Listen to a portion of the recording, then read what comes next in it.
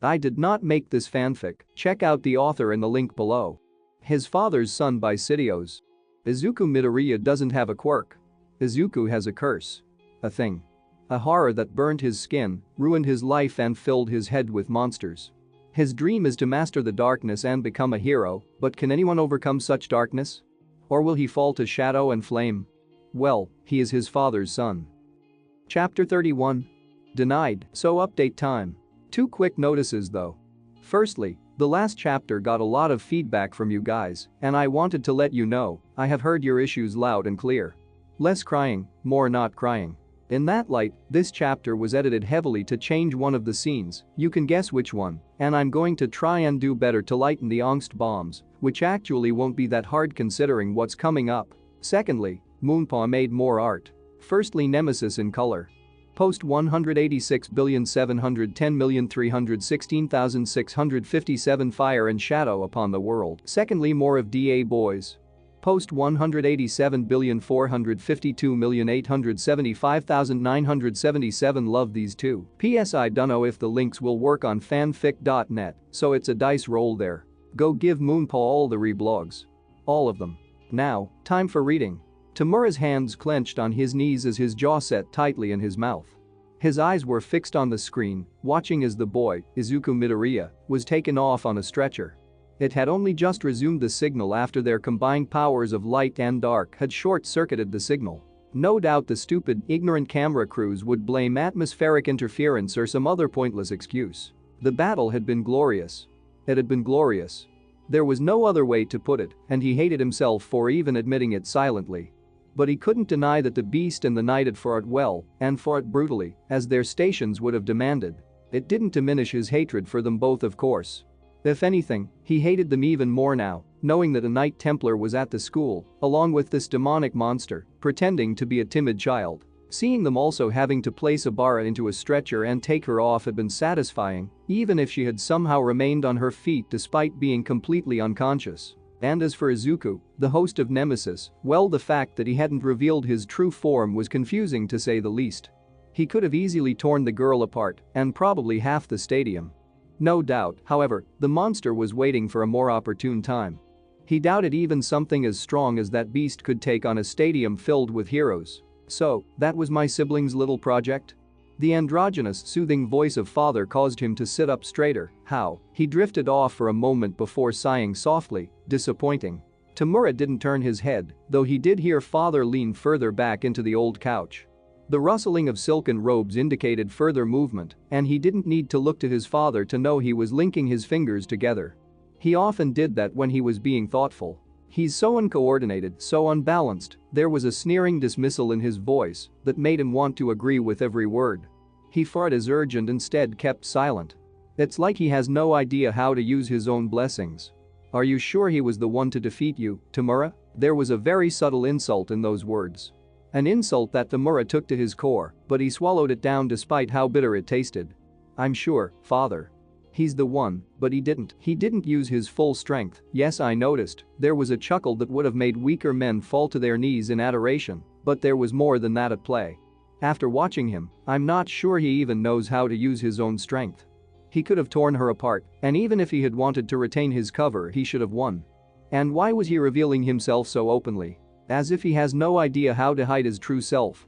I don't know what my sibling is playing at with this pitiful excuse for a creature. He HM''D for a moment, his wings were beautiful though. I would love to have them for myself. Tamura did not talk about wings, not around Father Satani.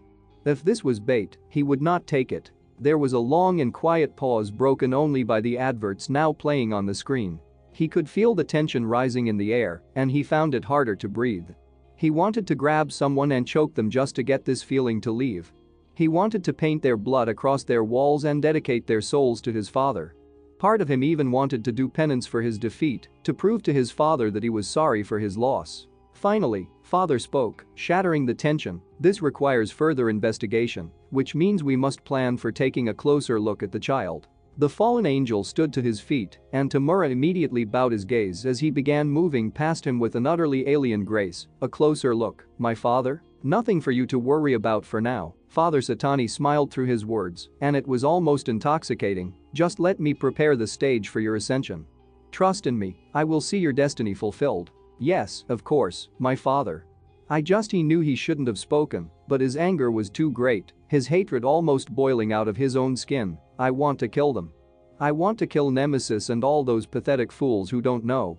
I want to. Quiet. Tamura shut his mouth immediately, was all too aware that his father was standing before him now. He could see the ornate white and golden robes flowing about the floor. Despite the fact they trailed around him, they never seemed to get even the slightest bit dirty, nor did they ever seem unwieldy on him. He moved within them like he was born into them. Perhaps he was. Tamura didn't question things like that anymore. Suddenly, fingers of purest white skin, with long, sharpened fingernails the color of death's black embrace, touched his chin. Raise your eyes, my child. Tamura did as he was told, and he looked upon the face of the glorious one. Hair, golden like the splendor of perfection itself, fell about his face, long and flowing and ending at his upper chest. There was one long braid within his hair that fell along the left side and was embedded with a white metal charm, etched with black words of terrible power. His face was utterly androgynous, neither male nor female and, if one looked long enough, no longer appeared human at all.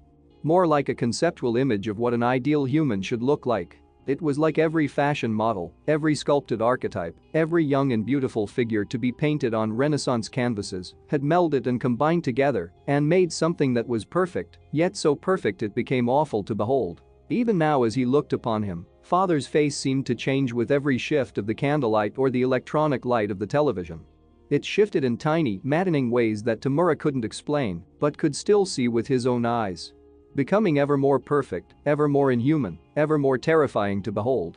Father Satani. One of the fallen. Lord of desire and need. He who wants. She who takes. There were few things which were forever constant about Father Satani's face, though there were some. The first were the horns which raised from his forehead, curving and flowing upward, bull-like and great. They were unlight black, and themselves adorned with further charms of gold and precious metals. The second were his eyes. His eyes.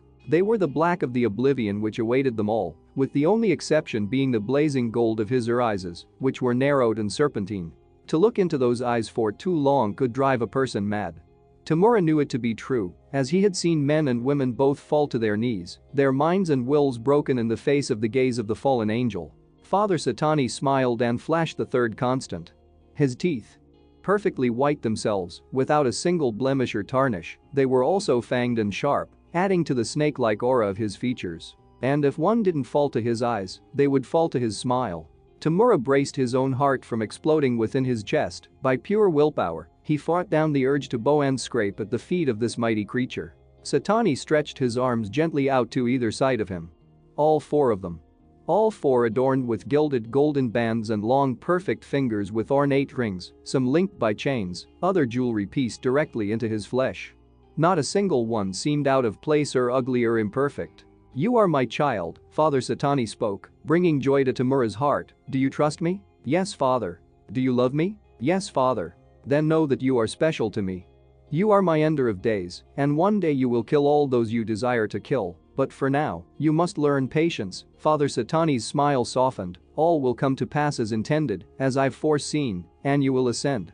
But for now, and now he moved, gliding past Tamura and away towards the door. Rest and recover. There is work to be done before we strike again. The moment Father left the room, Tamura breathed as though he had never breathed before and sank back onto the couch. Being around Father Satani was both the most wonderful and terrible experience in the world, and certainly the most draining. Still, he trusted his father. He loved his father. He would do whatever was asked of him because he knew it was his duty. Even if, deep inside, he still hated Izuku Midoriya and that demon Nemesis. No matter what his father promised or sensei planned for him, he would see the host dead by his hands and that monster, that beast, chained to his will. That was a promise he would keep, if only to himself. Izuku awoke with a jolt, just as he always did. For a split second his eyes went wide, and his hands gripped the bedsheets. No, not hands, just hand. The other clenched tight against something strong and firm that was wrapped around his entire wrist and ran all the way down his arm. He panted deeply, his breaths coming so sharp and biting that he was verging on a panic attack. Immediately his head moved from side to side, trying to find out where he was, what he had done, what horror he had caused this time. The scene that greeted him was one that had greeted him 1,000 times before. Clean clinical walls, a curtain half drawn around his bed, the mechanical beeping of machines monitoring his vitals, and the old bee sting of an IV drip in his hand. There was an open window, through which a soft and soothing breeze entered, though the curtain was drawn just so that Izuku was kept in shadow, rather than in natural light. Once again, the ache of his wounds launched themselves like a wave across his body. His arm had it the worst, and whatever drugs they had him on this time were doing a piss-poor job at keeping the worst of it at bay. The memories began dripping back through his mind one at a time, like a leaky faucet. His fight with Ibarra, the war they had commenced on one another, the all-consuming rage he had felt, the holy burn of blessed lightning through his veins as she had smashed at him over and over again with her flail mace. The blood, the fire, the hate. It came back as clear as day, though not quite in the perfect high definition his Nemesis-based memories usually served. We won. A sudden flare rushed through his blood, and it was so unexpected that he almost jolted upright. We won. Victory is ours. NNNHH, Izuku rubbed at the side of his head with his good arm, the other held tight in a cast. Slowly the boy pushed himself up into a sitting position and tried to ignore how the light stung at his eyes. I don't know if we did. We stopped her at the last moment, she was consumed by our fire and thrown back. She had to have fallen before we did. We wouldn't have fallen at all if you hadn't. She was trying to kill us, and we were only going to defend ourselves. It is a natural reaction. We had no intention of killing anyone but her, she was our target. We shouldn't have pulled back, but it does not matter, we won even if she still lives. Izuku went to argue with his inner monster, but the door to the other end of the room suddenly burst open and in rushed his friends. Before he could even react, they were upon him, Achako grinning widely, Tenya shouting to the others not to crowd him, Fumikage with a proud look to his eyes and an uptick to his beak, and even Hitachi with a smirk to his lips. Gee guys. Give him some air. Tenya ordered and brought a hand down before his friend, stopping Achako from leaping into a hug. He's injured. And recovery girl told us. Izuku, that was amazing. Achako grinned, cutting right over Tenya. I've never seen you fight like that. Indeed, my friend, Fumikage added as he circled to Izuku's side. I'm not sure anyone knew you were capable of such skill. Today you proved many naysayers wrong. Thanks. Izuku felt himself blush, and his tail quickly began swaying from side to side. He felt fire flicker along his scars, and Nemesis seemed to bloom in his chest, though not from any hate or anger, but purely on pride. Pride for itself, for Izuku, for them both, for beating the knight who had so boldly come to end his life. I don't know what happened, he drifted for a moment, looking to his good hand before curling it, and looking back to the others, Nemesis and I, we've never been in sync like that before. It was crazy. Just try to remember how you did it next time we're in class, Hitachi added again. Maybe you'll get a C+. Maybe even a B-. He means next fight, Nemesis suddenly hissed, and we can do it again. All we have to do is hate our enemy and wish to destroy them as much as we wish to destroy her. Well, I gotta see if I can do it for the next round first. Izuku brushed off his inner monster's comments as he pushed himself to the edge of the bed. He looked to his cast and frowned. Dunno how I'm gonna fight with this on though. A sudden silence took hold of the room, causing Izuku to look up. What? His friends exchanged glances and within a second he already knew what it meant. Dude, did they not? She won, didn't she? The words came from his lips, not as a quiet tremble but a bitter snap. He felt his fingers curling around the cast as he felt the anger bubble in his stomach, and his tail quickly became still. They gave the round to her.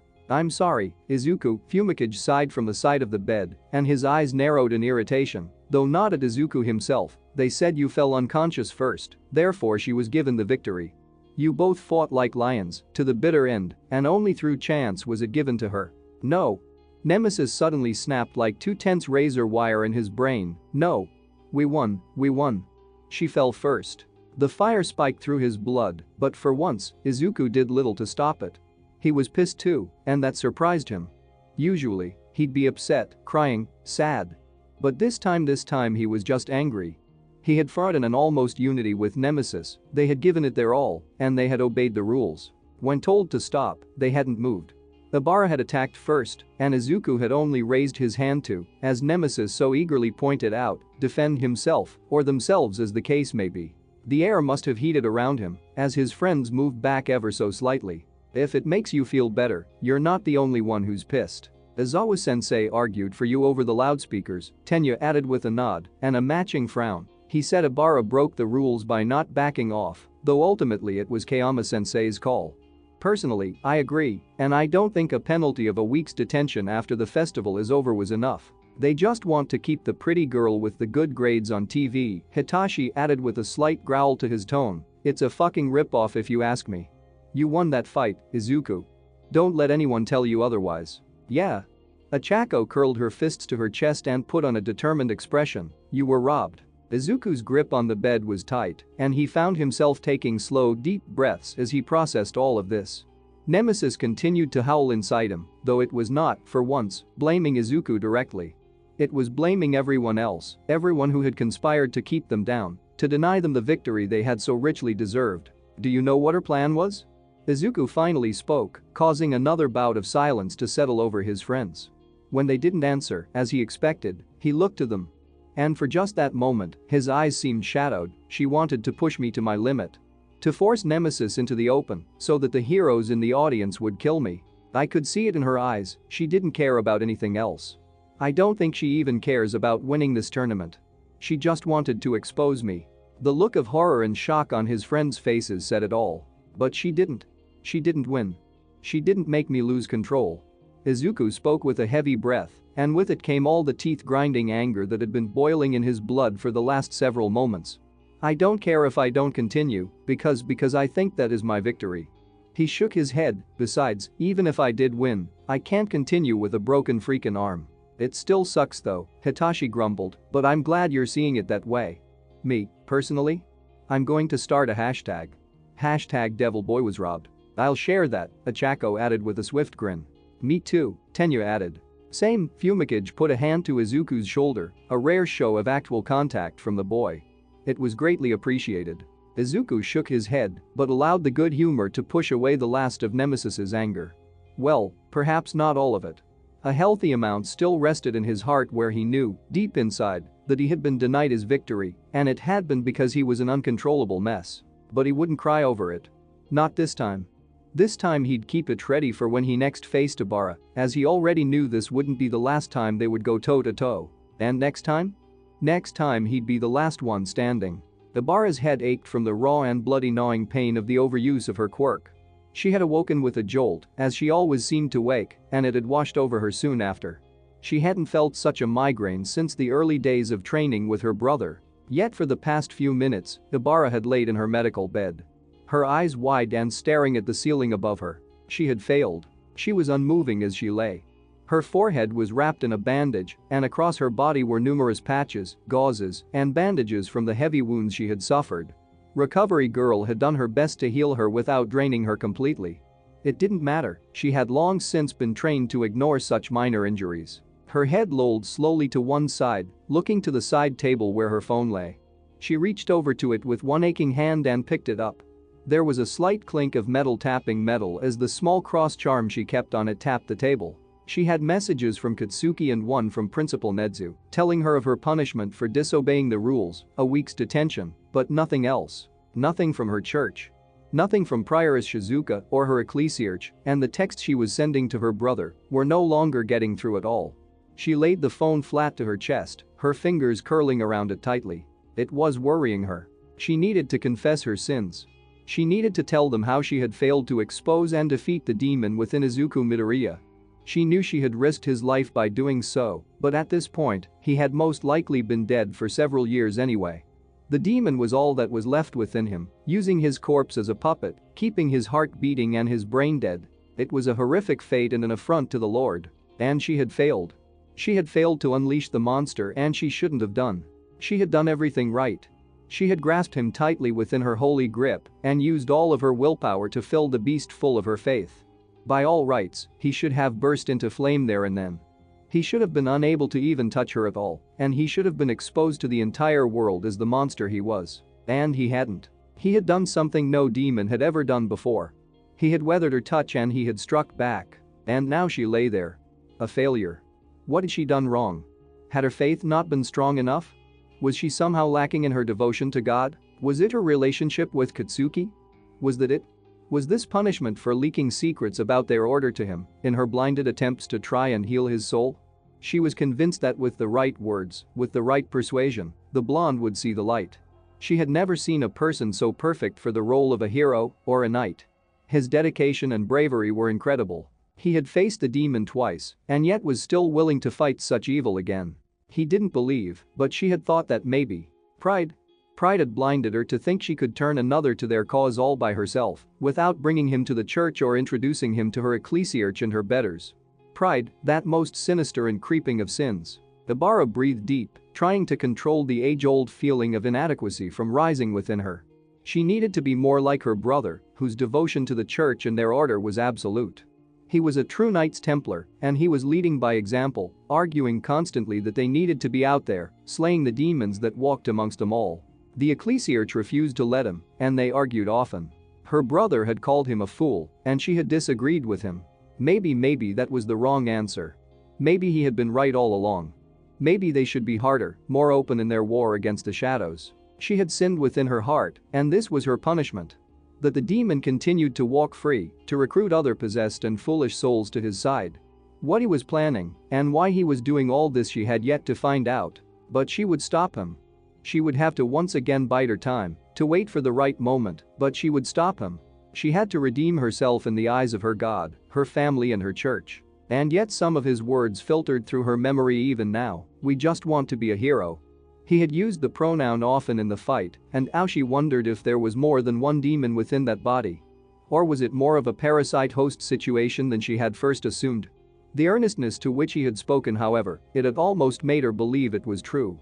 But her faith was too strong to be shaken by the lies of a demon. Ibarra slowly looked back to the phone in her hand and unlocked it with a touch. What the fuck was that? What the fuck happened? What the fuck? You better fucking answer me or I'll come down there and drag you out of that bed by your fucking hair. Despite everything, she found herself smiling. She tried to stop herself, but that only resulted in a sort of half-strangled laugh before she put an aching arm across her eyes, trying to stop the tears that had formed there. Her first real friend who was not a friend in the world was an absolute jerk, even she would admit that. But God had his reasons for making each of his children unique. God had reasons for everything. She raised her arm back, a wobbling smile on her lips as she began to type back, I'm fine. I failed my mission and my oath is broken. I'm sorry. There was about a second before Katsuki quickly replied back, shut your fucking mouth. Ibarra only blinked tiredly at this before another message popped onto the screen, you beat the bastard, now he'll be scared of you. You're fucking priest or whatever and your brother should be proud, and if they're not, they're assholes. Ibarra knew this was about as good as any praise she was ever likely to get from Katsuki, and it warmed her heart. She would never tell him, of course, because he would rant and rave about how he didn't care, but she knew. Deep inside she knew he cared. But it didn't take away from the fact that she had failed. She would never be able to go back and undo that mistake. She had to start asking for forgiveness. Slowly, ignoring the bites of pain that gnawed at her body, she sat up and slid off the bed. Her phone buzzed with more messages from Katsuki, but she brushed them aside. Ibarra knelt down beside the bed, clasped her hands, and began to pray. Chiyo Shuzenji sighed as she looked over the video feeds of the medical wards, then she turned her attention to the readouts the beds were giving her of the general states of health that they provided for each patient. Beside her temporary desk in the waiting room cum office space rested her old walking stick, and before her, beside the computer screen, were piles of papers waiting to be sorted through. She glanced at them for a moment before looking back to the video feed of Izuku Midoriya, who was surrounded by his friends. This child, this irritating, problem child. First, he comes in for getting stupidly hurt fighting another boy, then he gets hurt by letting his clearly out of control quirk take him over. Now he gets hurt fighting a girl who clearly should have lost the match the moment she tried to strangle him. And they even let her win. Politics. That's what it was all down to Nezu and his little politics. Gotta keep the good-looking girl with the high grades on screen and shove the problem child under the carpet. By all rights Izuku had won that round, after all, he had responded to the command to stop when told to stop, he hadn't been the one to rush forward to continue the battle. But he made some of the teachers nervous, and his quirk was unpredictable. The old woman shook her head, politics. She mumbled as she leaned back in her chair, it's always politics with him, Nezu and his damned greater good.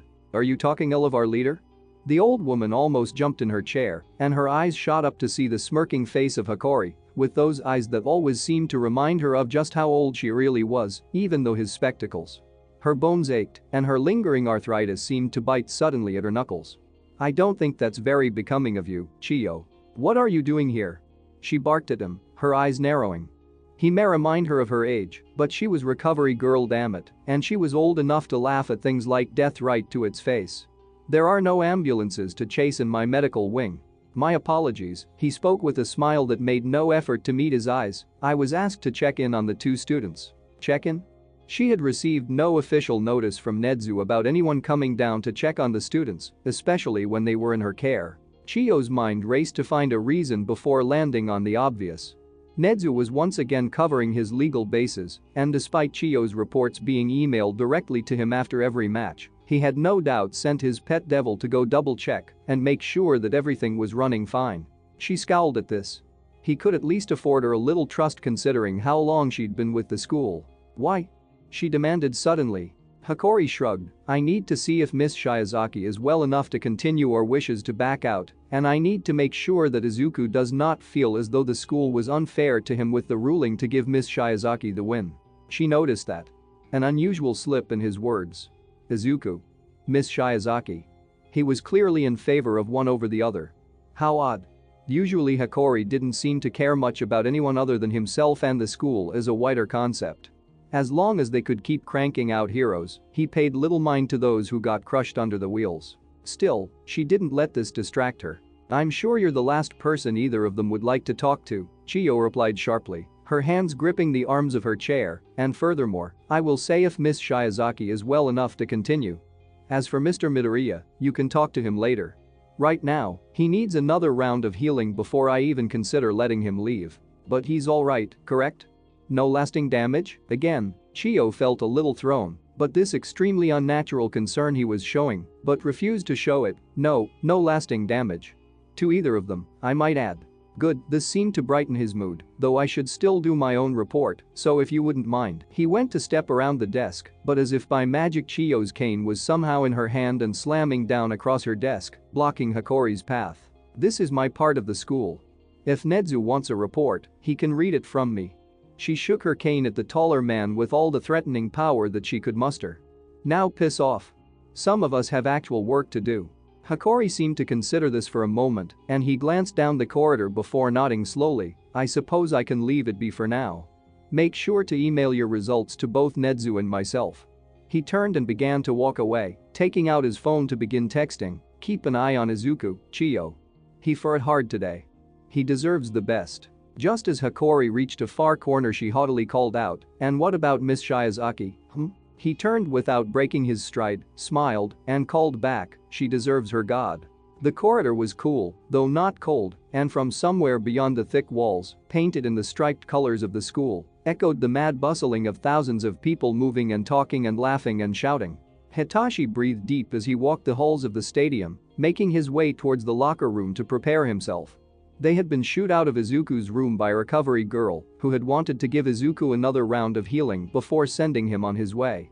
That was fine by them, and besides, Hitachi had his own fight to prepare for. It wasn't one he thought would reach the same level of viciousness that the fight between Ibarra and Izuku had reached, but even so, he knew it wasn't going to be a walk in the park. His plan was a careful one and hinged entirely on something he hoped would work. If it didn't, well, he didn't have a backup plan. It somehow seemed a world away, even though he knew soon he would be walking out in front of the entire stadium. He was halfway down a corridor when he heard a voice, loud and commanding, calling to him and snapping him right out of his introspection. Hitachi blinked, then turned around, and was greeted by a man on fire. The hero Endeavor stood like a mountain made of scowls, flames and bulging muscles. As he began storming over to the teenager, Hitachi couldn't help but feel a mixture of awe, shock, and more than a little fear. This man was huge, almost unnaturally so. The only hero Hitachi had seen who was bigger was All Might himself. And yet there was something lacking about the man. Despite his huge frame, his intimidating gaze of icy blue, flaming facial hair and short cropped rouge haircut, he seemed somehow lesser than he should be. As if there was a piece of him missing. "You," he commanded, his voice the grunting bark of a drill sergeant. "You're my Shoto's next opponent, correct?" As the man came to stand before Hitachi, the young man found himself sharply reminded that this was Shoto's dad. They looked only vaguely alike, and there was no way he could ever see Shoto achieving his father's immense build unless he stuffed himself full of steroids. He was also reminded of what Shoto had told him about his father. About the abuse, the so-called training, and his mother. More so about the 4 words that had been carved into his mind since Shoto had spoken to him. Cursed child. Devil touched. Hitachi's eyes narrowed as his purpler eyes almost glowed with the anger he felt building within him. "Yeah," Hitachi answered in a cold tone, even flashing a sarcastic smirk, "that's me. Your power is to control people, yes? Brainwashing?" Endeavor scoffed suddenly as the giant of a man looked him up and down, as if measuring his worth, a villainous quirk, "but I'll give you some credit for not joining their side." Hitachi felt the insult like one would feel their hand being plunged into boiling water, but he held his tongue, at least for the moment. The more he looked at the man, the more he was reading him. Egotistical, cruel, proud, single-minded, supremely focused and unbelievably confident in his own power. He could do it easily. He could steal his will and make him jump off a cliff or run naked through the stadium and utterly humiliate him. No, that wasn't heroic. The man deserved it, but it wasn't heroic. "What can I say, I've got a good soul," he replied again with that slight knowing smirk across his face. "You probably won't give my son a good fight, but at least try." His last opponent practically laid down for him. Again, Hitachi felt the scalding insult, and again he simply let it bottle up inside him. He could play this game. And besides, it wasn't Endeavor he was going to try and save, clearly this one was beyond redemption. "I'll do what I can," Hitachi replied again with that fixed smirk on his lips. "See that you do," the giant of a man simply commanded of him before moving and walking past him. However, he had only taken a few steps when Hitachi suddenly called out, "Hey Endeavor." What he froze as suddenly, his willpower, his self-control, everything was torn from him. Hitachi felt the string pull tight, but it was nothing for him to grasp within his mind. His smirk became even wider as he turned and looked to the man, who was simply looking back at him with wide, empty eyes. "You talk an awful lot. Did you know that? And I need to tell you this without you speaking over me, so you're going to shut up and listen." Hitachi shook his head at the dumbstruck and helpless hero as he turned to face him. His eyes hardened slowly. "Shoto isn't a tool for your ambition. He's not some trophy to be placed on a shelf when you're done with him. He's not a weapon you can swing in your hand at your enemies. He's a person, a living, breathing person, with a beating heart and a soul you've damaged." His hands clenched into tight, shaking fists. "I don't know what you've done to him, but I've seen what hell looks like, Mr. Todoroki." He practically spat the name out, "and trust me, you're more than deserving of it." He turned to walk away. "Now stand there like an idiot until I'm gone. I need to go punch your son in the face." The sound of thousands of people moving and talking was an uncomfortable one for Izuku. Their seating, however, was nice. It was close to the arena floor itself, while still proving a little overview, shaded, and the seats were comfy. Which was good, especially when he was feeling so utterly exhausted. He stepped down the stairs with a fresh energy drink held loosely in one hand, given to him to try and keep him awake for the rest of the day. His arm was no longer broken thanks to Recovery Girl, but was still kept in a sling. Other bandages were wrapped tight across his forehead and chest, and even one around his tail. His joints ached, his bones ached, his tail ached, and he couldn't get the weird coppery taste of blood out of his mouth, no matter how many sips of his drink he took. Nemesis still seemed pissed, and every now and then it would echo that they had won, and that they should go fight her again just to prove it. Yeah, Izuku was pretty sure he was done fighting insane fanatics for one day. Yet despite the bitter frustration at his loss, there was pride there too. A pride that he clung to, a pride in his own victory. He had earned a win for his own self-esteem, no matter what midnight had ruled. No one could take that from him. He slumped into his seat beside Fumikage and sighed loudly while rubbing his arm gently. "Don't ever break an arm, it really sucks. If I fight Ibarra, I will make sure to do so from very far away," Fumikage mumbled as he ate a vegetable roll. "Yeah, maybe with a sniper rifle," Achako quickly chipped in. Izuku couldn't help but snort at the joke, even if he knew he really shouldn't. "Here, have one." The bird-headed boy offered him one of his rolls, but Izuku shook his head. Fumikage lowered his offer and huffed in exasperation. "You are injured, you must build your strength." Izuku again shook his head. "It's fine, they gave me a bunch of medication, and honestly if I ate now, I'd probably be sick." A wise decision, Tenya nodded. I remember when. Guys. The look. Achako again interrupted Tenya, which was apparently some kind of sport for her. Izuku looked back to the stadium grounds.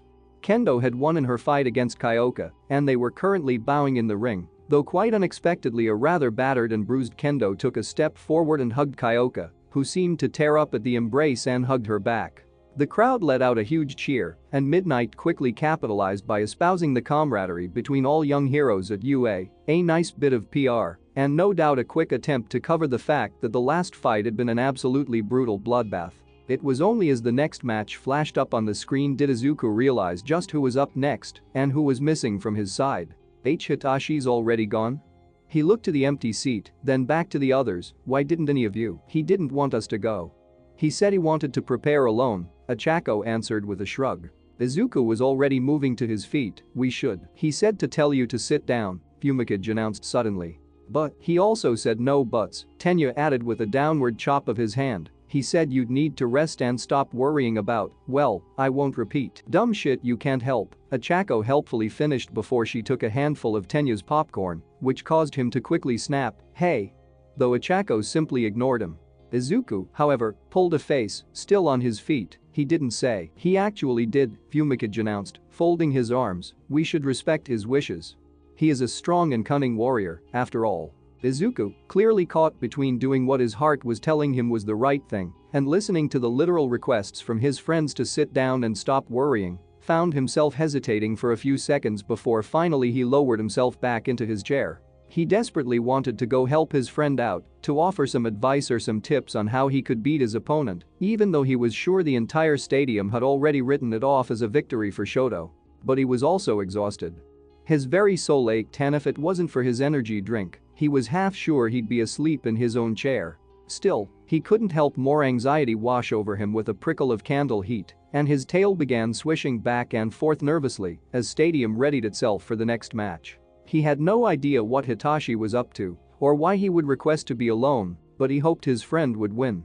He hoped that Shoto simply didn't steamroll him into dust and that he could pull off some kind of a miracle. Izuku, however, never placed much faith in hope. There was a sudden roaring throughout the crowds as the adverts ended, and once again the show was kicked back onto the road. Hey everybody. Present Mick's voice roared over the stadium speakers, causing those close to wince at the pure volume. Are we ready for some more fights from the best students in the nation? The crowd again erupted into cheers and Present Mick laughed heartily. It's been a roller coaster ride so far, with surprises and showdowns like no other. This year's class is something else, am I right, Eraserhead? These are students who have already faced down villains in the past, and those that haven't have proven themselves worthy opponents, despite lacking in actual experience. The droning voice of Izuku's teacher reached across the stadium. I commend all the classes on doing so well. Weird how Izawa managed to make even a compliment sound like a condemnation. You're right about that. And speaking of excellence, next up we have a Class 1A Showdown special. Everyone give it up for the subtle manipulator, Hitachi Shinsou Aou. Izuku's eyes turned to spot a shock of purple hair walking out onto the field, and he couldn't help a smile grow on his face at the sight of his friend. Sure, Hitachi stood almost no chance of winning this fight unless somehow he could make Shoto talk. Yet, even so, the way he walked seemed to tell the world he was ready to absolutely throw down with the best of them. He looks confident, Achako mumbled loud enough for the others to hear. I wonder what his plan is. He can't rely on his quirk, surely, Tenya nodded, a hand thoughtfully on his chin. So what else could he be thinking? Fumikage remained silent, though he slowly crossed his arms, his crimson gaze fixed on his friend. And his opponent, a young man who practically needs no introduction, Shoto Todoroki. Shoto now walked out onto the field to the far larger roar of the crowd, his eyes fixed forward, and his expression nothing but a stoic focus. Hey Izuku? Izuku turned his head in surprise only to find Ijiro poking him with a finger. Ijiro was always one of the select few in the class who seemed to have no fear of Izuku, which was something he had always appreciated. How long do you think Hitachi has? Well, I guess it depends on if he can catch Shoto, Izuku replied with a shrug, otherwise not long. He hated to admit it because he hated to acknowledge what was before him. But it was the truth. Hitachi, despite having an extremely powerful quirk, was at a clear disadvantage. Unless he could somehow convince Shoto to talk, which was unlikely as the boy could barely be made to answer questions in the classroom, he wouldn't win. Shoto would just make a giant wall of ice and that'd be it. The child of pharaohs is sly, but he is more suited to striking from the shadows. This will not be easy for him. Izuku couldn't help but nod at this, even if it was something he already knew. Let's make this a great one, guys. Present Mick shouted once again over the PA system, though it was a little obvious that even in his tone, he was already resigning this to the 1 minute and done category. Midnight stepped forwards, raising her whip up. Izuku could barely hear her shout out the rules of the fight to the two opponents, even though they had both been told before already, and, with a quick step back, a drop of her whip, and a shout of go, the match was started. A huge rush of ice came at Hitachi, and already half the crowd groaned at the clear knowledge of another quick match over and done with.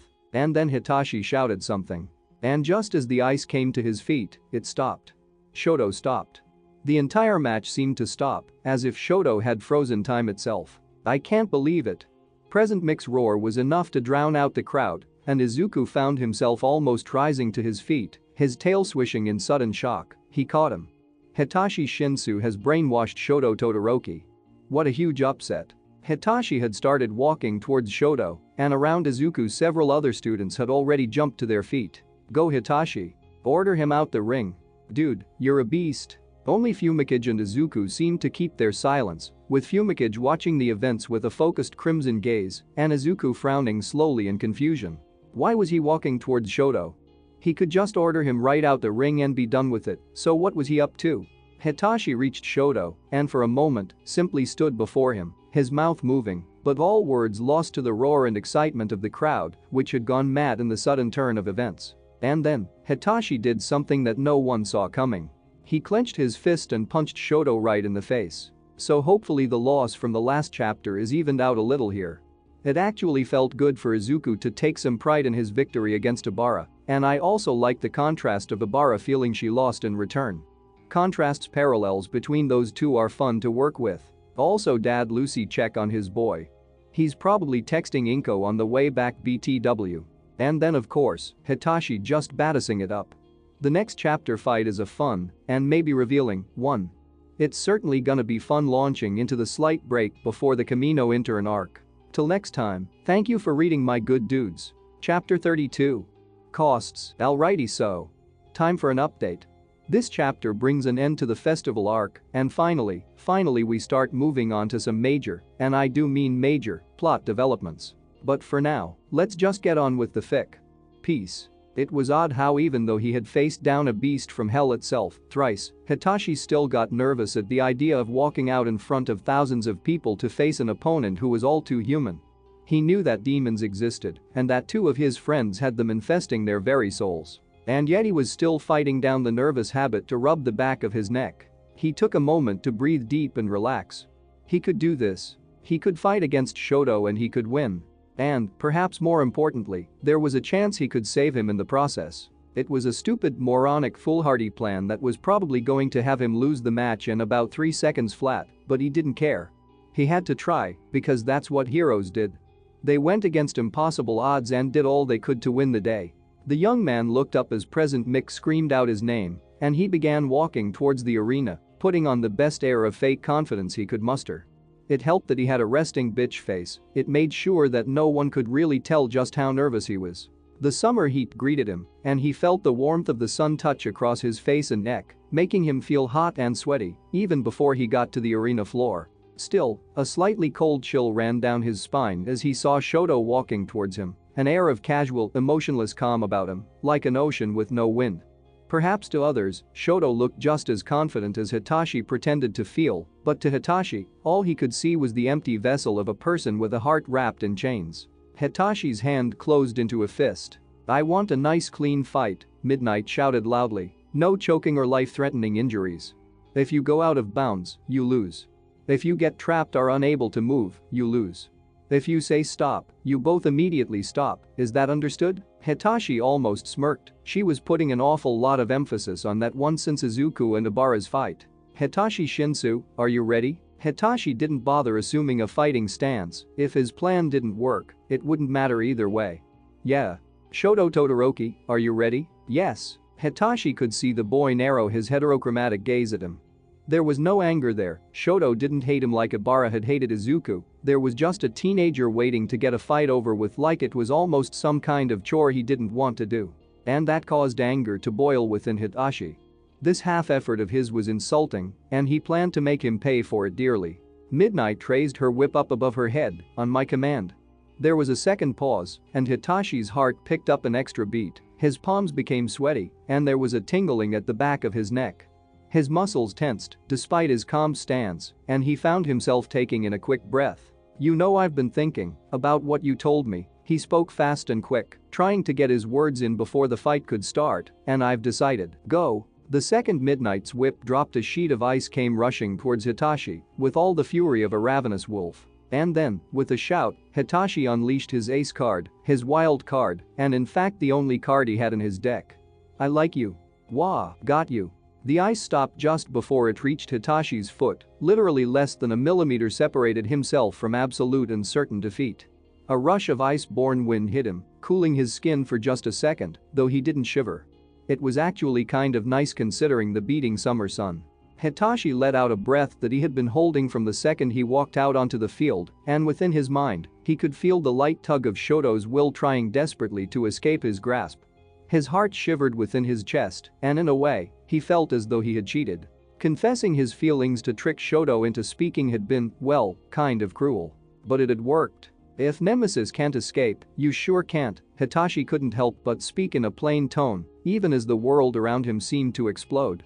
The stadium was almost entirely on their feet, and the roar was so great it almost caused him to wince as it pounded his ears and shook his very heart. From somewhere, Present Mick was screaming about how he'd caught him, how this was some huge upset. Everyone assumed what he was going to do, or at least, Hitachi assumed that they'd assume. Well, far be it from him to ever do what people expected. You know, I'll be honest with you, I never thought I'd get this far, he announced as he began walking towards Shoto, careful not to slip on the sheet of ice. I never thought I'd ever get into UA. See, I'm not like you. I was born with a villain's quirk, and I grew up with people telling me all I'd ever amount to was one of those guys you see being put into the back of a police van. He shook his head as he approached Shoto and stood before him, looking right into the dim, thoughtless gaze of the young man.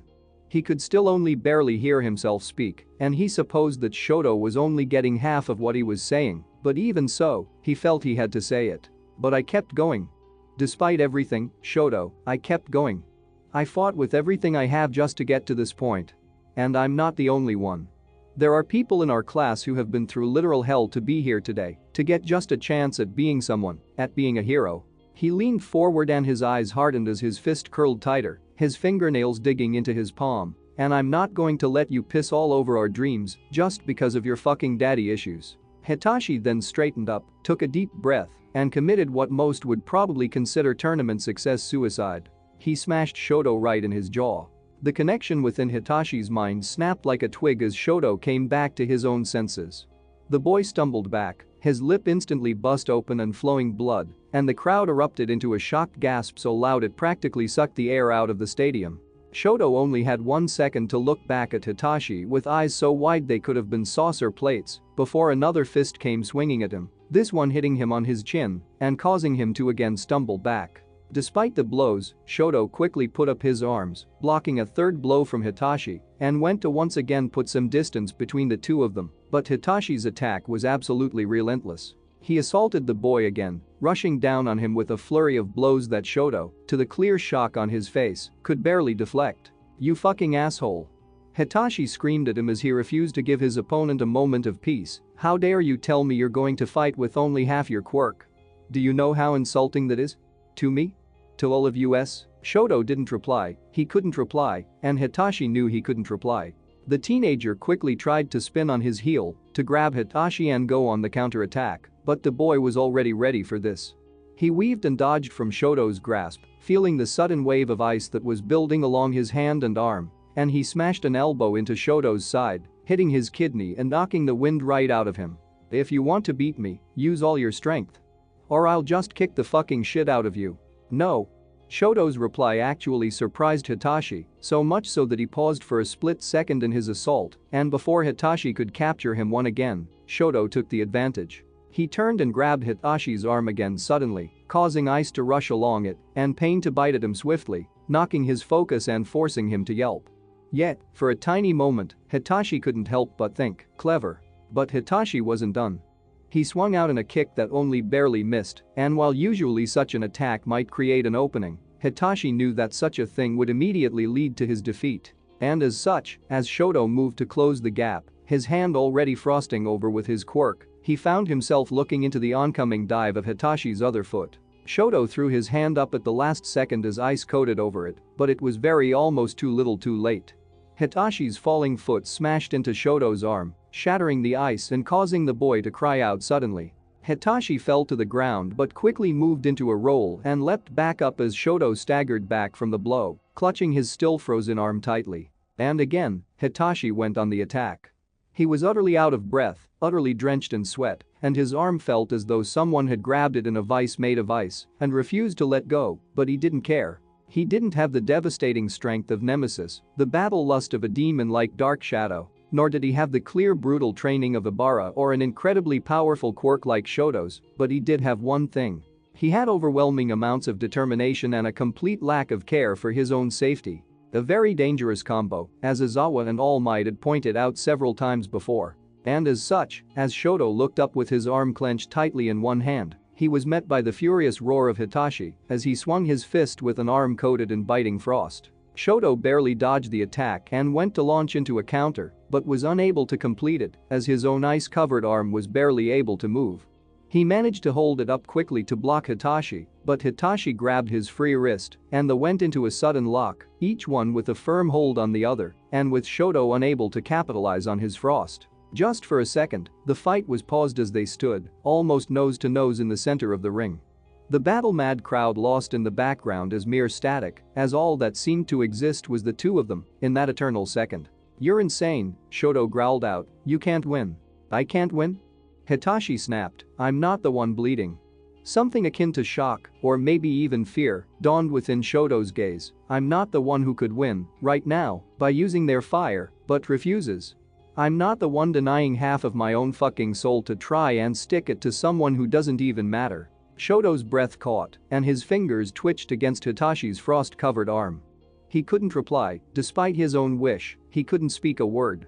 His mouth opened, but no sound came out, and instead, it looked as though he was almost drowning in his own thoughts as memories flooded through his heart. And Hitachi knew, in that second, he had reached something deep within him. "Don't you get it?" Hitachi screamed to Shoto, his words a desperate and terrible plea piercing like arrows of light descending through the darkness. "Who your father is, what blood is in your veins, what power that gives you, it means nothing, all that matters is how you use it. It doesn't belong to anybody else, just you." Behind Shoto's eyes, something shattered. Some great and terrible wall that had been built around his heart and mind and soul. Something that had kept him alone and sad for so long that the person within no longer knew his own self. Something shattered. And the air heated up. Within a second it had become hot, then scorching, then burning as Shoto's grip on Hitashi's arm became utterly unbearable to the taller boy. With a scream of pain and effort, he shoved Shoto back and managed to roll away, one arm still covered in slowly melting frost, the other now red and angry with burns. Hitachi grit his teeth, looked up, and grinned. Flame, orange and hot and bright, flowed from Shoto's left side, as brilliant and burning as the sun itself. Ice curled around his right side, and the two seemed to mix and dance together. He was shaking, either from the use of his quirk, his wounds, or from some other, unknown but all-consuming emotion which was now tearing through him. On his face was the first smile Hitachi had ever seen him wear. It was a half-crazed, half-desperate, but all-genuine grin that matched the almost manic look to his eyes. He looked alive, for the first time in his life, for the first time since Hitachi had known him certainly, he looked alive. Shoto almost coughed out as he curled a flaming fist. "I want to win. I won't be a hero." Now it was Hitashi's turn to fall silent. He simply stood up, the grin growing ever wider on his face, and raised his fists. "You're insane," Shoto barked at him as fire and ice continued to whip around him. "You're absolutely insane." Hitachi only shrugged and replied, "I want to be the #1 hero, and I have the quirk of a villain. Of course, I'm insane." Shoto didn't reply. He simply began raising his hand up, his fire growing ever more passionate and flowing. Hitachi, despite every bit of common sense he had telling him to put his hands up and surrender, to admit defeat and turn away, bowed his head, tensed his shoulders, and charged. The last thing he saw was the wave of fire rushing towards him, and from somewhere behind it, he heard Shoto's words float over flame. "Thank you." The stadium's cheers were almost deafening. The very floor seemed to shake from the excitement that exploded through every inch of air as the match reached its climactic conclusion. President Mick announced loudly over the speakers that Hitachi Shinsou had been knocked out of the arena and could not continue. Not that anyone could even hear him. He was dragged back into the arena after the flames had been put out on his clothing, and after a quick bow of respect to Shoto, who seemed to be in some kind of a daze, the two walked to opposite ends and out of sight. The second he entered the archway, however, Hitachi was assaulted by various medical bots, all rushing over him to apply salves and bombs to his various burns of both ice and fire. Then, soon after that, came his friends. Holy crap on a stick, Hitachi. A Chaco gushed at him as they rounded a corner and into the more private grounds of the backstage corridors. "Are you what I mean?" "Yeah, I know," Hitachi mumbled and went to rub the back of his neck, but found himself unable to do so as one of the medical robots had wrapped his hand in a tight bandage. "You made him use his fire. I'm incredibly impressed." Tenya added with a chop of his hand, "Even if it was completely irresponsible of you to do so. How did you get him to talk?" Funkage asked with genuine interest. Hitachi shrugged, though it hurt his arm a little to do so. "It wasn't that hard, actually. He's usually so silent because he's the type to absorb information around him. All I had to do was just throw a spanner in what he expected, and he'd react. You do realize you lost a match because you pushed him so far, right?" Achako continued with a grin. "I mean, it was cool and all, but kind of a dumb strategy. I was sick of him acting all high and mighty about not using his quirk. If he was going to win against me, he was going to do it at full power. It was an admirable thing you did." Fumikage's crimson gaze seemed to glow in the shadow, though his low tone hiding something within it, bringing out his hidden flame. Hitachi looked to the boy and again, a smile twitched at the edges of his lips. "I guess." Finally, he turned to look at the one friend who hadn't yet spoken, and the one he wished to hear from the most. He knew Fumikage was not going to bring out Dark Shadow for the rest of the day, as some self-imposed form of punishment that he didn't really deserve, he nor Dark Shadow. And as such, there was only one person who could possibly answer the question that had been at the back of Hitachi's mind. "What did you think, Izuku?" The boy had stood silent within the corridor, his eyes, always that strange unearthly color of pagan green, had been staring at Hitachi for several moments.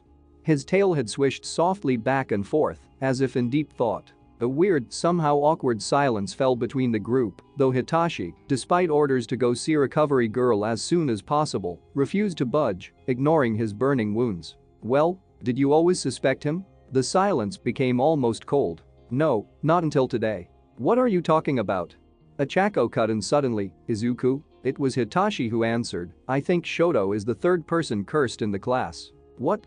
Tenya snapped suddenly. "How can you?" "I must admit, I suspected him," Fumikage cut in suddenly, "though I had no proof." "That doesn't explain how you figured that out."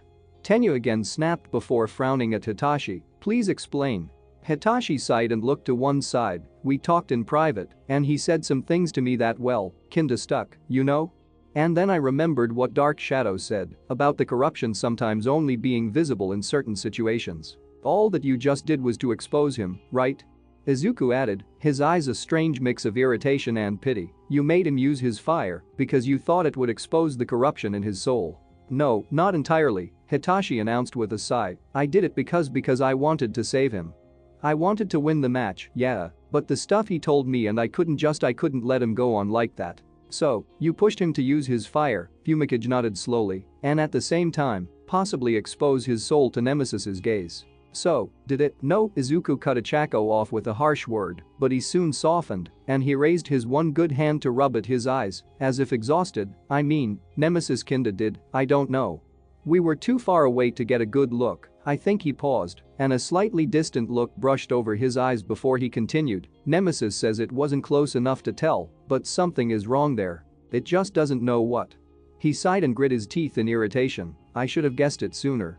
I should have." "Don't go doing that to yourself, Izuku," Tenya suddenly cut in with a hand planted firmly onto his shoulder. "None of us knew, but now we do, and now we can do something about it. We can investigate this further after the weekend. If Shoto is finally willing to use his fire, We can simply get him to use it with Dark Shadow in attendance, they can confirm for us." The teenager suddenly turned and made a chopping motion with his hand towards Hitachi. "As for now, you need to go to recovery, girl, and you," he turned his chopping motion towards Achako, "need to get ready for your match." Thus, with a slight reluctance from them all, they separated, leaving behind an air of what should have been friends coming together to celebrate a great fight, but what instead remained was one of tense, uneasy knowledge that another member of their class could well have a soul already claimed by darkness. Another one to add to what seemed to be an ever-growing list. Achako's fight went about well as anyone could have hoped. Izuku, Fumikage, Tenya and eventually Hitachi watched as the girl fought and battered her way through an assault of Katsuki's constant explosions. Her tactic consisted of slowly piecing together a literal rain of debris that would ultimately either crush Katsuki into the ground or force him to divert his attack and allow Achako to touch him, therefore floating him out the ring. It didn't work. Katsuki's brutality, or perhaps just his will to win, was too strong, and yet by the end of it, when Achako was literally crawling on the floor, he was shaking, though whether front rage or exhaustion, Izuku didn't know. Maybe both. He did not crush her with a final attack, rather he simply let Midnight call the match over. It was something that Izuku noted with a curious eye, and it was clear something had gotten to him. Perhaps it was Achako's determination, though without talking to him, Izuku couldn't be sure. Achako eventually rejoined her friends with red-ringed eyes, and Izuku suspected she had taken a while getting back to them because she had been crying. Certainly, they all embraced the girl tightly, and she gave them all wide smiles, but it was obvious the loss had damaged her pride. The festival continued as anyone would expect it to continue. The semi-finals consisted of 3 members of Class 1B, which Nito loudly commented on over the small side panel that acted as a divider for the 2 classes, and 1 member of Class 1A. Ibarra walked into her fight against Itsuka, looking as though she needed to be taken to a hospital. She walked out of her fight less than 5 minutes later, having barely broken a sweat, and Itsuka so tied up in vines that she couldn't even use her quirk to free herself. And yet despite the easy victory, Izuku couldn't help but feel as though there was something sad about her. Something in the way she stood no longer seemed so regimented and robotically confident. Had he truly hurt her in their fight? He wasn't so sure, but it was something that Nemesis responded to by a slow, slightly cruel and slightly prideful flame that moved across his scars. Perhaps it was nothing to do with them at all and was in fact due to the rather noticeable round of boos she got throughout the stadium. Izuku had to admit, the darker part of his heart grinned in vicious justification when he heard them. Shoto won in his fight against Katsuki, which was a surprise to all. Katsuki put up a furious fight against the young man, but in the end, Shoto's barrage of ice simply cut the blonde short. He couldn't fight back against the overwhelming power of Shoto's quirk, though through his fight Izuku noted, with some pride for Hitachi, that Katsuki kept demanding Shoto use his flame. Izuku had glanced at Hitachi while it had happened, and he had caught the slight smirk that had flittered across his lips. Before the final fight, there was one more match with a clearly pissed-off Katsuki against a slightly concerned-looking Itsuka for 3rd place. The fight didn't last all too long, and while Itsuka put up a surprisingly good match to Katsuki, it was an inevitable outcome that the boy would win. The final fight came down to Ibarra versus Shoto, with many wondering if the boy would use his fire against the girl. The speculation was high, and it didn't help that Present Mick constantly shot questions to his fellow commentator, who begrudgingly gave vague answers. While the intermission was building up to the final fight, Izuku took a moment look at his phone. He had answered his mother's anxious texts before, so she was no longer fretting over his injuries, and since his friends were literally at his side, he decided to check his social media accounts. At first he looked up Hitachi's account, then on a curious whim, searched for #DevilBoyWasRobbed. His eyes widened in shock to see several hundred people had taken up the hashtag in protest. That demon kid won. #UA pushes its feminist agenda yet again. #DevilBoyWasRobbed. #INCEL4Life. Does #UA reward cheaters now? #DevilBoyWasRobbed. #Wadaratha Thosikids and this pizza is bad, but seeing UA clearly play favorites is even worse. #pizza. #DevilBoyWasRobbed. After a few light chuckles and sharing some of the funnier, less sexist ones with his friends, he then went to check the news. Oh crap, he mumbled as he frowned at something that popped up as breaking within the last hour. What? Hitachi asked from his side and leaned over his shoulder to look. Izuku held out his phone for his friends to see, and Achako quickly spoke what they were all reading. Police responding to reports of some kind of attack on a church in Yokohama, Kanagawa Prefecture. She quickly pulled a face. Oh wow, that's terrible. The boy nodded as the others quickly began pulling out their own phones to check the news. Yeah, looks like it, those poor people. Multiple injured and one dead. At Hitachi squinted at the scene for just a moment, the Holy Church of the True Cross. He blinked and then looked to the others. Hey, do you think they're? He never got to finish his sentence, not when a few fireworks suddenly went off and President Mick once again began booming over the stadium speakers. The final fight was on. Ibarra and Shoto walked out onto the field and each matched the stony stoic expression of the other. President Mick, of course, told everyone the clear lie that they were simply bracing for the epic fight to come, though it seemed the crowd eagerly bought into it and the stadium erupted with cheers and screams and shouts, and yes, even some boos, but all eager for the coming fight. With a raise of her whip, Midnight once more issued the rules, giving Ibarra a lingering look as she did so, before lowering it. And just like that, all hell seemed to break loose. Shoto attacked with ice as everyone expected. However, unlike the furious borderline berserker rage of Katsuki, Ibarra fought back with the cold and brutally efficient style of practiced warfare. For a moment, it seemed as though Shoto had engulfed her entirely, and then, bursting out of the ground around the teenager, came the shooting, racing vines that within seconds threatened to engulf him. The ice fell apart to reveal Ibarra, staying in one place as her quirk demanded of her, yet easily within control of the entire arena within an instant. Shoto fought to avoid the vines, while Ibarra simply followed him with her eyes, almost unblinking, and deflecting every wave of ice that Shoto threw at her with casual and precise application of her quirk. She used the vines like one would a breakwater, allowing Shoto's ice to smash up against thickly packed walls of vines. The ice simply couldn't penetrate, all the while Ibarra could continue to harass Shoto with spear-like vines. Already the crowd was roaring for Shoto to use his flame to unleash the fire that would force Ibarra to go onto her more personalized shield and mace tactic she had used so effectively on Izuku. And yet, Shoto refused. He fought and at one point almost came into direct blows with the girl, yet the entire time he did not once use his fire. And so, he was defeated. He simply couldn't keep throwing out ice as it was causing his entire right side to crust over with biting frost. It didn't take long until Ibarra's vines captured him and began wrapping around his limbs like vices. Izuku wasn't sure if he was glad or not that he hadn't had to experience that from her, but then again, she had broken his arm using a vine mace, so it was 50-50. As this happened, Hitachi suddenly jumped up from his seat and to the edge of the box as he screamed down, "Use your fire, you idiot." For a second, Shoto seemed to look over to them, as if he had heard Hitachi's cries, and there was a flash of something that shot through Izuku. It was the same lightning strike recognition of something dark that he had sensed before, but it was so far from him that there was no real recognition of what it was. And just like that, it was gone. Just like that, Shoto lost. As if she was eager to enact some level of humiliation, perhaps born from her own anger, Ibarra literally forced the boy to his knees before he finally surrendered. Exhausted, bloodied and captured, the stadium erupted into a bellowing rebellion. The crowd felt cheated that the famed son of Endeavor had not used his fire in the last round, especially against an opponent to which it would provide almost total victory.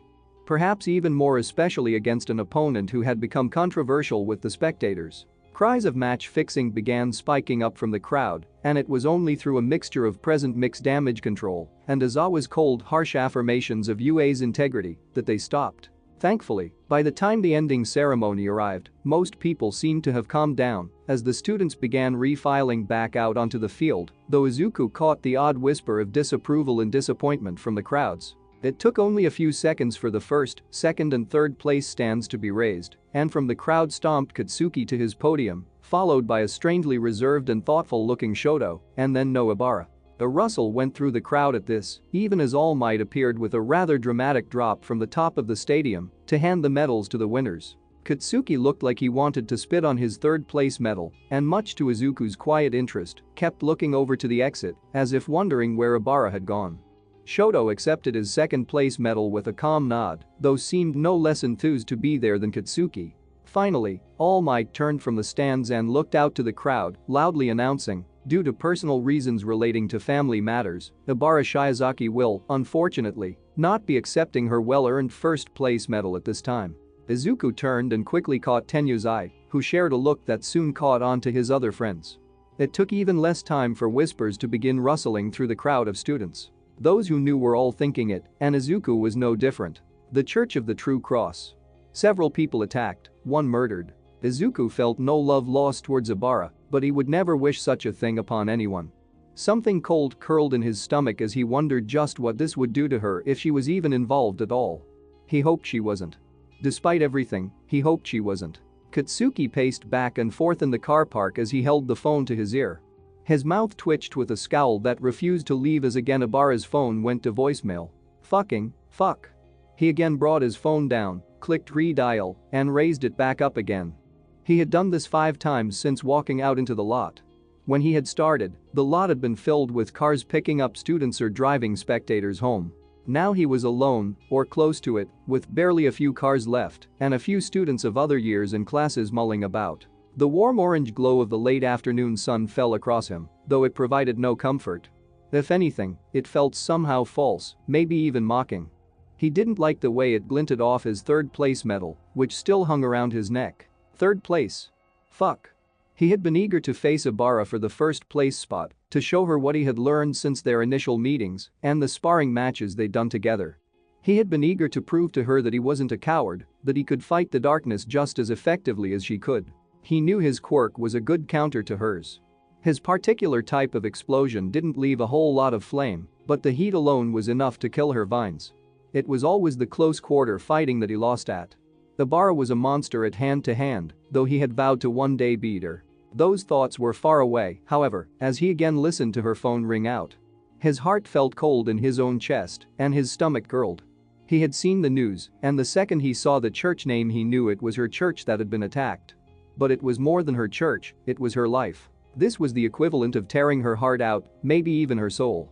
And he stood there, in a parking lot, doing fuck all about it. Logically he knew there was nothing he could do. He had only found the address through the news feed, and he knew if he went out there he'd be turned away by heroes or the police. He doubted Ibarra was even out there herself, most likely she'd been taken aside the moment her final fight ended. But still, he felt he needed to do something. She was his ally. His only ally. And he couldn't let allies suffer. Especially not at the hands of some bullshit coward villain who picked on people who were just minding their own business, praying in a fucking church of all places. The phone went to voicemail again, and Katsuki angrily put it down. Almost immediately he began texting out, "Fucking Fundy, pick up your damn phone. I'm trying to fucking help here." Even as he sent it, Katsuki realized the message looked strange, even to him. Since when had he ever bothered trying to help anyone else? There was a sudden beeping, and he looked up, seeing his father's car pull around the car park and come up beside him. With a last glance, Katsuki looked at his phone, cursed one more time, and got into the car. They had the next day off, that being a Friday, then the weekend before they rejoined class on Monday. As his father prattled praise that Katsuki didn't hear, his thoughts again drifted to his friend who was not a friend, and the struggles and effort they had put into the whole day, only for it to end like this. Nemesis hadn't been exercised, even if Katsuki believed that they had put the fear of Ibarra's god into him. She'd won 1st place, and he had come 3rd, only for their reward to be. He sunk deeper into his seat as his heart filled with a bitter, awful-tasting lament, and he couldn't help but wonder what kind of god rewarded a faith as strong as hers with such soul-crushing tragedy. Ibarra had been told the moment she had beaten Shoto Todoroki. A policeman had pulled her aside, given her the news, then hurried her into a car to be driven to the police station. Several had been injured, one seriously so, but there was only one murder. Ecclesiarch Rayan was dead. They had already interviewed her, of course. An hour of constant questions, all of which she had barely had the state of mind to answer. What did she know about Shizumakaguro? How long had she known him? What was he like? Why had he done this? She had no answers, or rather, none she would ever tell the police. She was a neophyte of the Knights Templar. They did not talk to outsiders about their practices, their beliefs, their training. She knew, inside, that it was wrong of her to hold the information back. But they did not talk to outsiders. So, they had let her go. Perhaps with some suspicious gazes, others with ones of pity. And now she was here. Ibarra Shizukai? The nurse called out softly, drawing the girl back to the world. She looked up to spot a heavicate woman with long, multicolored hair looking over to her. "Oh, you're the girl from well, never mind. You can come on through now, she's awake." Ibarra stood and marched forward without waiting for the nurse to accompany her. She didn't matter. None of them mattered. All that mattered was the vast hole that had formed within her that was devouring every emotion she possessed. Every emotion, except one. One cold, deep, burning sense of betrayal that was coalescing within her very soul. And from it, she could feel a corruption spreading to her heart. A corruption she wasn't sure she wanted to stop. Yet the moment she stepped into the hospital room, her heart spiked. Laying on the hospital bed, surrounded by wires and tubes and IV drips and beeping machines, was Prioress Shizuka. Or what remained of her, anyway. Blood stained the bandages they had wrapped around her head, her chest, and Ibarra took in a shuddering breath, one that she instantly punished herself for when she saw that Shizuka no longer had legs. Rather, they simply ended at the knees, and around them were tightly wrapped bandages. The room stank of dried blood and medical supplies that soured the nose and left a sickening taste at the back of Ibarra's throat. The curtains were mostly drawn, leaving them lit only by the overhead bulbs which did a poor imitation of natural sunlight. Ibarra? The prioress's breath was ragged and weak, and the beeping of the nearby machine spoke of an exhausted heart. The corruption within Ibarra spread. Black, rancid hate that was slowly crawling through her. She walked until she was at Shizuka's side, her movements stiff and robotic. And yet as she looked into the eyes of the woman she had come to think of as the closest thing she'd ever have to a second mother, she took in another shuddering breath. Her eyes, the color of freshly unearthed coal, were bloodshot and ringed with bruises, yet they still sparkled at the sight of her. Her long brown hair was exposed to the world, though most of her head was wrapped in tight bandages, as was most of her body. Ibarra had never seen the prioress in anything but her dark robes, and to see her so exposed was shocking. Ibarra, my child, her hand reached up, shaking and uncertain, yet one that grabbed onto Ibarra's own tightly. Ibarra squeezed back. How did you? He almost killed me and many others, she breathed softly, but I used my quirk and reversed what I could, just as like I used to do with you. The prioress smiled, but then it fell away. He took the Ecclesiarch's sword and by the time I found Ecclesiarch Rayan, he was already gone. I will make him pay for this. The words came out like a curse from between teeth that were grinding against one another.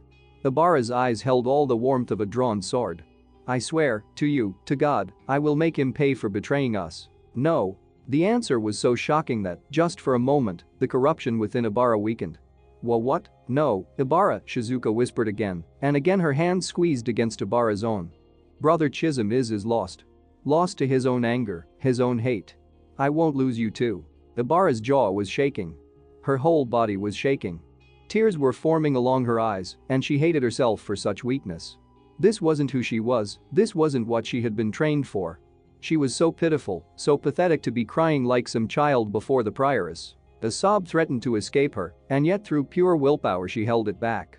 Willpower and hatred. He deserves to die. Ibarra's hand squeezed tighter as the words crawled from her heart and bled on her tongue. He deserves punishment. And he will receive it, Shizuka urged, her voice straining tightly. Trust in God, and he will deliver. Did he deliver us from him?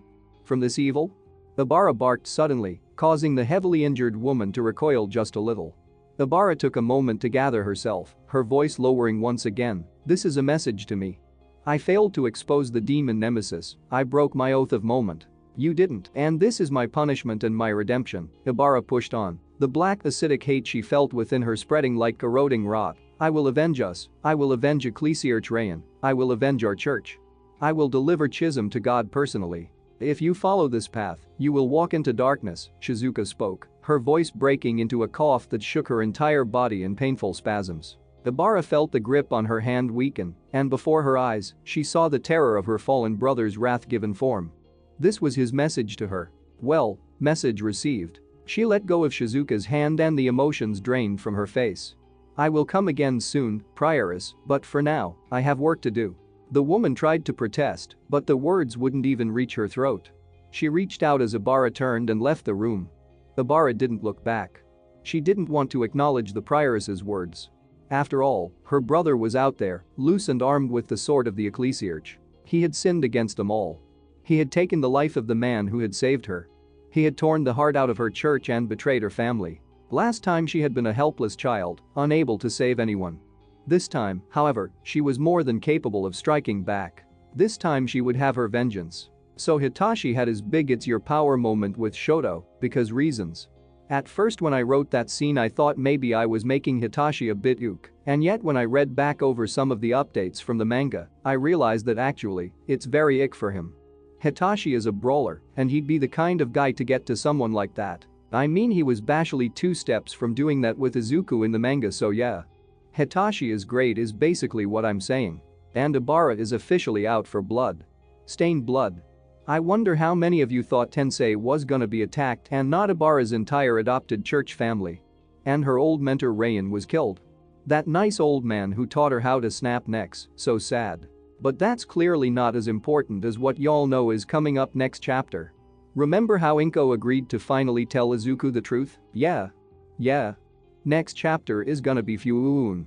In fact, the next 4 chapters are gonna be just super for our young hero. But until then, tell me what you'll think. Thank you for reading and I'll see y'all next time. Peace. Chapter 33. Forward, so we're finally here.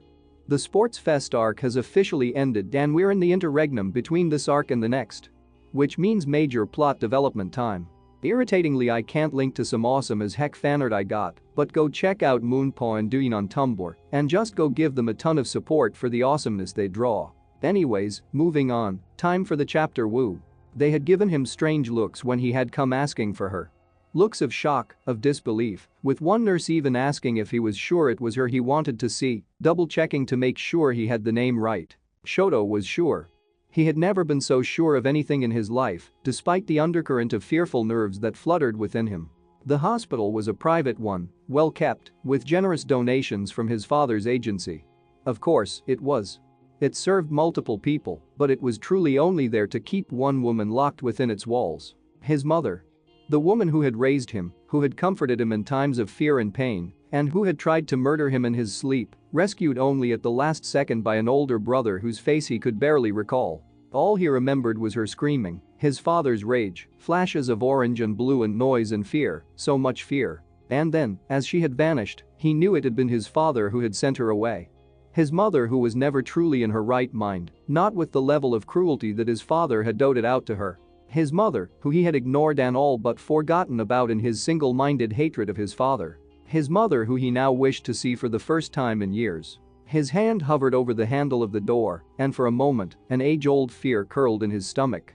He had no idea what she would say or even if she would talk to him at all. Would she react badly to his presence? Would she even attempt to murder him again? Shoto's hand moved back slowly. Maybe this wasn't a good idea. Maybe this was a terrible idea. Maybe he should. Who your father is, what blood is in your veins, what power that gives you, it means nothing. All that matters is how you use it. It doesn't belong to anybody else, just you. Hitachi Shinsou's words bounced around the inside of his skull like a misfired cannonball. He had been absolutely crazy to throw away his chance of victory like that, and yet, from what he knew of the teenager, it shouldn't have surprised him. Hell, he should have known Hitachi would shout something like "I like you" at him at the opening of their match. The sad thing was that no one had ever spoken those words at him. Not once, not in all his years, or if they had, it had been so long the words had faded from his memory. He wondered what Hitachi had even meant by them, as Shoto had no idea. All he knew was that thinking of them made his head feel funny and his heart feel awkward. No wonder he had opened his mouth and gasped in shock. It was almost funny, considering they had been through so much together already. He remembered being dropped into the hell that was the USJ together. How, despite being beaten to a pulp by thugs and criminals, Hitachi hadn't considered giving up for a second. Even when they had heard that scream that had torn at some wound in Shoto's soul, a wound he never even knew he had, Hitachi had insisted they go stop Nemesis. He had been bleeding from his nose, his eye, his mouth and was sporting several broken bones, and yet he had insisted. So much reckless bravery, almost to the point of stupidity. And yet here was Shoto, scared to talk to his own mother. He frowned, gathered his nerves, and pushed open the door. The room was far lighter than he had ever expected. Soft pastel colors adorned every surface, and there were a variety of plants alongside an open window, to which a curtain swished softly in a calming breeze. Along the walls, carved from wood, were simple symbols depicting the varying religions of the world. A woman was sat at the window. A woman who turned suddenly, though not sharply, to look to the unexpected visitor.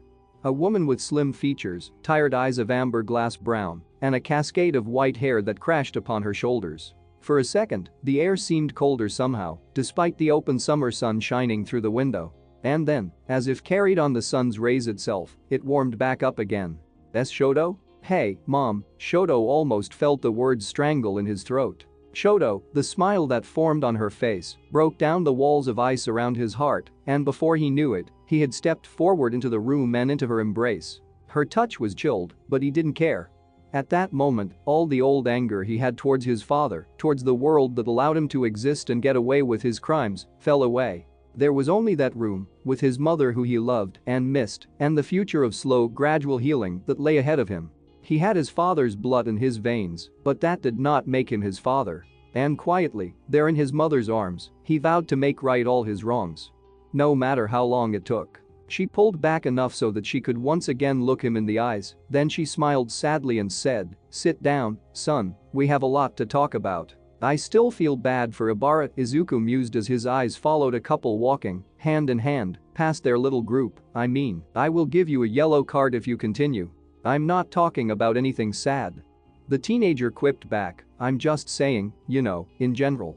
It was a hot sunny summer day, and Izuku had planned to spend the entirety of it sitting in his dark room, doing nothing and letting his wounds heal. His arm still spiked with a nasty bite of pain every now and then, especially if he bumped it on something. At least by weekend's end he'd be out of the sling. But fate, or rather, Achako, had other plans. Via the group chat, she had demanded that they all have a post-festival day of fun and relaxation together. A concept which was still slightly foreign to Izuku, despite the appeal of it. At first, he had thought that they would be meeting at someone's house, however, she had further continued to insist they all go somewhere, like a mall or a park. She had used the term hang out.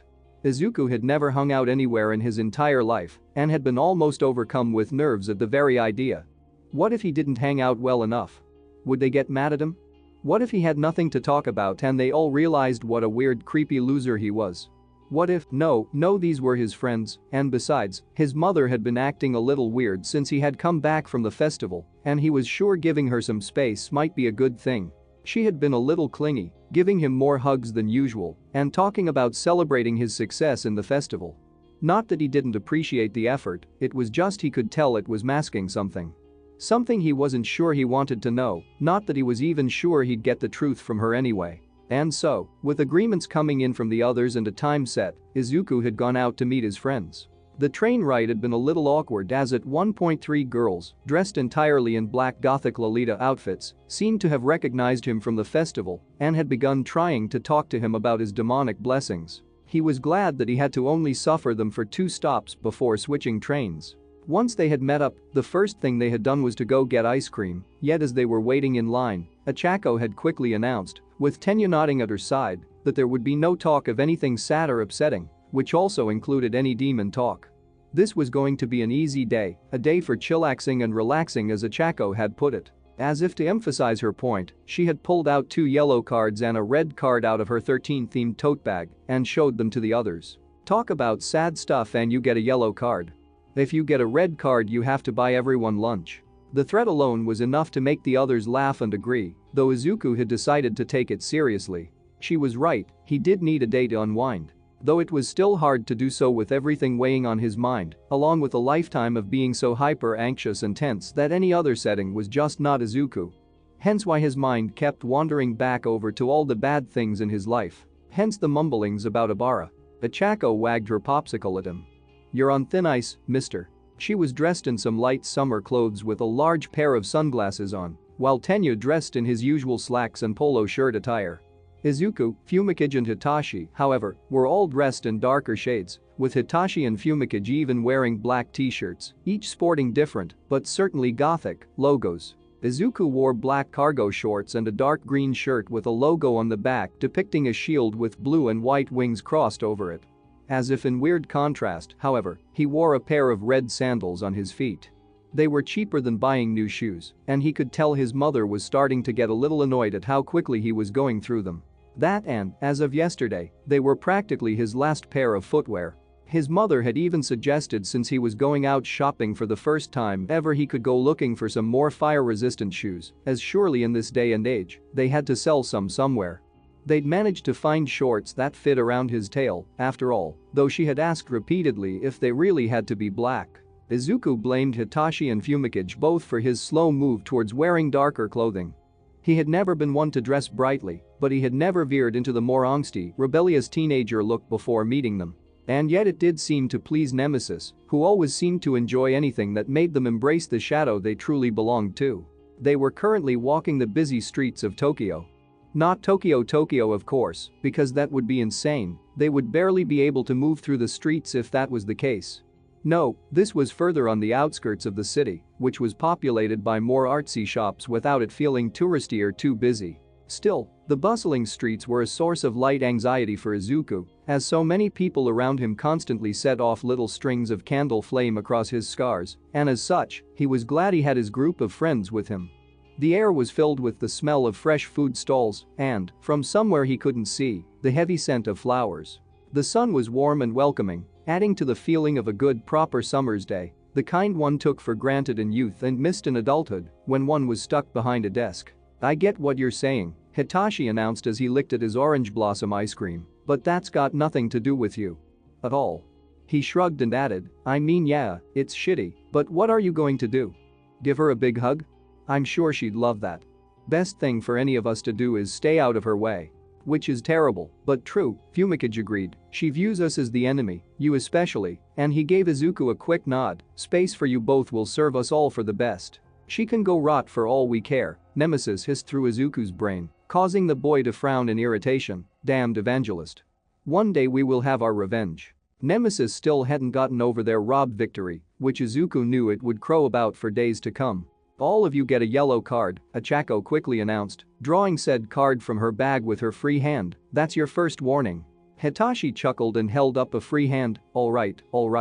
"Well, for some good news at least," Tenya announced with a genuine smile. "My brother told me even though I did, poorly in the last rounds of the festival, he still intends to give me a place in the Idaten agency for my internship." "That sounds like nepotism," Hitachi slyly accused with a wagging finger. "It is not nepotism. It's simply my brother making sure I get the best internship I can. In the agency he runs," Achako quickly added. "A blood relation giving you a lift up?" Fumikage mused, hiding a smile behind his chocolate ice cream with sprinkles on top. "Sounds highly suspicious if you ask me." Izuku simply shrugged and gave him a well kind of expression. Tenya paused, then looked aside, a sudden flush running across his cheeks. "Well, maybe it's a little nepotism, but really." He turned back and made a chopping motion with his hand. "It's too great an opportunity to miss. And besides, I intend to take over the agency myself one day. It's only right I intern there." The others laughed and even Izuku cracked a wide sharp-toothed grin as his tail swished in joy, despite the flush of candle fire that prickled his scars and the bite of pain that came from his injured arm as a result. "Who will take us on?" Nemesis suddenly whispered through his mind. "We wonder." Izuku had to admit he had been putting those kinds of thoughts off since the festival had started. Sharply, however, he was being reminded that in no time at all, they'd be off on their internships, which means putting his power to use in public. A concept he was not exactly comfortable on any level whatsoever. "I'm looking forward to mine. I think I know what I want to do." Achako mused for a second as she crunched at the end of her popsicle. "I think I'm going to go with a combat-focused agency." "Why?" Tenya asked suddenly. "I thought you wished to go into rescue work." "Yeah, but Achako paused again, her eyes focused away from the others. "After my fight with Katsuki, I feel like if I could fight better maybe I could, I dunno, think differently, I guess." "Oh, I get it," Izuku piped up and moved to get to her side. "You can be a rescue hero, but knowing a different use of your quirk could help you in different situations, right?" "Right." Achako smiled suddenly and looked to Izuku with a wide grin, like, "I can lift heavy things from people easy, but I can also kick butt when I need to." "Admirable," Fumikage nodded slowly before going back to his own ice treat. The teenager looked tired, though he managed to hide it well enough. Izuku suspected he'd not had the most pleasant of nights dealing with Dark Shadow, and no doubt he was glad of the no demon talk rule. Secretly he was eager to know why Dark Shadow's clone had cried out like it had, but Achako's rule held, and perhaps it was a good thing they lay off the mysteries of the underworld for the time being. After all, it wasn't just Izuku who had to constantly deal with its insane nonsense. "What about you guys?" Achako asked suddenly. "Who are you aiming for?" Hitachi shrugged as he tried to stop his ice cream from dripping onto his fingers. "Whoever I can get, probably one of the underground agencies. My quirk is best used by surprise after all." He twitched a smile, "and I can't really get the drop on people if everyone knows my name." "If you're trying to be the #1 hero, everyone will know your name," Fumikage teased dryly.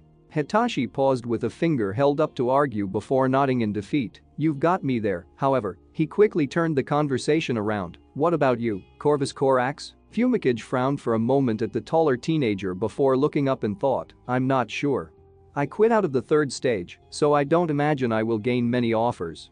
I suppose I will take whatever comes my way and trust in fate, despite how cruelly it has treated me. Warning, Achako scolded quickly. Izuku. Tenya cut in suddenly, what about you? Where do you see yourself going? To someone strong, Nemesis hissed through the meat of his brain, to one who can earn our respect. To one who can show us how to destroy our enemies with ruthless efficiency so we can gain bloody vengeance on our foes. Izuku found the words were caught on the end of his tongue. Who the hell would ever take him in? This problem child who danced on the knife edge of good and evil? Who had a power that clearly wished to kill and destroy everything it came across? Whoever he went to would have their hands full, or even worse, thought they could somehow change him into being better. He was training almost daily under the leadership of some of the strongest, most talented heroes in the world, and even they found him a hassle to deal with. He had already been nervous about his internship before, but now that it was pressing on him, he was becoming increasingly convinced it would, like many things in his life, end in failure. He masked his wayward thoughts with few casual licks of his own ice cream and allowed the cool chill of the treat melting in his mouth to refocus his thoughts. I dunno, he admitted at last, not meeting the gazes of his friends. Whoever I can get, I suppose. You didn't do too terribly in the festival, Hitachi mused as the group came to stand at a stoplight, all considering. Considering we were robbed.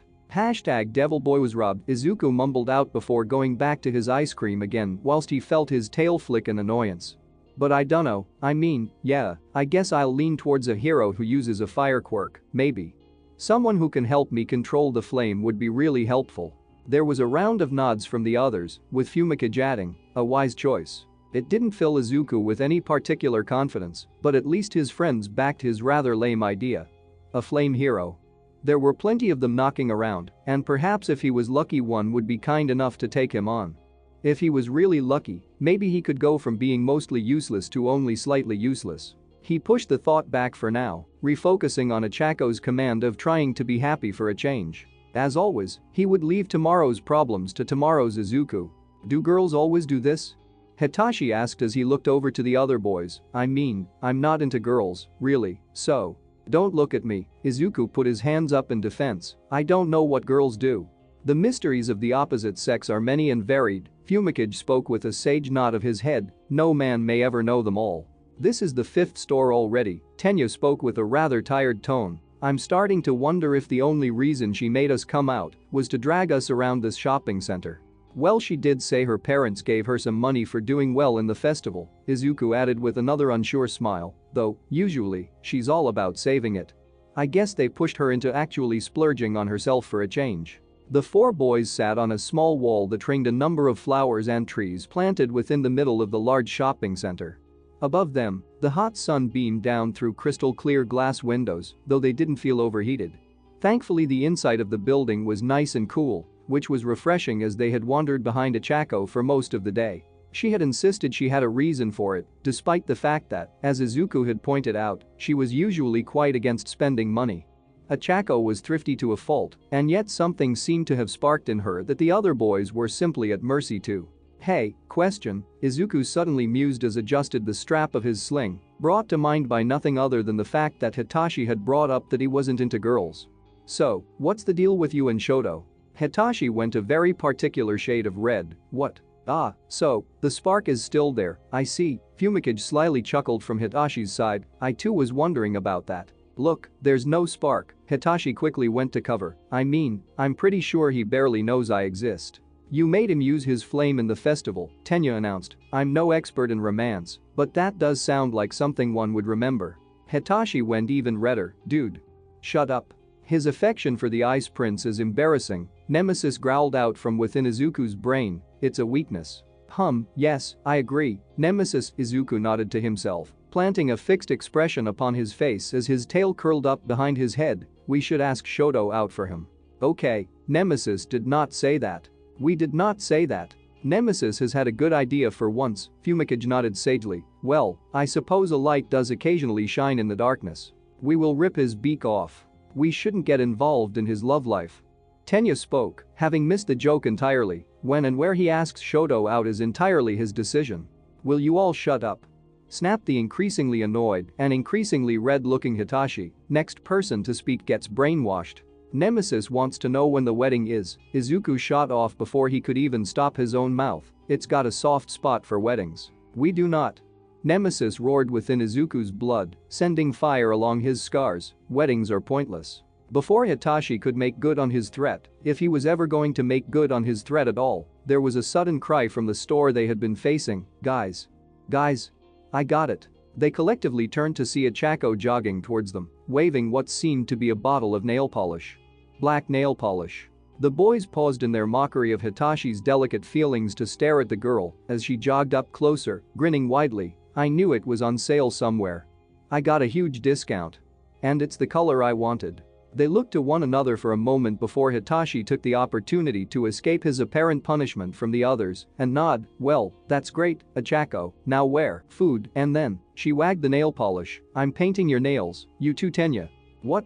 Tenya looked horrified. You're going to paint my nails black? Why? Well, I kinda thought, since we're the class weirdos. I am not a weirdo. And that's since two of us here can't help the whole black fingernail thing. Izuku and Fumikage shared baffled glances. That we should all paint our nails black. For solidarity. And she punched the air with a grin, standing tall and proud with our collective weirdo-ness. This announcement was met with a long spate of silence from the boys before Fumikage coughed and quietly announced, I paint my nails black because it's part of my look. Chaco blinked. Wait, it's not because of dark shadow? No, they have no effect on my physical appearance. Chaco looked like the wind had been taken right out of her sails. Oh. We cannot help the unlight gathering at our fingertips, Nemesis announced with what could only be described as a sort of shrug through Izuku's scars, but we suppose the gesture is appreciated. Solidarity with allies is a worthy trait. Nemesis appreciates the gesture, and I do too, Izuku quickly announced with a small smile, but I'm game, Hitachi suddenly cut in. But not now, why don't you do it before we leave for the internships, that way we've all got a little secret sign or something. Really? The teenage girl quickly brightened up, her eyes sparkling. Sure, Hitachi shrugged then looked to Tenya. You down, motor legs? Tenya frowned for a moment before sighing, I suppose. My brother will no doubt mock me, but in the name of solidarity, I can make an exception. Besides, he is more inclined to rebellious phases than I am, and he does keep telling me to lighten up and try new things. This is more like darkening up, Izuku couldn't help but jab. That sounds weirdly racist, Hitachi chuckled. What? No, this was only met by a quick round of laughter from the others, and Izuku found it was his turn to blush suddenly, while his tail swished anxiously, and another spike of candle flame flickered through him. For just the smallest of seconds, he feared they were laughing at him, but then their laughter faded to good-natured smiles, and they began to move as a group with a Chaco glancing to Izuku and adding, come on, let's go get something to eat, I'm starving. The fear vanished, and he nodded. They weren't laughing at him, not in the same way others had laughed at him all his life. They were laughing with him, or rather, they were teasing because they liked him, not because he was weird or creepy or different. And it was a feeling that even after months of experiencing he still wasn't used to. He wondered if he'd ever truly get used to it. Maybe he was too old to change at this point, being the positively ancient age of 14. But he wanted to change. Izuku wanted to change a lot about his life, most of it the bad stuff. To not fear the laughter and smiles of others when they were directed his way was certainly on that list. So, where do you want to eat? The teenager asked with a slight caution to his tone. Anywhere is fine by me. How's chicken?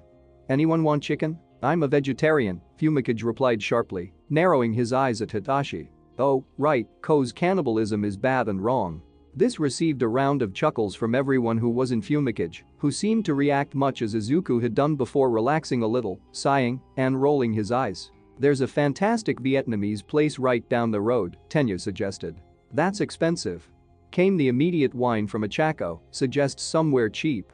Well, what about Hitachi was about to continue before his phone suddenly buzzed in his pocket. One sec. Bloaty's pizza is cheap. But disgusting. But it's cheap. We should eat something nutritious. As UA students we shouldn't sully our diet with fast food. But it's cheap. Izuku would have added to the heated debate, but his eyes had turned to Hitachi, who had fallen quiet and dropped a step behind the group. His eyes were fixed to his phone, and the frown across his exhaustion-ringed eyes seemed to be growing ever deeper. Just as they stepped out of the swishing shopping center doors, the sudden waft of hot air hitting them like a smack to the face, Izuku stopped within the shade. "Hitachi? Is everything alright?" The boy looked up suddenly, his eyes wide with shock before he masked it with a quick drop of his shoulders. He even went to raise a hand up to scratch the back of his neck before he suddenly caught himself and lowered it back down. He also swiftly clicked his phone closed and shoved it into his pocket. "What? Oh, sure, just my parents asking where I am. You sure?" The others had stopped now, and Achako's tone had taken on a softer air. "Oh, yeah, seriously, they worry about me." He shrugged and began walking forwards, the air of casual, controlled confidence he always surrounded himself with returning like a well-worn cloak, probably because my insomnia's been acting up so. "I know the feeling," Fumikage added with a nod as the group began walking forward once again. "Grandfather texts me often." "Exactly," Hitachi shot a quick smile, which for him was really a twitch of the lips, nothing to worry about. And with that being the end of that, the group walked on to find food and entertainment elsewhere, even if, for the rest of the day, Izuku had the nagging feeling that there was something bothering Hitachi. But this was a day of chillaxing and relaxing, and as such, he did his best to push it to the back of his mind. The train rattled and Hitachi swayed. It was mostly empty, after all, no one was really taking the train out of the city at this time of day. There were a couple of smartly dressed business people standing about, a small gang of school kids laughing on the far end of the carriage and nothing else. Hitachi, of course, sat alone. He had his headphones in, but he wasn't listening to anything in particular, just whatever happened to pop up from the playlist on his phone. The battery was starting to run under 50%, though he had been using it constantly for the last hour or so.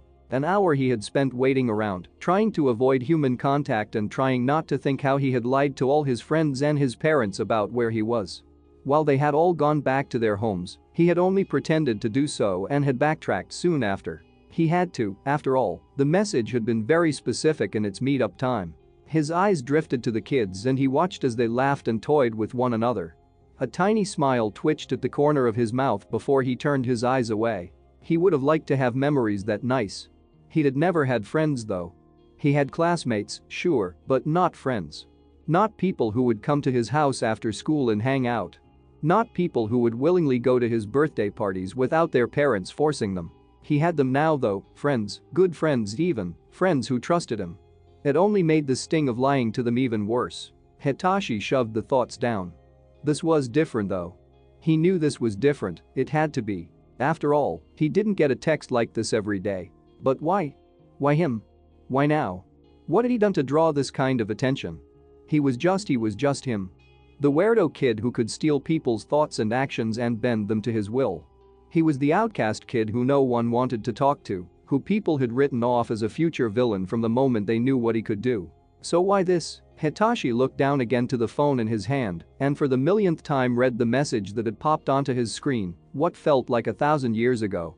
The words had already been burned into his brain, and yet, he read over and over, looking for anything that could possibly give it away as a prank or a trap of some kind. He saw nothing and, after all, he also had a picture as proof of the message's claim. He closed his phone and tilted his head back, letting it fall against the increasingly chilly window. His heart beat steady, though there was a nervousness to his brain and stomach that he couldn't push away. He breathed out slowly through his nose. He didn't know why this was happening to him and not someone else, but he supposed the only way he would know why was to go. Hitachi had never thought himself someone who would run from a fight, and he had hoped he had proven that by now. Whatever this was, he would face it head-on with everything he had. Because that's what a true hero would do. Izuku should have known something was up from the moment he walked into the dining room. Several hours ago, the group had settled on some light noodle stand meal, which suited Izuku just fine, as he and Fumikage both had veered away from the Bloaties pizza place Achako had almost pulled them into. The bloated, vaguely humanoid unborn monster seated within that seemed to be saturating itself on the unseen greed and gluttony of the curse of fast food, as Fumikage had put it, had really robbed him of his appetite. Thankfully, the simple charm of the noodle stand had brought it back. Besides, Tenyu had also insisted they support small businesses over major conglomerates. It also helped that before he had sat down, his mother had sent him a message telling him that they would be ordering in food tonight and celebrating his amazing performance in the festival. Izuku had rolled his eyes at this. His mother was trying too hard to make up for her clear lying to him, it was obvious. He didn't want any more platitudes of how well he was doing, he wanted honesty, and until she gave it to him, he wasn't prepared to do anything more than make the most casual of small talk with her. Yes, it was cruel and hurtful, but being told he was crazy for 10 years and then finding out he actually wasn't was also just as cruel and hurtful. They had then spent the rest of the day walking around, buying some supplies for school. Izuku had gotten himself some fireproof shoes and some more flip-flops, checking out various stores and looking at the newest hero merchandise that none of them could really afford but was cool to look at anyway. It had felt bizarrely weird to be doing normal people things. Things that Izuku had been sure had been placed forever out of his reach the moment his curse had shown up. And yet it had been nice. It had been relaxing, and even with his arm and other wounds still healing, he hadn't felt exhausted by the time he got home. If anything, he felt envigored. Even Nemesis had behaved itself, though it had growled at several of the unborn they had seen, as well as constantly, though thankfully unheard by the others, sniped at Fumikage the entire day. He had been home for a few hours before his mother had called him for dinner. He came out of the eternal gloom of his bedroom to find a plate of katsudon, ordered from his favorite place to eat, sitting on the table. The smell of the pork mixing with the sauce causing his stomach to rumble, and for a moment a big stupid grin became plastered across his face. And yet as he looked over to his mother, who was still setting up her side of the table, his paranoia jumped to one of two conclusions. Either that his mother was planning something or that she was doing this as a show that she actually did love and care about him, and that she was happy for his show in the festival. He didn't have much time to dwell on these thoughts, however, as the moment she spotted him she rushed over and began hurrying him into his chair. Her meal was shrimp and vegetable tempura bowl, her own personal favorite, and it was equally as mouthwatering, though Izuku had never been one for shrimp. She had set everything out herself and even poured him a glass of Coke, which had surprised Izuku. She never usually went that far in her meal preparations. Nemesis moved with a somewhat suspicious candle flame through his scars, and it seemed to be just as on edge as Izuku himself. The moment they started dinner, Inko began talking. And she talked and talked and talked. Izuku had barely gotten a few words in, both because she wouldn't stop babbling and because it was kind of hard to cut up a meal using only one arm, while his other, still healing arm, was kept in its sling. Yet despite his trepidations, the meal was absolutely delicious, and having something solid in his stomach did help relax his mood. He knew, logically, she was buttering him up for something, though what he had no idea. But it was a very good buttering, so he would enjoy it for as long as he could. It was towards the end of the meal when everything started going south. And you know, if I call them, Izuku, I'm going to let them know that I think you should have won that match. She waved a breaded shrimp at him. You were robbed. And I'm sick of seeing you get robbed. Izuku was busy trying to cut a piece of pork in two with his fork. Really? Izuku, her voice suddenly dropped a few tones, and she frowned over at her son. Izuku, listen to me for a minute. The boy stopped his eternal struggle with his meal and looked up to his mother. His eyes went wide and something in his heart seemed to hesitate. I'm trying to tell you something, she pressed, the frown still on her face before it softened slowly. I mean, she paused and took a slow breath through her nose, looking away. I meant it, you know. I'm tired of seeing you get the short end of the stick. And I know I'm partially to blame for it. Izuku slowly let the fork fall to clink softly against his bowl. His hunger was vanishing, and instead something new was dawning within him. This was why she had been buttering him up, this was why she had brought all the food. His heart again quivered within his chest. You've spent your whole life fighting, Izuku, every second of it, trying to achieve your dream of being a hero, of overcoming your power. She sniffed and smiled, though it was a sad smile, and I'm so proud of you. I'm so proud of you. And after watching you in the tournament, after seeing all that hard work paying off and how far you went, Mom, I really didn't. Izuku quickly tried to cover for himself. I mean, I won on flukes and nonsense. Inko quickly snapped. You tripped up, yes, but that didn't matter. What mattered is that in each round you gave it your all, son. And you didn't let Nemesis get control. You fought with all your heart and kept yourself together, and you did, and no one can ever take that from you. But it's more than that. You were almost taken from me, Izuku. And I think about that every day. I think about what I should have done and said to prevent it from ever happening. All the mistakes I made that caused you too well. Izuku wasn't sure what to make of this. He felt guarded. He felt encouraged. He felt as though two sides of himself were clashing and brawling within his heart. He wanted to believe her words, and yet, with everything he knew she was keeping from him, and I know you still have problems with Nemesis. You died Izuku, and yet you still keep fighting for your own life, even though I know every day is a struggle. Again, she seemed to pause and take a deep breath, and I feel as though maybe that's partly my fault. No, it's not partly my fault. It is my fault. Izuku felt his skin run cold, despite the flowing warmth of his inner fire. Nemesis moved through his scars, hot and yet not cruel. It was never cruel to Inko, though it had shared Izuku's anger towards her in the last few weeks. Izuku, as she paused, took a quick drink of her water and straightened herself up, looking her son directly in the eyes. I think it's time we talked. Really talked. About everything. About your power, about you, and about her jaw tightened and he could see a tremor run through her shoulders, and about your father. His father.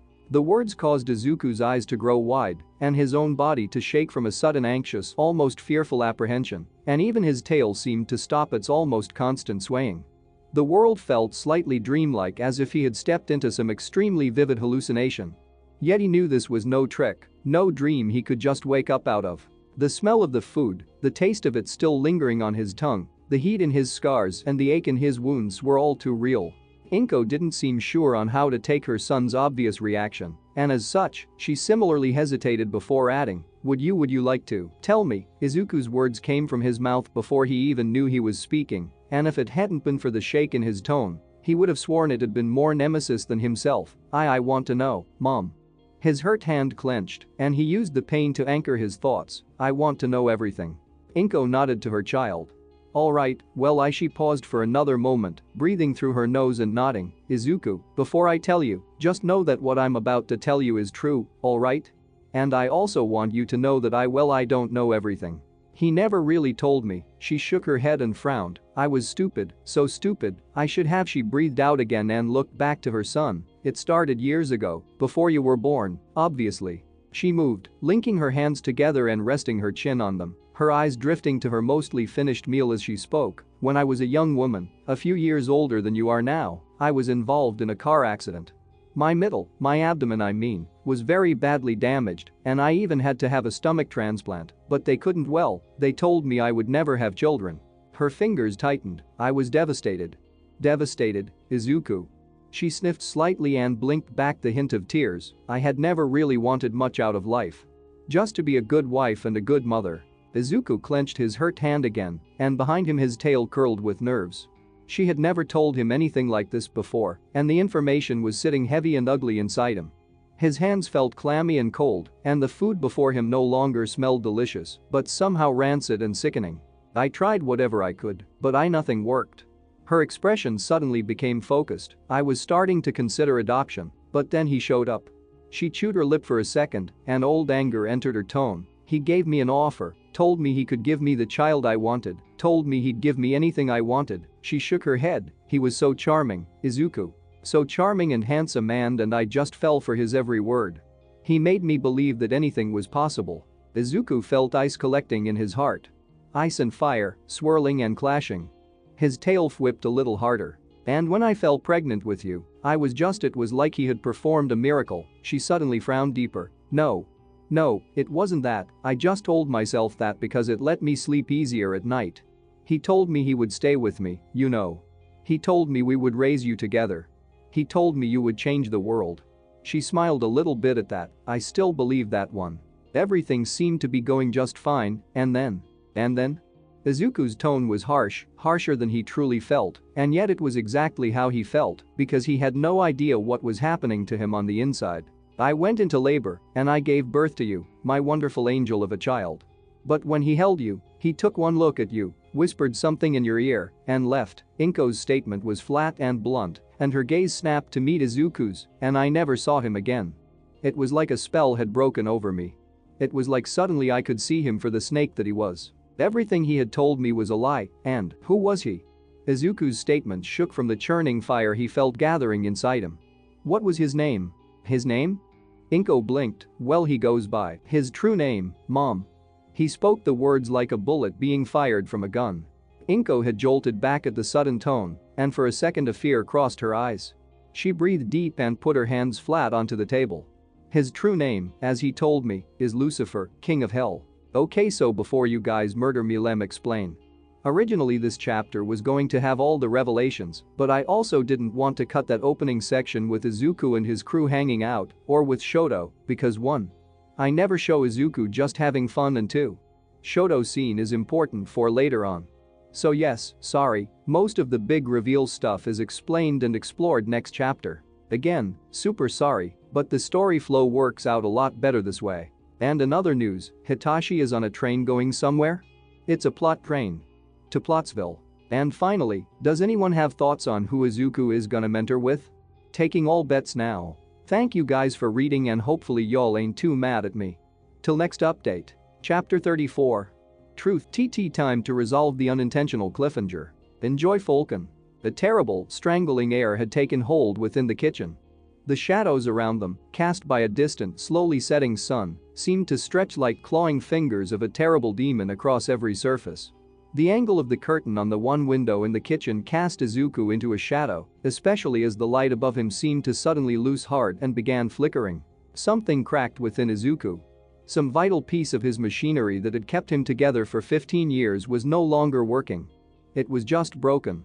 And despite suffering pain and loss and struggle that other children, other people, might never have put up with, he had come through, scraping and fighting the entire time. But at the truth, he finally shattered. The chair clattered behind him as he stood suddenly, the table rocking as he pushed it back. Nemesis was flowing through him in a confusing mess of emotional fury and inner flame, and his scars suddenly seemed tinted with the color of his corrupt power. I knew it. His voice cracked as he pointed an accusing finger at her. His teeth seemed set in a snarl, and yet, his eyes were already filling with tears. I knew it. Izuku, please calm. You don't think I know who that is? Where do you think I went when I died? The words snapped from his mouth, a half scream, half sob, and they shocked his mother into sudden, wide-eyed silence. His voice curled into a cruel snarl as he continued, you lied to me. You knew what I was this entire time and said nothing. You just let me suffer. No. No, I would never. Inko quickly shot back, who had risen to her own feet, one hand clutching at her blouse, while the other seemed half set before her. I tried to help you. By stuffing me full of drugs, by making me think I was crazy. I thought I was a fucking mental case, Mum. All those years I thought I can't believe you did this to me. I did it to save you. Inko's voice was breaking, tears were starting to flow down her cheeks. I did it to help you. How? Izuku snapped, pointing an accusing finger towards his mother. How did it possibly help me? Because they wanted to take you away. The silence returned like a slap to his face, and even some of the anger left his heart. His mother stood before him, eyes lined with tears but a sudden deep powerful determination written across her eyes. They wanted to take you from me, those doctors who didn't understand, who didn't know. They thought you would be better spending your life in a padded room. She had never told him this, not once, and for a moment the words were robbed from his lips. But I refused, Izuku. I would never, ever abandon you. Inko breathed shuddering breaths, her whole form shaking with a mixture of panic and fear and frayed strength. So I chose the path that would keep you with me. The drugs calmed you, helped you sleep at night, helped you live a normal life. It was that, or you'd be taken from me. Placed in some hospital somewhere for children with uncontrollable quirks. She trailed off towards the end, and her eyes moved from her son. Her voice grew dark and thick, and yes, I hate myself for what I did, but I don't hate the fact I kept you with me. But most of all, I hate that it came to that. I never should have, if only he had stayed with us. She finally collapsed, sitting back into one of the chairs and sobbing into her hands. She quickly curled one sleeve up and tried to dry her eyes. And Izuku stood and watched. And he didn't know how to feel. There was his mother, crying her eyes out, shattered beyond belief. And part of him was glad. It was glad that she was upset. Good, she should be. The woman had placed him on drugs he never needed to be on and ruined years of his life. And yet, if what she was saying was true, it was simply out of love. A love that had chosen the best of two awful choices. Part of him wanted to go over and hug her. To show her he was there, that things might get better, that her choices had not ruined him. But no part of him wanted to forgive her. If he had stayed, maybe you would have known sooner. Maybe all of this could have been avoided, and I don't know. She shook her head, her voice no more than a confused hurt mumble. I'm not a good mother or even a good woman. I know that. But I tried, Izuku. I tried my best. Izuku didn't move to sit down, he wasn't even sure he could move. He felt nervous and anxious and so angry and sad, and all of this was a hurricane within his heart that refused to go. He felt a headache growing where his horns were, and his heart was palpitating within his chest. He felt sick, he felt weak. Most of all, he felt the fire of Nemesis burning within his scars. Burning white hot and furious at all of this. Lucifer, its voice hissed through his ears, unlike anything he had heard before from his inner monster. It was so angry, and yet, it too seemed lost. Confused. Upset. It was hard to pin down any one emotion in the many-voiced echo. Lucifer. Our Father. Lucifer, Izuku repeated as he somehow made his way to the back of a chair, gripping onto the top of it so tightly that his knuckles turned white. I knew it. Inko looked to him, her eyes red-ringed and wide. Izuku caught the look, then turned away. When I died, I went to hell, Mom. Her gasp shuddered with horror. And when I was there I met something that called me Lucifer. His fingers hurt from how hard he was gripping the chair. Ever since then I suspected but I was told. The words were falling from his mouth, his eyes white and unfocused, but I knew. Inside I knew. He wasn't sure why he had ever doubted it. Why he had ever thought to trust Dark Shadow was beyond him. He should have gone with his gut, and he should have insisted otherwise. He had seen it all for himself, after all. Or maybe he had simply not wanted to believe. Maybe any option was better other than this one, this most terrible of truths that he now had to face. His mind half rejected it still, even from his mother's own words. How could it be true? How could the king of hell be his father? But it explained so much, just as much as it opened new questions, new thoughts, new and terrible possibilities. What was the price? He finally asked, his eyes looking to his mother. What? The price, Mom. His words were harsh, harsher than he knew they should be, but he didn't care either way. There's always a price, so what did you give him to have me? She paused at this, looking to her son with a dawning of understanding. My heart. What? It was my heart. She started, then paused, then sighed. I thought he would take my soul. That's how the stories always go, right? But he said it was important I was a good woman, that my soul was kept pure. She scoffed. He clearly miscalculated on that. Izuku said nothing. I can never be with anyone else, never love anyone but him and you. She looked back to her son, and that was it. That was all he wanted. There were a few other smaller things but they don't matter much now. And you agreed? To have you, I would agree to anything, Inko quickly replied. Izuku had somehow managed to calm his heart down, and yet, he felt as though his insides were turning to stone. Cold and unfeeling, rigid and stiff and unmoving. He wanted to punch something. Part of him wanted to break the table, to burn the house down, to hurt someone for this gross miscarriage of injustice. He had been cursed from the start. He had always half joked, half self-pitied himself with those words. Born unlucky, born cursed, born to live a life of constant struggle battling the darkness within his blood. He had no idea how true those words had been. And now here it all was. Spilling out of his mother's mouth. All of it as true as he could have feared it could be. I need to go, Izuku suddenly snapped, turning and walking from the kitchen. Inko was on her feet in a second, following quickly after her son. Izuku, wait. Don't, Izuku snapped as he turned to her, his eyes draining of their light for just a moment, bringing her to a sudden halt. Just don't. I'll be back later. I need to be alone. I need to think. And more than that, he needed space. His head was so swimming with thoughts and his heart so drowned in emotion, he wasn't sure how long he could keep his cool for. He wanted to hurt someone. He really wanted to hurt someone. He wanted to let Nemesis have its way and roar its pain into the sky and spread fire to everything it could see. Which is why he had to go before something happened. Inko paused, and for a moment, Izuku wondered if she would truly insist he stay, then she nodded. All right. Maybe she saw the darkness in his eyes, maybe she simply knew it was the best move to make. Maybe she wanted her own time to process what could come next, now that the relationship with her son had changed forever. Maybe it was all those things. Izuku turned from her as he slipped his flip-flops on and stormed out the door. For the first time in his life, he didn't say goodbye to his mother. He wasn't sure how long it took him to get to Dagaba Beach. He wasn't even sure how he got there. Time and space seemed to be bending and twisting around him as his brain went into a furious reactor-level meltdown over what his mother had told him. Lucifer. The name was burned into his heart as nothing had ever done so before. Lucifer. The name that the fallen Lord Nergali had called him before trying to murder him. The name which Dark Shadow had spoken in almost reverent tones. They who fell first and furthest, Lord of Hell. And he had known it. He had known it the entire time, and he had just ignored it. And, like all the things Izuku tended to ignore, it had come right back to bite him in the ass. Izuku came to surrounded by the piled trash of his own private training area. Well, came to wasn't quite the right term, as it wasn't as though he had been unconscious. Rather, he had simply been mindless, lost in his own head. He could have run there. He could have walked there. He could have even flown there. It didn't matter, he wouldn't have remembered doing it. Fire was pounding through his blood like the drums of a primordial warband. His power, his curse, Nemesis, was a hurricane within his heart. And yet, it was not mocking.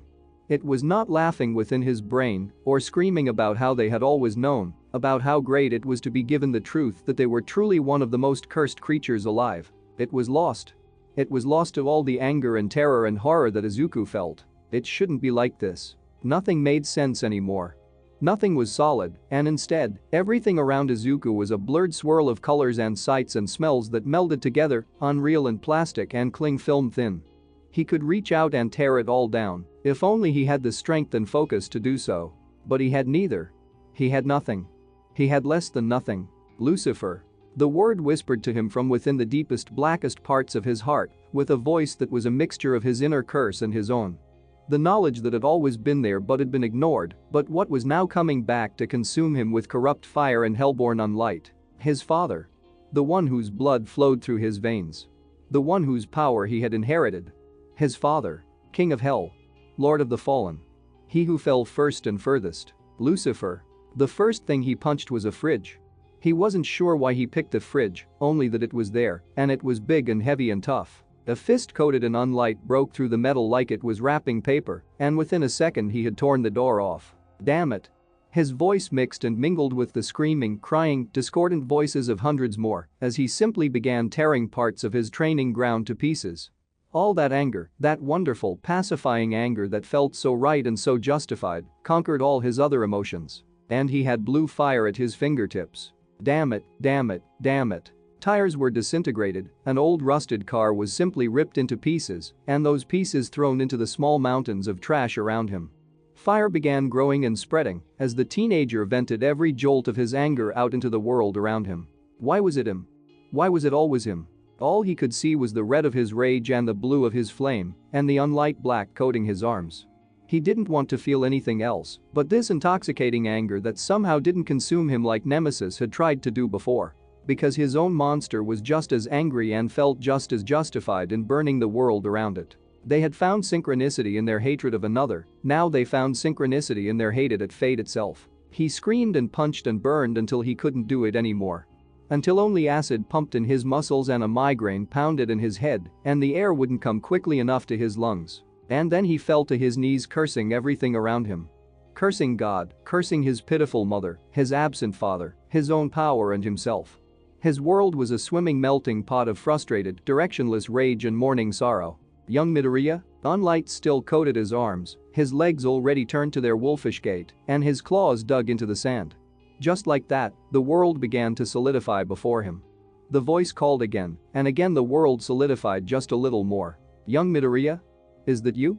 Are you okay? He coughed and looked up, his eyes wet already with tears, yet his own frustration would not let them fall. It was All Might, or rather, Toshinori, standing tall against a setting sun which seemed to both shine around him and through him.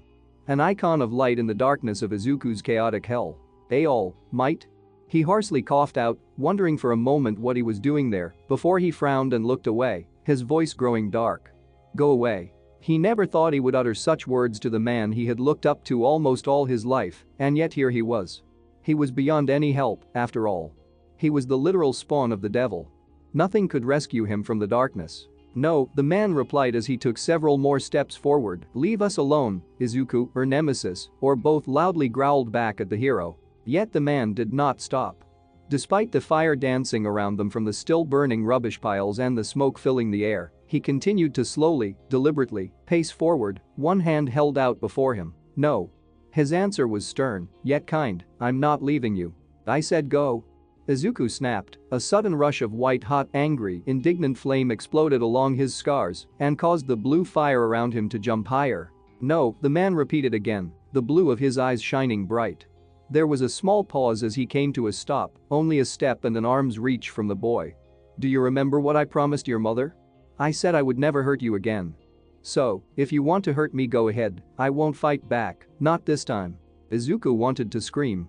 He wanted to put fire and unlight into his hands and become the monster he knew he was born to be. He wanted All Might to give up on him, to leave him to fall to the darkness in his blood.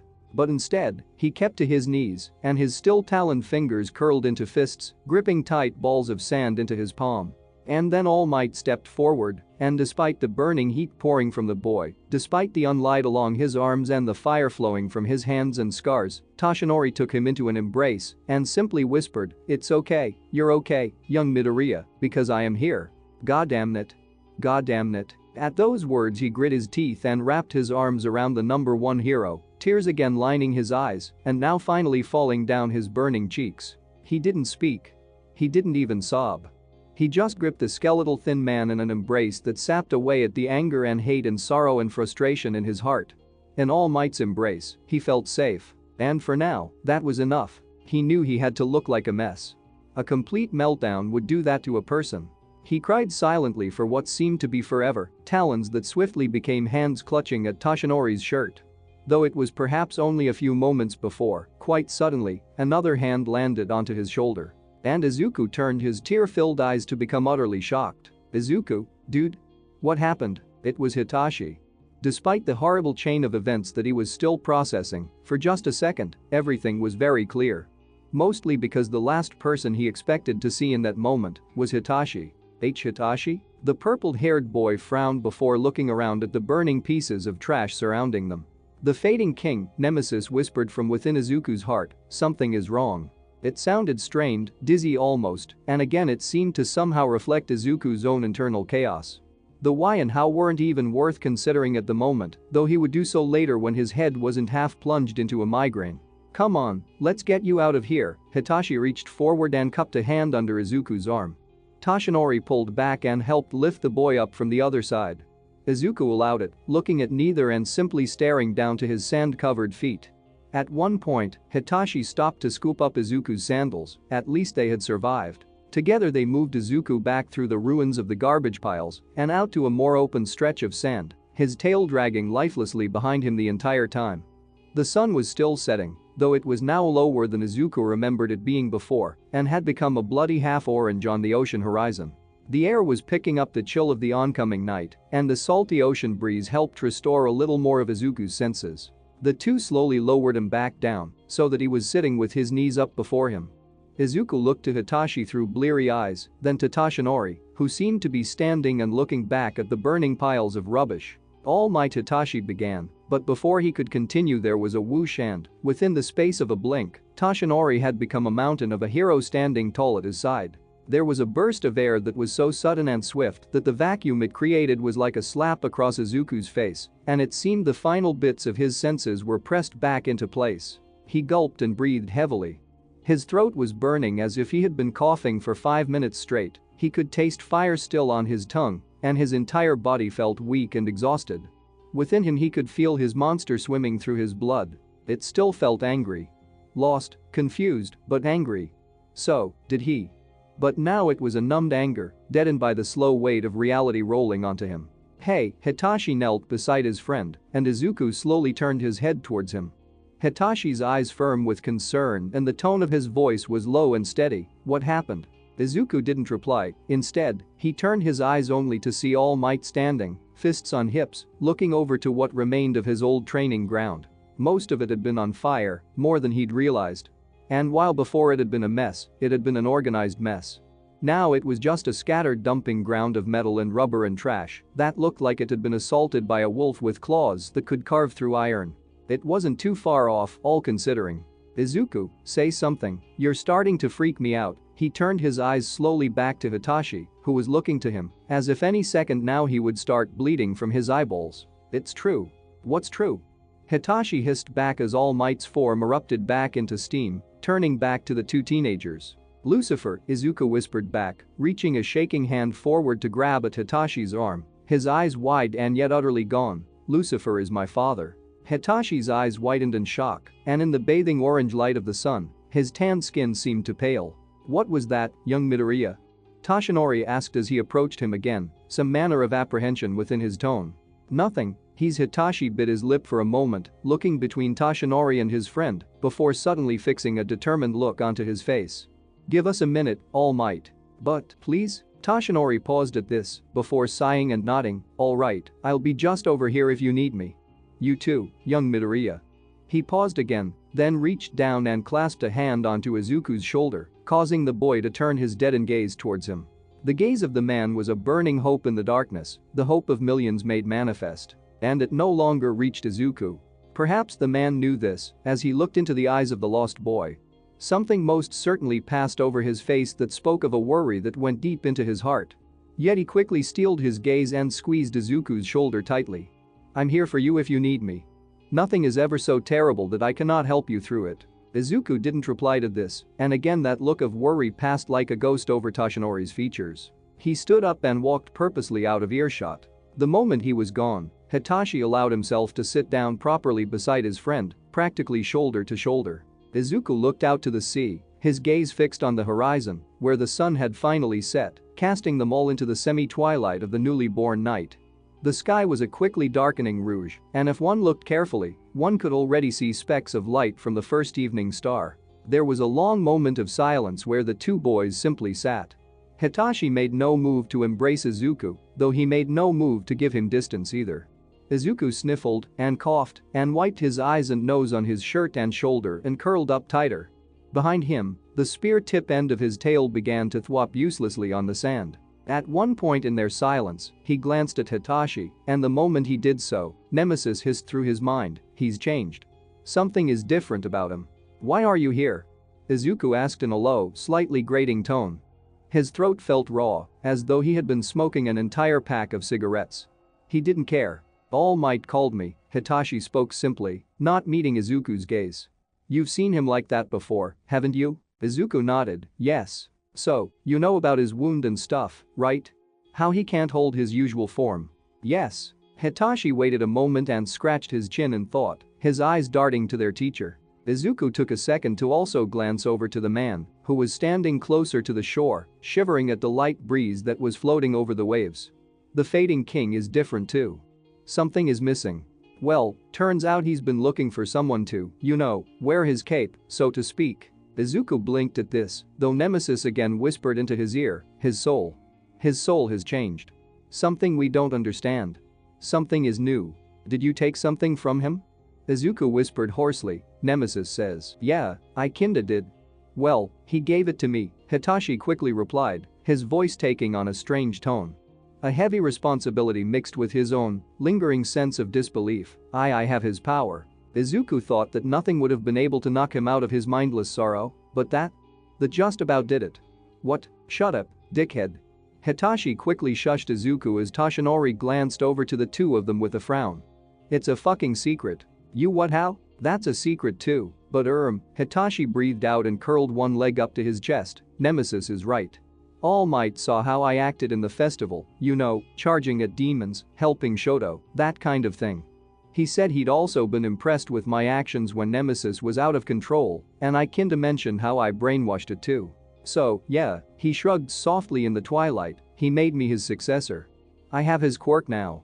No fucking clue how to use it, but, he raised a hand and rubbed the back of his neck nervously, "He's going to train me. He has his power? How is that possible?" Nemesis continued to marvel through Izuku's mind and his soul. "It seems we can't explain it. Lots of things are impossible," Izuku whispered to the monster in his soul, much to the slightly confused look of Hitachi, who brushed the comment off a second later. "So, now I've told you the world's biggest secret," the teenager braved with a small smile. "Mind telling me yours?" Izuku breathed slowly, trying to steady his still shaking heart. This had all been too much. He looked down to his hands, noting that his sling had vanished and the bandages had burned from his arm. It still ached dearly, perhaps even more so now, and it felt as though it would ache forever. And yet he fell back into old habits as he moved his good hand over and gripped it tightly, causing the pain to spike. He breathed through it and used it to center his thoughts. My mother talked to me." Unlike Hitachi, his words slowly became strangled in his sore throat, and yet he forced them out, "and she said my father is she knew." Tears again lined his eyes. "She knew, Hitachi. She fucking knew this whole time, and she drugged me and." Finally, Hitachi's arm moved around Izuku's shoulder, I'm sorry, Izuku. Honestly, I am. It's not your fault. Still, the taller boy shrugged. It's not fair. Lucifer, Izuku finally whispered the name out loud, finding it sat somehow angry and ugly and unwanted on his tongue. My father is Lucifer. Lucifer, Nemesis echoed the word, though its rendition was bitter and sour and angry. They mean nothing, less than nothing to us. We hate them. Nemesis isn't happy, Izuku admitted softly. I don't know. I was angry and sad and just everything was so mixed up, and now I'm just. He paused, then sniffled. Katsuki was right. I'm not human. You're half human, Hitachi quickly pointed out, which is actually more than most people on this planet, so that's something. Izuku, despite everything, couldn't help but snort out a sudden laugh. God damn it, stop, I'm trying to be sad. He didn't want to smile, but Hitachi had a way of getting to him. He had a way of getting to everyone, now that he thought about it. His smile faded as he thought on this, and finally, he mumbled out, All Might made a good choice, you know. You'll make a great successor.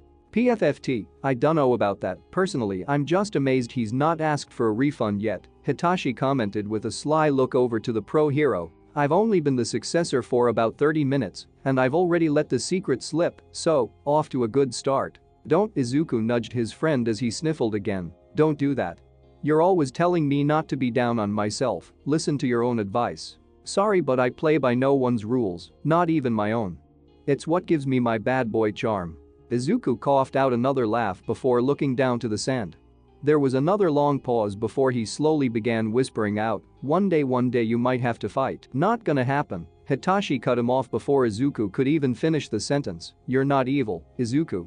My dad is the fucking devil.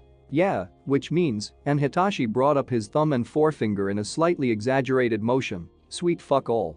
It's like I told Shoto, it doesn't matter what blood is in your veins or who your dad is or what power you have. It all comes down to how you use it. You live your own life, dude. No one else's. Izuku had to admit the words gave him some small degree of heart, and even Nemesis washed through his scars with a candle flame that bordered dangerously on comforting. It was another one of those little things that must have added up to Hitachi being chosen by All Might. Izuku felt no jealousy over the gift that had been given to Hitachi. After all, Izuku had never imagined himself as a successor to All Might. He had just imagined himself doing what he could to control Nemesis and maybe make up for all the horror his curse had caused. I think I should go home now, he gulped, and his tail began swishing softly through the sand. I need to finish talking to Mom about everything. Yet he scowled. I don't know how I feel about her anymore. Hitachi nodded. If it were me, I'd probably feel betrayed, but you know. He paused for a moment, gathering his words. When I met your mom, it was obvious she loves you. Izuku nodded, but bitterly added, it doesn't take away that she did it though. Lying to me, making me think I was insane. No, but it explains it. Hitachi looked back to Izuku. I'm not saying forgive her, but hear her out. You said you wanted to find the truth. Well, this is it. Now you've got to deal with it. Easy for you to say, Izuku again added bitterly, not looking up from the sand he was squishing between his toes. Yeah, it is. Hitachi replied, and that sucks, but the truth usually sucks. I mean, I just found out All Might is actually a scarecrow, and now I've got to carry the whole symbol of peace thing on my shoulders or all of society. Hell, the world might fall apart. That fucking sucks, but I'm going to do it because it's the right thing to do. Again, silence settled on the two boys, and again a cold, salty breeze ran over them. Izuku shivered, despite the ever-present heat from his scars. The child of pharaohs speaks the truth. We hunted for this answer, now we have it. We must continue on regardless, it is what we have always done, it is what we shall continue to do. We are Izuku Midoriya, we are Nemesis, we are fire and shadow, we do not quit. Nemesis's words were of little comfort, but rather they reaffirmed what Izuku already knew in his heart. There was no turning back. What was done, and only moving forward could help make things right. Thanks for, helping me out, Izuku finally added. It's kinda weird how you were both here though. It was All Might's idea, he texted me today, sorry for lying about that. Hitachi paused and added, and, maybe not mention this to the others? Yeah, same, Izuku sighed, I don't want them knowing about my father. Not yet, not until I'm ready. And I need to process all of this, Hitachi nodded, right. Dark Shadow might notice though, if Nemesis did, I'll think of something, Hitachi shrugged. The big bird got you wrong, after all. Izuku simply nodded, not knowing what else to say, and with that, Izuku began climbing to his feet, and Hitachi followed his example. Toshinori soon came walking over, a hopeful yet cautious smile on his lips. "So, is everything okay?" Izuku nodded, though he didn't meet Toshinori's gaze. "Yeah, I guess. Maybe." Toshinori seemed to pause for another moment, then reached forward and put a hand onto Izuku's shoulder. "I don't know what you're going through, young Midoriya. But as I said before, I'm here for you." "It's family issues," Izuku replied, knowing it was a half-truth masking something larger. "I'll be fine." And a light atop it off. With the comforting hand on his shoulder, he managed to look up into Toshinori's burning gaze. The man was a symbol of strength, no matter what form he seemed to take, and yet for the first time, Izuku felt as though there was a wall there between that hope and optimism and himself. After all, what hope could there be for the child of the devil? By the time Izuku got back home, the night had come on in force and darkness swamped the world.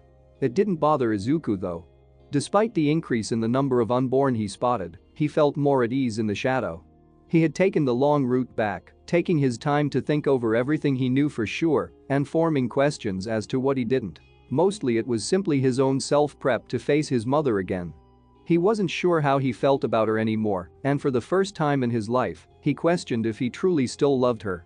She could love him all she wanted, but it wouldn't change the pain that she had caused. He scowled as he opened the door to his house. Goddamn, his life was a fucking mess. Izuku? His mother was by the entrance to the living room in less than a second, her eyes wide and staring as her son methodically walked into the house. Izuku knew his clothes were frayed and burned in some places, and yet while he watched as his mother's eyes noted the damage, it seemed she was smart enough to leave that out for the time being. Are you okay? Mfine, he mumbled as he began storming through the house, going right past his clearly anxious mother. His scars flared with candle flame as he considered just ignoring her. He wanted to go right into his room and throw the sheets over his head and sleep for 1,000 years. But he stopped. Then he breathed slowly and turned back to face her, his eyes flashing with emotions that he was doing a far better job of controlling this time around. His mother held his gaze, guilty and sorrowful with eyes ringed red. "I still want to talk," he announced finally, his throat still croaking from his rage at the beach. His limbs ached, his arm pulsed with an angry, bone-deep pain, and his mind begged for rest, but he was never one to actually give himself any self-care when he needed it the most. Besides, Pandora's box had been opened, and it was better to strike now, before any more complicated emotions could begin seeping in. As if agreeing, he felt his fire wash through his scars again, giving strength to his tired limbs and easing his painful arm. "Oh, okay," Inko nodded slowly, "anything you want, sweetheart. And I want the truth," he added almost harshly, "the whole truth." Inko flinched at his tone but again nodded, "Of course. Come and sit down, I'll make us some tea." He did as he was told, though he kept his eyes on his mother right until she vanished into the kitchen. Moments later she returned with 2 cups of tea, setting one down before her son. Izuku had taken a seat on the comfy armchair, leaving his mother to sit adjacent to him on the sofa. There were tissues scattered everywhere of course, and she had already wiped the makeup from her face. Her hair looked disheveled and messy, and with a sudden soreness to his heart, he realized this revelation hadn't been just his pain to bear. But again, he'd buried those feelings for the time being. The silence stretched for a long moment as Izuku took the time to calm himself. He needed to keep a level head to control the black anger he had within his soul. Nemesis prowled through his blood, though not like a wolf hunting prey, more like it was questioning if it should discipline a member of its own pack. So, Izuku again croaked the words out, "Do you know what he is?" "Yes," Inko nodded, "he called himself a fallen or something." She frowned for a moment, "I guess like a fallen angel." Fallen. The word curled within Izuku, and he felt his tail twitch behind him. Again, he took the time to swallow it down. "How much did he tell you?" Inko, surprisingly, shook her head, "Not a lot. He had a way of always redirecting my questions," and she looked away in shame. "I assumed he would be here himself to answer your questions. I was such a fool to trust him." "Did he ever?" He drifted for a moment, but Inko did not interrupt. "Did he ever contact you? After he left?" His mother seemed to freeze at the question, and anxiety once more played across her eyes. "Actually, that's something we need to talk about." She took a small breath, then looked to Izuku, "Just be prepared for this one, okay?" Izuku felt his stomach twist into a knot and his body tensed.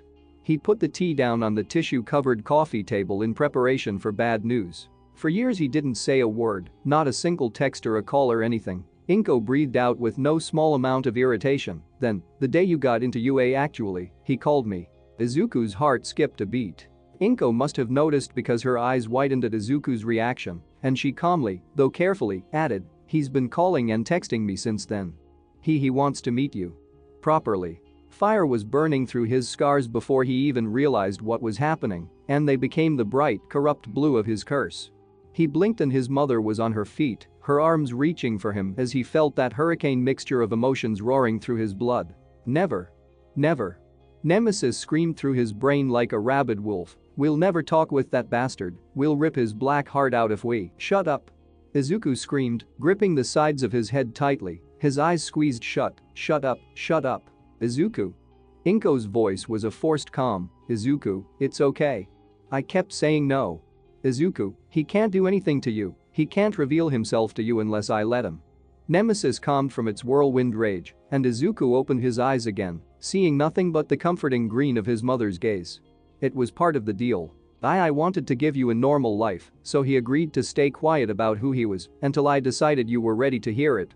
She allowed another small smile to twitch at her lips as her hand moved to Izuku's arm. Turned out that was a smart move, I suppose. Izuku stared at his mother for a long moment before he frowned, allowing the blue to flicker from his scars. It wasn't an angry frown, just frustrated and exhausted and confused. So he can't. He's not going to show up at our doorstep, Izuku. I can promise you that. She moved to sit upon the arm of the couch, and Izuku shifted to give her space. Her hand moved around his head and he didn't stop her. He was still confused over how he felt about her, yet the closeness and comfortable feeling of just her, his mother, was enough to calm the inner hellfire of his power. He allowed his head to rest against her side, and he breathed a little easier. So, I'm going to let you decide. You can pick the time and the place if you want to meet him. If you don't, I'll tell him so and that will be that. Just like that? Izuku croaked out, still feeling a little sick and dizzy from his outburst. He'll never bother us? He'll bother me. Inko couldn't help but muse. But you? No. You see, he made an oath, and from what he told me, they take oaths very seriously, though he broke the one to me. She paused for a moment as her hand squeezed Izuku's shoulder. You're not like him, you know. Izuku again froze within his mother's embrace. You're nothing like him, actually. You're kind and sweet and caring and wonderful. Her grip around him tightened. You're better than him in every way. I promise you. Izuku wasn't sure how to feel at such words. After all, he was already doubting them the second she spoke them.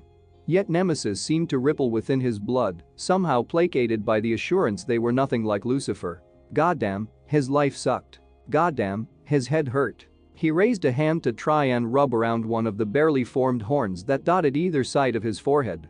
As he did so, his mother moved back. Are you alright? Yeah, he half lied. His everything ached, but he wasn't going to tell her that.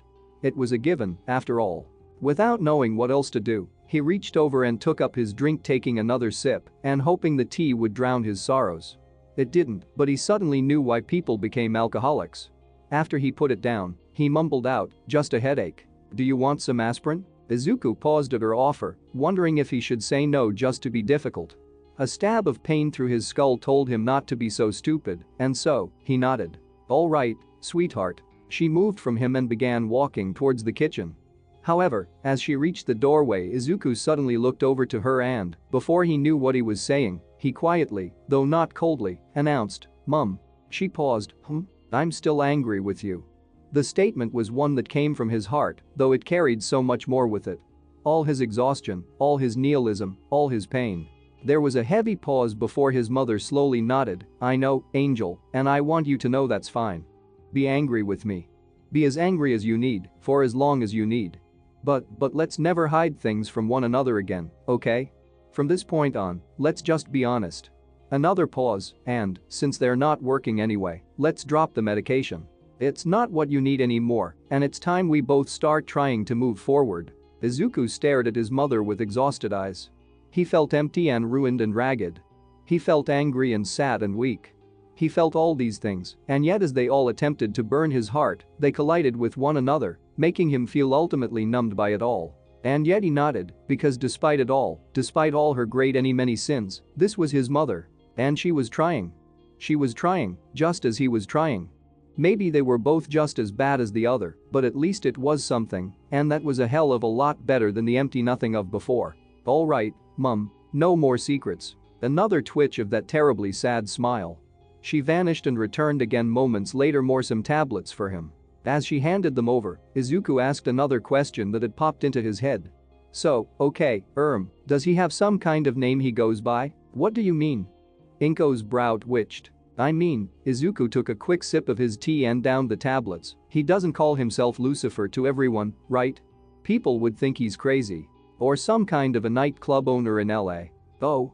Inko blinked as she sat down, cupping her tea carefully with her hand. Well, as far as I know, she frowned deeply over to Izuku, but not at Izuku. He calls himself Hisashi Hikori. Suuo, things have changed. Hitachi is now the successor. Izuku knows about Lucy Hisashi, and he gets to pick when he meets him. The whole Hitachi being the successor thing was something actually came in about after I wrote the scenes at Fumikage's house. I was desperately trying to figure who should get Ofa before I wrote Hitachi being awesome, and it kinda just clicked into place, especially after his reveal in the manga during the Class A vs B mini arc. Besides, I don't know of many fics, maybe one, where Hitachi gets Ofa. And it's a cool idea. He's clearly got all the drive of Izuku, and he's a badass who doesn't mind playing a little dirty to get the job done. Plus, again as the manga revealed, he'll totally throw himself into crazy amounts of danger to save people. He's like Izuku, the goth version, basically. As for Izuku now knowing about his Ashi Big Daddy Lucy, the parent-kiddo meeting is in the works. Now I know some of you are gonna call foul on that double cliffhanger, but I assure you, it's not, it's a setup for a joke, actually. Next chapter we finally get to the hero Niams. And also we get to catch up with Ibarra some more. Hope you guys enjoyed this one, thank you all for reading, see ya next time. Chapter 35. Lost, update time. This one is a little shorter than usual, but basically covers some quick ground as we move into the Stain arc, even though Stain doesn't technically exist in this AU. Also, if you guys are enjoying this fic, I wanna urge you'll go to check out some others that have come out recently, and I totally wanna promote. Ko's monster quirk fics are awesome. The first is Call of the Basilisk by Something. It has a really strong opening which immediately veers way off the beaten path and is like, dude. More. Not to mention the hints at the quirk's true power form are awesome. This has so much promise, go give it some love. Secondly, Feral by Moonpaw. Moonpaw has always been totally promoted here before, but it turns out they're a great writer too.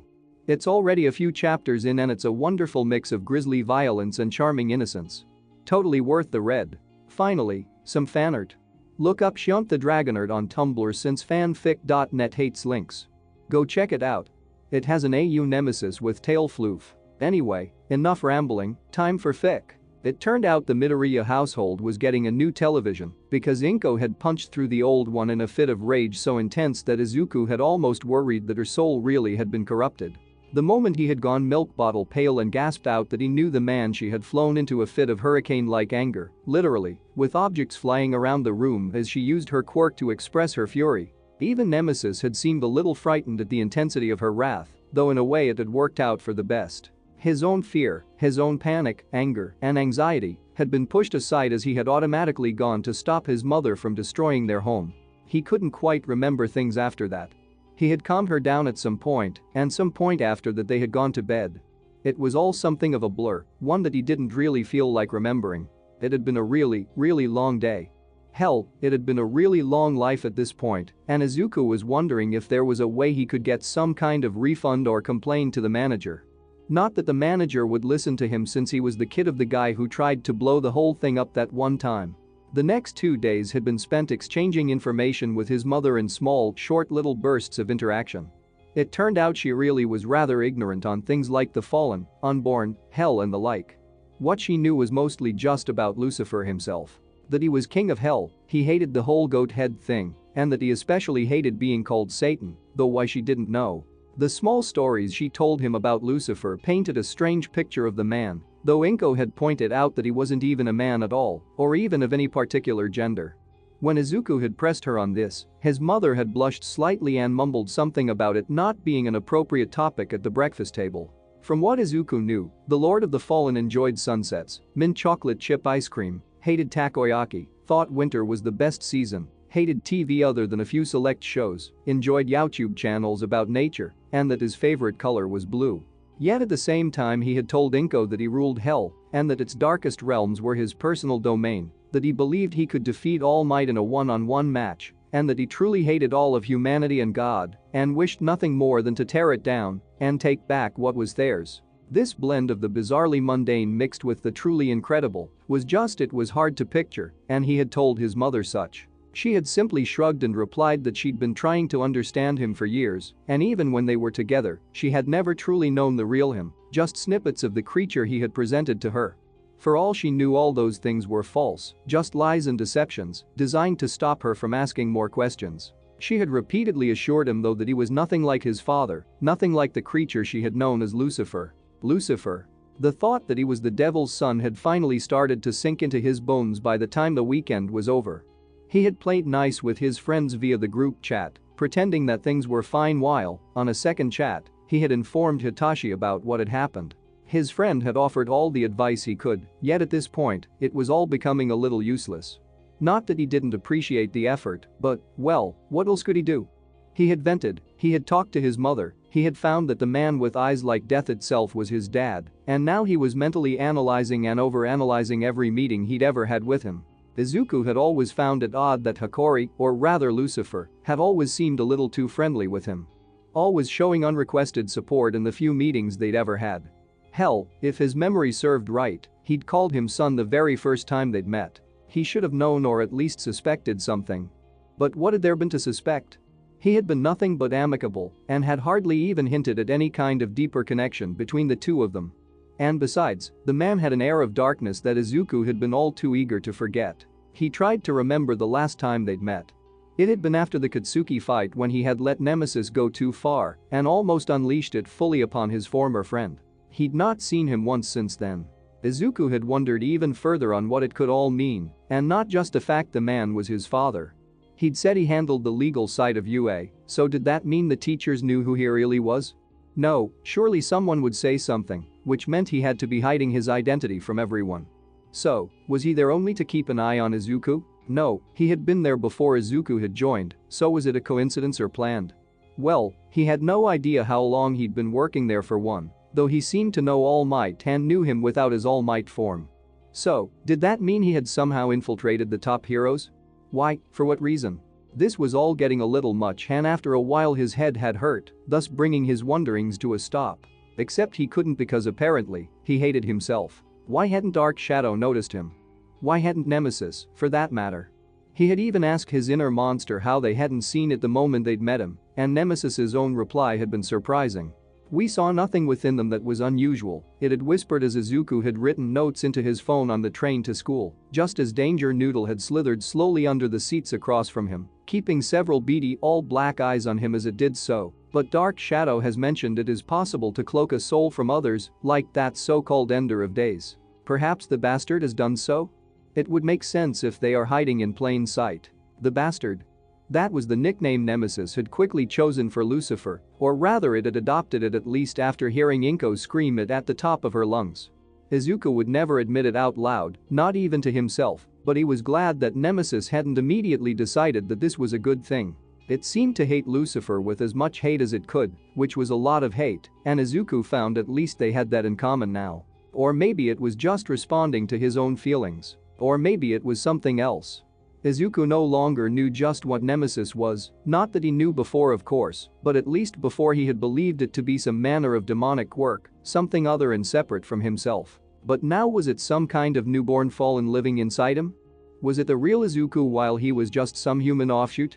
Nemesis, when asked, simply had no idea, though it wouldn't admit that so easily and masked its lack of knowing with its usual, "We are Izuku Midoriya, we are Nemesis, we are Shadow and Flame" line. Translated into normal person talk, that basically meant we have no friggin' clue, stop asking us. Izuku groaned, lowered his phone, and put his head against a cool railing pole beside him, letting the chill soothe his growing headache. He could feel the metal tink up against his horns, and he found himself frowning. This was his life. His life was a train wreck from hell, literally, and now not only was it on fire and people were running around screaming, but the designer of the train was the devil and had probably deliberately designed the train to. Another stab of pain. Another low growl of irritation from the boy. He wished he could turn his brain off. He wished he could live someone else's life. He wished he was just a normal kid who went to school and had friends and played video games or whatever. But wishing didn't make anything come true, though apparently making deals with the devil did. Too bad he couldn't make deals with himself. He looked back to his phone and frowned to himself, then he repeated a simple action that he had done several times over the weekend. He opened up his messages and looked to a screen that was completely empty of texts. The number above was a new one that Inko had given to him. The contact was simply listed as Lucifer. A nervous terror whispered through him, as well as bitter anger from his own curse. His heart twisted and curled at the thought that with just one text he could have every question answered, or at least a lot of them. With one text he could be in direct contact with his father, the king of hell himself. Weird to think of the most terrible of the fallen, apparently had a mobile phone and was reportedly rather fond of it. Izuku had to admit he had seen it on the man every time they'd met. His eyes lingered on the screen for a moment longer before he exited out, making sure to carefully bring up his friend chat again before closing the app. A little overcautious, sure, but the last thing he wanted was to send a wayward text to Lucifer and start their conversations off on the wrong foot. That's if he even wanted to talk to him, of course. The train came to a slow but screeching halt, and Izuku hauled himself to his feet as a voice bing-bonged across the tinny speaker system to announce that they were indeed where they were supposed to be. Izuku wanted to let the whole thing slide, at least for one day. But he knew he wouldn't. For the rest of the week and beyond, until he finally took that dreadful dive and messaged his unholy, absent father, he would forever be thinking about that empty message screen. It would eat at his heart like a worm through an apple until his entire insides were hollowed out and he was consumed by his anxiety. As he made his way out of the stadium, along with the hustle and bustle of other students and passengers, he couldn't help but think on an old maxim he had repeated 1,000 times in his head. God really did hate him. Today we're going to having a special class in preparation for your upcoming internships, the results of which the school will be announcing on Friday. Aizawa's tone droned across the classroom, and he even took a moment to pause and put some eye drops into his extremely tired-looking eyes. His bandages were finally off, and the class had let out a none too silent gasp at the large scar that now stretched from forehead to cheek over his right eye. It was amazing that he hadn't gone blind, though Izuku could easily guess that it had damaged his quirk usage. Something that Nemesis had been more than happy to see, being that it lessened his ability to divide them again. Another mystery that sat unsolved on the giant mystery pile that was his hellborn power. He forced himself to sit upright, however, as his teacher placed both his hands flat down upon his podium. Take this class extremely seriously, it may well affect the rest of your careers as heroes, and therefore, the rest of your lives. This caught his attention. He blinked and candle flame ghosted through his blood. The others in the class also suddenly tensed and an air of quiet terror gripped them all. Then, suddenly, much to the shock of everyone, the door burst open and in walked Midnight, or rather, Kayama-sensei as she was insisting her class call her. She was dressed in her skimpy hero attire, whip and all, with the look of a woman who just walked out of something hot and heavy in a bedroom somewhere. Izuku noted a few boys in the class drool at the sight, though while he couldn't see him without turning around, he could hear the slightly irritated groan of Hitachi from behind him, and that at least made him smirk just a little bit. Of course, he also had to suppress a wolfish growl from Nemesis, who still held a grudge against the woman for ruling against them in the tournament. Izuku himself had to admit he felt his own ire rise at the sight of her, though he kept it well in check. He's right, you know, Kayama-sensei announced with a smile as she came to lean against an annoyed-looking Aizawa-sensei. What you're about to do could change the courses of your lovely little lives. She grinned widely and, in a tone that hid none of her excitement, announced, "Today we pick hero names." The cheer from the class practically deafened Izuku, and yet he found himself not joining in the slightest. Kayama-sensei immediately moved about handing out small whiteboards with markers attached and began explaining that a hero's name was important for more than just the obvious. A good name portrayed everything that the prospective hero aspired to be. All Might, for example, exemplified his strength, his power, and his ability to be the hero that stood atop all others, strong and invulnerable. She finished by explaining that her own name, Midnight, was to symbolize the effects of her sleeping quirk, as in to sleep at midnight, but also the naughty suggestiveness of what happened at midnight, which again made some of the class blush at the very idea. Aizawa-sensei simply cut in with the suggestion to not let others pick your name for you, or you might end up with something dumb that'll stick to you forever. Kayama-sensei looked back to the rest of the class and, none too quietly, whispered out, "Present Mick chose his name." This was met with a few barely suppressed giggles and a rolling of eyes from their homeroom teacher before he zipped up his sleeping bag and moved to nap behind his desk. The class quickly got into the swing of things, with Tsuyu announcing that her name would be Froppy, the rainy season hero. This was met with some cheers, which led others to taking the stand. Next came Momo with Creati, then Kyoka with Earphone Jack, Denki with Chargeabolt and Dejiro with Red Riot. Achako chose Uravity, Tenya chose Ingenium, though he quickly explained that he knew he didn't quite yet deserve the title and that he intended to live up to his brother's and by extension, his family's traditional name with time and effort. Though not all were immediately accepted.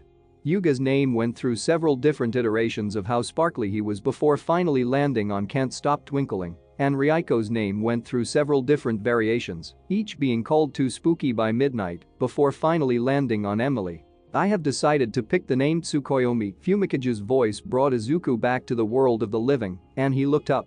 He had been simply staring at his whiteboard with the pen in his hand for what seemed like almost 30 straight minutes now. My power is that of darkness, and as such, I shall use it to protect those caught in the darkness, just as the god of the night watches over those in his shadowy realm. Tsukuyomi Kayama-sensei put a hand to her chin, a little dark, but for your image, I think it works great. She gave him a thumbs up, I approve. Fumikage nodded respectfully to her, thank you, Kayama-sensei. He turned and walked back down the aisle, giving Izuku a small smile as he passed him. Izuku couldn't help but think on how his friends, other than Hitachi, had no idea just who they were smiling at and what they would do if they knew. Sticking with someone who was possessed against their will was one thing, but he was something inhuman. Something that didn't belong on the earth. They had accepted everything so far, but this was so much to take in. The child of the devil.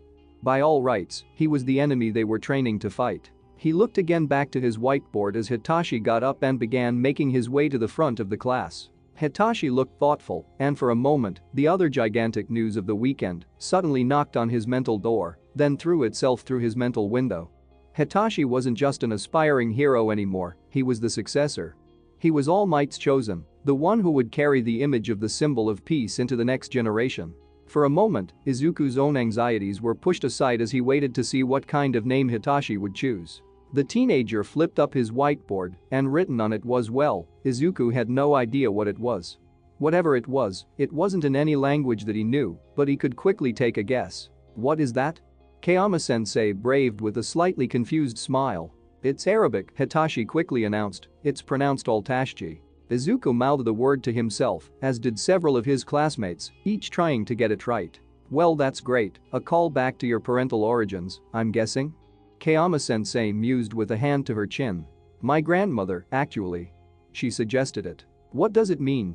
At this the teenager paused for a moment, then motioned as if he was trying to find the right term. It depends on how it's used, but generally, it means to encourage or encouragement. But it can also mean to spur on, to shout, to inspire hope. Hitachi looked back to the class as he continued, that's the kind of hero I want to be.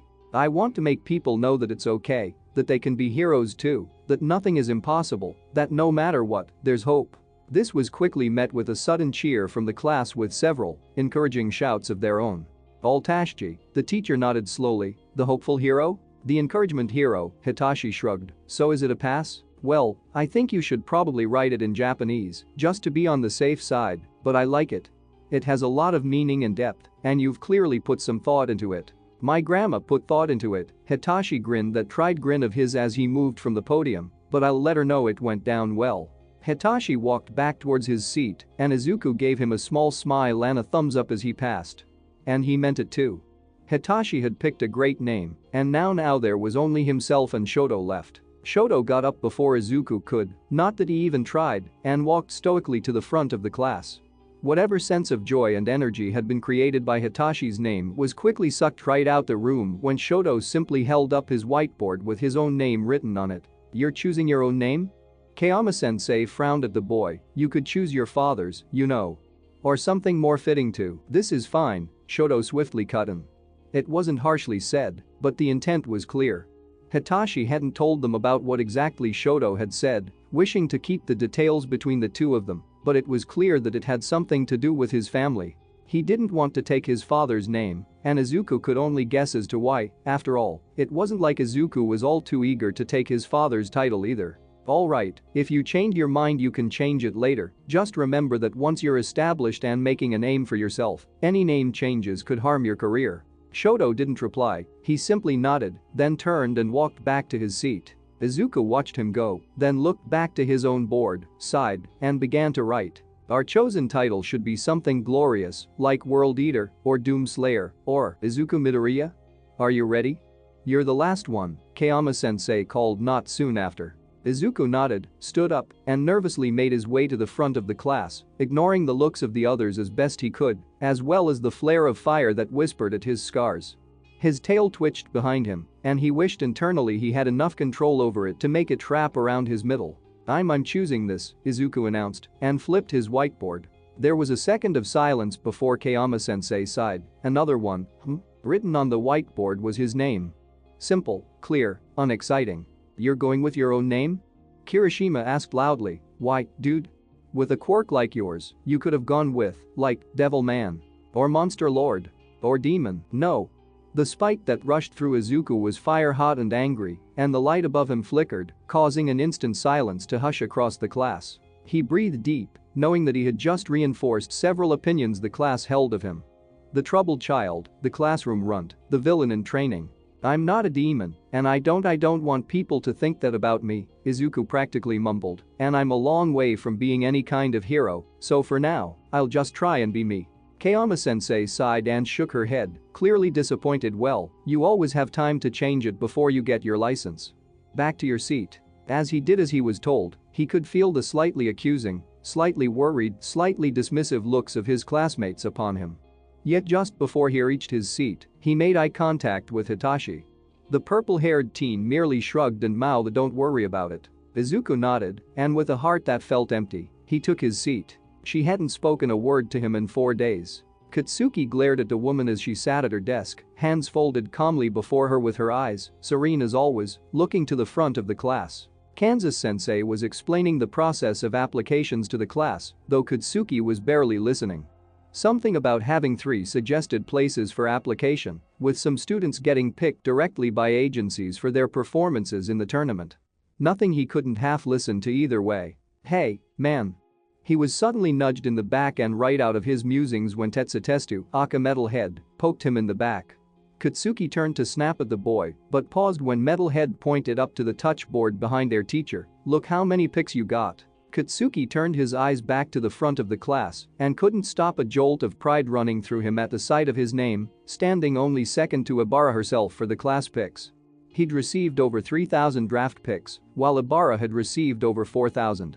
The list continued to go down in a slow decline, with Big Hands receiving 1,000, then Drill Boy receiving over 700, then Fat Boy receiving 400, and so on, until the list ended with Copycat receiving 2. You've all done well, especially you, Ibarra, Vlad King, aka Kansas-sensei, looked to the girl who sat, almost motionless, in the center of the class. A smile appeared on his usually stern face. You fought the very best Class 1A had to offer and put them in their place. You should know I'm proud of you.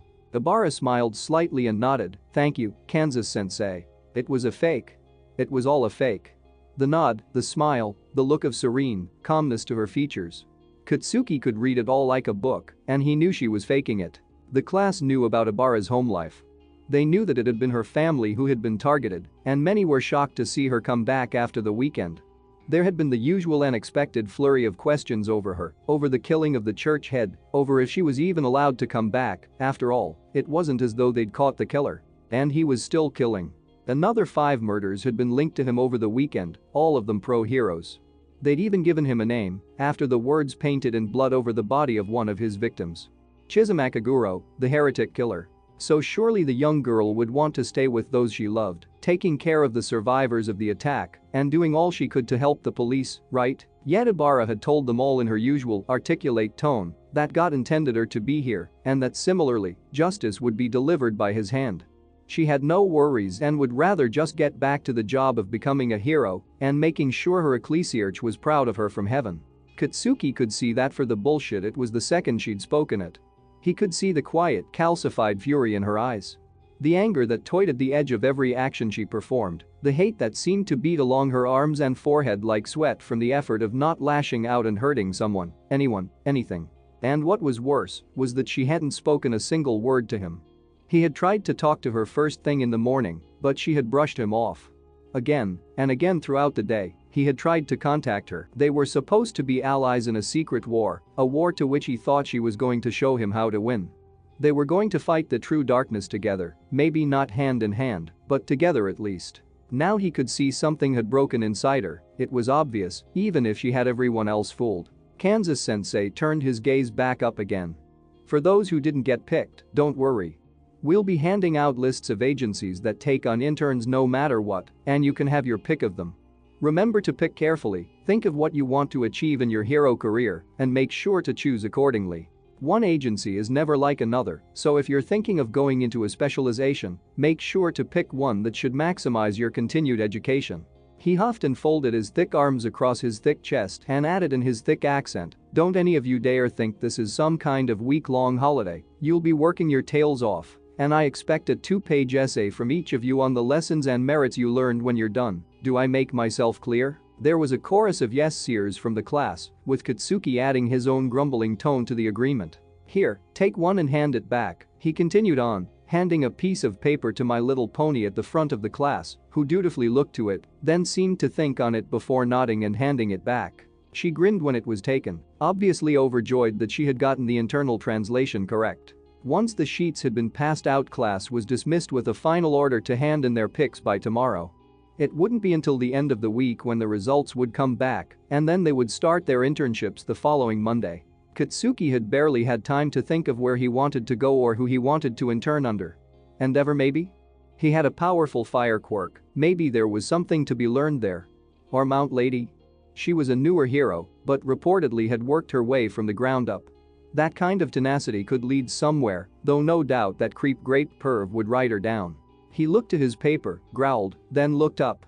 And for a second, he met Ibarra's gaze. Something passed between them, a determined sort of anger that neither would actually put into words. And then, suddenly, she was up and off, scooping her backpack onto her shoulders and striding towards the door. Even as Metalhead tried to engage him in conversation, Katsuki was on his feet, grabbing his own bag and striding after her. It was almost funny to watch, two people, one determined to talk to the other and one determined not to talk, both trying to get out of the classroom without causing a scene and without looking suspicious. But Katsuki was not about to quit. He would get his answers, he would get his conversation, damn it. And yet, he wasn't the first one to stop her. Just as she reached the doorway, Copycat stepped before her. Copycat looked like crap, fried up and served with a side helping of awful. His skin was pale, his eyes ringed with sleeplessness, and his hair, usually so carefully combed, was listless. Yet that ever-present smile was plastered onto his face, a look so well-trained and well-worn that Katsuki couldn't tell if it was just something he did naturally or if he actually meant it. Either way, it felt fake, like a lot of the things Copycat either did or claimed. Ibarra. His voice held a humor that was about one slight breeze away from shattering. He ran a hand through his hair as he came to stand completely in the doorway, his eyes only flickering to Katsuki for just a second as he came to stand behind the girl. "Can we talk? For a moment? Real quick?" "I'm sorry, Nito, I have to go," Ibarra quickly insisted, plastering a clam look to her face, even as Katsuki noted the ends of her vine hair twitching. "I'm very busy, as you might expect." I know, but, I wanted to, dickhead." Katsuki barked, almost drawing the attention of some of the others in the class. Thankfully, however, the chatter was too loud to be drowned out by such a command. "Leave her the fuck alone." Katsuki, Ibarra turned her head to him, and for a second the mask slipped. The cold, calm robot Ibarra cracked like fine china and, peeking out underneath like a trapped animal, was a girl who was nothing but emotions. Nothing but screaming pain and anger and mourning sorrow. "I don't need you to defend me." Katsuki didn't reply. He wasn't stupid enough to pick a fight with her right here in the classroom. He was a hot-headed, loud asshole, but this was Ibarra. This was his ally, his not friend who he knew better than anyone else in Class 1B. He wanted to help, and yet he could see in her eyes she would reject everything he had to offer. She turned back to Copycat and sighed, "Nito, I would love to help you, but I must be going." "But," she held up her hands, clasping them together, "I urge you to pray to Almighty God for answers, for only He can guide us in our most trying times." Katsuki felt a cold chill run down his spine. Not at her words, as she had often said similar things before, but at the tone of her words. There was something missing. Something was wrong.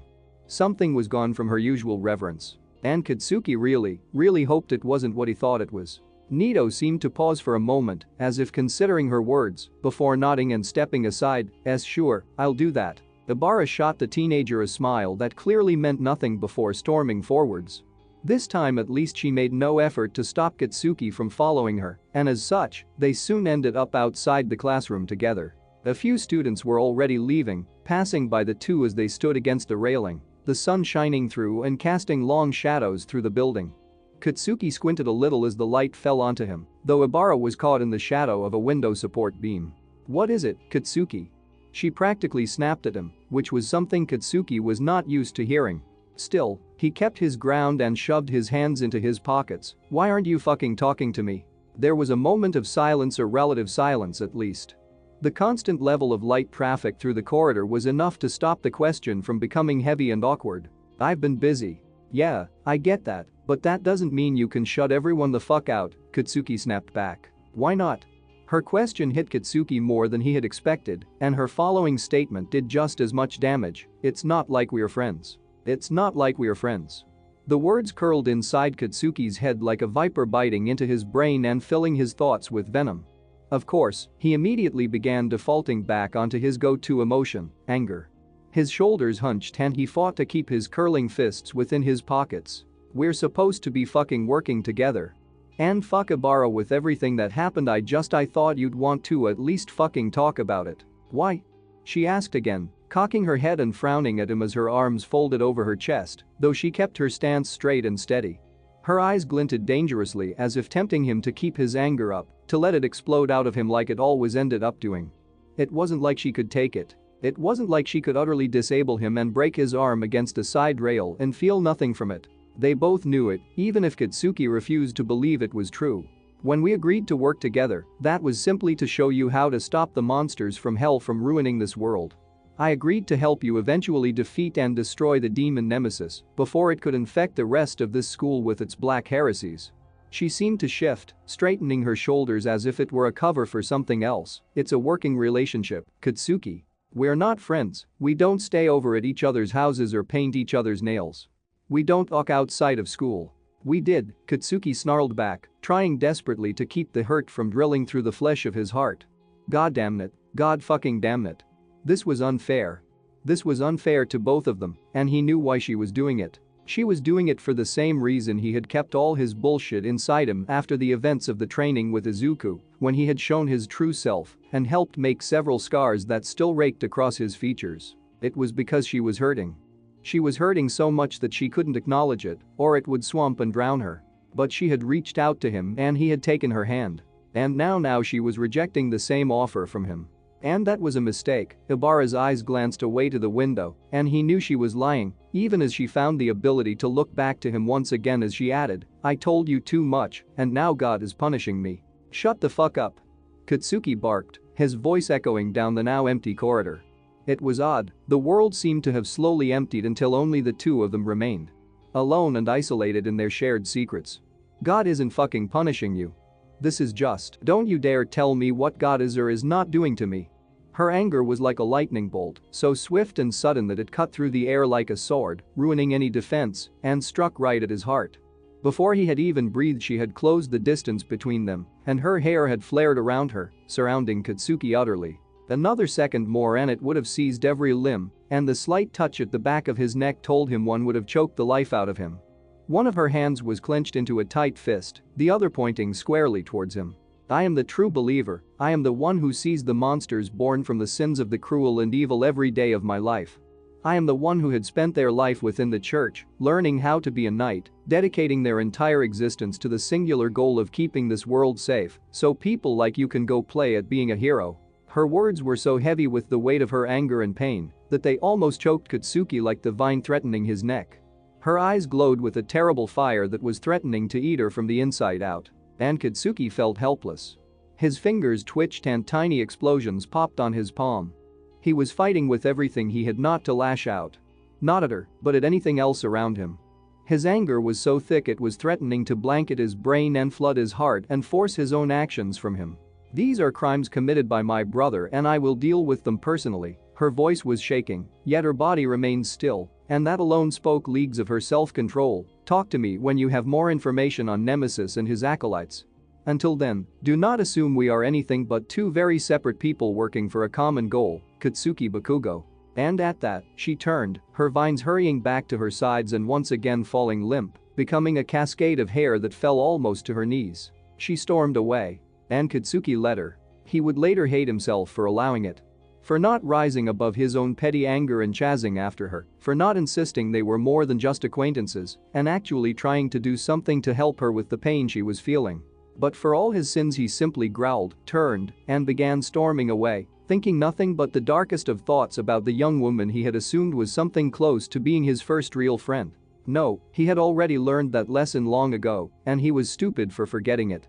All that mattered was himself and what he felt, fuck everyone else and their opinions. He would use Ibarra when he needed to defeat Nemesis and save the world from that terrible, hellborn threat. Until then he would work alone, train alone, and be alone. And yet despite the assurances he told himself, his heart still ached as if deeply wounded as he thought of Ibarra walking away down the corridor, the shadows passing over her until she was swallowed by them as she went into the interior of the school. Ibarra. Hurt. Alone. Angry. Just like he had once been. So I know what you're thinking. Damn that Sideos, making us wait even more for the hero name while piling on angst? Yes. For now, yes. Because just like many things now Izuku knows who his dad is, his hero name isn't something he's going to pick out of mid-air. It will carry the appropriate weight and power that his bloodline will demand of him. Plus when he gets it, it's a super cool scene. In fact, there are a number of super cool scenes coming up. The cool factor will start to ramp up. Either way, we're now officially only 3 chapters away from Izuku officially getting his shit together. 3 chapters, my dudes. Hopefully, you can all hold on that long. As for Ibarra, well, gotta drill her up to have her hunt down her brother, right? I hear Hosu is really nice this time of year. Anyway, thank you all for reading and for being awesome, and I'll see you next update for some good old-fashioned father-son bonding time. Peace. Chapter 36. Father. Okay, so, this is one of the big ones, both figuratively and literally.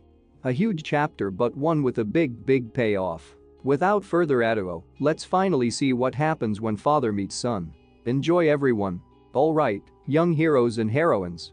All Might stood, fists on his hips, grinning out at all of them. I understand you've all picked your hero names, is that correct? There was a general, yes, sir, from the class. Excellent. I'm sure all your names are absolutely wonderful, and I look forward to learning them all. From this point on, once you step out of that locker room, I want you to only refer to one another with your hero names, and that includes me. No more All Might Sensei out here, just All Might. This is common practice in the field, and you should start to learn that habit now. There was a general buzz of excitement from the class, though once again Izuku found himself keeping his mouth shut. What did he have to be excited about? He had no hero name, after all. He wasn't even sure if he should ever get one, and even if he did try and pick a real hero name, what would it be? The Adversary? Destroyer of Kings? Angel of the Bottomless Pit? Spawn of Lucifer? Those were all names casually suggested by Nemesis, except the last one, which Izuku had thought up himself, though Nemesis had riled against it. They were their own being, after all, and their father was nothing but a worthless worm. Izuku had reminded it that it wasn't their father, but his father, to which Nemesis simply scoffed and reminded him of their usual fire and shadow line. His father. It had been 7 days since he had learned about him, and he still had no idea how to deal with it all. It had at least become part of the garbage fire that was his life, though he was finding that he was slowly starting to function a little more normally around his friends. They had noticed his shift in mood, of course. Glumly picking his own name for his hero moniker had been what had really set their notice off. Still, he had managed to cover it, saying that he was just stressed about internships. Izuku was pretty sure they weren't buying it, but considering Hitachi now seemed equally stressed did help sell the idea. Dark Shadow hadn't been convinced either. The demon quirk had immediately noticed something was different with both of them the moment Fumikage had brought him out that Monday lunchtime. First, it had accused Izuku of hiding something, which he denied until it had given up, deciding that it wouldn't believe anything Nemesis said anyway. Then it had turned its eyes to Hitachi. For several moments it had simply stared at him before moving back and keeping quiet, eating at its apples and occasionally glancing at the purple-haired teen. Izuku had to wonder why the demon was acting so strangely, though Hitachi had managed to hide the sigh of relief by biting into his cheeseburger and joining in a conversation about where they were going for the internships, though he had kept his true pick a secret from all but Izuku. Apparently, according to Hitachi, All Might had promised him some help in finding a worthy teacher for his internship. He had been warned off using All Might's power, the name of which was also a guarded secret, until he was in a safe enough environment to test it. All Might had said his body wasn't completely ready for it just yet, and it might take the better half of a few months, training his form up to be strong enough to test drive it. Izuku had morbidly joked about just doing it anyway, after all, it had worked out great for him. The day had passed, and now their first hero lesson of the week was about to kick into full swing. The day was a bright one, with a few clouds in the sky, and the class was gathered outside a large warehouse in Training Ground Alpha. As the class began to be organized into small teams to run through the exercise All Might had set up, which was a timed hostage rescue situation in which the teams had to either rescue the two hostages or defuse and/or secure a bomb, Izuku found his mind continuing to wonder about the largest of his worries. His father. And if he should agree to meet him. Inko had brought it up very lightly with him yesterday, wondering if he had any thoughts of the matter. Truthfully, Izuku still didn't know and found himself opening up, then closing down the still empty text chat with Lucifer's name over it. It was weird. He had met the man, he had talked with him, and yet those times no longer felt real. They were more like practice runs. After all, in those times he had been talking to Hisashi Hikori, not Lucifer, Lord of the Fallen. The true first time they would meet would be something else entirely. Izuku? Izuku snapped out of his thoughts like someone had hit him in the cheek with a rubber band. Woo! Standing before him was Shoto. He had changed his uniform, being an all-blue jumpsuit with white boots ensemble now. His expression was a dull, stoic blank as usual, though there did seem to be a slight irritation in his heterochromatic gaze. We're paired for the exercise. We should come up with a strategy. Oh, right, yeah, though in truth Izuku already knew his strategy. Go in there, grab as many hostages as he could fit in his arms, and leave. The hostages were represented by some of the smaller robots and had been programmed to say things like help me and get me out of here and All Might, more like filthy meat bag might. Apparently, they hadn't found way to get that one removed. Or so Power Loader Sensei had claimed. He was confident enough at least with using Nemesis to boost his speed, and Nemesis it seemed, was in no mood to play around and would rather get this over with. Had always preferred the combat-oriented exercises anyway. And yet a sudden thought hit Izuku. Maybe a little good could come out of this week. He was paired with Shoto. Shoto, who Hitachi suspected to be the third cursed child in the class. Shoto, who only had to use his fire once for Izuku to be sure. This could be his golden opportunity. He could get Shoto to use his flame and see for himself, up close, if his soul was scarred. So, any ideas? Izuku braved as he fiddled with the end of his tail, carefully trying to seem like the cautious teammate. He's a strange creature, Nemesis whispered through his mind as Shoto looked away and towards the building their exercise was taking place in, a soul so caged in ice, and yet, we sense his loneliness, his eagerness to have someone reach out to him. He is so powerfully gifted, yet he has nothing. Izuku noted Nemesis's cold but interesting assessment. Though it wasn't exactly a hard conclusion to come to. Anyone who talked to Shoto long enough got that impression from the boy. You move in and secure the hostages, I'll stop the bomb. He paused for a moment. Can you use your wings yet? Oh, no, not really. By my assessment of the parameters, I don't think you'll be able to rescue all the hostages, not unless you use your power, which is risky. Ouch, but fair. Can't you, I dunno, Izuku pretended to idly state, burn down the bomb with your fire? It's a bomb. It would explode. Shoto locked him with a narrow stare. I thought that was obvious. Yeah, right, dumb idea, sorry. He shrugged and gave a quick smile. Got a lot on my mind lately so. Shoto didn't press any further. I could freeze the bomb. The exact opposite of what Izuku was trying to get him to do, but he supposed it would give them a pass for the round. An easy pass. One that Izuku knew he wouldn't feel as though he had earned, but at this point, in this particular week, he was willing to just take what he could. Sure, he sighed slightly, I guess. You guess?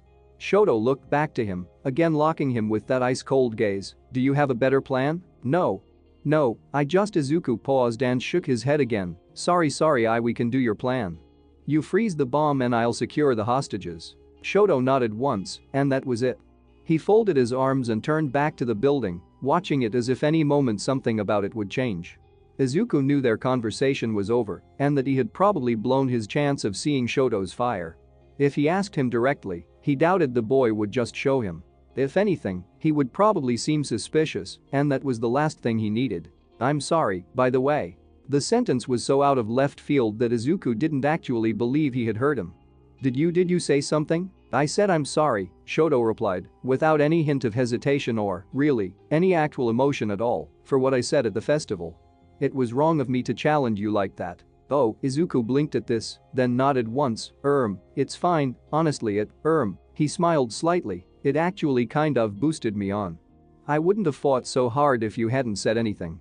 His challenge was accepted, and we rose to face it. Nemesis growled its boast through his brain, though we were cheated from our victory against him. "Next time, we shall succeed, and we shall do it standing over his defeated body." Izuku paused for a moment before realizing that he had a chance here. Not to bring out Shoto's fire, but perhaps create something of an opening for a future advantage. "I think you got to Hitachi the most, though." He added a small fanged smile. "He really went after you, made you use your fire and everything." This was met with the tiniest flicker of emotion from Shoto, one that was barely reflected in the twitching of his cheek and the way his eyes seemed to soften for just a second. Izuku feigned a moment of thought before adding, "I'm kind of jealous of you, actually." Shoto turned his head back towards Izuku at this. "Your fire seems like, normal fire." He shrugged and twitched a self-pitying smile at one corner of his lips. "Mine's just horrible." He paused for another second, weighing his options in a half-second of judgment before taking the plunge. He sighed heavily and looked away from Shoto. "I get my quirk from my father, but I hate it. I hate his stupid power." His voice dipped and he knew he was maybe going too far, being too obvious, but his bitterness was carrying him away. "I wish I could trade it away for, I dunno, anything else. Even being quirkless." He sighed and rubbed his tired eyes. "Sorry, didn't mean to spill all that out, I've had a long week. Family stuff, It was a huge gamble, and all it would take was for Shoto to ask if Hitachi had passed any information he no doubt swore he would keep quiet about, for it all to come crashing down. True, Hitachi hadn't told them much, but Izuku remembered his words on the beach, how he had briefly mentioned telling Shoto the same advice he gave to Izuku. He remembered it being about fathers. Which, when combined with Shoto's possibly broken soul, implied something about endeavor that Izuku wasn't sure he wanted to know. Shoto was being quiet, and Izuku wasn't meeting his gaze. Any second now his teammate would begin with the angry accusations and, "You hate your father?" The voice was not harsh. It was cold, but that was just Shoto being Shoto. Izuku felt flame lick along his scars as he forced his anxiety down. He couldn't be so obvious, and he had risked too much already. "Yeah, I do." Izuku shrugged and looked back to Shoto, then he suddenly shook his head and went to look away. "Sorry, you don't want to hear this, we should. I hate my father too." His answer honestly surprised Izuku, even if he already suspected it based on Hitachi's words. Still, the measure of his voice was chilling. It was said with such a cool, calm sureness that Izuku felt it almost stab through his skin. "Oh," Izuku blinked, "I'm sorry to hear that, I mean." God, he knew he was doing a far worse job than Hitachi would do. He'd know exactly what to say to lift people's spirits. All Izuku could do was act dumb and awkward. He let out a single, joyless laugh. "Heh, look at us. The two fire users in the class and we both have crap fathers, what are the odds, right?" "I would say the odds are pretty far-fetched," Shoto replied as if the question had been a serious one. Yet before Izuku could follow it up, he continued, "Do you talk to him?" "Who? Your father?" Izuku blinked at this and glanced around. The other students were starting to get ready, and he knew their prep time had to be running out soon. Still, he had started something with Shoto, something he didn't want to finish just yet. "And no, I've actually never met him, kinda. I mean he wondered if he should continue." This was information not even his own friends had yet, but he was close to something here, he was sure of it. "He and my mom aren't together and he's been out of my life for, well, all my life." Shoto seemed to wait, impassively listening, and yet, his gaze was a focused intensity that told Izuku every word was being quietly absorbed. Hitachi was right, he was the type to be quiet and listen. But lately he's been wanting to get back in contact, it's why I'm a bit scatterbrained. He chuckled nervously at the end of his statement and scratched at his pointed ear, looking away. "I dunno what to do." Shoto HM''D for a moment, though he didn't take his eyes from Izuku, and the teenager was feeling increasingly like the boy would never look away again. Finally, however, he simply stated, "Meet him." Izuku felt fire wash through his scars as he looked wide-eyed to his teammate, and he couldn't stop the sliver of anger in his tone as he said, "What? Why? Your quirk is volatile and dangerous," Shoto pointed out with all the subtlety of a bulldozer, "but you said you get it from him. He might have answers to help you control it." He took another second before stating, "I'm going to intern at my father's agency, even though I hate him.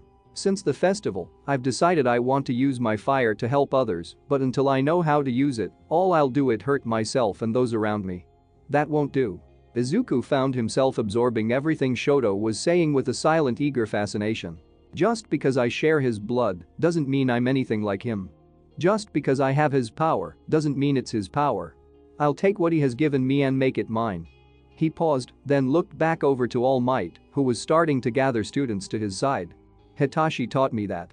I'm surprised he didn't teach you either." "You know, maybe he just did," Izuku smiled.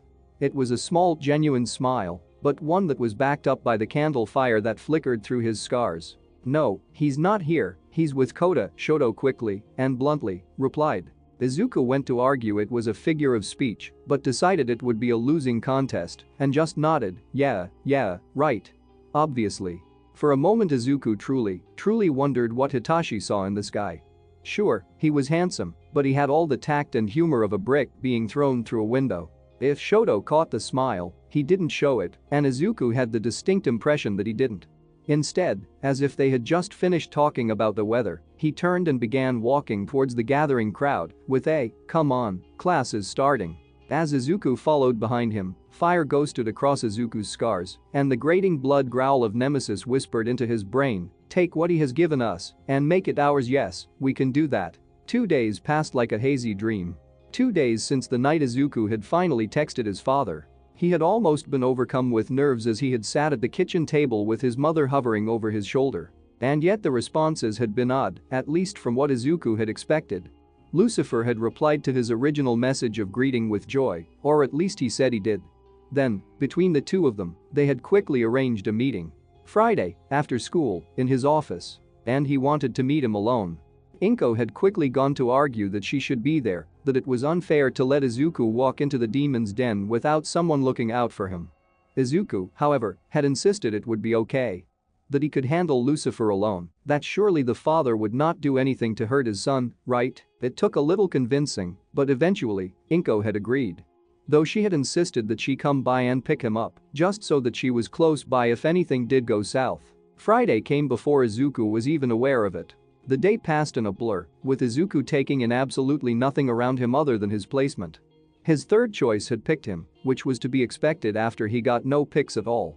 No doubt people saw his performance in the festival and had very solidly thought no thanks.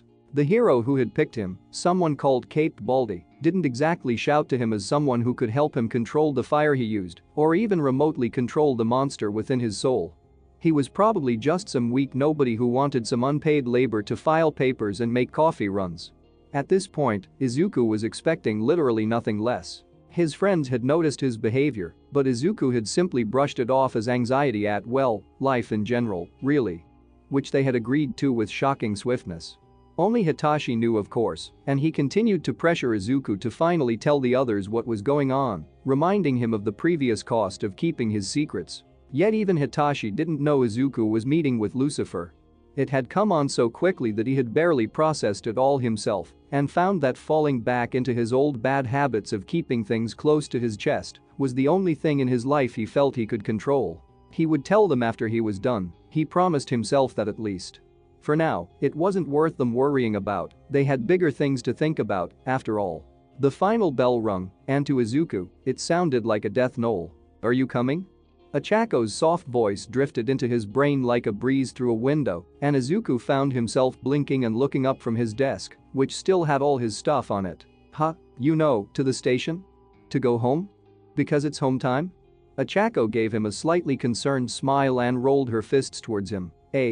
Yeah? Oh. Right. Yes. I mean no." Izuku blinked and shook his head, trying to get himself back under control and trying not to seem like an absolute wreck of a person. "No?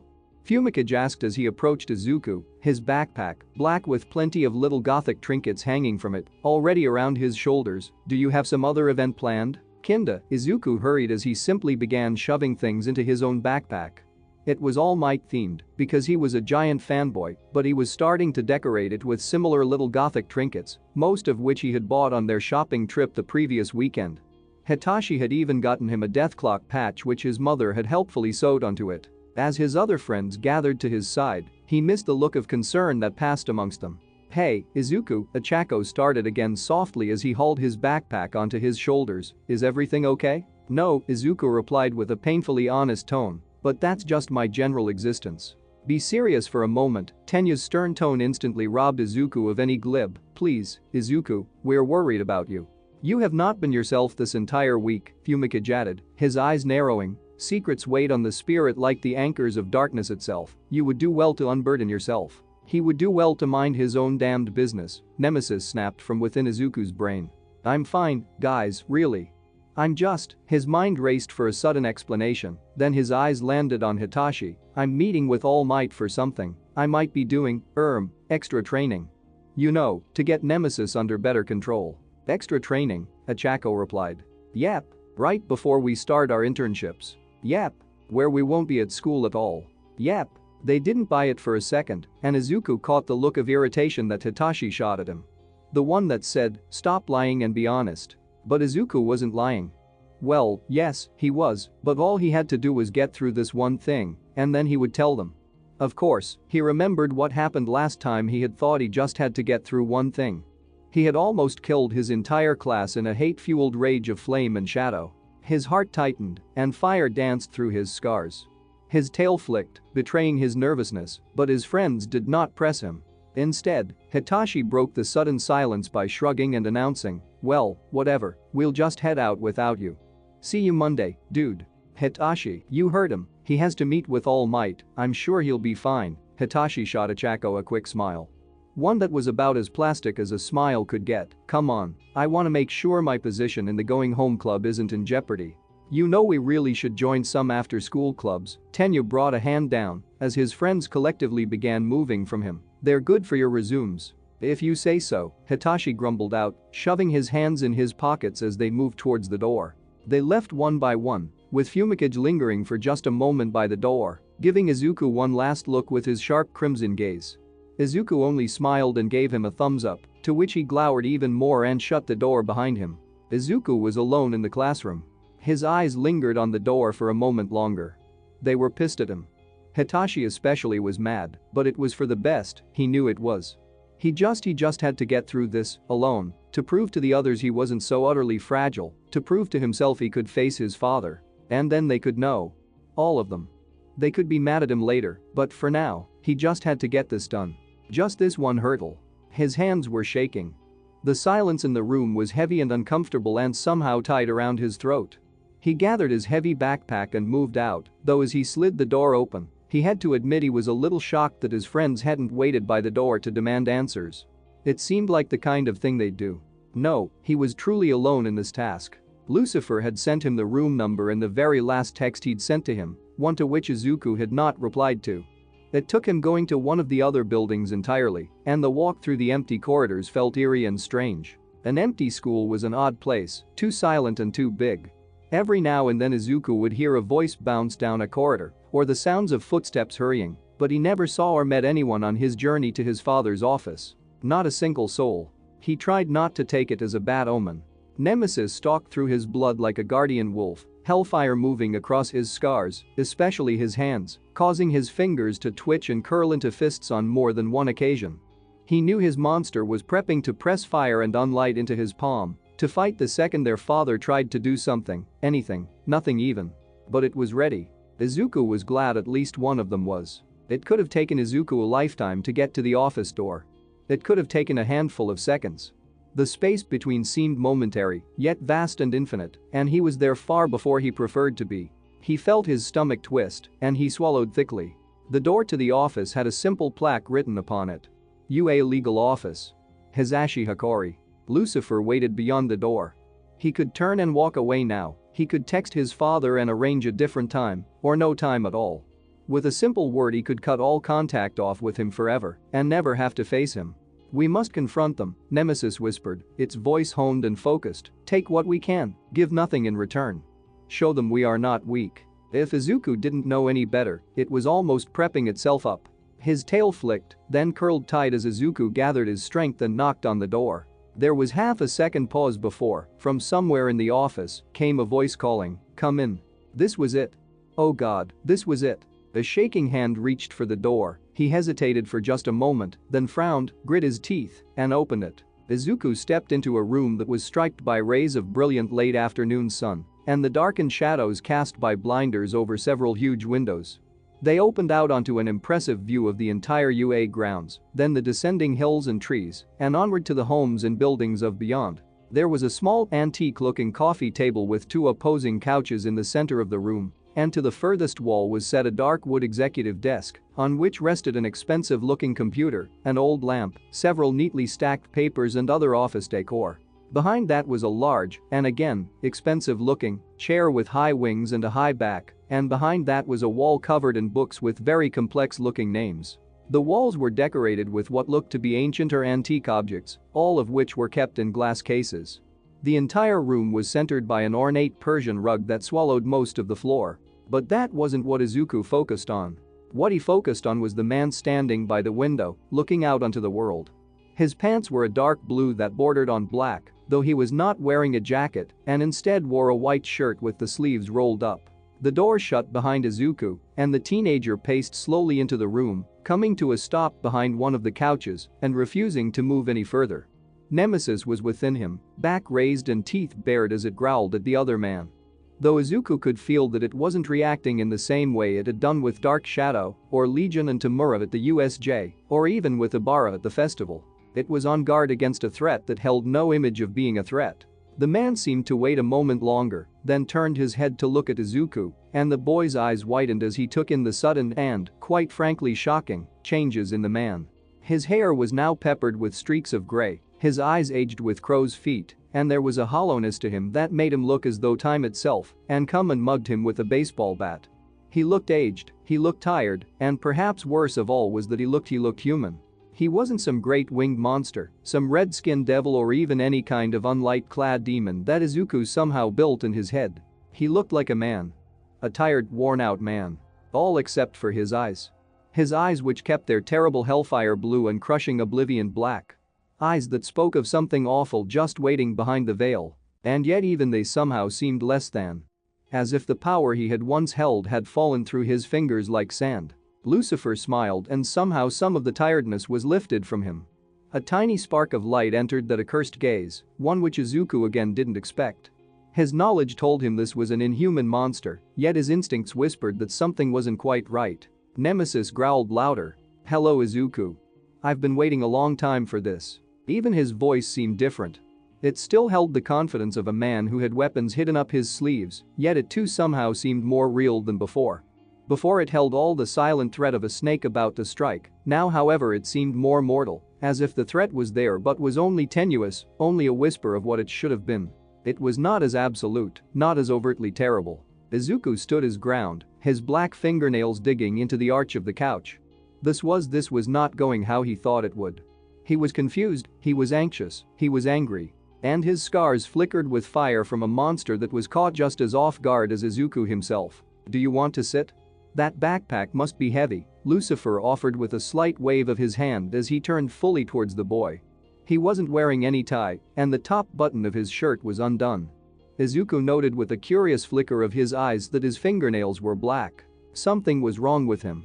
"I'm fine," he found his own words were choppy and harsh in his mouth, almost as if Nemesis was speaking for him, though the lack of any echo was evidence it was all his own bitterness. "At least put the backpack down," Lucifer offered again with a slightly amused eyebrow. "If we're going to talk, I want you to be comfortable." "I'm fine," Izuku insisted, his eyes never leaving his father. His father. This man was his father. It was hard to consider, even with the man standing before him. Lucifer let out a slight joyless chuckle and nodded. All right, whatever you wish, son." "Don't call me that," Izuku snapped suddenly, his fire spiking through his blood and his scars flickering blue. "You don't have the right." Lucifer did not jump back in fear or even react much at all.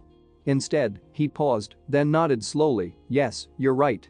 I apologize." Again, Izuku felt as though his legs had been swept from under him. Goddamn it, this was not what he thought, this was nothing like he thought. And yet it wasn't as though he wasn't in control of the situation. If anything, he was in total control. Lucifer hadn't locked him in, or threatened him, or done anything to him at all. He was just so sickeningly calm about everything. Just placidly happy for Izuku to even be there, and that pissed Izuku off as much as it set him on edge. I don't exactly have the best impressions of father figures, so if I act untoward, you can understand why, Lucifer added as he took a few quick strides forward, coming to stand as Izuku stood behind one of the couches. "You know you really should sit down," Lucifer insisted again. "Please. I'm not going to bite." He paused for a moment and then suddenly clicked his fingers. "Perhaps it would put you at ease if I was truly myself to you." What?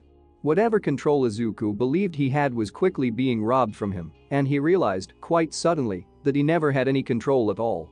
Or rather, if he did, it was never his to own. Before Izuku could say or do any more, Lucifer stretched out his hands with his palms up. Then the veil fell away.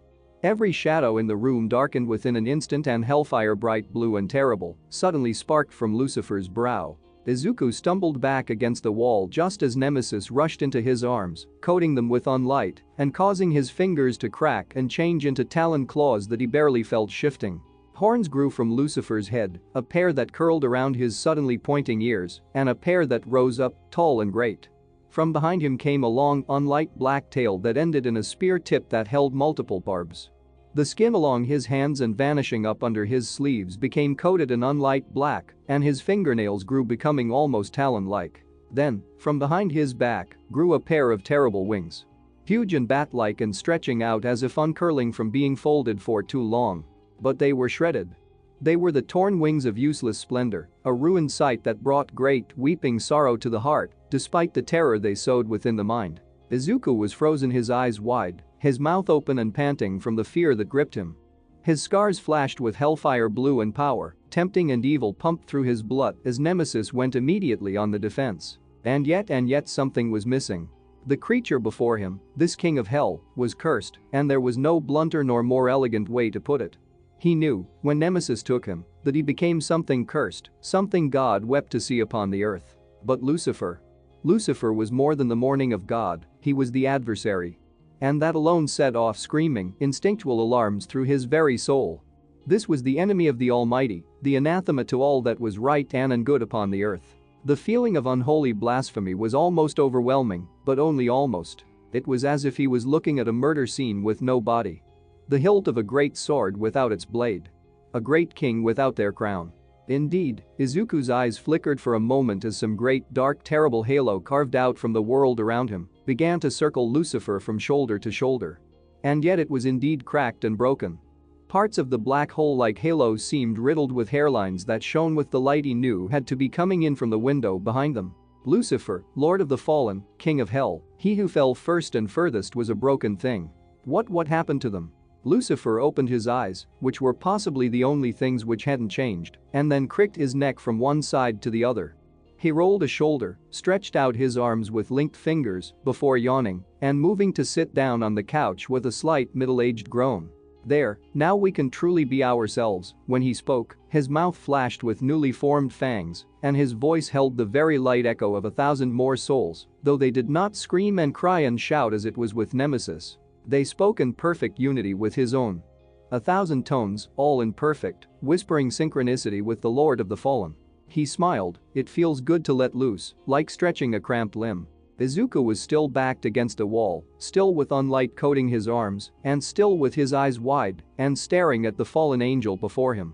His own talons had dug into the wall itself and threatened to tear it out. Lucifer only blinked at Izuku, then frowned slightly. "I did say you should sit down." Izuku stammered the words out, even as his own monster threatened and tore at his heart for more control, more defense. You're the devil. The actual devil. Yes, well, one of them.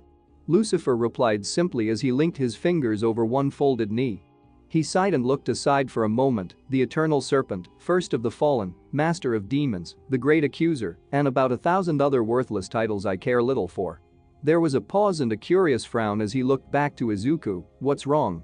You're the devil. The thought wouldn't stop hammering within Izuku's own head, like a mallet driving in a post. His eyes were wide, and he began slowly edging towards the door. You're evil. Lucifer didn't respond to this, instead he seemed to note how Izuku was slowly edging away, and he sighed softly. He held up his hands, as if in surrender, and Izuku stopped in his tracks. I'm not going to harm you, Izuku. I would never harm you. Liar, the word cut itself out of his throat and came with the echoes of his inner monster. The next, however, were Izuku's alone. You left me and Mom. You left us and let me suffer all my life. Lucifer took this with an infuriating calmness. Yes, I did. Why?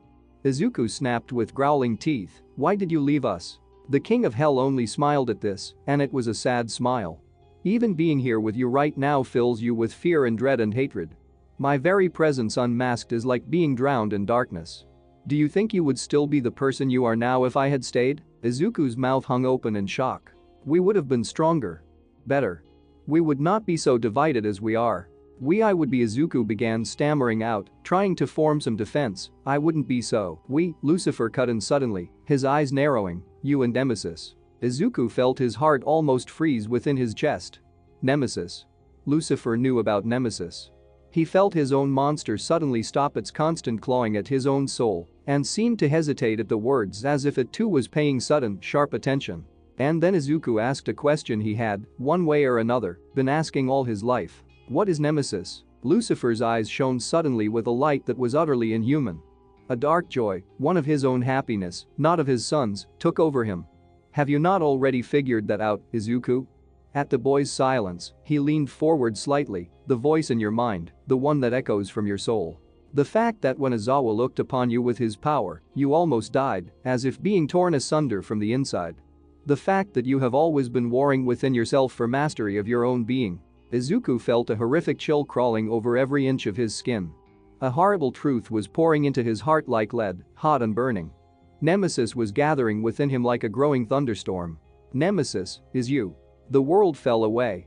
Every sense Izuku had other than his sight and his hearing seemed to become blanketed with choking smoke. And you are Nemesis. He was falling forward, and only by grabbing the couch could he keep himself upright. You are one and the same. We are Izuku Midoriya. We are Nemesis. You are shadow and flame, as I am shadow and flame. Yet while I am whole, you are divided between the dark and the light. Izuku couldn't form words into his own dry mouth. He found his speech robbed from him as the final truth of things, the horribly, stupidly obvious truth of things hit him full force. His chest felt crushingly tight and his nerves standing on end. And he was somehow not surprised. Of all the emotions he felt in that moment, the anger, the bitterness, the sorrow, the mourning of his own soul, he wasn't surprised. You, that can't be true? Of course, it's true. You're the product of a fallen and a human. Luckfear's words were like daggers stabbing into his already torn heart. He was so disgustingly casual about it all, as if he had no idea just how much pain his words were inflicting. I admit, I did not predict this would happen though. This division of your human and fallen self within your own soul, like yin and yang, eternally battling for dominance. Nemesis was caught within him, a sudden firestorm that turned his scars a flickering blue, even as the unlight across his arms faded, only to become splotches that dotted his entire body.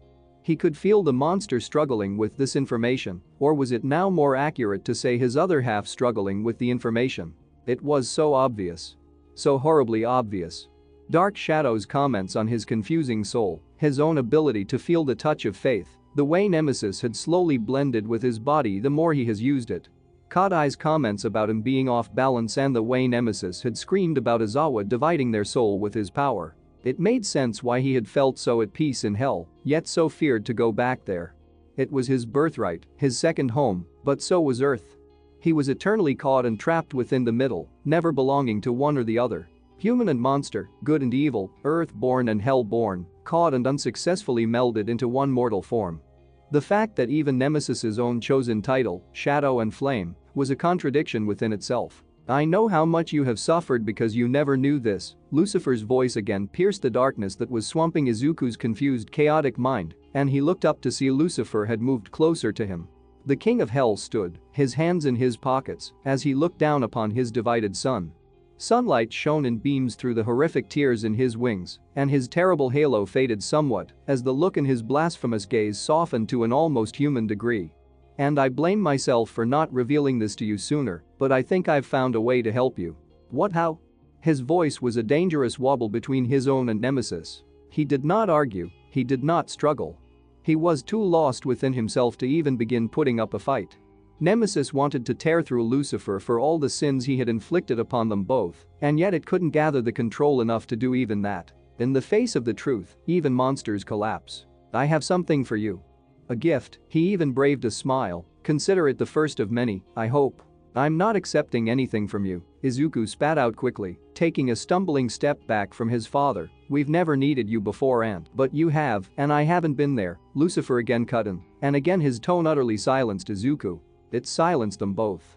The sudden quiet stretched long and thin and heavy, holding up all the weight of the past, threatened to collapse into the room all at once, and like a tidal wave, wash them both away forever. There is so much I want to tell you, Izuku, but I can see how the truth about your own power has hurt you, Lucifer finally added, his voice old and worn.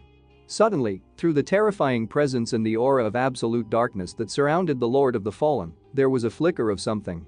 Something that caused the bitterness and anger to finally take back control of Izuku's emotions and coldly plant itself within his heart. He was a divided being, a being of contradictions wired into his very soul, but he could pull himself together long enough to glare bitter, hateful daggers at the monster that had caused all of it. Izuku and Nemesis both, two halves of one being, hated their father. And in that, the unlight faded from his skin, and the fire burned low to a smoldering coal flicker within his scars. But for now, Lucifer continued, I have this. He put his long-nailed hand into his pocket, and with a dexterity that quietly astounded Izuku, he drew out a piece of paper without ripping either his pants or the paper itself. No, not a piece of paper, but a folded post-it note. And the first of the fallen, the great accuser, the king of hell, held it out to Izuku with a smile that looked for all the world like it would fall to pieces if Izuku rejected it. It had to be a lie.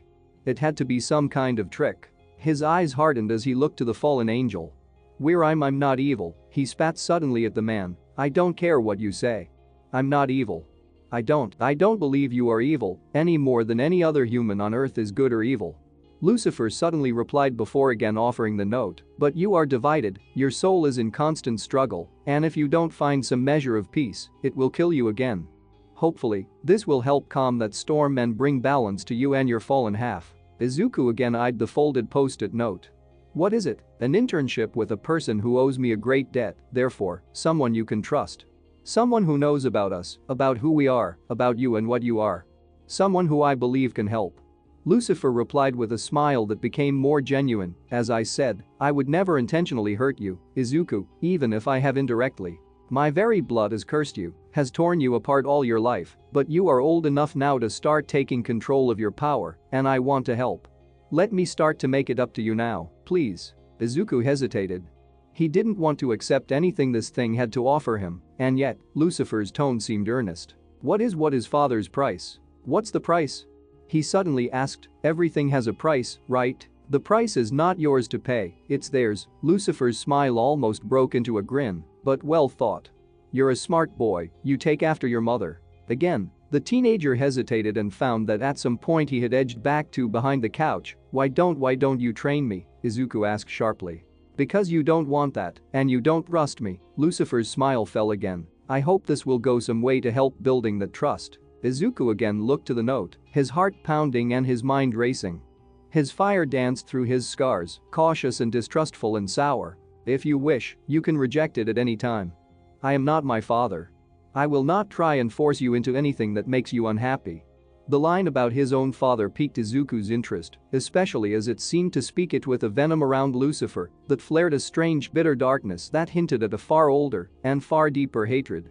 Izuku slowly moved further around the couch, Nemesis practically snarling in defensive anger the entire time, before he suddenly reached forward and snatched the paper out of Lucifer's hand, shoving it into his pocket. He retreated back immediately, his eyes always on the Lord of the Fallen. I'm leaving, I'm leaving. All right, Lucifer nodded once, his eyes so terrible and blasphemous and sad, never left the teenager. I hope we talk again, Izuku. Soon. Izuku didn't reply. Instead he turned, opened the door, and before his father could see the tears lining his eyes, he left. And with his lungs threatening to seize in his chest, he ran. Izuku ran without stopping. Without pausing. His feet, fueled by the power of his blasphemous other side, pushed him on and on. Nemesis was a firestorm within his blood, his scars lighting with streaks of blue fire that threatened to burn through his uniform. He ran through the corridors of the school and out into the burning late afternoon sun, the panic attack building and building within his chest. He didn't feel the exhaustion in his lungs or the battery acid pumping into his legs. He felt only the chaos of his heart, the spinning nightmare of his own existence. He felt Nemesis roaring and screaming within his blood, his other half, his fallen self, a monster that was always him, always. All the bloodshed, all the horror, all the pain and hatred. It had always been him. Another part of him, but him. Izuku had always been evil, from the very beginning. Izuku. He was running through the courtyard now, heading towards anywhere, nowhere, he wasn't even sure. Izuku. Something grabbed him, someone grabbed him, with arms huge and strong, and at a speed he could only outpace if he lost himself to Nemesis. Maybe he should. It was the stronger half of his being after all, his true self, the one he hid from the world. And yet within seconds of this thought, more arms were grabbing onto him, even as he kicked and struggled out of the grip of the familiar arms holding him. Stop. Stop. He was screaming without knowing it.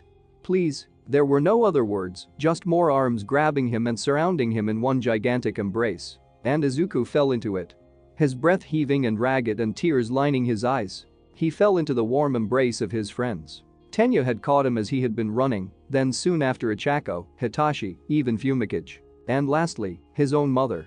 The others let go to allow her to grab onto Izuku with all the strength she could muster, all the while muttering how she should have never let him go alone.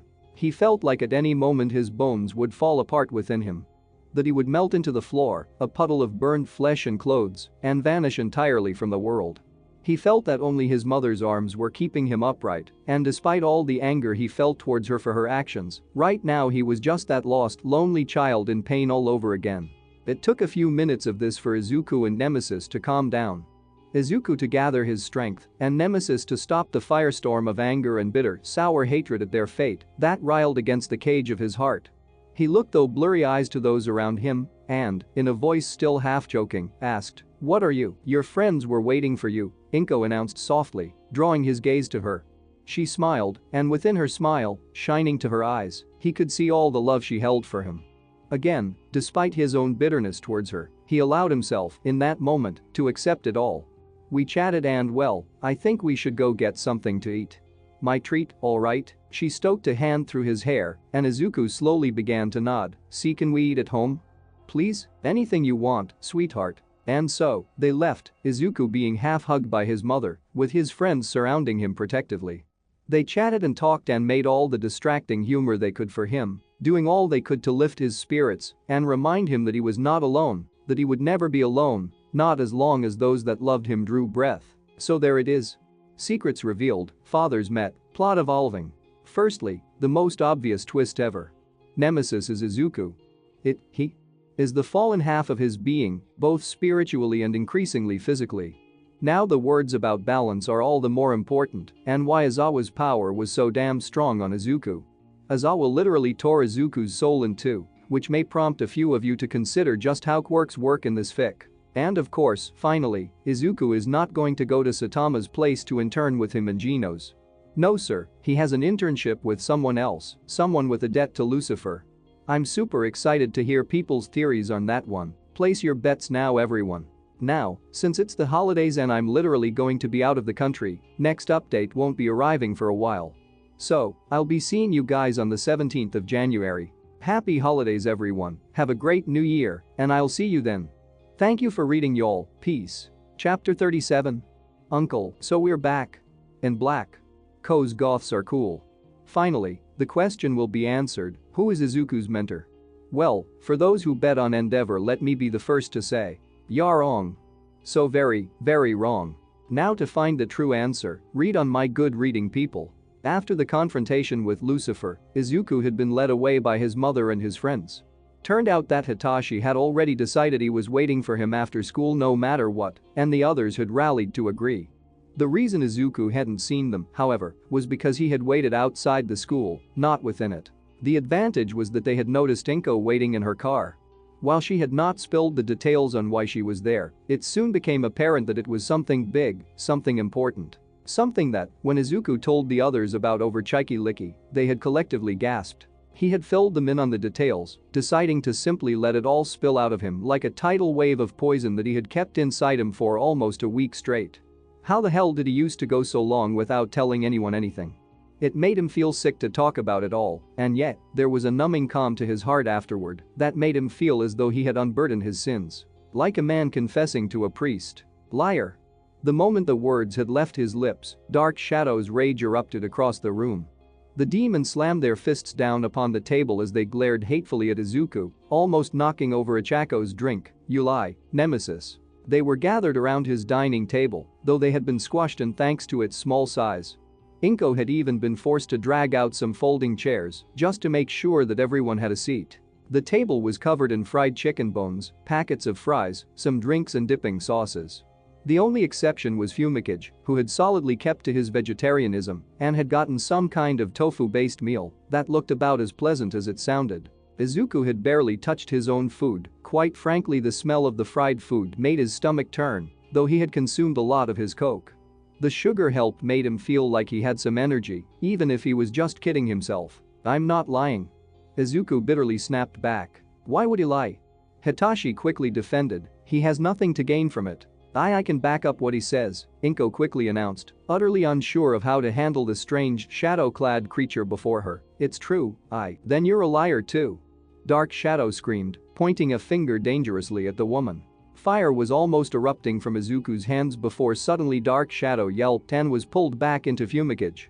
The crow-headed boy stood up and bowed deeply towards Inko. I greatly apologize for Dark Shadow, Miss Midoriya. Please forgive me. Oh, that's okay. Inko stammered out, looking a tad pale. Was that that's a demon, Mom, yeah, Izuku half mumbled out. Oh, I've never seen one before. The fact that his mother had dated his father, the very king of hell, and had never seen a demon still amazed Izuku. Though she had mentioned seeing Lucifer talk to someone who seemed to be completely clad in shadow with bone-white hair once, and that his smile gave her the creeps. You're not missing much, Fumikage grumbled as he sat back down, still looking rather ashamed of himself. There was a long and heavy moment of silence from the table as everyone considered the gravity of the new situation. So, you and Nemesis are the same? Ichako finally broke the silence. Well, I guess that makes sense. Technically me and my quirk are the same person, I think. All our quirks are aspects of us, Tenya nodded suddenly. They make up pieces of who we are. In the end, it does make sense that Izuku's power is just the same, even if it is fundamentally from a more unusual source. Do you hold it against me? I can understand if you do, Izuku mumbled out, his eyes still down, still watery without crying. No? Hitachi quickly answered for the whole table, and Izuku glanced up to see them nodding. He also saw his mother tear up at the show of friendship, though he looked back down soon after. Why would we? Accidents happen, and even if Nemesis is a part of your soul or whatever, what happened those other times were still accidents. Brought on by a lack of balance and ignorance of your own situation, Fumikage coldly assessed. But now you have a chance to move forward, to truly move forward. Exactly, so, what was on the note he gave you? Hitachi asked suddenly, having decided to play ignorant of the whole Lucifer is my dad thing that Izuku had spent the last 30 minutes explaining. It was easier for everyone that way. Huh? The note, he added, waving a chicken leg at his friend. You said he gave you a note for a hero that could help you. Izuku's hand snaked into his pocket, and he was sharply reminded that, yes, it was still there. He drew it out and looked to it as if at any moment a portal to hell itself would open on his kitchen table. But no, from what he could tell, it was just an ordinary post-it note. Then, with the gentleness one might use to defuse an atomic bomb, Izuku opened it and placed it flat in the center of the table. The group gasped, then looked confused. Wait, really? Interesting. My brother knows him. How can he? I'm not going, Izuku spoke firmly, solidly and with a deep frown. I don't care who it is. Are you sure? Ichako asked with a small frown. Aren't you at least a little interested? It's a trap, right? It has to be. We cannot trust our father, Nemesis agreed within his blood. He never cared for us before, so why should we take their word now? Do you have to go? Tenya mused with a square hand to his square chin. Is he forcing you? Well, no, Izuku mumbled out, not looking to the others and instead focusing on the meal he'd barely taken 2 bites of. He said I could leave any time, but I don't care. I'm not buying into his evil plan or whatever. There was a small pause before suddenly his mother spoke up. I think you should go. The others at the table all looked to her, Izuku included, and while for a moment she seemed to panic at being put so suddenly on the spot, she coughed and straightened up. Lucifer is many things, sweetheart, but he wouldn't hurt you. I'm sure of that, she spoke firmly, looking directly into her son's eyes. If he wants to help, he can. And besides, if you want to leave, you can do. This is your life, and you have control, don't ever think you don't. We're all behind you. Even after everything? Even after everything, Hitachi chuckled and slapped a hand onto Izuku's shoulder, which was his equivalent of a hug. Izuku felt almost honored by it. You're not him, Izuku, you're you, and really, even Nemesis isn't him either, so do what you think is best for you, dude. Izuku considered it, then sighed and reached over and snatched up the paper. I'll try. The weekend had otherwise passed in a kind of daze that he barely remembered. He felt as though he was once again stuffed full of his old medication, and that the world was a weird fuzzy fog that drifted him by no matter what he did. He hadn't spoken directly to Nemesis that entire time. Nemesis. His other self. His fallen self. It was hard to consider. Hard to think about. Yet it made so much sense. Had Nemesis not always insisted it was both of them? Izuku, Midoriya and Nemesis? Had it not always used the collective we and not the independent I? Had it known? Had it always known? Perhaps, but it didn't matter. It had told Izuku 1,000 times, and he had never listened. He wondered what kind of crazy this made him now. Did this count as having split personalities? He wasn't so sure, considering it was more like a split soul than a personality. Technically he wasn't of 2 minds, he was of 2 spirits. One mortal, good, dedicated to trying to fight the darkness. And the other fallen, evil, dedicated to tearing the world apart. So much had been revealed to him, and yet, so many questions still remained.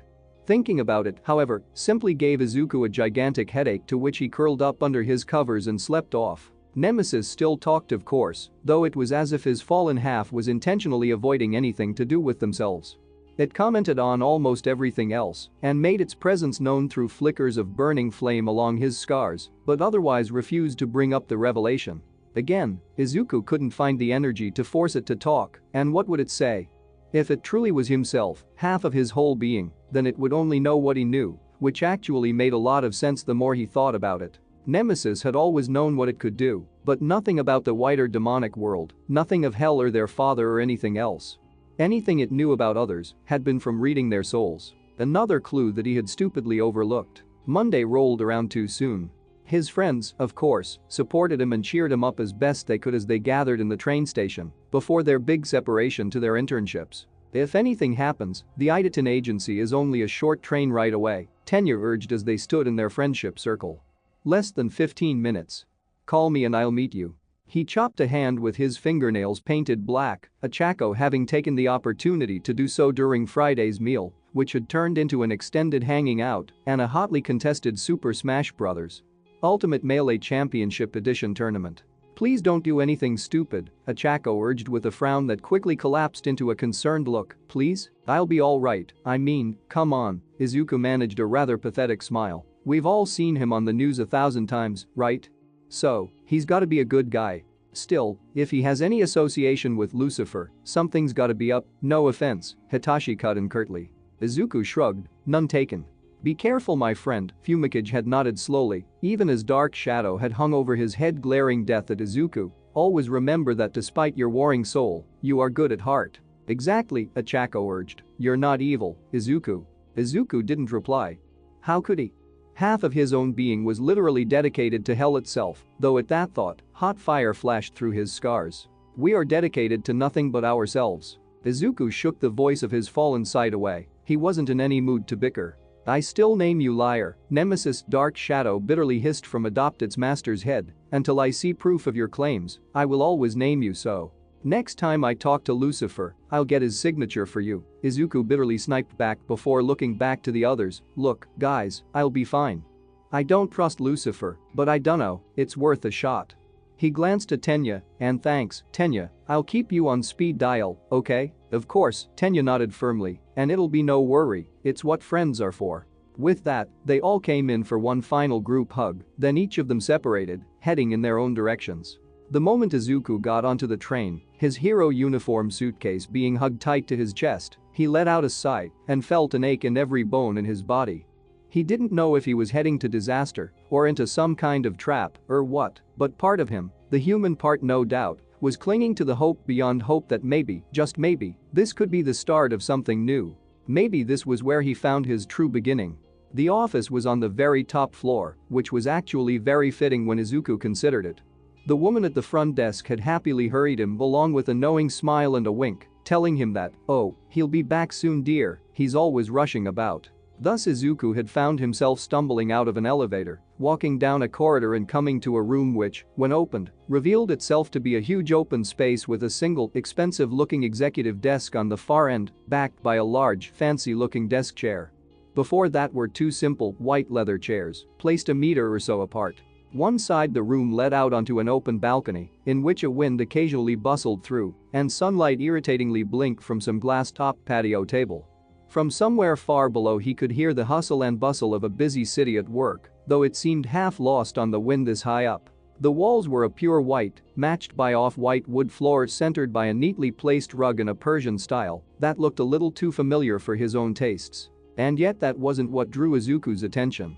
What drew his attention were the display cases against the walls. They were placed apart, a few at a time, on tall black stands with glass protecting each one, and each lighted from above, as if they had been taken from a museum. He wandered close to them, still with his heavy backpack on his back and his costume case clutched tight to his chest. And as he did so, even though the glass, he felt the soft, static hum of faith. The first one he approached was a pot. A simple pot with no particular design upon it, other than a zigzag weave. It looked old, impossibly old, the kind of old that looked as though it might fall apart if he breathed on it. Yet it hummed. No, not hummed, but sang. And not with the lightning-like strength of Ibarra's faith, but like the softly lapping waves on some ancient shore. It sang, and though it had no words, no musical notes at all, Izuku's head was softly filled with the images of an ancient oasis, long lost to the past in a desert that no longer had a name. It had no tag to explain what it was, none of them did. He moved to the next one, a shawl that was so old it was gray, though when he squinted, he could still see the soft blue it had once been. That sang of a mother, weeping for a lost child. The next was a cup that looked as though it had been carved by some bored carpenter, which sang of good times, old joys and laughter under a night sky with an open fire, and the last was the tip of a spear. It too looked as though at any moment it would simply fade into dust, yet it too, like the others, seemed to radiate some ancient sense of calm that Izuku found hard to place. The tip was stained with something dark that twisted Izuku's stomach, but the rest of the metal was surprisingly well kept. He thought it might sing of bloodshed, and indeed there was a strange, battle-born sorrow from it, but also friendship? It was hard to picture. This one also had something else just under it. A tablet marked with a language Izuku had never even seen before, but could guess immediately was ancient beyond belief. He was squinting at it, as if it would somehow decipher itself, when he arrived. Nemesis spiked suddenly through Izuku's blood, causing the boy to turn around suddenly. Though not towards the door but towards the far balcony. However, as he did so, he grunted as his eyes come into full contact with the reflective sunlight, and he threw up a hand, trying to get some shade to his vision. He heard the beating of great feathered wings rushing towards the balcony, then coming to a sudden stop. Through the shade he saw a figure land into a slight crouch, then straighten up. The sunlight ringed their head like a halo, even as the door slid to a full open, and the sounds of boots hitting tile echoed through the room. The figure turned, shut the door behind them, and utterly plunged them both into a world-severing silence. Fire spiked defensively through Izuku's scars as Nemesis immediately jumped into a swift defense, demanding that they push on light and fire into their palms against this new threat. Izuku grit his teeth and pushed his fallen half back, then he blinked hard and lowered his hand as the figure strode towards him, the strange halo of light dissipating as his eyes adjusted, and the figure blocked out the reflective light. The man smiled, showing a flash of perfect white teeth on a handsome, boyish face that had dotted the front cover of many a magazine and social media post. Hair, dusty blonde and purposely messy, was pushed back by a quick hand, clearing some space so that eyes as brown as old bark, yet as sparkling as stars could beam down at him. His eyes had two small black triangles at his tear ducts and were lined with eyeliner that made their sparkling only more pronounced. There was light stubble to his chin, which gave him a rakish air. He wore a beige bomber jacket with a black shirt underneath and a matching pair of beige pants with tough-looking black boots. On either side of his hips bounced a pair of katanas held in simple scabbards that matched his overall look. He removed a pair of blue-tinged visors from his eyes and a pair of thick headphones from his head and tossed them onto one of the two chairs facing the desk as he strode towards the boy. Behind him were stretched a beautiful, stunningly blood-red pair of wings. Izuku could only gape, and even Nemesis seemed to falter for just a moment. "So, you're Izuku Midoriya, right?" His voice held a natural, warm laughter to it and spoke with an ease that Izuku wished he had only a percentage of. "Why yeah," the teenager replied, "I am." "Excellent, been wondering when you'd get here." The man began taking off his gloves, one finger at a time. "I'm Hawks, but in the interest of being completely open with one other," he shoved one glove into his pocket, then stuck out his hand as his smile became a grin. "My real name is Azrael, the Unforgiven. It's good to finally meet you, nephew." Azrael the Unforgiven, more commonly known as Hawks and to the Japanese government as Kigo Takami, sat in a fancy restaurant, at a fancy table, bored out of his mind. It was the middle of the afternoon, Prime flying about and saving people time, and he was stuck here, waiting on some jerk from UA to show up to talk about some internship possibility. He had a very strict code on internships, which was that he never, ever took them on. It was too much hassle for one. After all, what in his father's name did he ever know about teaching kids? Secondly, the fact he was, well, not human may eventually come to light, and then he'd have to explain about the world of the divine and undivine and too much work. The restaurant was your typical reserve-only affair. Mahogany wood tables, ornate Rococo-style chairs, gilded hanging chandeliers with crystal glass bobbages.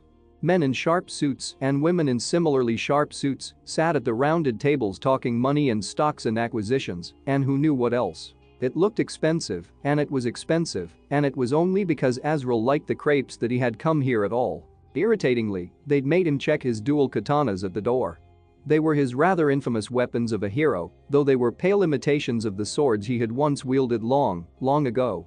He had also dissipated his wings to sit properly in his chair, causing them to fade in a shower of sparkling golden flecks. It was a real crowd pleaser, and he'd done it a few times, as well as summon them back, just to make good impressions on people. And, occasionally, to seduce the odd person or two. He browsed his phone as he waited, flicking through the various things that popped up on his social media timeline. The UA Sports Festival had just finished wrapping up not 2 days ago, and while he couldn't give less of a shit about it, the fact that it was being called one of the strangest of recent times, mostly from the first-year class, was somewhat interesting. This world of so-called quirks was a weird one, and exactly what his divine father was playing at, he had absolutely no idea. Handing the humans this much power was, well, it was dangerous, if he was to put it lightly. Heck, he was outright furious when they discovered how to split atoms. How could he even allow such a thing? It was madness. Though he knew better than to question divine will. The chair before him was pulled out, and a figure sat into it without Hawks even looking up from his phone. "Hello, Azrael." "Hey wait." Azrael looked up suddenly, and half a second later, his eyes narrowed into furious slits. Lucifer, king of hell, sat across from him. The man looked like he'd been mugged in an alleyway by time itself, but there was absolutely no way Azrael could ever mistake the eyes of his fallen sibling. Lucifer smiled politely, opened the menu that had been placed before him, and began looking through. "Sorry to have kept you waiting, sibling, but you know how traffic in the city is, especially when one can't simply fly over the worthless mortals." There was a pause that was about as ice-cold as winter in the Arctic before Azrael grabbed the edges of the table and hissed, "Give me one good reason why I shouldn't flip this table and make you eat the chair I'm sitting on." "Because," his sibling responded without otherwise reacting, "we're in a very nice restaurant, and you know how much the mortals adore their social constructs.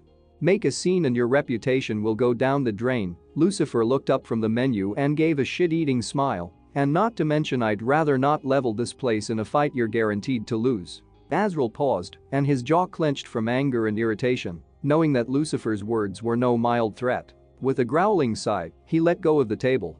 "There you go, now, what do you want to order?" Lucifer looked back to the menu, I'm quite partial to their hanger steak. What do you want, Lucy?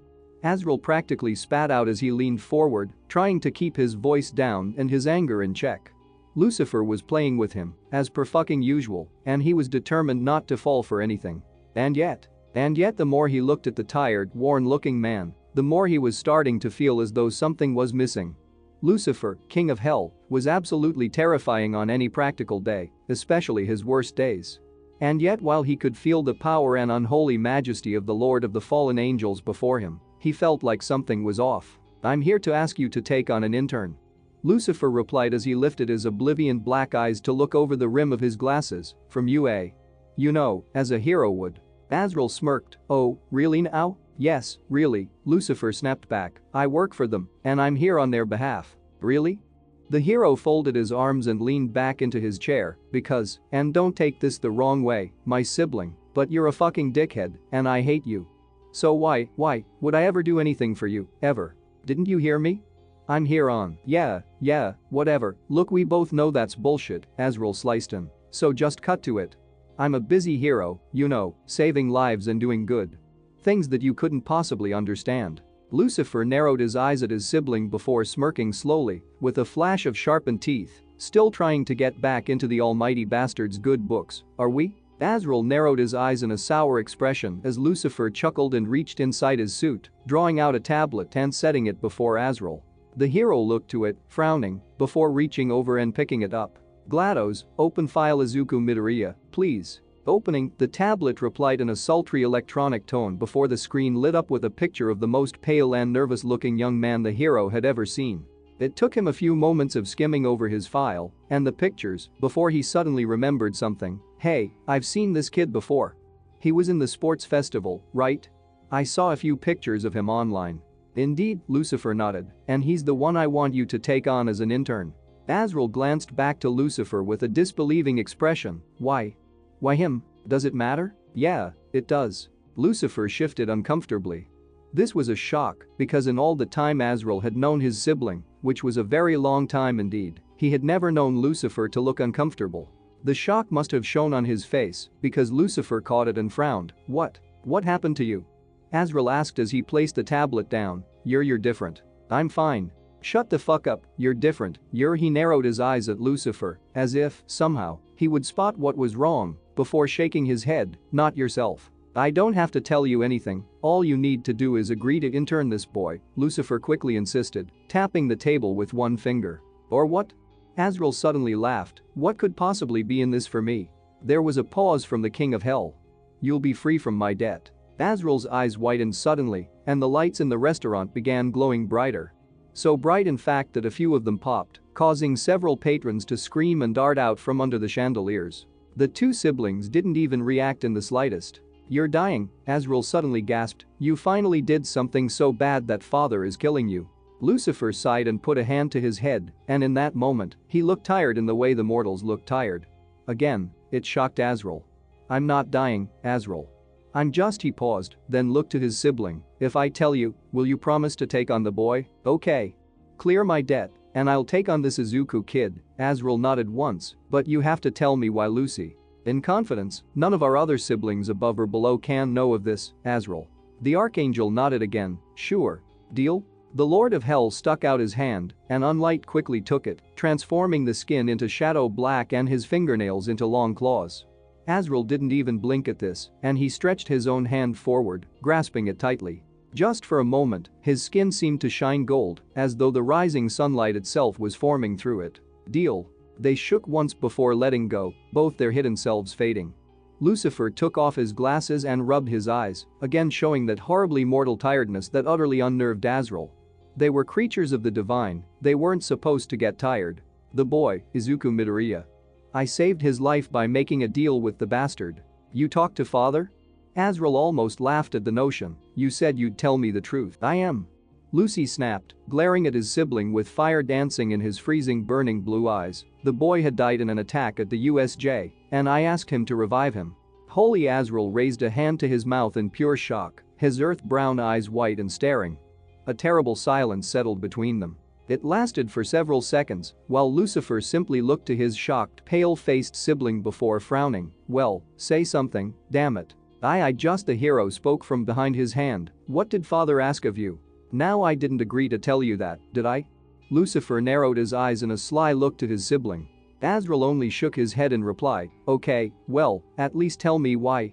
Why did you do it? For this kid? Why? Lucifer now smiled, and just for a moment, some of the true devil returned to him. His eyes brightened with a pride that could only belong to the Lord of the Fallen. He's my son. Impossible, Azrael shot back instantly. That's absolutely impossible, and you know it. It's true, Lucifer leaned back. He's my son, but he was taken far before his time. His own power overwhelmed him, and his mortal form couldn't handle it. Azrael was looking to Lucifer like he'd just announced he was renouncing his crown, going to church on Sundays, and was now a vegan. Finally, he managed to stutter out, how, in the name of all that is holy, did you have a child? He almost waved his arms in amazement, but managed instead to curl them back to the table. I mean that's Lucy, that's impossible. Lucifer smirked, folding his arms. Again, I didn't agree to tell you the details, did I? And besides, if I told one of you, eventually you'd all be doing it. I can't with you, Lucy. I physically cannot with you. Azrael huffed at his sibling before looking back to the forms and began flicking back through them, landing on some of the more recent pictures of Izuku. Okay, so assuming what you're saying is true, it is. What, you want me to, I dunno, show him the ropes? Why don't you do it? He's your impossible child, and I don't think helping any offspring of yours will please father. He has yet to even know I'm his father, though I believe he'll find out soon. And, if you can believe this, he wants to be good. He smiled again, though this time it was genuine. And, unlike our tyrant of a father, I want to encourage what makes him happy. If he wishes to be good, then so be it, he will walk the path of light. Another shock. Lucifer's smiles were always the wolf grin of a hunter, a predator, not this kind odd humor. It was weird. Azrael wasn't sure he even liked it on his sibling. It reminded him far too much of days when they were all younger, all far more innocent, or perhaps more ignorant than they were now. However, his two sides are in conflict, his human self and his fallen self. His power is coming more and more into fruition, but unless he finds a way to balance the two halves of his soul, he will only end up dying again and falling into hell, where our other siblings will tear his soul into pieces. I will not allow that to happen. There was a small, but heavy, pause. You know more than any of us about walking that line between the light and the dark. So that's why you came to me, Azrael nodded slowly. That's why you're willing to let the debt go. He's my son, I will do anything for him. Azrael glanced up from the tablet. I never thought I'd hear you say those words. These are strange times for us all, mortal, fallen and divine alike, Lucifer shrugged. Change is coming, my sibling. One way or another, change is coming. Izuku stared at Hawks, or rather, Azrael, as the man or whatever he was, finished the tale. He had just done stretching, though it hadn't been the most strenuous of warm-ups. After all, he had been far too distracted with Azrael's story. Azrael had told him to get changed into his workout clothes and meet him in the gym. His gym was a huge room with tall ceilings and walls dotted with climbing nooks and foot ledges, perfect for a hero who could fly. The equipment had been moved to the edges of the room in clear preparation for their meeting. The floor was the same type that UA seemed to have, though Azrael had covered most of it with large blue exercise pads. Izuku had noted, rather interestingly, there were no actual lights in the room. Around them were candles, or large stretches where a fire could be lit behind glass. Before them were huge windows looking out onto the city below, which Azrael had assured the boy were one way only. Most of this was, of course, lost as Azrael had begun filling him in on how exactly he had agreed to take him on. It was a lot to suddenly take in on his first day of internship and frankly, more than he'd ever thought he'd even get from being there. It was as if the door he had creaked open with Lucifer was now causing every other door in his weird world of heaven and hell to fling open, and the information he'd been chasing all his life to come spilling down onto him. Nemesis, however, had been quite the opposite. Within his brain or soul, or blood, his fallen self had ranted about how this creature was something they should be wary of. They should be on guard, just in case it was some kind of trap. After all, Nemesis had complained about being unable to see Azrael's soul, though when asked, the Azrael had grinned and thumbed out a necklace from under his collar, with a small metal cross upon it. He'd brought protection, and advised Izuku to always do the same, then had laughed uproariously at the blush across Izuku's cheeks. And yet even Nemesis had fallen silent when Azrael had told them about Lucifer's sacrifice. So he got God, like that God, to save me? Yeah, I know, right? Azrael replied as stretched beside his nephew. He must really like you, kid, because he hasn't talked to father in thousands of years, but the moment you're in trouble he went running back. Izuku wasn't sure how to feel about this. He had made Lucifer, the actual devil, talk to God, the real God, on his behalf? The pure scale of it seemed absolutely staggering, and yet considering all the other bizarre, crazy shit he was learning recently, it was completely believable. Because why not, right? And it explained why he looked so different since before the events at the USJ. He too wondered just what Lucifer's father had done to him in payment for rescuing him from hell. It had to have been something significant if even he, someone who was barely able to tap into his own fallen power, could sense it purely by looking at him. Why didn't he tell me? Izuku asked softly, looking to his outstretched foot yet barely focusing at all. Because he's an asset, Azrael replied with a shrug, and because Lucifer has always been like that, kid. He's all about letting people know exactly what they need to know. No doubt he was gonna tell you at some point, when he dubbed it the best time or something. Why yeah, I mean, I'd hope so, Izuku stammered out. Right, but he probably didn't want to overwhelm you, Azrael grinned. Me? I don't give a shit. You've been dealing with your fallen half all your life, you're a tough cookie if you can do that. This changes nothing, Nemesis snapped through his brain, so he begged some almighty power to take us out of hell, who cares? No doubt it was only because it challenged whatever plans he has for us. Izuku frowned softly but didn't reply. He wasn't so sure his fallen half was right on that account, though he would admit it was something he had already considered himself. Izuku looked back to Azrael and simply stared at him for a moment before slowly, but bravely, asking, So are you? He swallowed, one of the fallen? He didn't remember Nergali mentioning an Azrael the Unforgiven, but at this point, he was just taking it all as it came. Maybe by the time he slept, he could let it all sink into his brain, and he'd have his mental breakdown tomorrow over his bowl of cereal. Me? Fuck no, Azrael rotated one of his shoulders and cracked his neck. I'm an archangel. An archangel? Yep. You know, feathery wings, big flaming swords, long white robes. An archangel. After observing the look of confusion on Izuku's face, Azrael rolled his eyes. Here, since it's just you and me, how about a more visual explanation? Before Izuku could even answer, light filled the room, shining bright and golden from Azrael's form with the light of heaven itself. The teenager had to shield his eyes for a moment, and Nemesis again spiked through his blood, shocked at this possible betrayal before the light faded, and there stood the Archangel Azrael. His wings were still the deep-blooded red, but his skin had somehow become more golden. No, it was streaked with golden lines that seemed to flow in beautiful arching patterns across any skin that was exposed. His eyes seemed a purer white than ever before, though the center was still those sparkling earth-brown pupils. But more surprising was the strange, half-broken halo that shone for just a moment around his head from shoulder to shoulder. It resembled an inverse of the spiked halo that Lucifer had worn, but where theirs was terrible and damned, Azrael's was so beautiful, so wonderful, so hopeful. So bright and golden, so pure and so sad.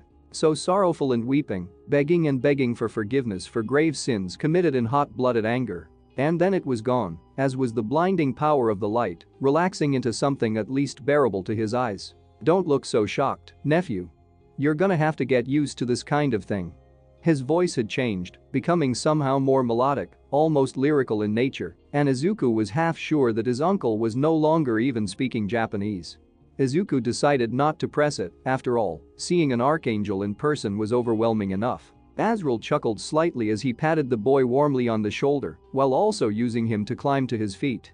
Izuku expected to feel a shock of faith from the archangel, but oddly, he felt nothing. He really dropped you right into the deep end, huh? He turned from Izuku and began walking back across the room, heading towards a stand where several wooden staffs had been placed. There are 7 of us, archangels I mean.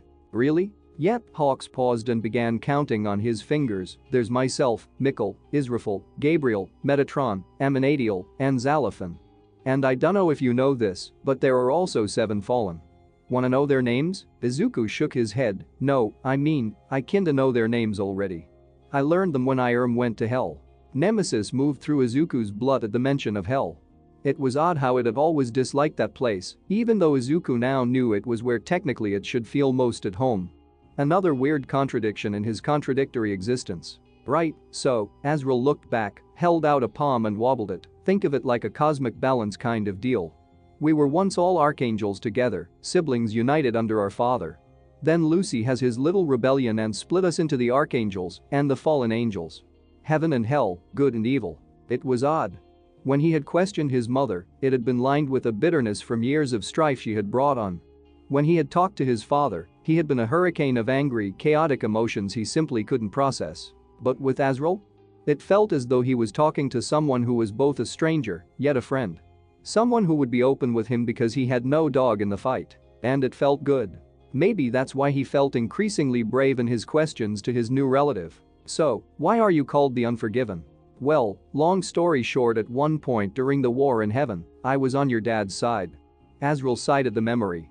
A sudden strange sorrow took over him, and his wings pulled tighter to his body, but he struggled for a moment to find the right words. I eventually changed my mind.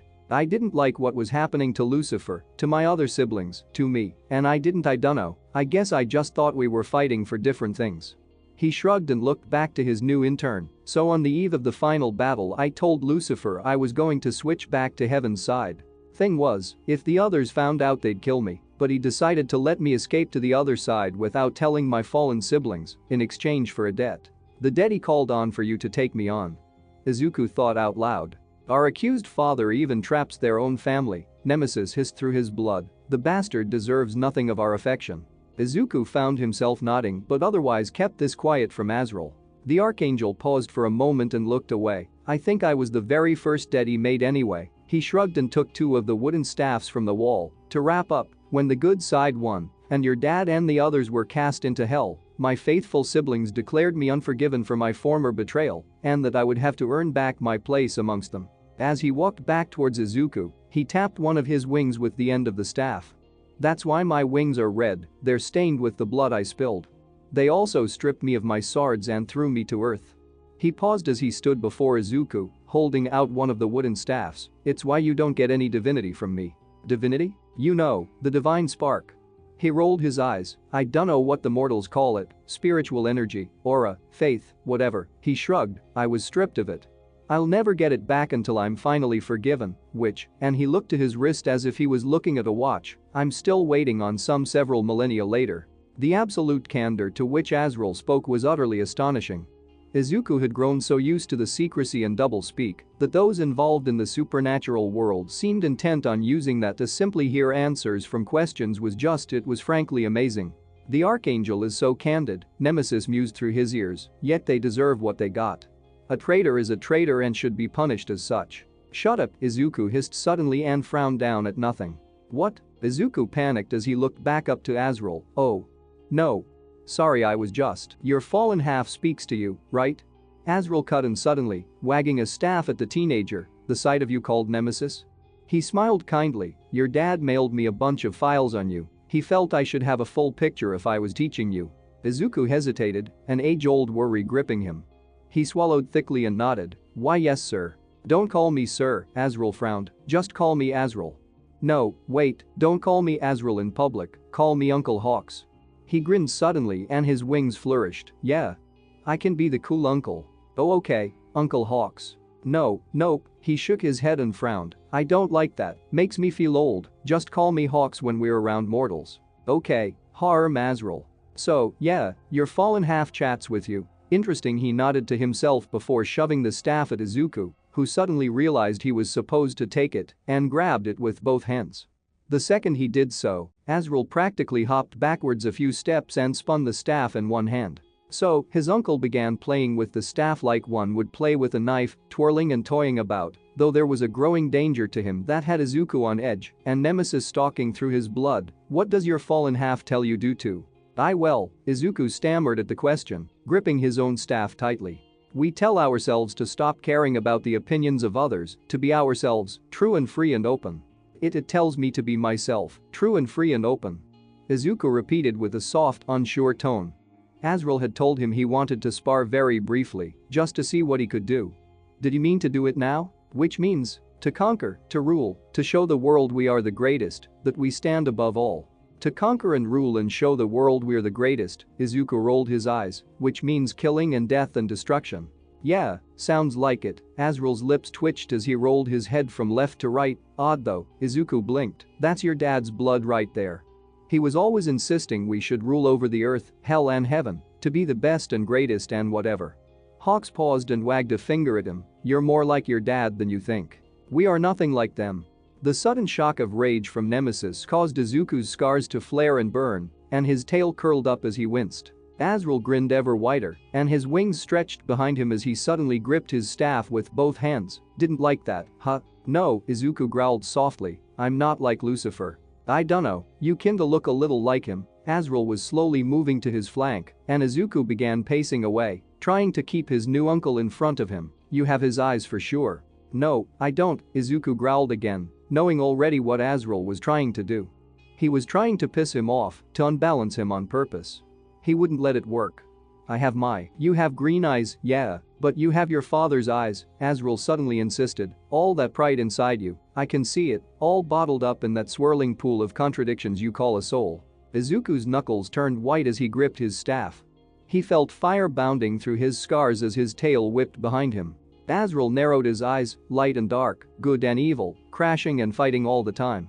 You're an unbalanced mess of a creature, Izuku. You're a born warrior, but you're too afraid of yourself to do anything about it. You want to prove your greatness, your worth to the world, but you're too scared to actually give it your all. You don't even want to fight me here and now. And no, that's not true, Izuku grit his sharpened teeth. I'm not like him. I'm not a monster. I'm going to be a hero. Prove it then, Azrael twirled his staff. I'll even make it easy for you. No wings, no flight. Suddenly, from tip to stem, Hawk's great red wings began fading away in a shower of golden flakes and vanishing into a wind that didn't exist. It distracted Izuku for only a moment before he made eye contact with his new uncle, who held out a hand and beckoned towards him, grinning like a hawk diving upon an unsuspecting mouse. Show me what you can do, little lord of the fallen.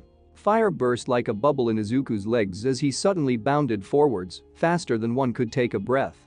The staff in his hand swung for Azrael's body, but despite his sudden speed, the end only met empty air. He was halfway through turning when something thick smacked into his side, causing the boy to yelp and fall onto his face. Pain stabbed through him as he scrambled back to his feet, turning to see a grinning Azrael looking down at him. Even without his wings, the Archangel had simply moved like the air itself around Izuku's fire. Boy, you're bad at this, are you sure you want to be a hero? Azrael chuckled. Izuku cried out again as he moved forward, slicing across with the staff, only to have Azrael jump right over it, then as he landed, fluidly smacked the pole against the back of Izuku's knees. The boy cried out in pain and fell to a crouch, his scars again flashing with fire. What are they teaching kids these days? Azrael mumbled as he turned away from Izuku, literally showing him his back and putting his staff across his shoulders, resting his wrists on either end. Izuku felt his blood pounding through his heart, and he roared again, jumping up and racing at Azrael. The Archangel elegantly stepped to one side, expecting another strike at his body, yet he suddenly had to take a swift backward dodge as a sharp thrust barely missed his middle. He dodged again as Izuku spun into his attack, using his momentum to strike at Azrael's head. The hero sidestepped, with the wood of the staff barely missing his skull, his eyes growing wide with surprise for just a moment before he retaliated. Again, Azrael moved as though he was naught but air. Fluid and soft yet as forceful and deadly as a hurricane. The staff spun in his hand as he twirled around Izuku's strike, using the teenager's momentum against him, before hitting him hard in the chest, one leg tripping him from behind. The wind was knocked out of Izuku's lungs as he plummeted to the ground, smashing into the thankfully padded flood with a thud, his staff falling swiftly from his hands. The edge of Azrael's staff was pressing against his heavily panting chest. The golden light that shone from him seemed to flare in that moment, though whether through irritation or satisfaction the teenager wasn't sure. For a moment, Izuku almost allowed another furious roar from Nemesis to erupt from him right before he spotted the smile on Azrael's face. It was genuine, and it was pleased. Nice moves, kid. You almost hit me. There's hope for you yet. The Archangel moved the staff away and offered his hand. After a second, Izuku took it and allowed himself to be hauled up. He was still frustrated, and that fire was still pounding through his blood. But he was still him at least, though he eyed his new uncle with irritation. Azrael caught the look and laughed lightly. Don't look so pissy, nephew. You did great. Your flow is terrible, though. You really are unbalanced as fuck. You try fighting when a monster in your soul is trying to take over your body, Izuku practically spat out. Tell me about it, Azrael replied simply, his eyes turning sharp all of a sudden. I know that feel. This caused Izuku to pause. Wah, I told you, didn't I? I fell, Azrael replied as he placed the staff back across his shoulders. His voice seemed to soften for a moment and his eyes grew distant. I know what it's like to feel all that hate, that rage, that unholy fury in my blood. That's hell within you, Izuku. And it's intoxicating and addictive, and it can give you incredible amounts of power. Fuck, it turned half of my siblings into monsters and legions of lesser spirits into soulless demons. He breathed through his nose softly. I managed to break free, but I still have it inside me. I've been on Earth a long time, and I've been struggling with keeping that part of me in balance since I was banished from heaven. That part that sees these humans and their infinite sins, and just his eyes grew hard and his hands curled into fists. Something slightly terrifying stole over him in that moment, then he shook his head and looked back to the teenager, the air dropping from him. I try not to judge them too harshly. They're only mortals, after all, and we're here to protect and guide them, not rule over them. Izuku's eyes widened at this, and even Nemesis gasped candle fire through his blood. So you're like me? Not quite, my soul was never divided like yours is, and you're literally a crossbreed of two different worlds. You're unbalanced, but you have all the tools to truly be one of us, working on the side of the divine. Hopefully, I can help you find whatever it is you need to help find that balance and set you on the right path. Izuku found himself smiling, and even more than that, he felt hope rising within him. Just as he felt fire washing through his scars, curious and yet, perhaps, matching that same hope. He had already figured this was probably his last chance to find a path that worked, but now more than ever he felt as though this time he could really do it. This time he could find his balance. Now, Azrael brought his staff back down and grinned, let's do this again. I want to know just exactly what that temple of vainglory they call UA has been teaching my nephew. It was Hawks. It was Hawks all alone. So small note, the line "Hi, I'm Azrael the Unforgiven" came to me at work while listening to Sinner Man by Nina Simone. And all at once I was just hit with the vision of Hawks as the Archangel Azrael, begging for forgiveness as he runs from both his father and hell. After that, it was decided. So, now Izuku is in the capable hands of an archangel, even though that archangel is Hawks. The living embodiment of a chicken nugget. The next chapter after this is also a major turning point for our small bean. Remember when I said the crying would stop at chapter 38? Well, you're about to see why. Azrael may have failed at choosing the right side in the war in heaven, but he's not gonna fail his new nephew. It's time for Izuku and Nemesis to get their shit together. Thank you all for reading, and I'll see you next update. Chapter 38. Rebirth. So, we're finally here. Finally. The chapter 1 think a lot of you have been waiting on. The chapter where, finally, Izuku gets his shit together. Or at least starts to. I won't drag this out, cause I know y'all are biting at the bit, so let's dive into it. Enjoy yo. Time passed. For that first day, Izuku trained with Azrael, showing him what he knew, what he could do and what his limits were when it came to Nemesis. It took almost all day, and all the while Azrael had asked him the odd question about his life, his opinions, even his favorite foods. It was a mix of a meet and greet and an ass kicking, and by the time Izuku went to sleep, he was exhausted and sore all over. Though at least he had texted his friends and told them all was fine and it was possibly even going well.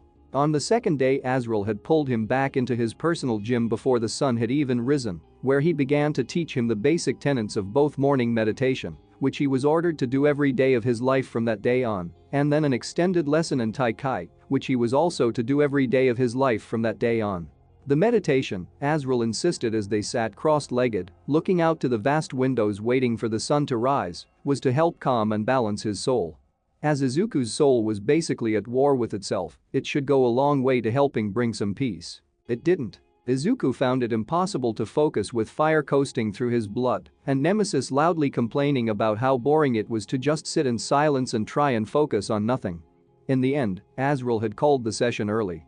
Probably because he could see the boy scowling constantly at the comments his fallen self had been taunting through his head. The Tai Chi came next. And it went about as well as one might expect. Azrael had made it seem like it was the most natural thing in the world. He talked gently through each motion with slow, deliberate footsteps and arm movements, and even his wings gently shifting in motion with his body. Izuku could suddenly see why Azrael moved so gracefully, like the air itself. Izuku had fallen over several times and seemed incapable of keeping his feet in the right positions. Again, this was mostly, in Izuku's opinion, down to Nemesis kicking up a fuss and finding it a pointless exercise. For someone who already knew some martial arts, he was pretty sure it was a complete embarrassment to his uncle, who again called it early with no amount of hidden exasperation. It was odd though. Izuku didn't quite feel as though he was getting annoyed at him, but rather that the techniques he was trying to get across seemed to be having, if anything, the opposite effect to what he was trying to get done. The rest of the day was spent with the usual run of training, then some talk about what it took to actually be a hero while hiding his supernatural elements. Izuku had tried to press his uncle for more answers about the world of the divine and undivine, but Hawks had mostly brushed the answers aside, telling him until he mastered himself, there was little point in learning about the greater world of angels and demons. Though he had learned some snippets, like how, apparently, he should never mention the Archangel Gabriel around Lucifer, that Metatron was a math nerd, and that while demons were gathered from the sins of mortals, angels were gathered from volunteers. Whatever that meant. By the time night fell on the second day, Izuku had felt as though he hadn't moved any closer to his actual goal. Then Azrael had gone out on patrol, but had not taken Izuku with him, telling him he wasn't ready, and besides, until he could fly there was no point coming along anyway. To say Izuku went to bed disappointed that night was an understatement. They went through the same routine the next day, with similar results. Alright, let's just not continue with this for now, Azrael announced as he looked down to Izuku, who had again fallen on his ass, trying to master some of the most basic movements of Taikai. Izuku blushed from shame and felt his tail slump behind him. Besides, he announced with a hand to his chin, I've been thinking, and I want to run a quick test. He smiled and something devilish, despite his divine nature, was within it. Wait, don't you need to sleep or something? You were out all night. It was true. Azrael had come in the next morning and had only changed out of his work clothes into more comfortable gym gear. They had eaten a shared breakfast together, but Izuku hadn't actually seen his new uncle take a wink of sleep. Sleep is for mortals, Azrael waved a hand, we don't need sleep. We? Fallen and archangels, Azrael continued, I'm actually surprised you sleep, but you're only half fallen so, he shrugged, can't get all the perks, right? Izuku had no idea what to say at that, so he simply kept quiet.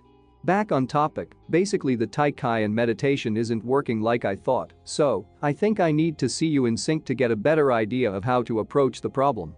Izuku frowned and thought, well, the only time we've been in sync is when we fought Ibarra.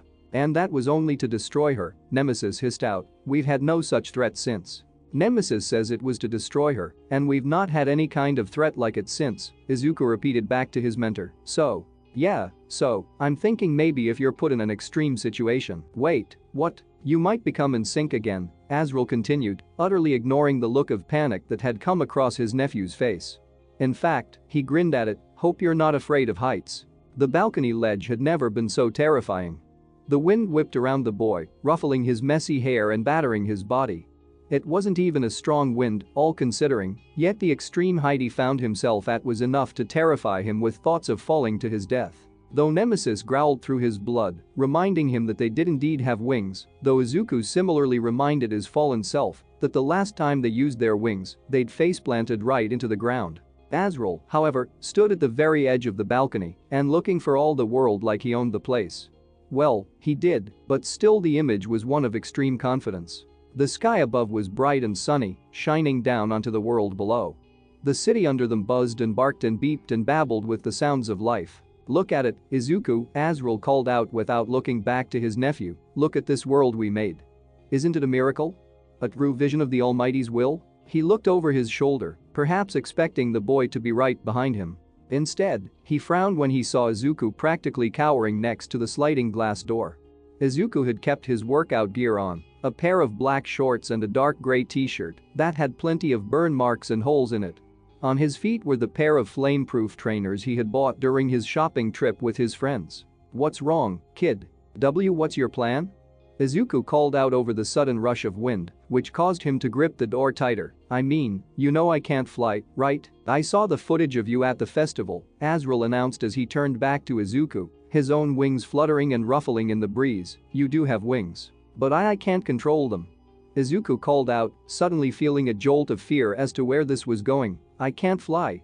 If we let go, we could fly all we wanted, Nemesis cursed through his brain. Perhaps that is what this is. He wishes us to give in, we should listen. Shut up, Izuku hissed, we're not doing that. Azrael watched this with a raised eyebrow and a small smile. He took a step towards the boy and held out his hand. "You said yourself you need something to focus on. Well, this is it.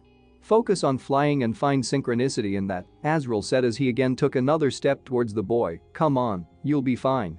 "I won't." "We will." "Shut up." Izuku squeezed his eyes shut for a moment and pushed the sudden rush of fire down. Yet when he opened his eyes, Azrael was right on top of him. Before he could even react, the hero grabbed Izuku by the arm and, with a strength that shocked the teenager, he began dragging him towards the edge. "Azrael. Stop. You're doing this," Azrael suddenly demanded, his voice a strange mix of firm determination and almost laughing mockery. "And you're doing it today." I can't." Izuku began suddenly trying to scrabble back, though it was of little help. Before he knew it, he was at the edge, as there was no barrier to the balcony itself, and with wide eyes, he caught sight of what lay below him. He had never been one to suffer from vertigo, but being that high up caused him to almost lose his lunch. "Azrael, please, Izuku." The teenager suddenly locked eyes with the hero, and Izuku found himself stalling at those sparkling brown eyes, which had seen more of the earth than any being born onto it. "Trust me. You'll be okay. I'm not gonna let my nephew fall to his death." Izuku knew it was the truth. It didn't cause his fear to go, but at least now he had the shield of belief to hide behind. Slowly the boy nodded, then looked back, creeping slowly, ever so slowly to the edge.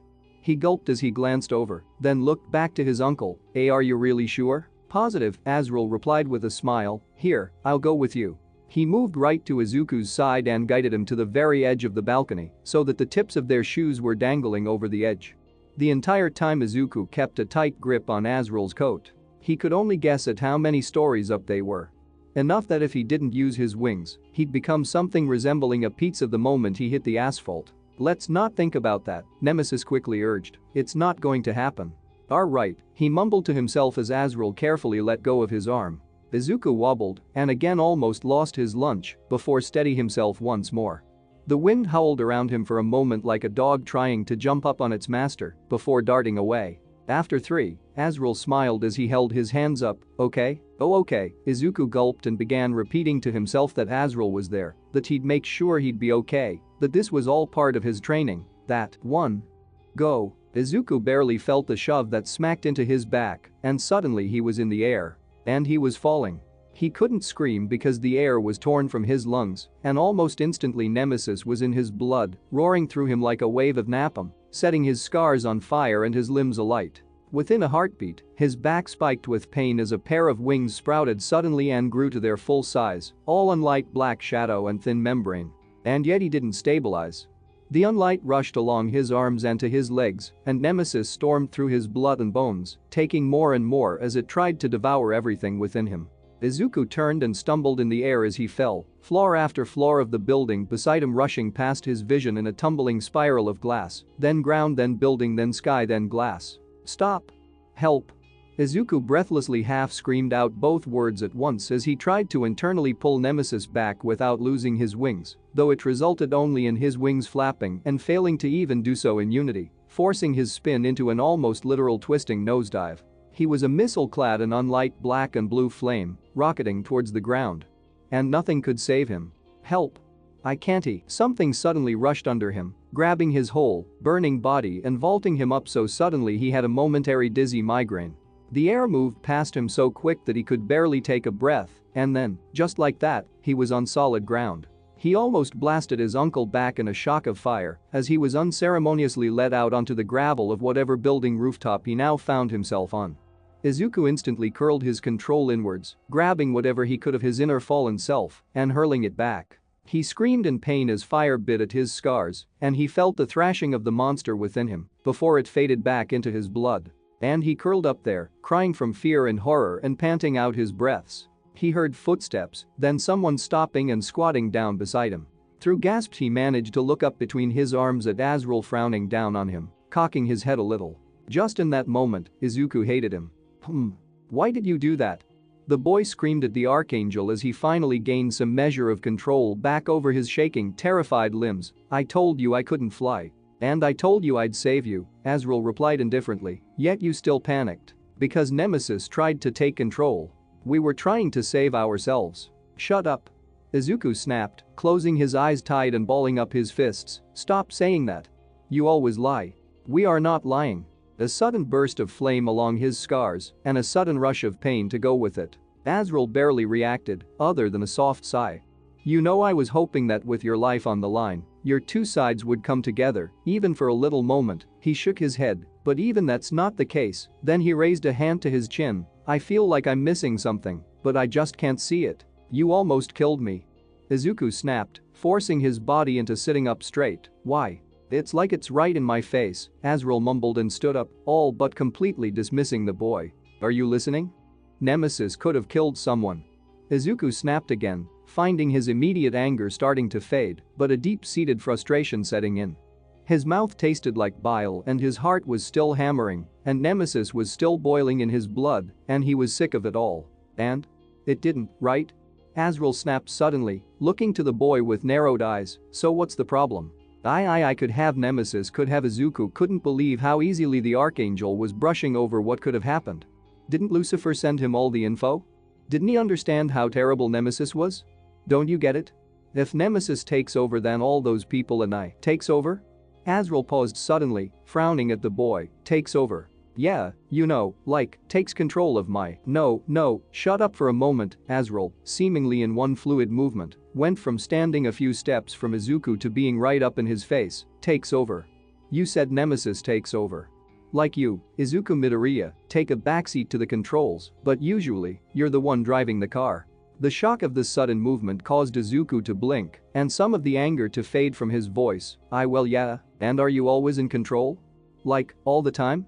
You, Izuku Midoriya and not Nemesis? Why well, yeah, I guess. Something was dawning within Azrael's eyes. Some great revelation that he was only now just starting to understand. I don't fucking believe it. Oh father, he stood back suddenly, turning on his heel and raising his hands up to the sky as his great red wings stretched wide, his voice rising in almost reverent praise. You cunning, blessed genius. Praise be your annoying, complicated brilliance. Izuku was now completely lost. Utterly, completely lost. He slowly scrambled back to his feet, his ragged t-shirt flapping around him, and, thankfully, his shoes still on his feet. He tried to brush his hair back, though in the wind it was a losing endeavor. Hey Azrael? Kid? He turned back to him suddenly and moved to grab him by the shoulders. Kid. You're a miracle. You're a fucked up, intricate miracle. I am? Yes. Come on, let's get back to the agency, I've got some work to do. I can't believe it was this, I mean just Lucy's gonna be fucking ha ha ha. The Archangel was grinning like a madman, and Izuku really wasn't sure he liked the look in his sparkling brown eyes. He turned, grabbing Izuku by the arm in an iron grip.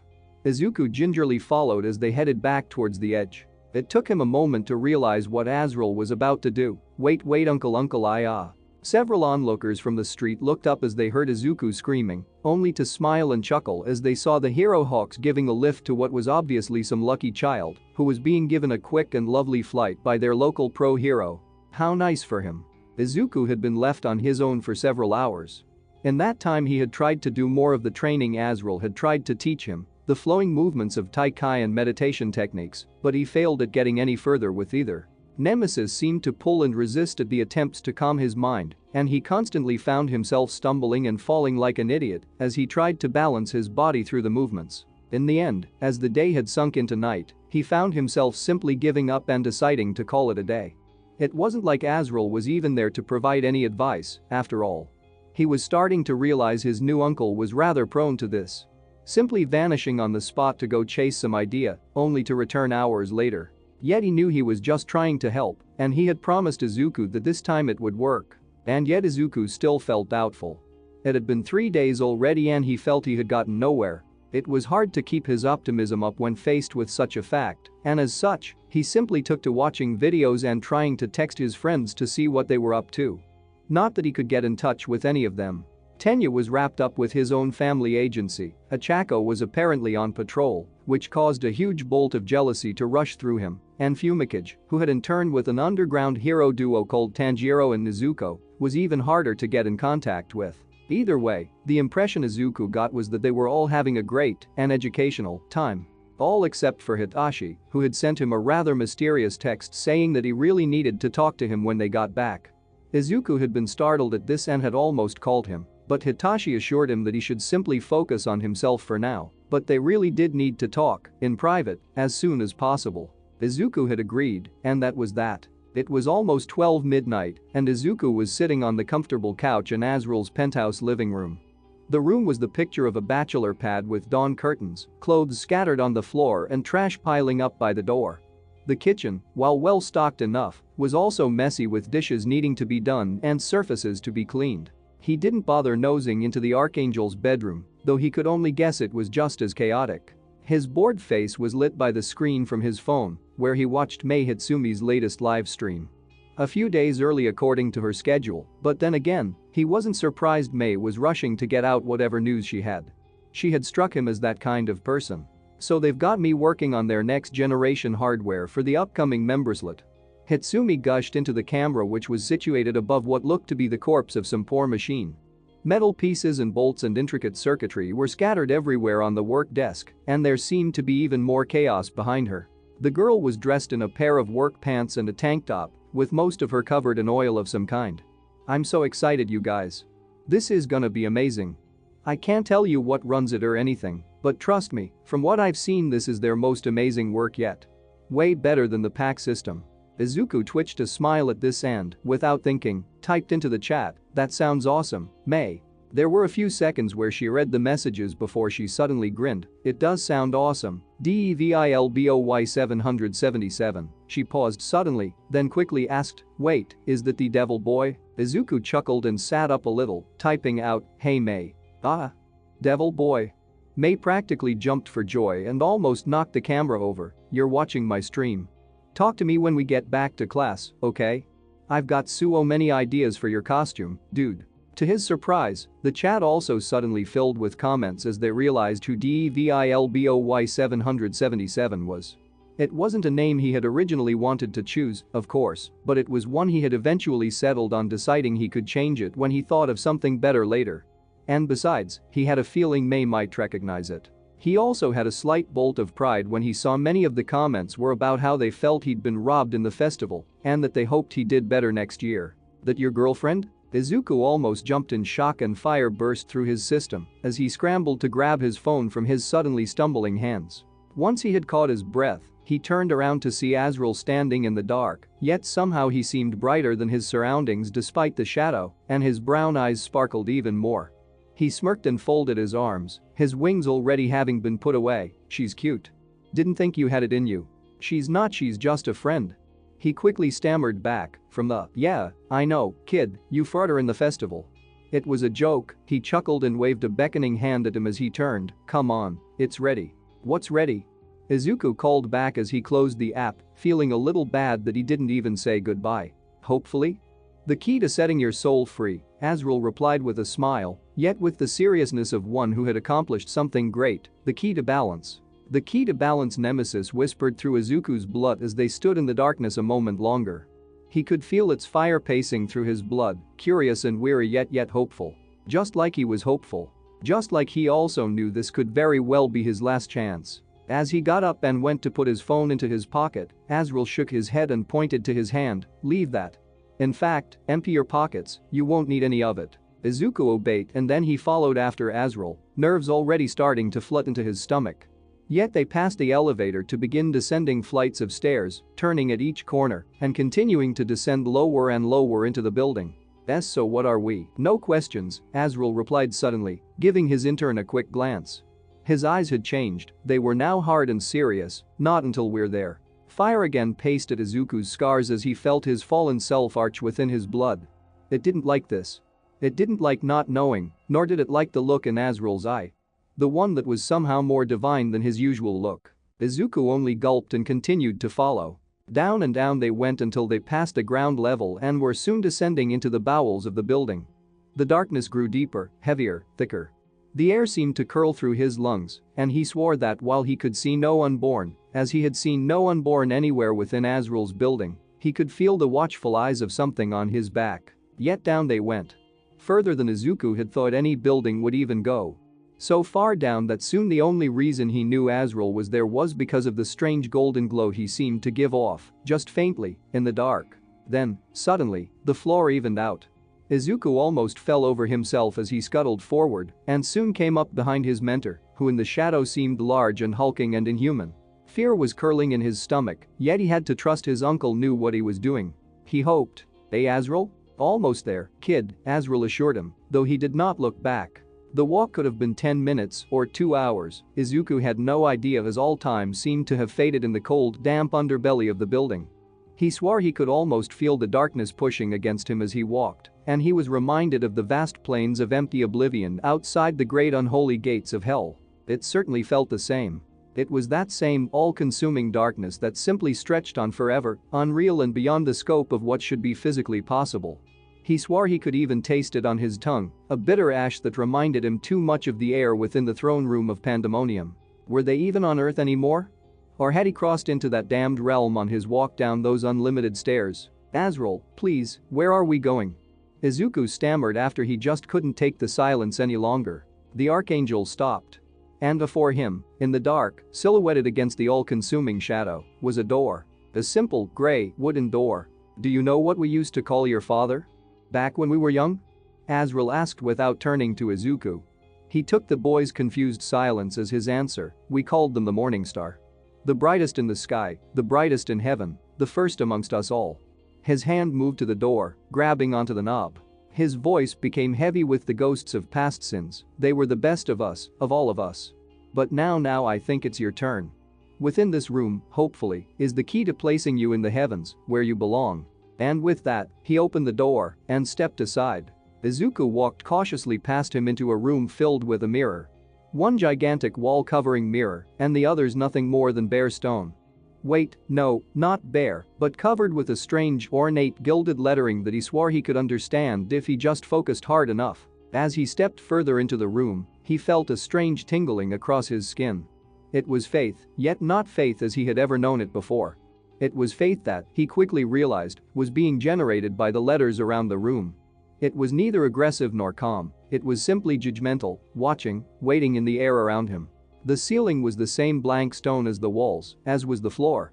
In each corner of the room was a tall metal stand, upon which rested a candle, lit with a flickering red flame. Oddly, they seemed to give no smoke. What is this?" "A test," Azrael replied, and Izuku turned his head to find his uncle had not followed him into the room. Instead, he stood by the door, arms folded across his chest. "The final test I intend to give you." Izuku gulped. Azrael pointed to the mirror. "In this room, there is only you, Izuku. You and Nemesis, both of you, one and the same being. You see, I realized what I've been doing wrong, what I think everyone has been doing wrong." He paused, then sighed. "I've been treating you as though you were like me. One being, whole but unbalanced due to the temptation of darkness. But you're not. You're two beings, in one. One body shared and divided. One mind shared and divided. One soul shared and divided. You are a creature of two worlds, hell and earth, fallen and human. And quite frankly, until you come to terms with yourself, you will never progress. So what am I?" "You're going to sit down and both sides of your soul are going to talk," Azrael commanded softly, no more one seizing control over the other. "You're going to find a path you can both walk, and walk it together, or not at all." Azrael," Izuku felt a worried smile move across his lips as fire jolted in his blood. I can't just talk to Nemesis. There is no common ground." Nemesis snapped in unison with the protesting boy. "We either are or are not." "Izuku, Nemesis," the hero's voice softened, and he leaned against the doorframe. "You're my nephew, and I know you've not known me for long, but I like to think you trust me." I do." "Then trust me. Both of you," Azrael added with a small smile, "come together." He moved his hands to link his fingers. "You can do this, Nemesis who is Izuku, Izuku who is Nemesis. Find the middle ground and balance your soul." Aye, good luck, nephew." And with that, the door closed shut. And Izuku was alone, or rather, he was alone with Nemesis. He stood in the center, looking to the mirror. He saw himself. Izuku Midoriya. The boy with the pointed ears, the spear-tipped tail, the pale skin, and tired eyes. The boy with stubby horns poking just slightly out of his dark green hair. The boy who shared his blood with the king of hell. He was pathetic. He felt pathetic. He felt as though this too would just be another failure, that he was too divided to unite, too broken to repair. He was a monster and the son of a monster. He had the help of an archangel, yet he felt as though he was damned forever. Blood was blood, nothing could change that. Yet he screwed up a fist and took a deep breath. No, he was so close, he just needed to try. Even if this was the last try. This is stupid, his fallen self echoed through his blood, the archangel wastes our time. We could give it a shot, Izuku replied as he moved a little closer to the mirror, focusing on his own dark green eyes. I mean, what shot? What can we do? Nemesis snarled suddenly through his blood, and Izuku felt fire spike at his scars. We find focus only in battle, and even then, we hesitate and falter. Because you go too far, Izuku growled, frowning at himself in the mirror, you always go too far. He didn't like the way he looked. He didn't like his fangs or his horns or anything about himself. He especially didn't like the way his eyes seemed to darken just a little whenever he heard Nemesis in his blood. Too far, Nemesis mocked through his brain, there is no too far. We are not one of them, those pathetic mortals, why be bound by their morality? Because we live in a society, Izuku replied sharply, because we're trying to be a hero. We have already taken a life before, it would be nothing to do it again. That was an accident. Izuku snapped.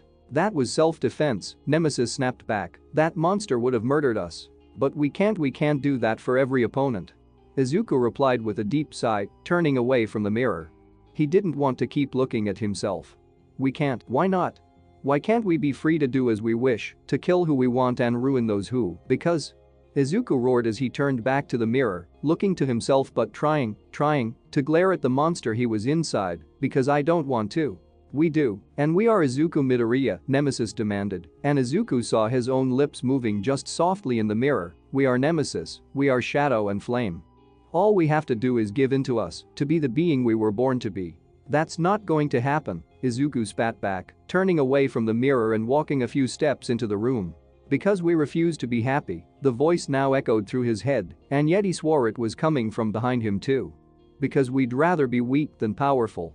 Because we'd rather cower in shame than rise in glory. Izuku turned back, only to see himself snarling back in the mirror, teeth bared and eyes violent. It's your fault. He shouted to his mirror self, it's your fault everything is like this. If you weren't so fucking. How is it our fault? The mirror self snapped back, causing Izuku to blink in shock. It took a step towards him, though it did not come through the mirror itself. It poked at its own chest as it continued, we have always protected us. We have always fought for us. You want to hurt people? To kill people? Izuku argued back, watching as his reflection, no, as Nemesis glared at him, I can't even use you a little bit without you always demanding more blood, more violence, more glory, more proof we're the strongest, more power for us to achieve greatness. Nemesis began pacing back and forth, and Izuku noticed that their legs were not human, but wolfish in their gait. We hold back because we are afraid of what must be done. That is not what must be done. The teenager snapped at the monster in the mirror, it never has been. That's not what a hero does. At this, Nemesis stopped pacing and paused. It flexed talons of unlight and narrowed its gaze at its human self. A hero conquers and wins. A hero saves and helps, Izuku counted, looking up at the increasingly taller monster in the mirror. A hero is good. Good, Nemesis snarled mockingly, what is good? It stretched out its arms, and along with it, their vast shadow black wings. Look at us. Look at what we are. How can we ever be good? Izuku paused for a long moment as he looked to the creature that had slowly changed and grown from within the mirror. The hulking wolf dragon beast made of unlight black and flowing blue flames from scars of blasphemous linking patterns across its skin. Their eye color was the same. That same old pagan green, the color of dark, foreboding forests and lost rites of horned gods. He looked at the monster he kept in his blood, to the monster he shared his soul with. No. To the monster he was. He looked at himself. The part of himself he wished didn't exist but did. Izuku knelt down in front of the mirror, his knees hitting the ice-cold floor, but barely feeling a thing through the pulsing fire in his blood. Nemesis continued to stand over him, huge and imposing, like the wolf about to devour the lamb. How could they ever come to any kind of balance? How could he ever find a middle ground with a monster like Nemesis? A thing of blood and fire? A thing that was within himself, that was part of himself. The shadow in his own soul. In that moment, he thought about what he had done to Katsuki the second he'd had his chance at petty revenge. He thought about the USJ and the maddening chaos he had unleashed upon that now unhallowed ground. He thought about all the pain and horror and terror he kept within himself. He thought about his mother who loved him still. He thought about All Might, tall and strong, forgiving him for his sins and asking for forgiveness in return. He thought about his friends, rallying and supporting him despite what they knew about who he truly was. He even thought about Lucifer, about the sacrifice the devil had made to save his life. He thought about all those things. Then he curled his hand into a tight fist and gave it all one last throw of the dice. Because I care. Which means a part of you cares too. We do not care. Yes, you do, because I am you, you are me, which means somewhere in there you care just as much. Then that means we care about shedding blood, about using violence and force and power to overwhelm our foes. Izuku looked to the monster he was. And slowly, carefully, admitted the truth. Yes. Sometimes, when I'm fighting, I do want that. Nemesis could have crowed its victory, but instead, the monster cocked its great horned head. Izuku spoke now in a low, quiet tone, his legs crossed under him, his head down as he spoke to himself, and only himself. I love fighting. I love feeling the rush of battle, I love seeing someone beaten down in front of me, and sometimes I just want to spill blood just to see it flow. He paused. But I also want to help people. I see innocent people in pain and I want to stop that pain. I want to save lives and do good, I want to prove the world wrong. There was a strange, low, almost thoughtful growl from Nemesis. Izuku looked back up again, his eyes dark yet glowing in the candlelight. What do you want? He half expected his fallen side to rant about wanting blood and slaughter, fire and shadow, glory and power. But it didn't. Izuku's tail twitched and swayed, and Nemesis's copied the motion perfectly as its great eyes locked onto its mortal self. We want blood and fire. We want to stand above all and bask in their fear and awe. We want its claw tensed into a slow fist, we want to win. We want people to see us and know victory has arrived. We want to ruin our enemies and punish the sinful, but also to leave those who deserve it in peace. We want our allies to be safe at our side. Something unreadable, something mortal, crossed its wolfish face. We want Mother to be proud of us, it frowned, and we want to be nothing like Father. Izuku, despite it all, smiled at that. Slowly he leaned forward until his head touched the cool mirror. Nemesis, despite its huge bulk, did the same.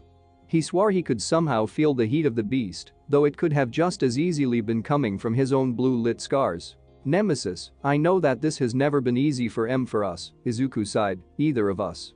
But I'm willing to start over again. Start over? This might be it, you know. Well, of course you know, you're me. Izuku let out a small, sad chuckle. This might be our last chance to sort this out. To come to a balance. A balance. We don't have to always agree on everything. I mean we're one being, but we're still two sides. But maybe we can. Izuku chewed his lip for a long moment. Maybe we can make a deal. No deal. Nemesis hissed, causing Izuku to look up, only to see an unexpected amusement in the monster's eye. An oath, perhaps. An oath? What was it that his mother had said? That they, the fallen, take oaths very seriously. And if he was half fallen, well, perhaps that was a part of his heritage he could adopt. An oath to ourselves? Izuku raised an eyebrow, almost amused at the notion before nodding his head. You know what? Sure, why not? But we must work out our parameters, Nemesis demanded, reeling back and pointing an accusing talon-like finger at its human self. We cannot be so afraid of what we are, of what power we wield, of shadow and flame. We cannot fear our blood any longer. It was a lot to demand of him, Izuku knew that. But this was a vow he was making to himself, and for the first time in his life, he knew he had to trust the monster within him. After all, Nemesis too must have known the consequences of this moment. What it could mean to them both. Izuku stood up, and somehow, he felt as though Nemesis was suddenly shorter. He felt the heat starting to rise in his blood, and his heart begin to pound in his chest. This could be it.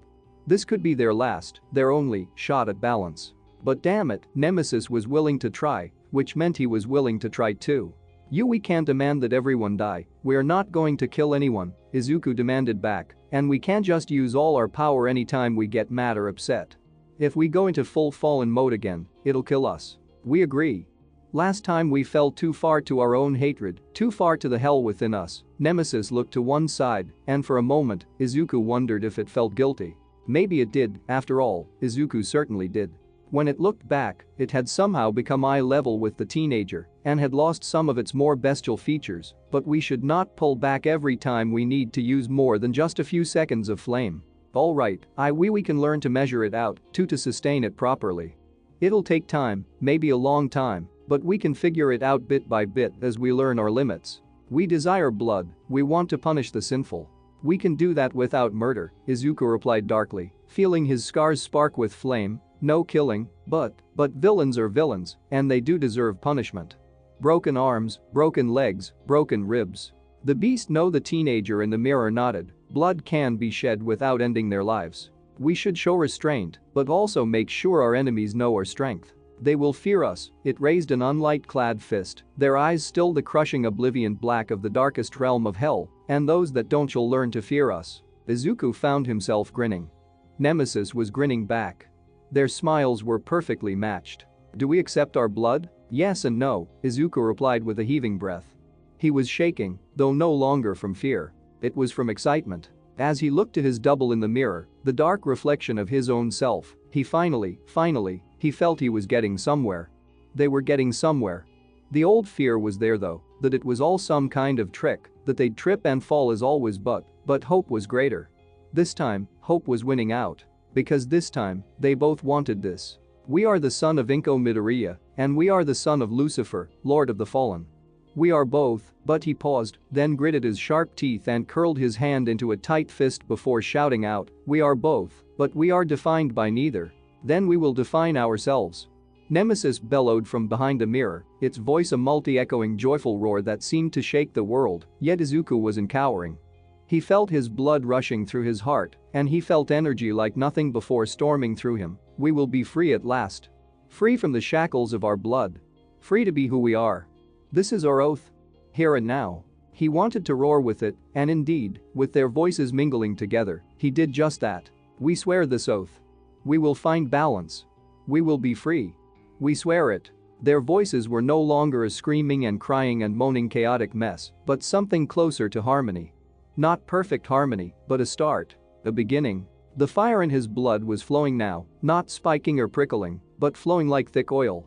Unlight rushed up his arms, covering his hands and growing his fingers into talons. His wings suddenly erupted from his back and spread out, the spike of pain drowned in the cover of his damned power, and even his horns seemed to grow longer from his forehead. Cursed blue flame flowed from his scars, lighting them the corrupt azure of the damned realm, and even gathering within his throat. Yet he didn't pull it back. He didn't let fear override his senses. He let it flow, he let the fire reach every inch of him from his toes to his brain, and he let the darkness of his hellborn power mix with the light of his mortal soul. Whatever it made was him. Perhaps he could not be loved like All Might, but did he ever even want that? No, not anymore. He would be feared, but through that fear he would punish the wicked and bring hope to even the lowliest soul caught in the dark. Because he was the dark. And he was the flame. He was both. Finally, he was both. Izuku heard the hand on the knob of the door before it even opened. He turned his head suddenly, only to see Azrael standing in the doorway. He looked more defined somehow. Izuku's senses, already enhanced by the power flowing through his blood, seemed to see the Archangel for the first time. All the tiny, inhuman perfections of his eyes and smile, and it was like he could almost see the cloak he was wearing over his face to mask the divinity behind it, like a bright light hid behind a translucent window. His uncle smiled slowly, a true, genuine smile. I heard the shout through the door. I got worried, but I'm thinking I shouldn't be. Izuku didn't reply, he simply grinned with a mouth filled with shark teeth as his tail whipped out behind him and his wings flexed. So, did you come to an arrangement? Izuku nodded slowly, yeah, I mean he looked to the unlight claws he now sported and curled them. There are some details to iron out, and it's gonna be hard work, but you're finally going to come together in the middle, Azrael finished for him, again with a nod of approval, good. There was a small pause before he pushed himself from the doorframe. What say we go take that flying lesson again? Izuku didn't lose his wolfish gait or his claws the entire time he and Azrael had practically raced back up the stairs. He had almost taken flight there and then, such was the overwhelming energy he now felt within him. Power. Dark, cruel, vicious power, yes, but his power. Power that belonged to him, and him alone, and no matter what he felt he could do with it, he only knew what he should do with it. He would win. He would become hero. He spotted a clock on the wall as the two sped through Azrael's office, the Archangel's wings quickly growing and spreading from his back in a shower of golden flakes and gore-dyed feathers. It was almost 5 in the morning. How long had he been in that strange outer place below the agency? Had it even been below the agency at all, or had it been within some other, less solid world? Izuku brushed it aside, it didn't matter. Only this mattered, here and now. Azrael hurled aside the glass door to his balcony and quickly ran to the edge, stopping barely on the heels of his boots. Without a second thought, Izuku did the same, though he indeed wobbled for a moment and had to move a foot so that he was standing at the corner of the balcony. The wind hit him hard, blowing through his hair and t-shirt and tearing at the fire that flowed from the bright blue scars along his arms. "Follow me, mini Morningstar." Azrael cried out to him as his own great wings spread wide. "Meet me at the top of the building." And then he simply jumped, dived, and within a second, he zoomed up past Izuku, again almost blowing him back. The boy paused at this, then glanced over the railing. Below him was the neon light cityscape, waking and alive, even at this late, or perhaps early, hour. Cars moved and horns honked, though he could also hear the early morning song of birds carried on the breeze. And he heard all of this with more clarity than he'd ever done so before. His pointed ears practically twitched as he took it all in, as his eyes picked out individual details of the pavement several stories below with ease, and he could even smell the early morning scents of the bakery just across the street. He stood taller, and yet even as he did so, he felt nerves bite at the very base of his stomach. He could drop, he could fall, he could plummet to his death and no.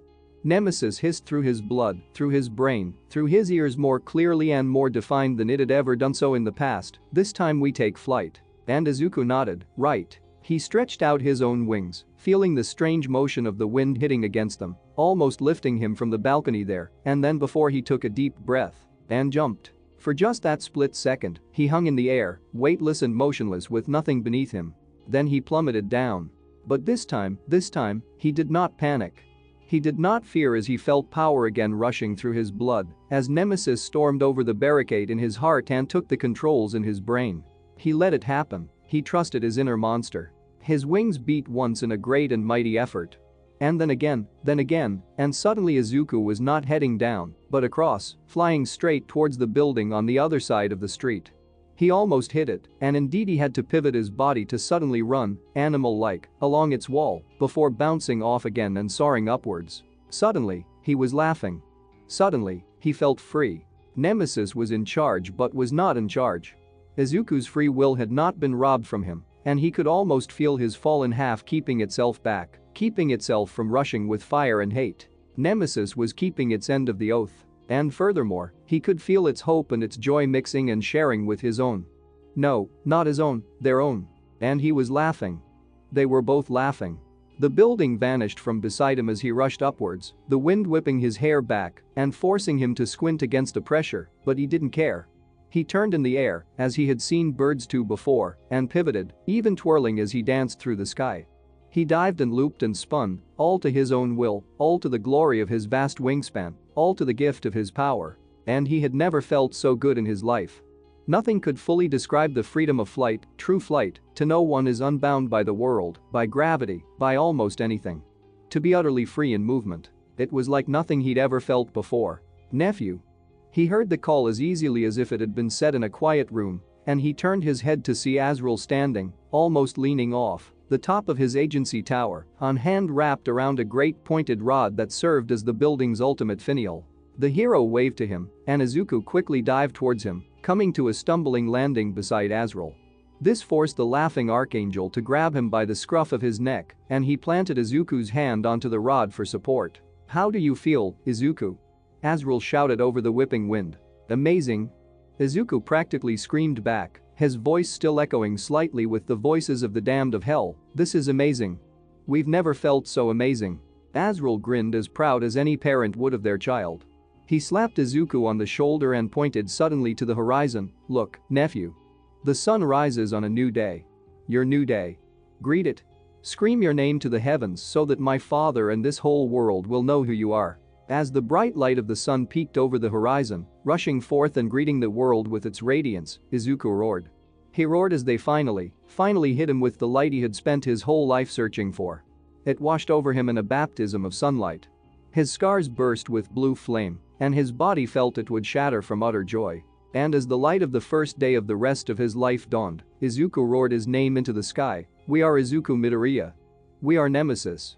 And we are Shadow and Flame. We are Shadow and Flame." Izuku and Nemesis are finally working together at last. That ending scene was one of those in my head from the beginning deals, and it was so satisfying to write it out. Now, don't be fooled, this isn't a perfect union. As Izuku pointed out, there's work to be done. But they're on their way at last. In the meantime though, the boy can fly. What this will lead to, well, that's for me to know and y'all to find out. So next chapter we're gonna skip away from the green bean and maybe find out what that text from Hitachi was all about, as well as perhaps drop in with the villains. Thank you all for reading and I'll see all of you next time. Chapter 39. Gathering. So, time for another update. Not much else to report so I'll just let you'll get right to it. Enjoy. Hitachi knew he was dreaming. It wasn't often he knew he was dreaming, usually, his exhaustion level sleep was during the day, or when he just downed a whole bunch of sleeping tablets and physically willed his insomnia to piss off. But this time he knew it was night and he knew he was dreaming. Or maybe it was a nightmare. That was the confusing thing because he couldn't figure out exactly what kind of dream this was. Usually, his good dreams had him being the #1 hero, inspiring the hopeless to rise up and claim their place within a society which otherwise rejected them. Lately, he had been standing beside All Might, proud to be his successor in the fight against evil. His nightmares, however, were usually so much more brutal. Nightmares where he was never accepted, where the darkness of villainy gripped and consumed him, devouring his spirit whole as the world fell into shadow and terror. This dream, however, was different. It felt almost real. He was in a strange place of absolute darkness, though he did not feel threatened or scared. If anything, he felt oddly calm, as if he had been there before. Though what wasn't calming were the people before him. 8 people, to be exact. 8 people who had stood around him, clad in flicking shadow forms. Past that was only more darkness, though somehow the shadows stood out amongst all of that. Perhaps because they had shape. All the while he looked on, almost a shadow form himself with only his hand and the top of his head above his mouth with any actual physical form. He didn't know how he knew that, just that he did. He stood there, surrounded by them as they had all looked on, their unseen eyes judging him for all he was worth. And yet, bizarrely, he didn't feel threatened by them. If anything, he felt as though he somehow knew them, even if he couldn't make out all their features. Then the whispering, like the sound of distant shadows moving, slowly began to filter through his brain. He's too young, it's too soon. He already knows the truth. We should let him see. It's too soon. He barely has a handle on one for all as it is, one day's training almost broke his arm. He'll get better with time. We have to trust Toshinori's instincts, one for all would not be passed to one who didn't deserve it. This is too much, even if he already knows, it could drive him mad. His soul is stronger than that, we can all see it, we're one with it now, after all. We can still protect him through one for all. I don't know about this. Then one shadow suddenly stepped forward, one that seemed more formed than the others. It was taking shape into something that was human, though a thin, half-starved looking human. When it spoke with a slight rasp, yet it was a voice that seemed clear and true and brave. We never allowed Toshinori to see, and it almost cost us everything. This boy knows the truth, and he has stood fearless before oblivion many times. He can handle the true sight, he'll need it going forward. Hitachi stood, utterly frozen to the spot as the figure slowly emerged from the shadow as a man. A terribly thin, wasted-looking man with long, white scraggly hair that covered most of his face. His clothes were a dirty gray shirt and a pair of grayer jogging pants. Yet from behind the heavy bangs shone a pair of bright eyes the color of a passing cloud. Not blind, no, but white in a strange, almost unearthly manner that still saw and pierced through all they looked upon. And they bored into Hitachi's own. I'm sorry to do this to you, Hitachi, but time is short, my forsaken brother moves, and soon all might be doomed. From now on you'll see through the veil, but I know you can handle it. He stretched out a hand, and Hitachi tried to move back but found he couldn't. He couldn't move a muscle, he could barely even curl his fingers into a fist. As the hand landed across his eyes, he closed them shut. Just as pain suddenly stabbed through his temples, down his throat, and right into his soul. It was about that point when he woke up screaming and thrashing. He fell from the bed and thumped heavily onto the floor in a tangle of blankets and very stiff pillows. The bed was one that Gran Torino had so nicely prepared for him. Well, he had left it out for him. Well, the bed from had been up against the wall, forcing Hitachi to drag a mattress up from the lower floor, then he'd had to hunt down the spare blanket and pillows for himself. He had tried to consider it training and not the old man being an asshole. The teenager groaned slowly and managed to prop himself up on his good arm as the phantom pain of his dream faded from his head. His other arm ached. It had throbbed since yesterday when he had first tested out one for all on a truly official basis. He had only used a tiny sliver of it, something he was sure he could handle. Turned out even a sliver of its power was truly overwhelming. The car he had used it on had turned into nothing but scrap metal, as had the other cars behind that, and it was only thanks to the depth of Gran Torino's medical knowledge that he probably could still move his arm at all. Thankfully nothing had been torn or broken, but it had hurt like hell for the rest of the day, and he downed some painkillers to even try and get some sleep. Hitachi scrambled up and out of his bed, stumbling out of the room, then down the hallway to where the toilet was. At least the place was decently clean, well, the places the old man had bothered to keep up anyway. He staggered into the bathroom and quickly ran the water and began splashing his face. Then he looked into the mirror and blinked, trying to focus his vision and get a grip on himself. Hitachi looked to his uncombed purple hair, his dull purple eyes ringed with ever-present exhaustion, and saw that nothing was wrong. He pulled down below his eye, making absolutely sure his vision was still the same, before sticking his tongue out at himself. He chuckled to no one, gripped the sink again and sighed, his anxiety fading. That was until he glanced over to the shower. There was a bird in the shower. He turned his head fully to realize that, firstly, it wasn't a bird at all, but some kind of bird-like thing. It was coated in a moving shadow black plumage, with two sharp-looking claws on the end of stubby legs. Yet its face was more like a raptor, with a grinning beak filled with sharp teeth, and two bulging eyes sat upon a head which had an open, exposed brain. After a stilled heartbeat of a moment, it seemed to notice Hitachi looking at it. It moved one step closer to Hitachi, and the boy bolted. He ran out the door so fast he hit the wall on the other side, causing a big dent in the plaster before turning and sprinting down the hallway, where he practically fell over Gran Torino. He screamed as he barely avoided the old man and collided with the far wall above the staircase, again creating a crater where his body impacted the plastering and almost falling directly down the stairs. Only by pure chance did he manage to grab onto the railing, swung himself upright and fall back onto the floor. "What the hell, kid?" Gran, who still seemed dressed in his button-up tartan pajamas, demanded of the young man. As Hitachi looked to him, he was suddenly thwacked on the head by the old man's walking cane. "Waking me up so damn early in the morning with all that screaming and shouting. What do you think you're playing at? Old people need to sleep in, you know." Hitachi's instincts immediately decided that was a giant ass lie, but then his attention refocused on what was important. And what was important was the weird monster that was in the fucking shower. "There's something in the bathroom." Hitachi spluttered out, ignoring the ache pumping through his head, "some kinda I dunno something." The old man frowned over to Hitachi, as if truly wondering if he had completely lost his marbles, before turning to move towards the door. However, the moment he did so, the dumb, stupid hero in Hitachi leaped to attention, and the boy bounced up quickly to his feet. "Wait. Gran Torino." He tried to scramble towards the man, but it was already too late. The old man had pushed open the bathroom door with his cane, and for a split second, Hitachi's heart froze. "Kid, are you smoking something?" He turned his stony gaze back to Hitachi and spoke with all the amusement of a police officer whose shoes had been vomited on. "There's nothing there."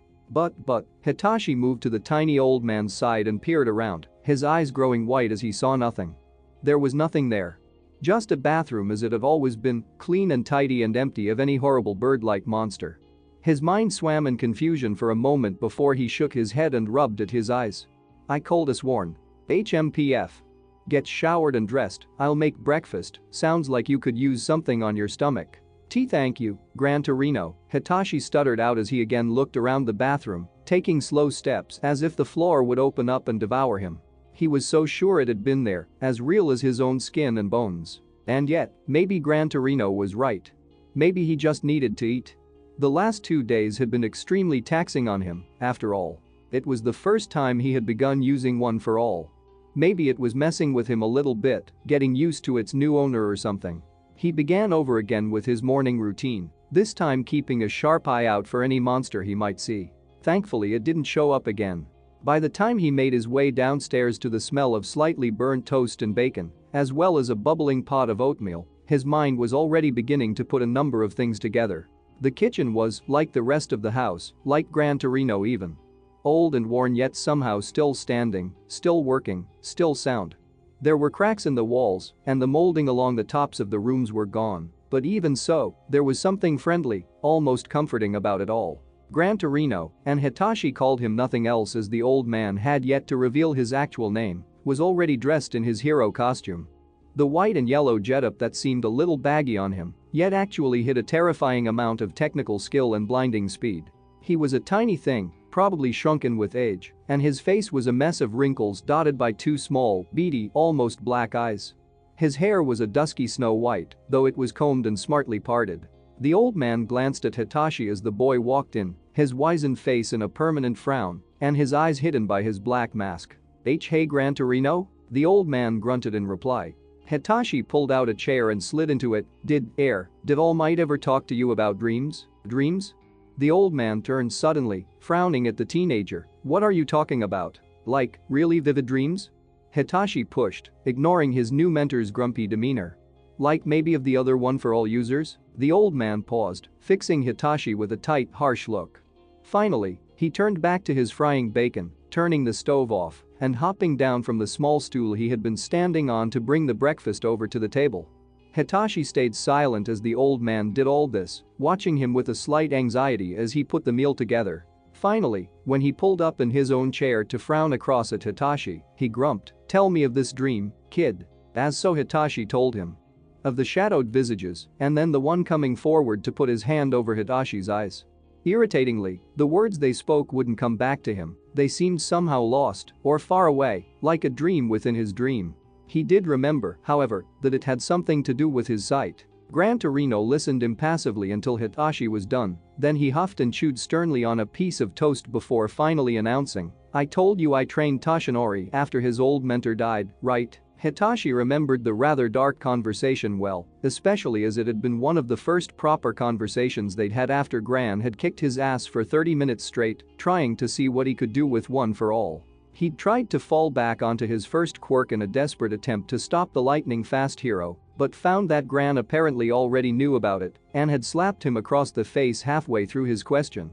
He was supposed to use only One for All for the entire week until he was sure he was used to handling it. Well, I remember her saying something to me once. Something about how the past users of One for All would always remain in One for All itself. She called it romantic, he scoffed, though there was a fondness to it. I always thought she was just talking crazy, she always was a bit of a dreamer. A sadness passed through his eyes before he focused on Hitachi, but maybe there's a bit of truth to it after all. Could be that whatever remnants of the old users are still in the quirk itself. A sudden thought struck Hitachi, and without thinking, he mumbled out, like bits of souls. Souls? Gran quirked an eyebrow. If you want to think like that, sure, why not? Either way, I wouldn't worry about it, the past users were all brave, true heroes. If they're reaching out to ya in ya dreams, well, I say let 'em. You need all the help you can get. Hitachi had only half listened as his own thoughts had begun quickly running away with his new idea. Their souls, or pieces of their souls, remained in One for All. A quirk he now had. And then the talk about sight, the way that man had reached towards his eyes. The monster in the bathroom. Sight. Souls. Monsters that vanish in an instant. His eyes widened as the realization dawned over him.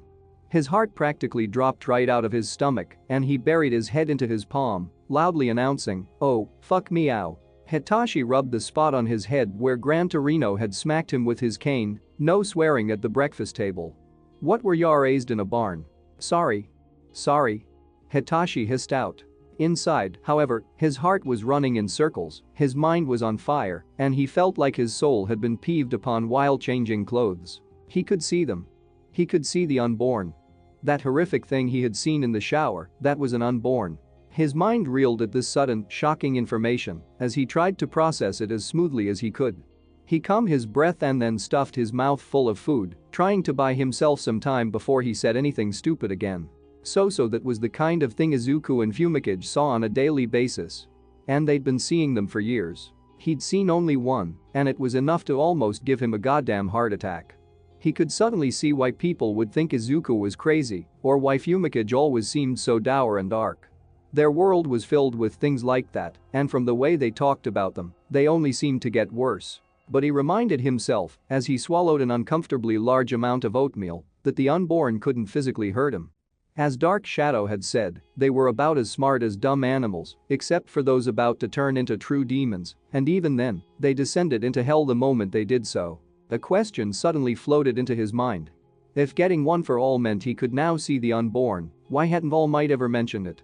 On one hand, sure, he could have been trying not to seem insane, but after everything else he had told Hitachi, it seemed odd he would leave that huge thing out. Unless he couldn't see them.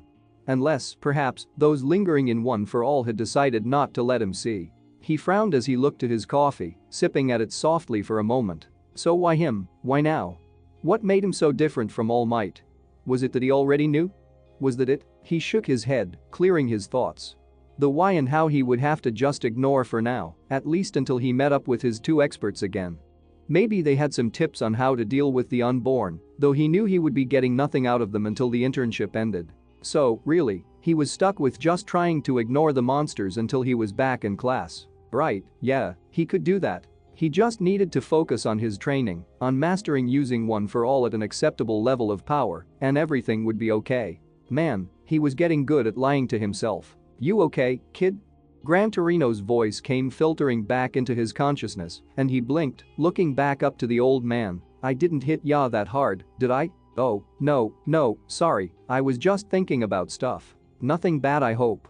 Oh, no, nothing bad. Hitachi forced a smile on his face, just One for All stuff. It's a hell of a quirk. It's a hell of a quirk to train, too, Gran shot back, wagging a finger at the teenager. You've got the grasps of turning it on and off down at least. Now you've just gotta figure out how to balance it. Without balance, you're nothing. Balance. What was it with old men and finding balance? Well, at least he and Izuku would have that to talk about when they met up again, if his friend found his balance. He really hoped he would do. He'd been texting him on and off when he could, and it seemed like his friend was making some small progress. Hawks was apparently a very informed teacher, though he had promised not to go into specifics.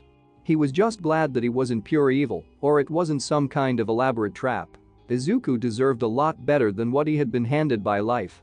They had that in common, he supposed. Yes, oh wise master. Hitachi's smile became a genuine smirk as he hid his concerns with humor, a tried and tested method of avoiding his emotions. Teach this grasshopper your ways. Wax on, wax off, right? He dodged the second swing of the walking cane, though he also caught the ghost of an amused smile run across Gran Torino's lips. Don't be a smartass. Toshinori was a smartass and I did nothing but punch him in the face for 2 years straight. Do you want me to punch you in the face? Depends, will it make me a better hero? The old man truly did smile this time. That big mouth of yours is gonna get you in trouble one of these days. Already has. Hitachi finished his coffee and stood up, feeling at least partially ready to face the day. How do you think I got into this mess? She made him nervous. She knew she made him nervous. She knew she made everyone in the agency nervous. But Ibarra didn't care. They didn't matter, after all. They were all third-rate heroes in a fourth-rate agency that, had the circumstances been any different, she would have never had even gone to. It wasn't like she needed to learn how to fight, after all. Ecclesiarch Rayan had known the 10th-ranked hero Yoroi Musha personally, from the days when pro-heroing was a newer thing, and that they had been in a team together with another man whose name she had never learned, mostly because Rayan had fallen out with him over some matter or another. She had thought that perhaps she might have interned with the ancient samurai hero and walked in the footsteps of her beloved Ecclesiarch. That dream had died when Rayan had died. When Chisholm had murdered him. And now he was murdering others. The count had risen to 8 as of last night. 8 pro-heroes, some even within the top 20. 8 lives robbed for no discernible reason, though Ibarra most certainly had her suspicions. Sorrow bubbled inside her chest, but with an effort of will she forced it down. Will and cold anger. There was no expression on her face. She walked bedside manual without looking at him. She didn't really care what he thought, after all, and it wasn't like anyone could even touch her without her permission. Well, everyone except him.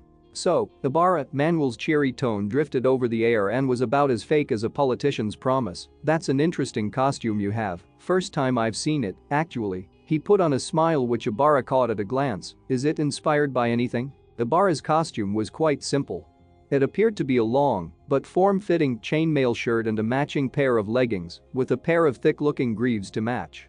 The chainmail, however, was not like that of the ancient type, but was actually a form of ultra-high molecular weight body armor fashioned to look like chainmail, allowing her to move faster and nimbler than if she was weighed down with actual iron.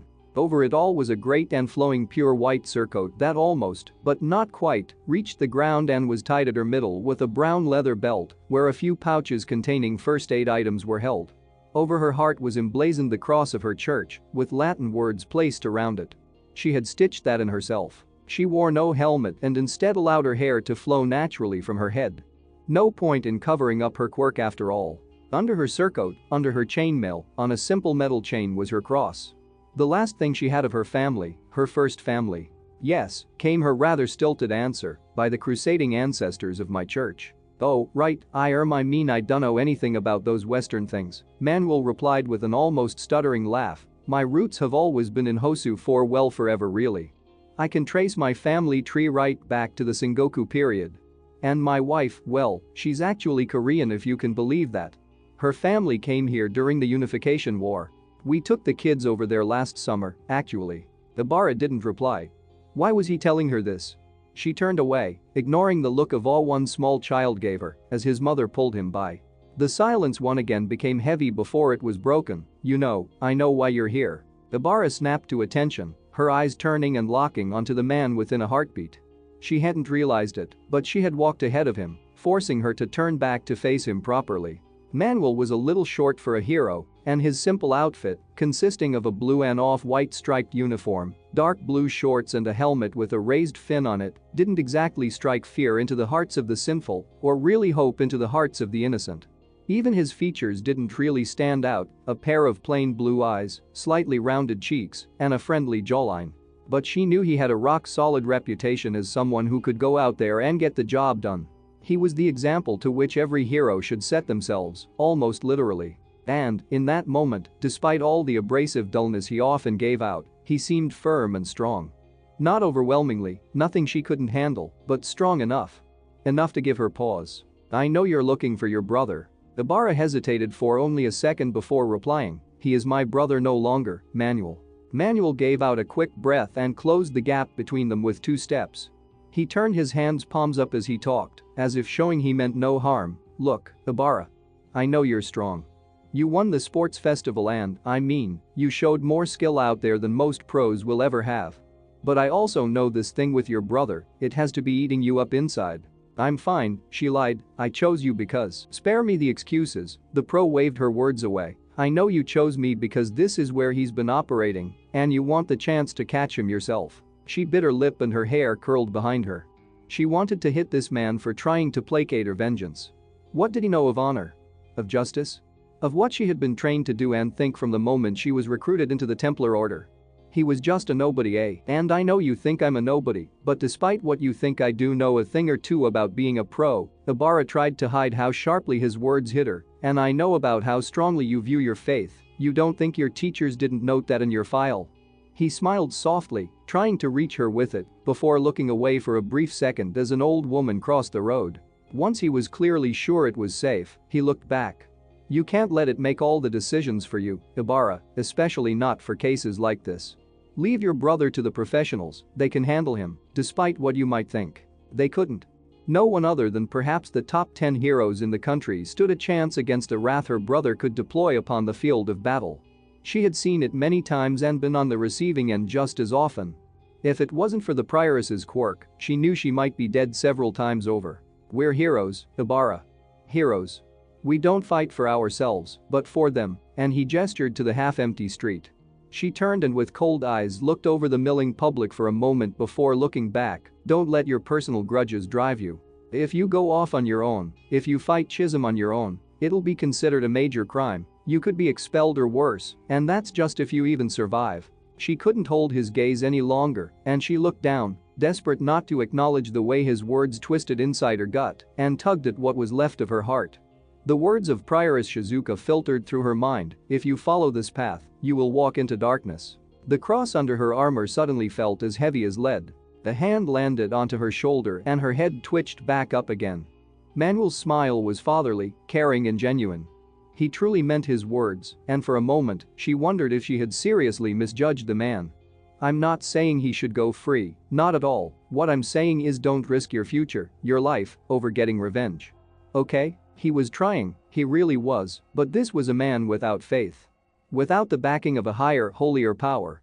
Without the ideals and teachings passed through thousands of years without end. And so, his words were rejected from Ibarra's heart. Okay, she nodded calmly, placing a smile onto the mask she wore. Okay. Good, Manuel sighed and moved away, taking his hand from her shoulder. Phew, glad we had that chat. Now, come on, I'll cover some more of the basic protocol, and we'll grab some coffee, sound good? She nodded calmly and began following behind him once more. Yet even as she did, the black poison within her only spread even more. She would have her vengeance. By the grace of God, she would have her vengeance. So, Tamura my child. You come before us once again, this time, humbled. The chapel was deathly quiet, and thus, the words of the fallen angel danced and cavorted and caressed every shadowed corner and cold inch of the great room. The pews sat empty, as they always were, and the blue flame candles flickered from their ornate sconces and standing columns. The flickering light they gave groped and grasped and clawed at the shadows they danced lewdly with. Upon the altar, as always, was an inverted cross, and upon it a recently applied disemboweled corpse of a man, blood coating his dark skin. His stinking organs having already been mostly removed for other sinister purposes. Yet those that stood before this grotesque scene did not seem to pay it the slightest bit of attention. Before him stood Father Satani, as always in his dazzling, alluring, unearthly white and gold robes. All four of his arms were folded into their voluminous sleeves. His horns were decorated with chains of gold, and his eyes blazed in the dark like those of a hunting lion. At his side was a simple TV stand and upon it a laptop where the words "no video input" bounced around an otherwise black screen. Yet Tamura knew there was a presence behind that screen, one watching him closely through the webcam. His sensei, his master, making his indomitable presence known even when he wasn't physically there. He kept his head bowed low. Standing to one side, though most certainly not at the same level as Father Satani or the laptop, was Kurogiri. Soul-bound to him, always there to serve, his demonic companion's spectral, mist-like form flickered in the shadows, and a pair of tarnished gold eyes watched him without emotion. As you summoned me, Father.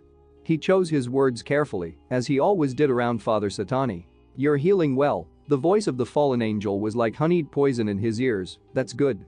It means we can finally see what you've learned from your little excursion. Tamura winced at the slight shift in his tone. A mix of amusement, irritation, and dismission. Learned, my father? Learned. The voice came not from the damned and cursed angel but from the laptop.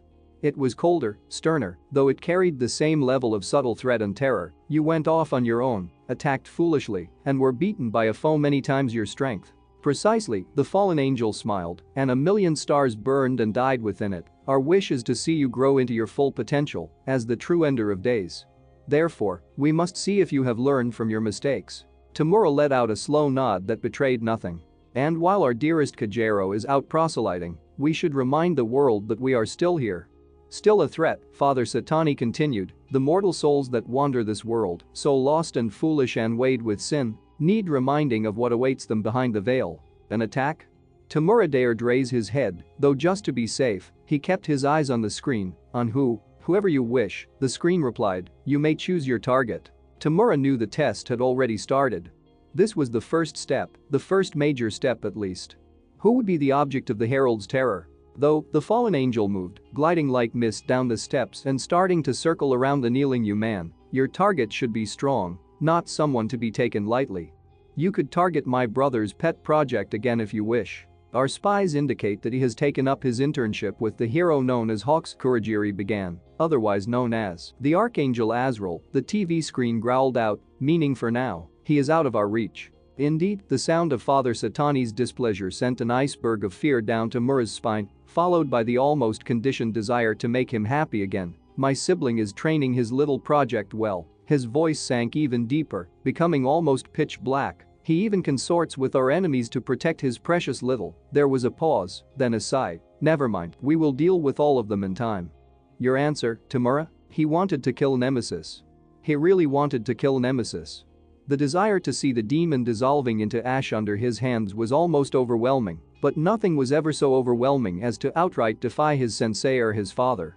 Besides, with his words, Satani had all but guaranteed they would fight the beast again. Tamura knew he had other targets to pick, ones that weren't defended by an archangel. He thought for a long moment as his father circled back around him before looking up and simply stating, "The Templar." He could see the brilliant, beautiful, world-shattering smile of Father Satani grow wider. "And why should we target him? Because he annoys me." Killing random people in the name of his so-called god, Tamura practically spat the word out as his fingers gripped the ground. He was wearing his artist gloves so that his quirk didn't activate and destroy anything by accident. However, he still wished he could wrap his own hands around the throat of the so-called heretic killer. Heretic killer? What a joke. A blood-maddened Templar running through cities killing heroes and villains alike. He was everything he hated about the world. Their blind obsession with doing what they thought was the right thing, while their every action led them further into damnation. The ultimate hypocrisy in the face of the accused truth. "I am satisfied with this answer, are you?" Father Satani asked, turning to look at the computer screen.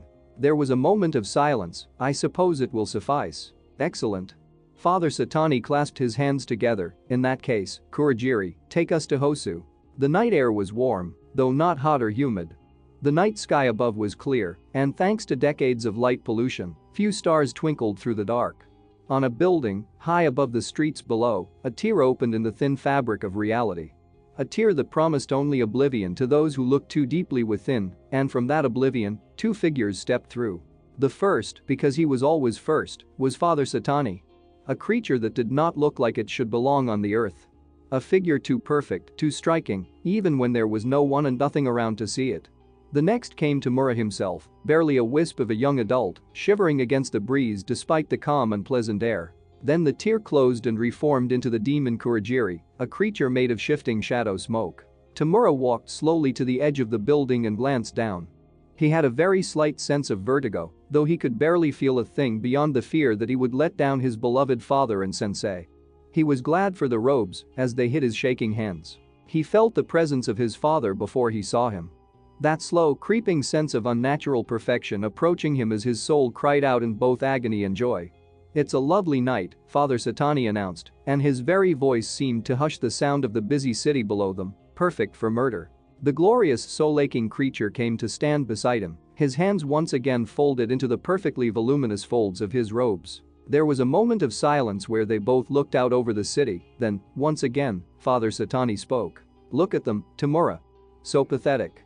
The mortals that my father handed this world to. Look at what they have done to it. Polluting it with their sins, with their very being." He sighed and shook his head, and again Tamura felt as though he would tear the world down, just to make sure Satani would smile one more time, "But it'll be over soon.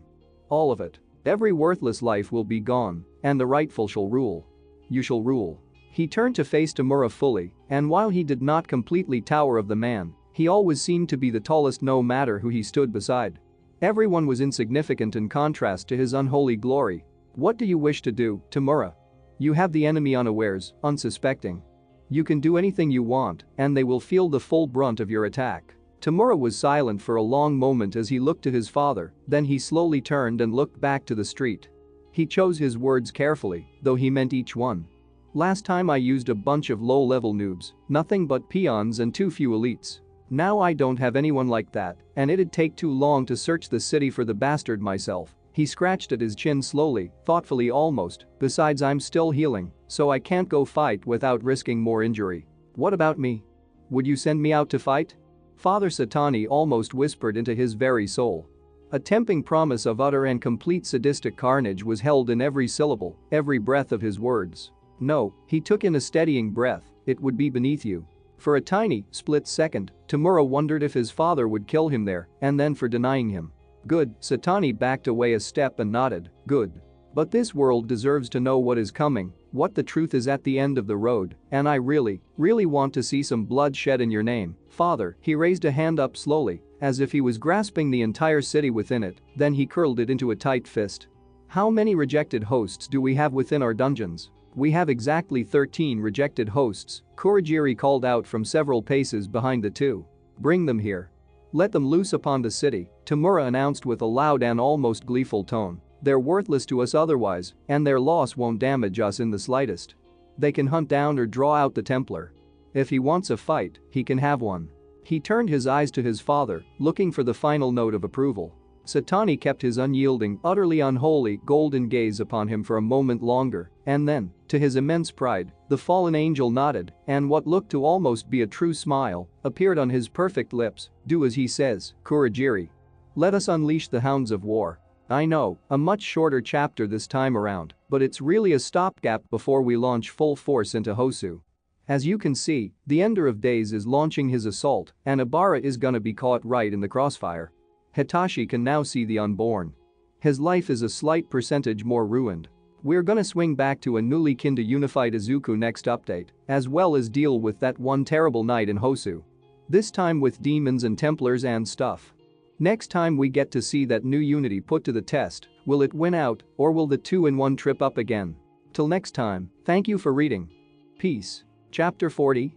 Night. Okay, so firstly, what a month it's been since the last update. I mean, damn, seriously, it's been bonkers. I posted a bunch of cool links on AO3, so if you wanna see some coolness, go over there to see. As for the fic, I guess it's time to read. Get to read in.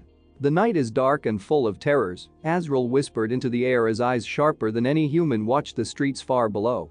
His blonde hair whipped in the wind, rustling his great wings, the color of old, sorrowfully shed blood. His thick coat flapped about him, though his body didn't move an inch. Only his eyes narrowed, causing them to sparkle even more. Only by the light of justice, of those truly good, may we survive until the next. Another second passed. Okay, so I just pressed this top bit to upload it to your Insta? Izuku moved back from beside his mentor and began looking to the phone he had been delicately holding in his hands. What? Yes, like I showed you. Azrael instantly snapped out of his brooding and frowned to his nephew. Oh okay, okay, I think I got it. Yep, here. Izuku quickly handed the phone back to the Archangel. It's up. Awesome. Azrael grinned widely. Thanks, nephew. He turned his sparkling eyes from his phone to Izuku. You know we should get one of you. No, that's a bad idea. I mean I don't even. He put his hands up in a weak defense as the wind again whipped around them, causing Izuku's hair to blanket his eyes. He quickly brushed it back, adding, I'm really bad with electronics. Oh, come on, that's just an excuse. Azrael moved like the air itself and wrapped an arm around his nephew in a half hug. You're a handsome kid. You gotta start getting your face out there if you wanna be a popular hero.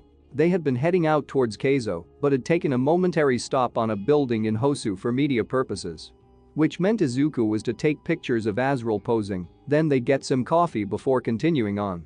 It had taken a lot less time than Izuku had thought to fly to Hosu, though having Azrael beside him to give him tips and keep him steady helped. Sure, he had the distinct feeling it would have taken his Archangel uncle even less time than if Izuku hadn't been tagging along behind him, but still. Flying was amazing, there was absolutely no doubt about that.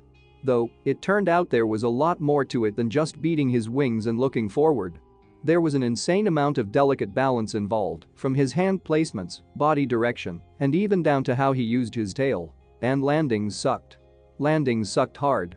But Izuku and Nemesis were both in tune when it came to wanting to improve. They were in tune with a lot of stuff lately. They had trained until the mid-afternoon once they had finished screaming their name from Azrael's agency building. In that short time, he had managed to pull off every move Izawa-sensei had been trying to teach him for all the months he'd been at UA. Then he'd even started learning more from Azrael. He wanted to master the way Azrael moved as though the wind itself guided his body. Azrael had denied him, however, as he insisted that the boy sleep. You're finally starting to balance out spiritually, but remember you have to balance your emotional and physical needs too. You're half human, and humans need sleep. He had only been convinced to nod off once Azrael had promised to take him on patrol later that night. To his surprise he had hit the bed like a ton of bricks and had slept until the evening, nightmare-free. It turned out that while letting Nemesis run in the background like an open phone app felt amazing, it also drained his human self-battery, so to speak. Though he had reasoned that, with enough time and practice, he could increase his endurance. Especially as they worked to better their new, albeit untested, union. Right now, he could feel Nemesis through him again, a flame softer than the one he had been using earlier that day, but one, nonetheless. His scars, rather than glow, seemed only to shine in the occasional light with his corrupt inner flame. Izuku had, of course, promised to let the flames grow higher if needed, though again, he had been assured by Azrael this was just a patrol, nothing more. Izuku brought a hand up to his face and lifted up the spare visor Azrael had given him. His uncle had called it a gift, assuring him by saying, "You ever get a bug in your eye while diving at a fleeing criminal? Not cool, dude." It totally clashed with his costume, of course, but that didn't matter. Izuku was just happy to receive something, anything, from his new favorite uncle. Azrael was, after all, way cooler and nicer than Nergali had been, and he still rated both above his own father. He looked to his uncle for a moment as he watched the Archangel fiddle with his phone. Then he suddenly raised it, pointed it at Izuku, and before the boy could raise his hands up to stop him, the camera flashed. "Hawks. Heh, you're right, you don't take good pictures," he grinned and tapped some more on his phone. "Doesn't matter, your dad loves it." Despite his newly formed balance, his heart suddenly spiked and flames bit at his scars. He could feel the anger of his fallen half, though rather than fear it, he allowed it to join hands with his own. "Our father?" His voice echoed just lightly. "Why are you sending him pictures of us?" It had been a bit odd to allow Nemesis to speak through his lips, at least at first, yet he found allowing Nemesis to speak vented many of the feelings Izuku might have otherwise shoved down. And besides, Nemesis appreciated finally being given a voice that they both shared. "'Cause they asked how you were doing and you weren't replying to their texts," Azrael replied with a casual shrug. Izuku had received at least one text a day from his father since arriving at Azrael's agency. He had ignored all of them. If he wanted to talk to his father, he would do so on his own terms, not because the bastard pestered him for attention. Looking up from his phone to Izuku, Azrael rolled his eyes and an exasperated look crossed his face. "Oh, come on. I know you don't like them, we hate him. But they actually care about you, and he waved his phone expectantly, "want to actively encourage them caring about you because that's a good thing. It's good he wants to interfere in my life after being out of it for 14 years? Izuku snapped back, "Yeah, no thanks. It's good they're caring about anything. As in anything at all other than their own selfish interests for once." Azrael huffed and frowned at his nephew as the wind again rushed past them, rustling his wings and hair. "It shows they're changing. They're changing because of you, and that means they might be savable." "Savable? He's the devil. And you're their son," Azrael shot back, "but does that make you unsavable?" The boy hesitated, then looked away. "Yeah, exactly." For a moment the cold chill on the night air seemed to deepen, becoming almost biting before Azrael sighed and put his phone away. He reached forward and placed a hand on Izuku's shoulder, causing the young man to look back to his uncle. Azrael smiled softly and again his eyes sparkled. "If Lucy was the same as before, I wouldn't even consider letting you go anywhere near them. But, and I'm not just saying this because I'm an optimist, I truly believe they've changed. In fact, I'm certain of it. I don't know why or how, but I know it's at least partly because of you. Because they care about you, like, they really care about you, kid. I know it's hard to believe, and trust me, I've known the bastard for thousands upon thousands of years, so I know what they're like, but I think once you get back to UA, you might want to consider answering one of Lucy's texts once in a while." "And say what?" Izuku replied, his voice again whispering with the many voice tones of his fallen self. "We don't even know him, them whatever. Then maybe try getting to know them." Hawks encouraged with a squeeze of Izuku's shoulder. Just consider it, okay? That way maybe they'll quit bugging me so much." Azrael laughed as he took his hand away, but Izuku didn't find the humor. He didn't like the idea that Lucifer was possibly texting everyone he knew to try and get information on him. Sometimes he even wondered if he was being watched in some way. He remembered the King of Hell mentioning how he knew Katsuki had been the aggressor in their fight, which seemed a million years ago now, and Izuku had wondered at the time how he could have possibly known that when it was his word against Katsuki's. Did he have his own army of demons keeping an eye on Izuku? Following his every move? Spying on him at all times? He glanced around, for a moment boosting Nemesis's control and allowing his eyes to sharpen. Nothing? Just dirt and grime and a few insects on the empty flat building roof. Well, there was one unborn, the size of a rat with sharp bone-like protrusions for legs that was scuttling through a darkened shadow, but he was sure that even Lucifer couldn't use them to spy. Or could he? He bit his lip and Nemesis moved back, causing a moment where his vision seemed to be muddied before he blinked it away. Turning his senses up and down like that, even without overloading everything once, was still a little disorientating. Not nearly as bad as before, of course, but even so. It was like taking off a blindfold to look around, only to put it back on a few seconds later and expecting his vision to be the same. One day we'll always see so clearly, hear the slightest movements and pick up sense a mile away, Nemesis whispered swiftly through his mind. We just need practice. Izuku nodded and quietly looked forward to it all. He pushed down his complex anxieties on his father and moved to join Azrael at the edge of the building. He shivered a little as the wind bit and clawed at him like a petulant animal, and he wondered if he should boost his fire to cover his exposed arms and legs.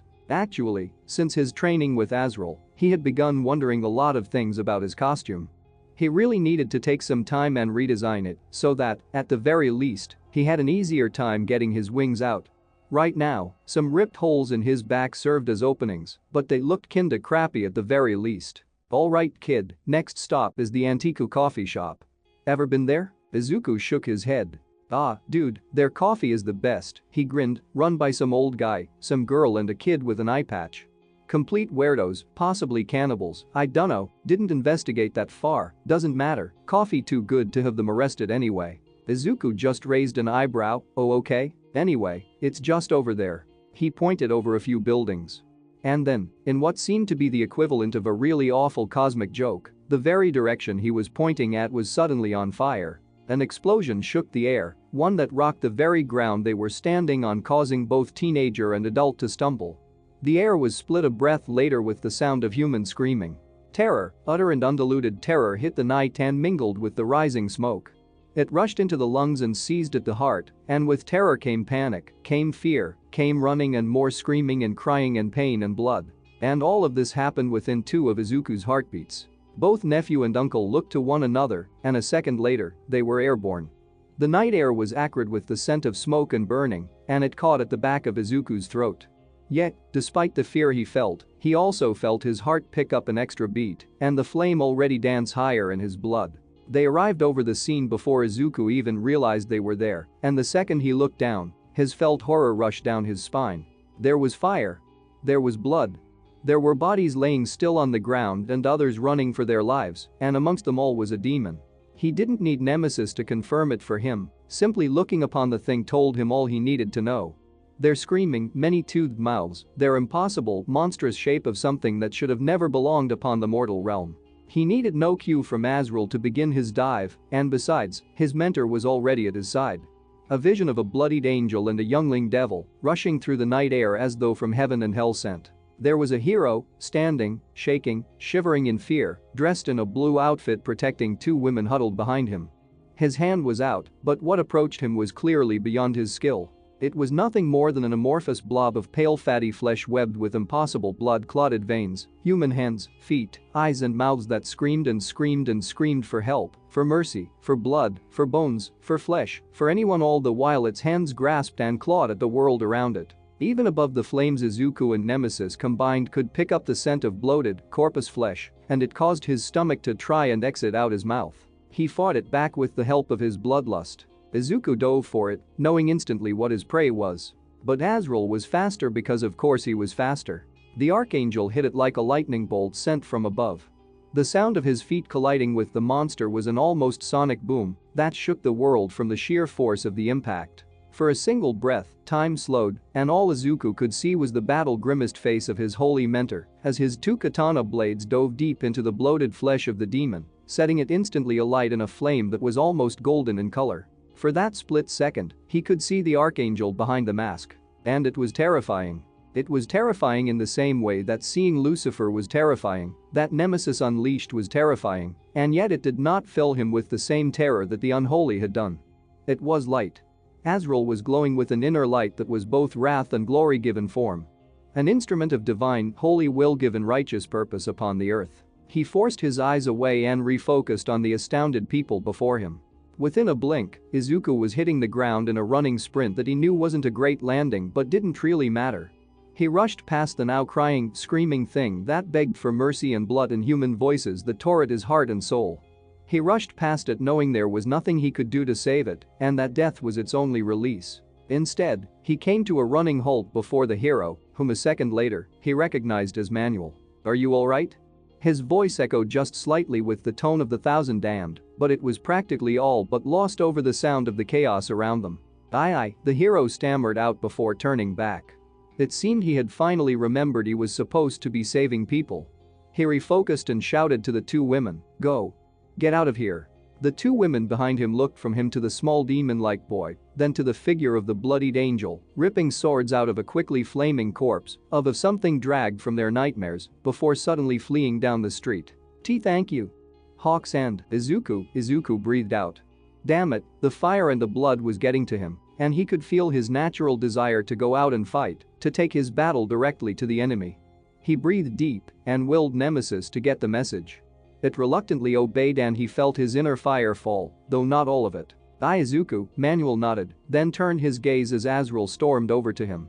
They were practically the same height, and yet in that moment Azrael seemed to dominate the man in size, stature, and most certainly in power. Manuel looked over his shoulder to the body that was already starting to dissolve into greasy flesh and charred bone. What the fuck are these things? There were more of them, but they ran off and oh gods above, what are those things? Monsters, Azrael replied sternly, and they'll kill every single person in this city if we don't stop them. What can I do? Izuku suddenly barked, his hands with his nails already long and sharp and curled into fists. I've fought one before and you can watch my back and help people who are hurt, Azrael suddenly demanded, fixing his practically glowing gaze on the young man. Almost instantly Izuku felt a snarl forming on his lips. He made no effort to stop it. Let us fight. We can stop them with you. We can. You are not cleared to fight, Azrael's voice shook like distant thunder, and besides, people are hurt and need help. You can help them here and now, like a hero. But those demons will. This is not up for discussion. Wait, I might have something you can do. The two turned suddenly to meet the eyes of Manuel, who more and more seemed to be collecting his courage. He fixed his gaze on Izuku. You're from UA, right? Yes? In the sports festival, you fought my intern, Ibarra Shiozaki, didn't you? Izuku suddenly felt his stomach drop. Why yes, she's gone missing, Manuel quickly spoke. The moment the fires started and she just ran off. I don't know where she's gone but I know this was where her brother was last seen, the heretic killer. We'll find her, Izuku nodded suddenly, though almost immediately Azrael protested. You need to stick by my side. Hawks, please. Izuku turned back to his uncle. Other heroes will be here in a minute, but they might not be able to move like I can. Let me hunt for her. I'll try and get her to come back, okay? No fighting the monsters. Azrael frowned at this as if weighing the two thoughts before looking around. They clearly had no time to debate, and more screaming was already erupting from other areas of the city. For God's sake, fine, but listen, he pointed a sharp finger to the boy. You're not to engage, do you hear me? You don't have a license, you don't even have a provisional license, which means if you use your power in combat, you can get into serious trouble. I'll do everything I can to avoid it, Izuku gave a sharp smile. An expression passed over Azrael's face that basically said it all, but he sighed and patted his intern on the shoulder. Find her. Come back to me the moment you do. Izuku nodded, right. And with that, he was gone. His wings spread from his back in a bite of pain that was quickly blanketed under the rush of fire and power that soared through him. The air was hot and filled with ash and sparks, and yet Izuku found himself not bothered by it in the slightest. This was a war zone, and yet he and his damned power moved through it like he was born to it. Yes, his human side was worried, fearful even. He knew this was a bloody night already, and by the screams and shouts and explosions, he could tell half the city was in combat. But he was born for this. He was born to throw himself into the chaos and thrive from it. Nemesis moved through his blood, heightening his senses as his eyes scanned every alleyway, his sharp ears twitching for any sound of the young woman's voice. Why are we doing this? Nemesis whispered through his blood. We have no reason to find the evangelist. Because we're a hero, or trying to be, Izuku growled back, and Azrael said we can't fight, but maybe we can still save people. If she's going after the heretic killer, she'll need saving. What about self-defense? What if the evangelist fights us? Izuku paused. Well, he never got to answer his own question. A scream tore through the night, one that mixed with the others his oversensitive ears could pick out, but this was a scream he had heard before. That mix of pain and anger and unbridled determination. The scream of a young woman with a heart of iron and the will of a fanatic. And then he smelled the blood. Fresh blood, blood to which the scent he knew so well from his own battle in which so much was spilled. Ibarra's scream. Ibarra's blood. Instantly his whole body twisted through the hot ash lot and wind towards the sound, and he really hoped he wasn't too late. While demons ran rampant through the city, a scene was unfolding, hidden and shadowed from the rest of the world. A scene which, perhaps, the world had not seen for hundreds of years. Within a darkened alley, deep in the terrorized city of Hosu, were 3 knights. One stood, tall and strong, his chainmail chipped and torn, his once white surcoat filthy with stains of old gore. On his face was his dirty white eye mask with its long, ripped ends drifting in the hot breeze, and in his hand was a great sword, lined with dripping blood. One knelt, still though panting, her weapons gone from her hands, her long green vine hair dead and heavy upon her head. Her armor was the mirror of his, but bright and undamaged where his was worn. Blood was blooming at her shoulder, her forearm and from other marks across her body, darkening the once pure white with the color of war. And one sat, slouching against the far wall of the alleyway. His armor was different from the others, a foreign entity to the personal battle before him. His was streamlined for speed and agility, with ports at his elbows to allow his own quirk to boost his power. Yet his was no less knightly, with thick plate across his chest and legs and arms. His face was clear however, his helmet cast and forgotten to one side, revealing a handsome man with a square jaw. He was utterly unconscious. Dripping down the wall, from where he had impacted it, was a long trail of blood. The air stank of cinders from the distant fires and the violence before them. Long shadows were cast by the still bright street lamps, yet somehow their light faded and died as it struggled against the imposing dark of the alleyway. Minor unborn and insects and other hidden things of the night scurried through those shadows, fleeing from the warriors of faith, standing upon the cold asphalt. "You never could beat me," the bloodied knight spoke, his voice the scrape of boots of gravel, "and you can't now." The female knight didn't reply. Her teeth clenched in anger, her eyes wide and almost manic with the intense rage she felt. And yet there was fear there too. Fear that caused sweat to bead and drop from her brow to her chin. She had failed. And now she was going to die. Her once brother stepped forward, the slightly chipped blade raising up by his side. He moved his other hand to it, gripping the hilt tightly. Despite her situation, despite even now as she knelt at the feet of a victorious warrior, part of her still refused to give in. Still refused to acknowledge that this was it, that she was dead. She tried to move her arms, her quirk, anything. But there was nothing she could do. No part of her body would respond to the power of her brother's quirk. He had done this so many times to her over the years, and yet she had never learned. After all, what better way was there to stop a quirk like hers than by disabling it completely? He could cut through her vines without effort, close the gap in an instant, and with one blade the job was done. She was disabled and brought to her knees. Why did you do this?" She spat out, forcing, though almost Herculean effort, to tilt her head upwards to face him. "Why? You know why," the man before her announced coldly, though his eyes sparkled with violent joy. He raised a sword to point over to the fallen hero, because of men like him, like all the so-called heroes in this world. All of them false idols, all of them heretics. The hatred, the pure hatred of his words was almost poetic, almost beautiful in its zeal. No finer hatred could ever be understood by one who was not of the faithful. No greater will than those raised to do this task, and only this task. To fight and fight and fight until they were dead. Rayan went down hard, you should know that. The old man fought longer than I thought he would. I can see why he was once considered so mighty, but he fell into apathy and laziness, and he was spreading that heresy to our church. Even allowing you to enter the temple of vainglory they call UA, Chisholm practically spat to one side, you're just as corrupted as the rest of them. Bathing in self-adulation while the demons run rampant through the streets. The end approaches faster than ever, but all you ever wanted was to be like them, to raise yourself higher than our Lord. You're wrong," Ibarra managed to stammer out, her body practically refusing to obey her commands to get up, to attack, to defend herself, to kill him. She wasn't like the others, she wasn't in it for herself, she was in it so the demons could pay, so that she could enact the vengeance her parents deserved, so the world could be saved. "You didn't even try and save this man," Chisholm chided as he moved closer, this ingenium. "All you wanted was revenge, that's all you've ever wanted." A true solider of God would put all other needs below the one true goal, to destroy the darkness wherever it presents itself. His eyes narrowed, "You are no Templar, little sister. Just a lost little girl, crying for her parents. I'll never forgive you." "Forgiveness was never one of our more important virtues," Chisholm replied as he came to stand beside her. She could see the blade of the ecclesiarch before her and her eyes traced over the words Psalm 144:1. As if following her eyes, Chisholm coldly announced, "Praise be to the Lord, my rock, who trains my hands for war." He began raising the sword until it hung over his head and my fingers to fight.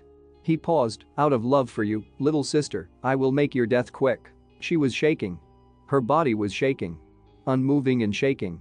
Her stomach wanted to exit out of her mouth, and the rancid smell of fear hit her like a wave. She was going to die. She was going to die.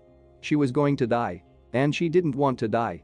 The sword swung down, and despite a lifetime of cold, brutal training to never fear death, she screamed. And then something happened. Something she didn't expect, because only the grace of the Almighty could ever save her at that point. But what did save her was far, far from the light of heaven. Something clad in black and green smashed into Chisholm like a wrecking ball, and with it came bright blue hellfire that exploded around its fist.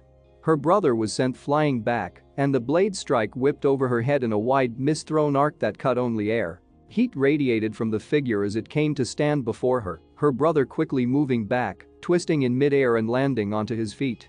Blood now dripped from his lip, and a large red mark blotched his face as he looked on, his eyes narrowing from behind his mask. Ibarra managed to raise her head again, and her eyes went wide. Izuku glanced back at the girl, Ibarra. His voice echoed just so with the voices of the damned. Nemesis was already in his blood, in his heart and soul, but it was not swarming over him. It was propping them up, shoring his defenses, rushing to his fists and legs and senses, instantly prepping their body for the fight to come. Already his arms were coated in unlight, his legs were wolfish and his feet clawed. His tail whipped behind him, and his wings vanished from his back in a shower of ash. He turned his head, the whites of his eyes already dimmed, though not yet black. "We've come to save you." Ibarra was clearly speechless, her eyes were so wide they could be dinner plates. Izuku decided to ignore that. Instead he moved a hand to his back and quickly pressed down on his phone before shoving it into his back pocket, and hoped that the god he was sure hated him would give him just this one tiny boon and let the message go through before his power shut the phone down. His eyes flickered to the other man in the alleyway, and for a second his stomach lurched as he thought it was Tenya. However, without the leg pipes it couldn't be him, so it was his brother. Ingenium. Izuku's blood ran cold before it was flooded with fire by Nemesis. "We must focus. They'll both die if we don't keep focused." So, finally, he looked back to the man he had just punched in the face. And for a moment, his heart froze. He could almost see the aura of hatred pouring off him. It practically stained the air with a terrifying crimson red. His eyes were like those of a shark, utterly pitiless and without remorse. Instantly Izuku was reminded of the look Ibarra had during their fight, that of a true fanatic without pity. Even worse was his faith. If Ibarra's faith was a storm waiting to break, this was a typhoon. It practically crackled around him like too much pent-up energy, waiting to explode and ravage anything that got too close. And it was so angry. Angry in a way that Ibarra's hadn't even come close to matching. This was a deep, deep-seated anger directed at the world, channeled through a belief so great and unquestioning that it became a merciless blade to match the one in his hand. "That is no man," Nemesis whispered through his blood, causing Izuku to almost mumble its words, "but a monster. This fight will be glorious." He had broken his promise to Azrael the second he had seen the sword rising. He had to save Ibarra, and if that meant shedding blood here and now, he would do it. He didn't like Ibarra, in fact was pretty far removed from what he felt about Ibarra, but he wasn't about to let her die. He wasn't about to let anyone die. Izuku clenched his jaw and locked his eyes on the blood-coated knight. "A demon?" Chisholm announced with the slight cock of his head. Izuku raised his fists up, clenched them tightly, and in an echoing voice announced, "We are not a demon." The knight narrowed his eyes. "You're that demon from the festival. The one my sister failed to exorcise." "Nemesis." Ibarra screamed from behind him as she remained in her kneeling position on the ground, the reason which Izuku was still desperately trying to figure out. "Leave us. This is my fight. Mine. Don't taint it with your vile heresy." "Shut up." Izuku snapped back with flashing fangs. "Shut your stupid face, you psychotic bitch. We're trying to save your life. I don't need your." Chisholm moved like a thrown dagger, straight and true, with the sharp end pointed right at Izuku's heart. The sword blade rushed into the space where Izuku had been only a second before, and possibly only missed because of the blasphemous power pounding through his blood. The knight turned the stab into a swift swing that almost defied the weight of the weapon in his hand. Izuku had dodged to one side, trying to lead the blade away from Ibarra, and quickly danced up, bouncing from a wall as more swipes came his way. He threw a handful of fire at the man, though he simply charged through it, ignoring the burns to his surcoat and again stabbing at Izuku. He was so fast that even Nemesis seemed shocked at his ability to keep up. Ibarra had never been this fast. She had been a warrior of stone, with an utterly unbreakable defense and attack. This, however, was speed manifest. The knight came at him again, swinging the sword so close that he almost shaved a few hairs from Izuku's head. The boy bounced off a wall to slash at him with flaming claws, but the knight deflected him, and Izuku bit back a growl as Faith clamped down at their contact. Chisholm had no openings. He had no obvious weaknesses. He had total command of the battlefield, and Izuku knew it. He didn't care about who got caught in the crossfire, while Izuku had to avoid both the worryingly still body of Ingenium and the helpless form of Ibarra, and why wouldn't she get the fuck up already? The teenager landed heavily and immediately went to pivot and turn to attack him again. But then he froze. Something seized at his muscles and every part of him seemed to be starved of oxygen. His muscles yawned and ached with the sudden inaction, and he choked on the lack of air. Nemesis roared through his blood, but even that felt somehow strangled and stopped. His body refused to react, refused to answer the rising panic Izuku felt in his heart. No, he couldn't lose. Not again. Not again. Not just when he and Nemesis had finally. Pathetic demon, Chisholm announced coldly, straightening up before him. He still had the sword in one hand, but as he turned, Izuku's eyes widened as he saw him holding a knife in his other hand. A knife lined with drops of blood. When the hell had he as usual, I will have to clean up where my little sister has failed. Our arm. Izuku's eyes turned and, while he couldn't move his body, he could see the paper-thin cut that was slowly welling with bright red blood along his forearm. Blood. Blood. Ibarra was bleeding, wasn't she? The pieces began falling into place as the man placed the knife away. It makes me sick to even allow a drop of your tainted blood on my tongue, but no matter, he began raising the sword once more. I will do my penance later, after I exorcise you, and kill Ibarra and that heretic. He moved towards Izuku, whose scars were flashing with brighter and brighter hues of blue, as Nemesis roared through his system, trying to find some way to escape. But just like Hitashi's brainwashing, there was no escape. They were one body, one physical form, and their blood was the same. They were trapped. Chisholm raised the blade and placed it onto Izuku's shoulder, as if in some mockery of a knighthood. The inherent faith of the blade shocked through Izuku's system, causing him to grit and hiss through his teeth, even as the edge bit into his shoulder, causing blood to well along the cut. It wasn't like its wielder, it was strong, powerful, but stalwart. Strange, you don't burn on contact with the blessed blade. Chisholm's eyes were emotionless for all but the disgust he felt for the apparent demon before him. How do you do this, demon? We are not a demon, Izuku insisted again. Then what are you? Chisholm chuckled darkly. We are the child of hell and earth. His voice dropped to a hiss as he locked his gaze with Chisholm, who, even with all his zealot's faith, paused at the words of this strange creature before him. We are the son of Lucifer, Lord of the Fallen, King of Hell. We are Izuku, and we are Nemesis, and we are the inevitable punishment of the sinful. Chisholm hesitated for only a second more before smirking. Then your death will truly be the Lord's work. He raised the sword back, but the blow never came. Suddenly the air turned cold as a winter night, and a millisecond later a gigantic block of ice rushed past Izuku, putting a wall between himself and where the dread knight had been only a second before. The relief that Izuku felt through him was almost palpable, and even Nemesis seemed to take a moment to thank whatever hellish stars were looking out for them. Izuku, next time send a clearer message. Shoto Todoroki's voice came through the night, as solid and focused as the ice he controlled. I almost didn't get here in time. Izuku cracked a broken, sharp-toothed grin as he saw Shoto step further into the alley, ice and frost rising up from his right foot. Another child? Chisholm hissed from wherever he had darted to. Izuku managed to turn his head enough to see the man had bounced further back into the alleyway, away from the frozen blocks of ice Shoto had unleashed. His voice darkened. You're Endeavor's son. Another false idol with another heretic child. What's wrong with her? Shoto asked, ignoring the intimidating knight for the one on the floor. It seemed at some point she had fallen onto her side. Get out of here. Both of you. Ibarra screamed in response, her eyes still fixated, white and panicked and full of an almost manic hatred. This is my fight. Shoto. Izuku called out over to his new backup, don't let him get your blood. If he tastes it, you're paralyzed. Right? Shoto stepped forward until he was in front of Ibarra and kept his hands up and ready. Is that hero alive? Izuku was going to reply he didn't know, but he remembered that his senses were now in a heightened state, and he turned an ear towards the body. A heartbeat echoed from his chest.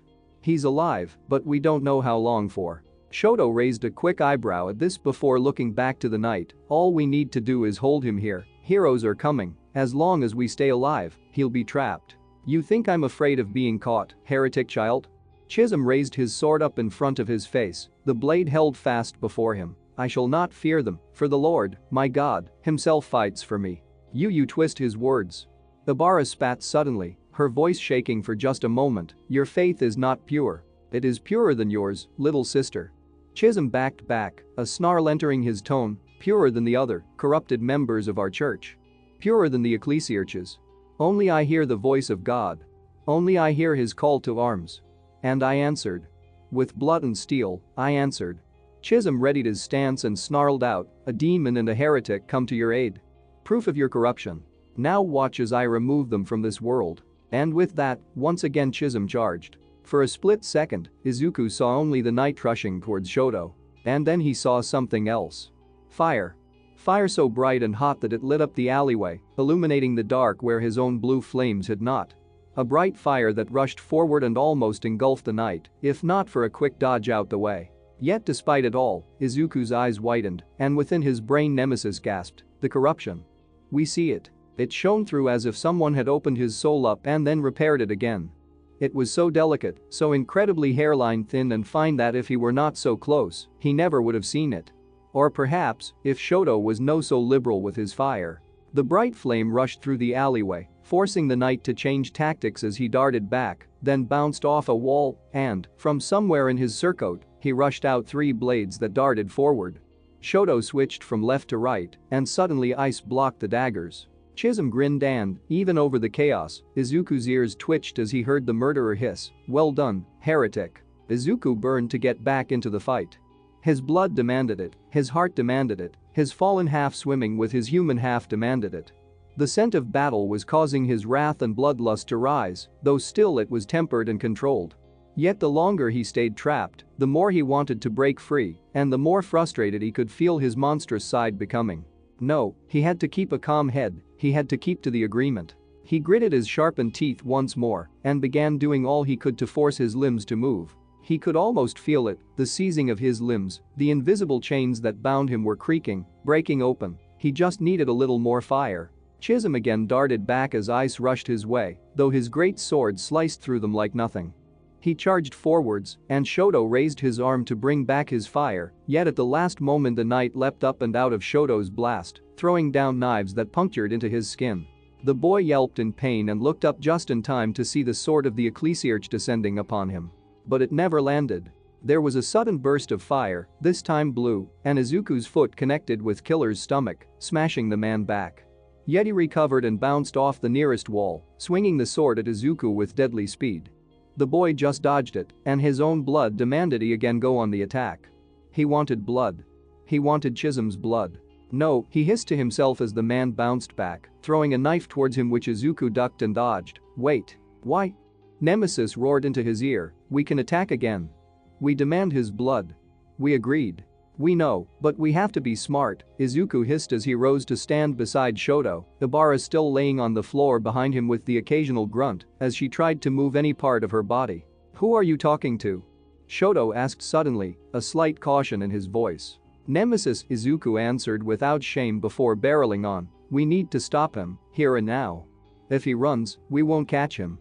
The heroes are too tied up with the demons, it's up to us. For a second, Izuku suddenly wondered if Shoto would question his use of the word demon, or the fact he was openly talking to his hellborn power. Yet, instead, the boy simply nodded, all the while clutching his arm as blood began to flow. I'm hurt, you have to take the lead, I can only attack at range with ice. That's fine, my fire burns hotter anyway. How? Chisholm gasped as he backed up again, his sword held tightly in 2 hands. How did you break out of my quirk? We told you, Izuku grinned like a cocksure wolf, we are the child of hell and earth.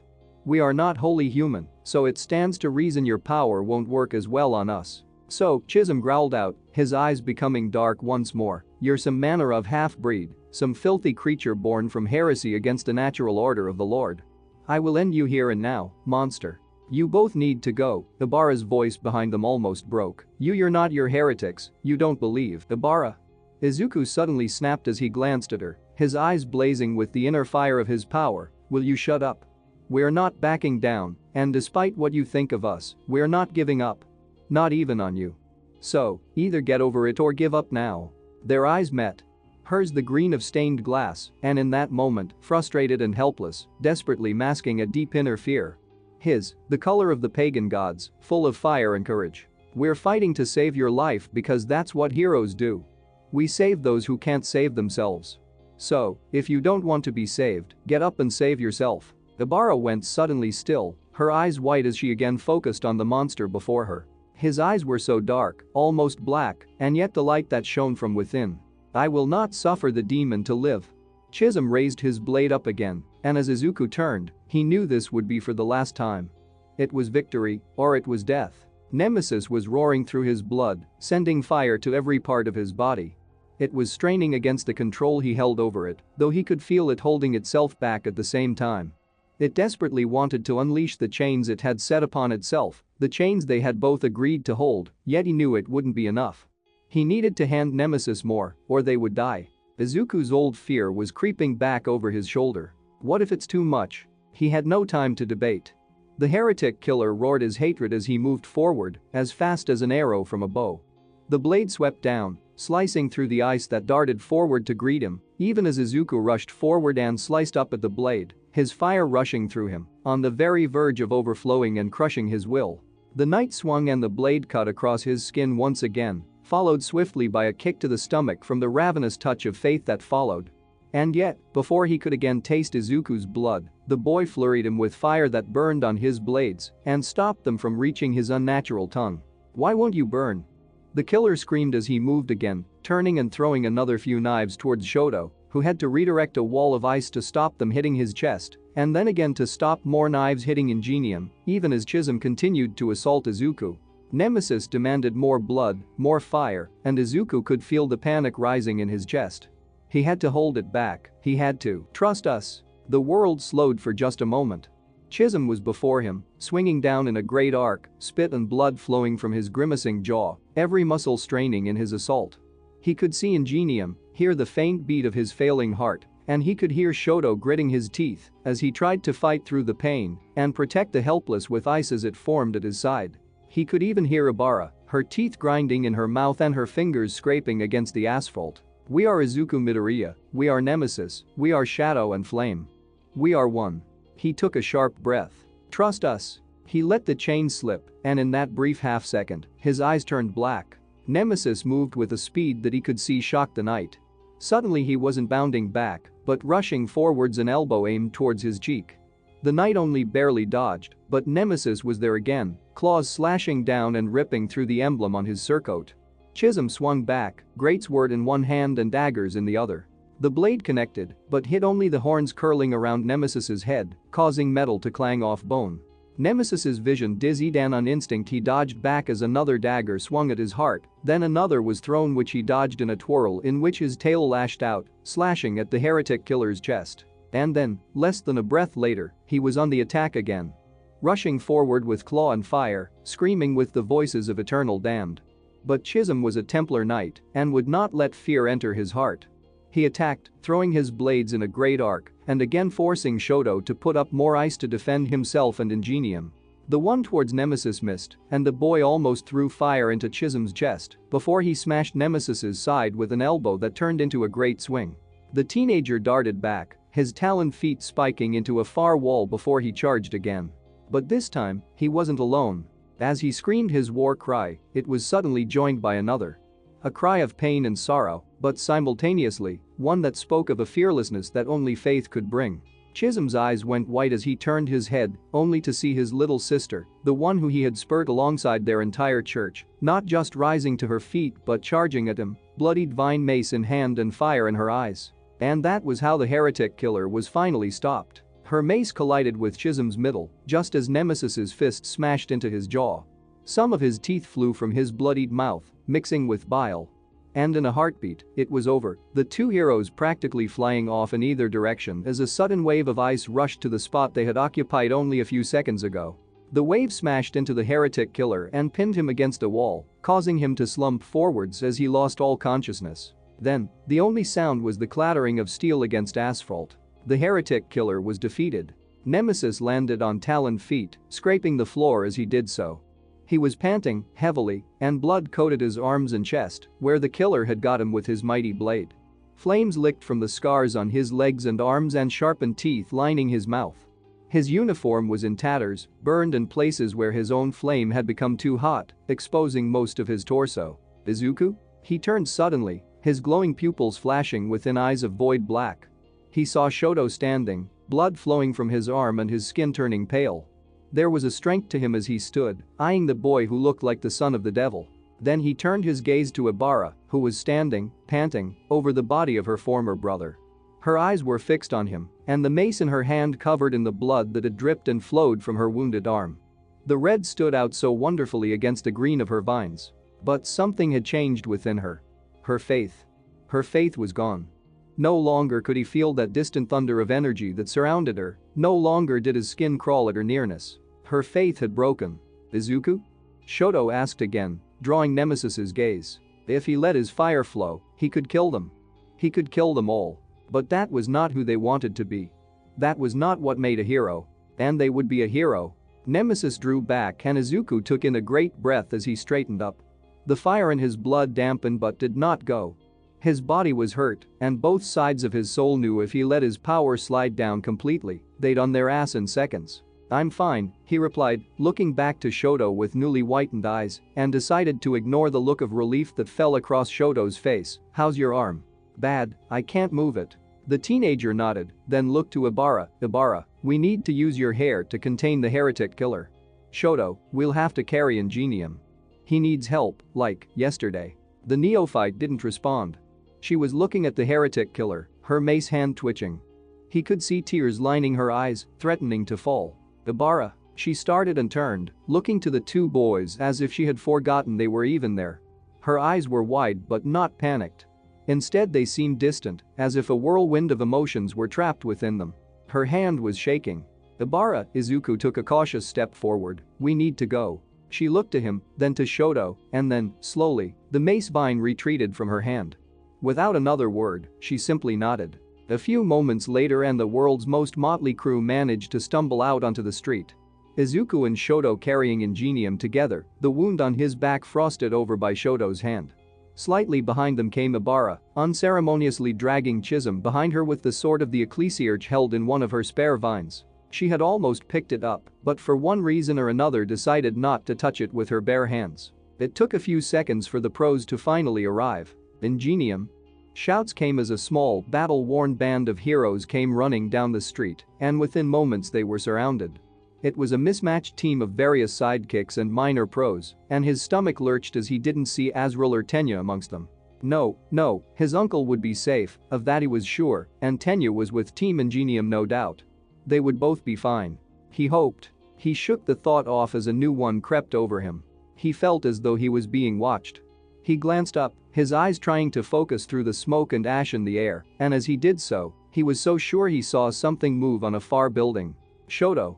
The voice rang across the road, and Izuku turned his head to see what he at first thought was a man on fire coming towards them. Endeavor, the number 2 hero. Well, at least they had brought out the big guns. We don't like him, Nemesis quickly hissed, his soul is rotten. Shoto. Don't you ever run from me like that again.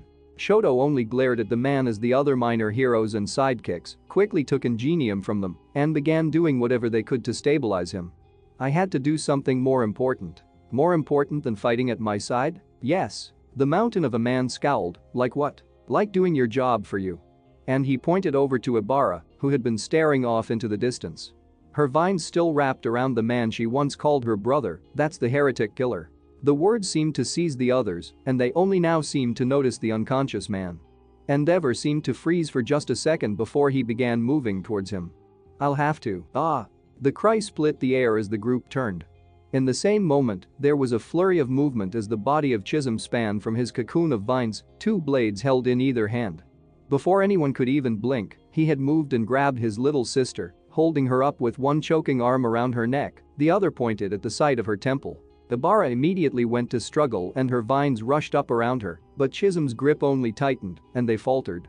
She made a horrific choking sound as her windpipe was slowly crushed, and her struggling stopped, with only her hands gripping against the chainmail of her brother's arm. The heroes froze, and only Endeavor seemed to move, slowly, ever so slowly, stepping out into the street. His own flames seemed to dampen just a little as he looked to the scene. Izuku felt Nemesis rile again in his blood, yet he knew it was pointless. One move, even with all the speed Nemesis could grant him, wouldn't be fast enough to stop Ibarra's skull from being opened. "All of you," Chisholm began as he moved slowly into the road, "all of you heretics." He spat the word out like curse, and the blade pressed tighter to Ibarra's temple. A slim bead of blood formed and ran down her face. "Filthy sinful heretics. Look at you, poisoning this world with your corruption. You sin against God Almighty as you position yourself as golden idols to be worshipped by the masses below, leading them away from the light. You cavort with demons and let them into your homes, your lives, your souls while the righteous die needless deaths." Endeavor's hand clenched slowly, and Izuku could spy the fire building in his fist. Chisholm continued, his voice like iron, rising with his rage, "But I will not fade so quietly into the night. I will not allow this corruption to continue. I am Chisholm Akaguro, I am a knight of God. And I will kill you all in the name of the Almighty. No pity, no remorse, no fear." Deus Vult. All tensed for his attack, but none came. Only the sound of metal hitting tarmac could be heard. Chisholm, the heretic killer, stood and his eyes were blank. Open, staring, but utterly blank. With a mighty shove, Ibarra pushed her would-be brother back from her and slipped from his grasp, falling onto the floor with a choking cough. The Knight Templar fell and collapsed onto his side. It would later be determined that a rib, broken in the fight with the students, had finally punctured a lung and rendered him unconscious. Izuku would only learn that much later, once the fires in the city had been put out, and he and his friends rushed to the nearest hospital for treatment. The Battle of Hosu, and Izuku's first true test of his union with Nemesis, had ended. So about that fight, huh? Hopefully you'll enjoyed it, and yes, there was no Hitachi in this. Fate took him elsewhere, I'm afraid. Also, sorry there wasn't as much demon killing as maybe a few of you hoped. If I wanted to include all of that, this chapter might have gone on for another 3,000 words, and it's already almost 10,000. So anyway. The union was tested, and it came out on top. Izuku is moving on up, while Ibarra seems to not be moving on up. Interesting parallel, huh? And how is that next morning in the hospital gonna roll on out? And Chisholm, writing him as a crazy fanatic was super fun. And Shoto. Shoto is officially in the game now. Again, that next morning is gonna be fun to see. Thank you all for reading, and remember, wash your hands and keep safe out there. Chapter 41? Respite. Alrighty, so it's update time, and I'll admit this one is a breather after that big ass last chapter. But hopefully, it'll still be fun. Anyways, read on dear readers, and stay tuned for an awesome bit of news. It has been labeled the worst terrorist attack in recent history, the grim-faced news reporter announced.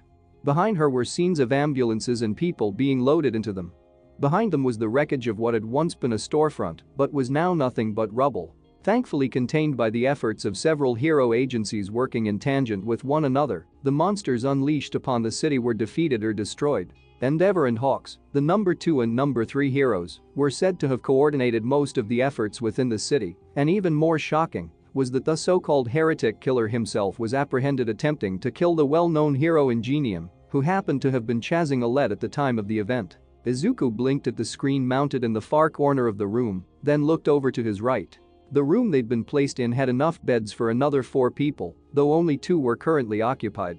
It was your typical hospital ward, with clean pressed sheets and machines above beds, and the slight smell of sanitation masking sickness in the air. Their room wasn't so bad though, it was high up, and someone had cracked one of the windows open, so a welcome breath of fresh air could circulate throughout. Though Izuku could still taste the lingering ash on the breeze. Shoto was still asleep, even though it was already mid-morning in the hospital, almost coming into the early afternoon. Around his arm, his stomach and across his right thigh were tightly wrapped bandages. All places where metal had sliced into his flesh, and he had continued on regardless, despite the blood loss and pain. He was thankful though, he could still use the limbs and still had feeling in them, though they hurt quite a bit. Really, he was more exhausted from his heightened use of Nemesis than anything else. Don't blame us, it wasn't our fault we didn't dodge fast enough, Nemesis hissed through his brain as Izuku's gaze lingered on the bandages across his arm. We need to recalculate how much power to use when moving. He rolled his eyes and looked to the window. It was a sunny day, though he knew it was deceiving. Outside those walls was the aftermath of what was quickly becoming known as the Battle of Hosu. A night of blood and pain when monsters had been unleashed across the city. The news had been doing nothing but reporting on it since it had started in a good old-fashioned 24-hour news cycle. Though he couldn't blame them, after all, 23 people were dead, over 100 more injured with several still in critical condition. 23 dead. He sighed heavily and placed a head into his hand, his fingers brushing over the pointy stump of one of his horns. They had faded the moment he had relaxed his power, and it seemed, to his great irritation, that they now only grew when he let Nemesis's flame flow. He thought he would look kinda cool with a pair of badass horns. Now he was realizing he had the horn equivalent of that mid-puberty kid who couldn't grow a beard, yet somehow still had hair on his upper lip. Still, the weight of the attack was on his shoulders. He should have tried to deal with Chisholm faster, to rescue Ibarra and Ingenium quicker, maybe he could have saved more lives, and he shook his head. The heroes had a literal archangel fighting on their side, and still those people had died. Right now, while not confirmed by authorities, public blame is being placed on the mysterious heralds of Aversaris, who are believed to have coordinated with the heretic killer in a series of religiously motivated murders in several cities, starting with UA and culminating in last night's attack. He glanced back to the screen as it showed a picture of Chizumakaguro. He honestly had no idea if the heretic killer was in league with the heralds, but he somehow doubted it. He had been like Ibarra but on steroids. A faith so powerful that it took over his entire life and narrowed his thinking so much that anyone not on his level was the enemy. Even his own sister. Family is complex, Nemesis whispered within his blood, ours especially. Izuku almost smiled, was that a joke, Izuku?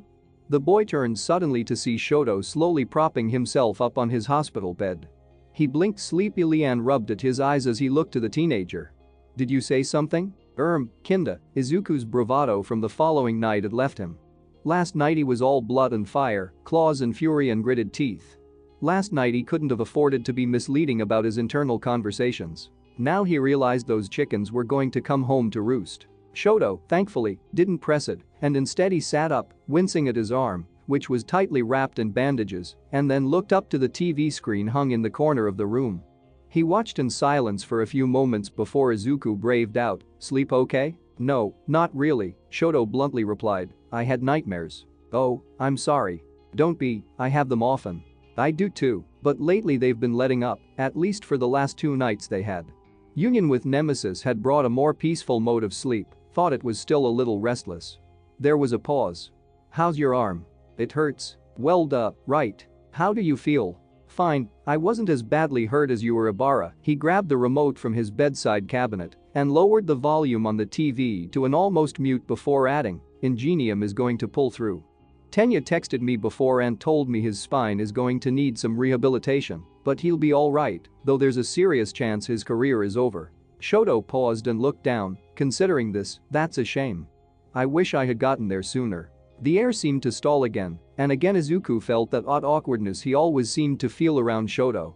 It didn't help he had no idea how to approach him in conversation, but then again, he'd never been especially gifted in the art of conversation either. Izuku was about to further the inane conversation with talk about how many had died in Hosu, a wonderfully grim topic starter, when his ears suddenly twitched. Someone was coming, no, someone was storming down the hall towards them. He turned his head and, less than a second later, the door burst open. Oh great, it's her. Ibarra stood in the door.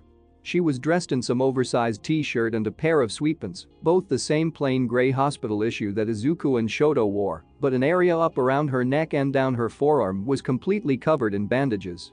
Izuku, however, noted that she had something around her neck. A cross on a simple chain. And from the second she stepped into the room, her eyes locked onto Izuku. The boy felt his fire jump up in response, ready to leap to his hand the second she tried something. Nemesis was growling in his blood like an angry wolf, though at Izuku's inner focus, he reminded his fallen self that this was a hospital, they were all hurt, and it would be a really dumb place to start a fight. His fallen self quietly reminded him back that this was Ibarra. The same woman who called the heretic killer her brother and was on the knife edge of being just as blindly fanatical as he had been. And yet she no longer had her faith. She no longer had that static charge surrounding her, like a breaking storm, and she was no longer so threatening because of it. Still, Izuku felt his nails lengthen just a little, and he gripped the sheets of his bed tightly. For a tense moment she simply stood in the doorway, her deep green eyes reflecting the chaotic hurricane of emotions within her, even if her expression remained solid and stony. Then she stepped further and, with the use of one of her vines, closed the door behind her. Nemesis, Evangelist. Izuku's voice echoed slightly in his reply, and he heard Shoto shift to the edge of his bed. From the moment I met you, from the very second I laid eyes on you, I knew you were of hell. She moved to the center of the room, though closer to the one free bed than to any of the boys, and yet. Again, Nemesis's words came through Izuku's lips. He didn't bother to stop them. And yet last night you saved my life. Those were words he had never thought to hear from Ibarra, and a small swirl of arrogant pride moved through him. However, it was accompanied by the weight of the situation at hand and the circumstances of that rescue. Yes, he had won over Ibarra now, but the cost for her. Why? Izuku frowned at the question, because it was the right thing to do. Ibarra's eyes narrowed even more. Tell me the truth, monster. That is the truth, Izuku and Nemesis answered in return. We want to be a hero. Your very nature demands otherwise. Now tell me the truth, Ibarra insisted, her fist curling. What do you want? Money? Power? Do you want to control me like you control your acolytes? They are our friends.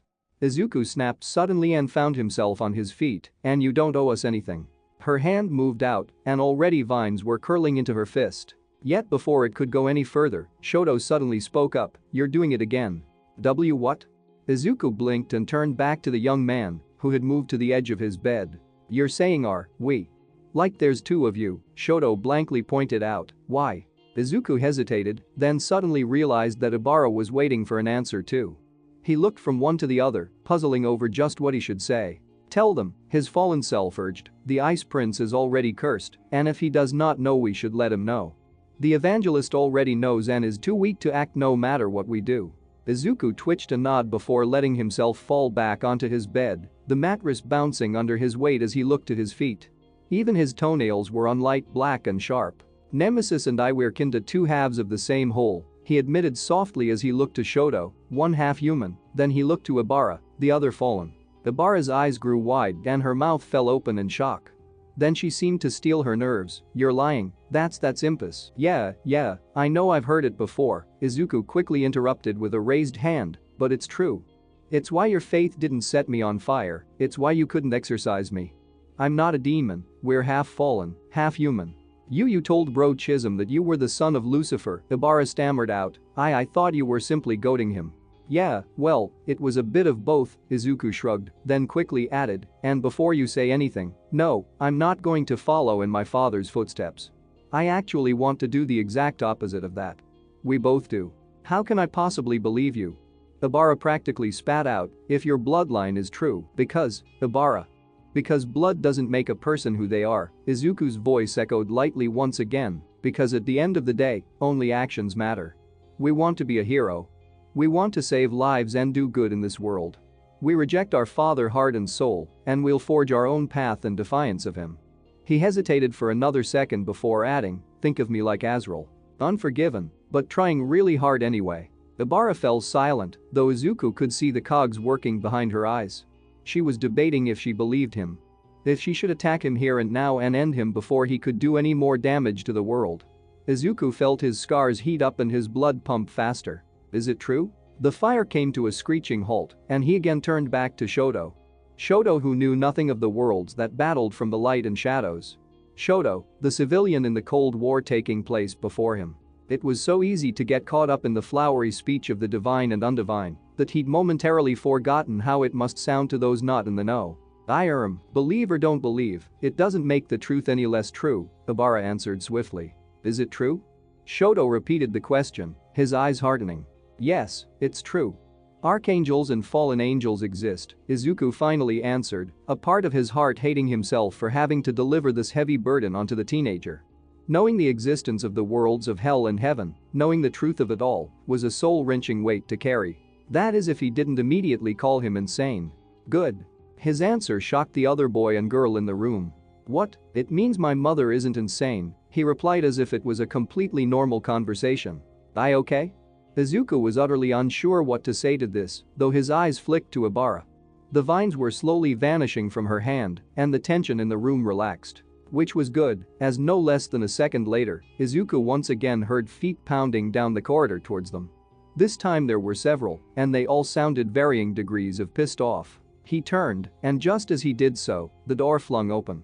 Ibarra jumped, her hair rising up suddenly, and Shoto, well, he continued to sit there, having no real expectations of anything demonic coming to kill him, unlike the other two teenagers in the room.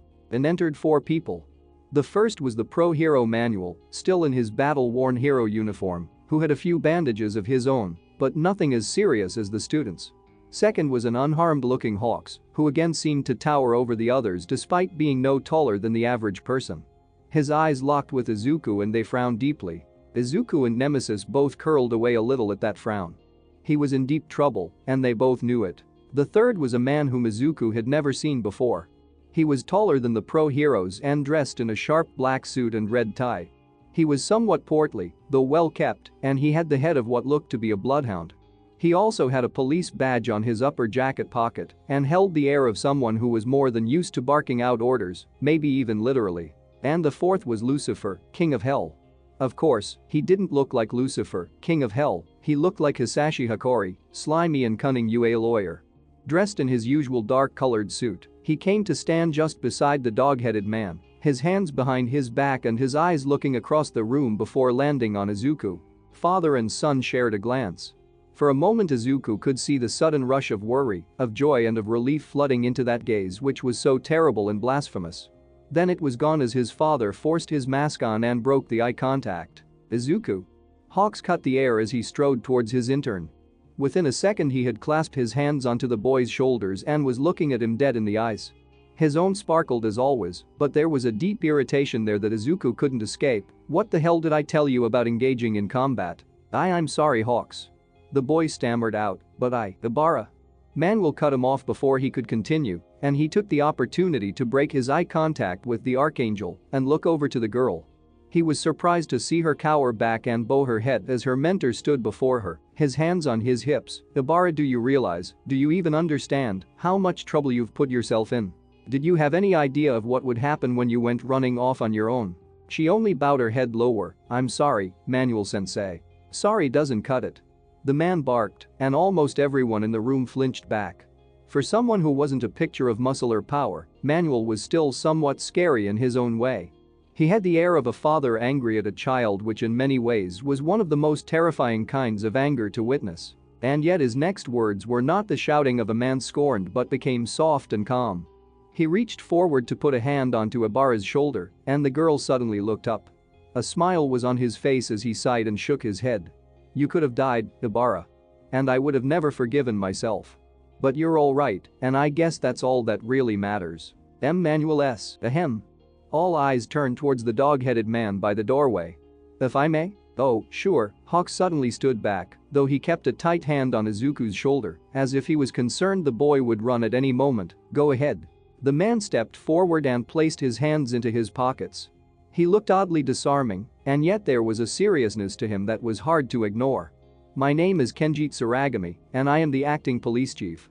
I've been led to understand that you 3 students were the ones involved in the confrontation and capture of the heretic killer, Chizumakaguro. The students shared glances before Ibarra stepped forward. I confronted him first, Mr. Tsuragami. I hunted for him, purposely wishing to bring him to justice by my own hand. I found him about to kill the hero Ingenium, and I attacked. He defeated me, and then these 2 found me before he could. Manuel placed a hand on her shoulder, and the girl took a moment before he could kill me. They saved my life and Ingenium's. It was my fault overall, and I take full responsibility for my actions. A brave statement, Miss Shiozaki, but I believe all 3 of you fought him. The dog-headed man continued. You all used your quirks in combat, is that true? They had all given statements to the police once they had arrived to help, though Izuku had done so nervously. He knew the costs of using his quirk without a license. He looked to the Archangel, but his uncle did not match his gaze. Instead, however, he simply squeezed Izuku's shoulder tightly, yet it held the air of comfort and strength. And Lucifer simply stood, a stern expression on his face, yet a slight, smiling arrogance was playing like a dancing shadow on his lips. We helped apprehend him, yes, and we defended ourselves, Shoto suddenly spoke up, pushing himself from his bed and coming to stand on his feet. Izuku was impressed. Shoto was the only one there without any kind of representative, yet he was willing to confront the police chief alone. Maybe Hitachi was actually onto something. But you used your quirks, yes? Shoto nodded. Yeah. Kenji huffed, I see. He paused and then put his hands into his pockets. As a society we banned the public use of quirks in order to keep society in line and equal. Heroes are allowed to use their quirks openly only because of years of training and with the official license from the government. Even police officers are under strict restrictions on how they can and cannot use their quirks. But we were attacked. Izuku couldn't stop himself and fire spiked through his blood. We were trying to save people. Be that as it may, the law is the law. Kenji frowned over to the boy, and no one, not even heroes, are above the law. You are not heroes, you don't even have your provisional licenses. Ingenium would have died without us defending him. Not to mention Ibarra. Shoto snapped, his own ire rising. His fists clenched as he glared at the police chief. You can't just. Now hold on, young Master Todoroki, Lucifer spoke, and it was as if a slice of shadow had curled into the hearts of everyone in the room. Well, perhaps with the exceptions of Hawks and Izuku. Yet despite the shiver that ran down the spines of those affected, all Lucifer did was raise a hand and place it on the police chief's shoulder. The police chief stiffened, and Izuku caught a sudden flash of fear through him. As Mr. Tsuragami was explaining, quirk usage without a license is illegal. However, we cannot ignore the heroic actions of our students in this terrible event. He raised his other hand, as if bestowing gifts upon the room, and, after a very productive talk, we have come to an agreement. Isn't that right, Kenji? The dog-headed chief nodded stiffly, and while it was obvious how uncomfortable he was with the touch of the lawyer's hand, he seemed to continue enduring it. Part of Izuku was quietly horrified at the implication, and he wondered just what Lucifer had done, or had threatened to do, to the man. And yet another part of him had to admit it was almost a little funny to watch the police chief squirm under the relentless aura of his father. In the end he settled for shooting Lucifer an annoyed glare that silently tried to tell him to stop it. Lucifer caught the look, twitched a smile, and then ignored his son. We have, the police announced with a controlled tone. The police will not press charges against you, any of you, but in return you must all sign non-disclosure agreements as to the events of what happened in that alleyway. As far as the world will know, your father, and he looked to Shoto, the hero endeavor, will claim victory for defeating the heretic killer. Lucifer patted the police chief on the shoulder and stepped back, good boy. Hawks suddenly coughed and to Izuku it sounded suspiciously like a laugh. So, in conclusion, as long as you keep quiet about it, so will we, and between us all I can expect to see 3 very promising heroes continue their careers without incident. Kenji gave them all a short bow of the head. Now, if you'll excuse me, I have a ruined city to keep calm. And with that, and one more slightly fearful, lingering glance to Lucifer, he left. Well. Manuel smiled the second the man was out the room, that was lucky. Ibarra didn't reply. Izuku could see her hands clench into fists, then she looked down and away. He looked to Shoto, who seemed equally relieved. And yet there was still a tension to him, as if other things were playing on his mind. Now the threat of expulsion was now gone. Before he could talk to either of them, or talk to anyone, Lucifer suddenly announced, now, if you don't mind, I need to conduct private interviews with each of you for UA's own records. Almost predictably, his eyes landed on Izuku and he nodded. Izuku, would you care to speak first? Hawks may join us if you wish. I believe your mentor deserves to know how well his training has paid off. Course I'll join you. The hero gave a smile that was the picture of fake. I just love talking to lawyers. Izuku felt nerves spike within his stomach, though he also felt the comforting strength of his flame. He was going to speak to his father again. He hadn't talked to him since their quick and emotionally heavy chat in UA. He wasn't sure if he even wanted to talk to his father again, and yet he knew that there was most likely a degree of truth to his claims about UA wanting their own records. He was just being a dick and using it as a way to force his son to actually communicate with him. Izuku took a breath and looked to Hawks. The Archangel glanced at him and winked. Well, at least his uncle would be there to protect him, that was a slight bonus. He glanced back over to Shoto. I'll, be back in a few minutes, okay? Take your time, the teenager announced with a shrug. We've all got to take our turns, right? He moved from the bed and, with Lucifer before him and Hawks behind, they exited the room as Manuel chatted animatedly to a silent and reserved-looking Ibarra. For a moment Izuku wondered if she knew about Lucifer and Azrael, if she knew who they really were, before deciding there was no way she could have. After all, Azrael was an archangel, and she'd probably be dropping to her knees and begging for forgiveness if she thought he had some kind of hotline to heaven. Not to mention what violence she would attempt to unleash on Lucifer. They walked a few doors down in silence, fire spiking nervously along his scars the entire time, before entering into another room, this one completely empty. Izuku and Azrael moved into the middle as Lucifer held the door open for them both. The door clicked shut. Izuku began to turn, already complaining, "Look, I don't care what." Lucifer grabbed him. For a second, fire flew into Izuku's blood and unlight rushed along his arms. He had to fight off the monster that was his father and jump back and do whatever he could to. Then he realized Lucifer was hugging him. "You're all right," the man breathed into his ear as Izuku froze on the spot, fire still boiling in his blood and his fallen self reeling at the very touch of the King of Hell. And yet, the fallen angel would not let go, even running a hand up behind Izuku's head and gripping a handful of his hair. "You're all right, you're all right, you're all right." "What are they doing?" Izuku stammered, then looked to his uncle, silently begging for his help. Azrael stood to one side, but rather than rushing over to drag Lucifer from Izuku, he seemed just as frozen as Izuku himself. His dark eyes were as white as dinner plates as he simply stared at his sibling. Lucifer smelled of the night, of darkness itself, and his touch seemed both hot and cold. Izuku wished he could shove him off, but just as Lucifer seemed incapable of letting go of his son, Izuku seemed incapable of moving. And what made him truly sick was that some small part of his heart felt glad of the embrace.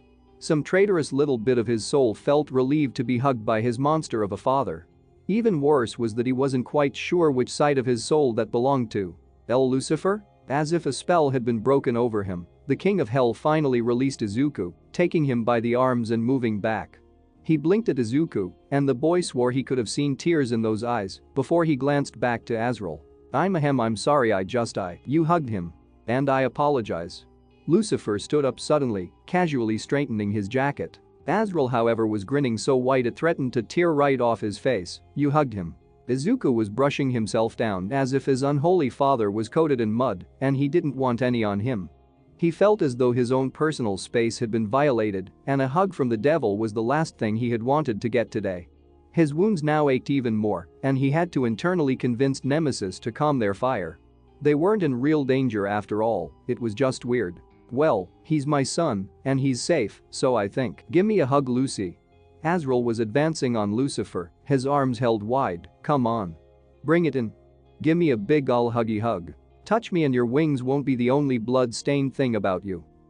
Azrael was practically pacing after the retreating King of Hell, who was now circling Izuku in an attempt to avoid Azrael's embrace.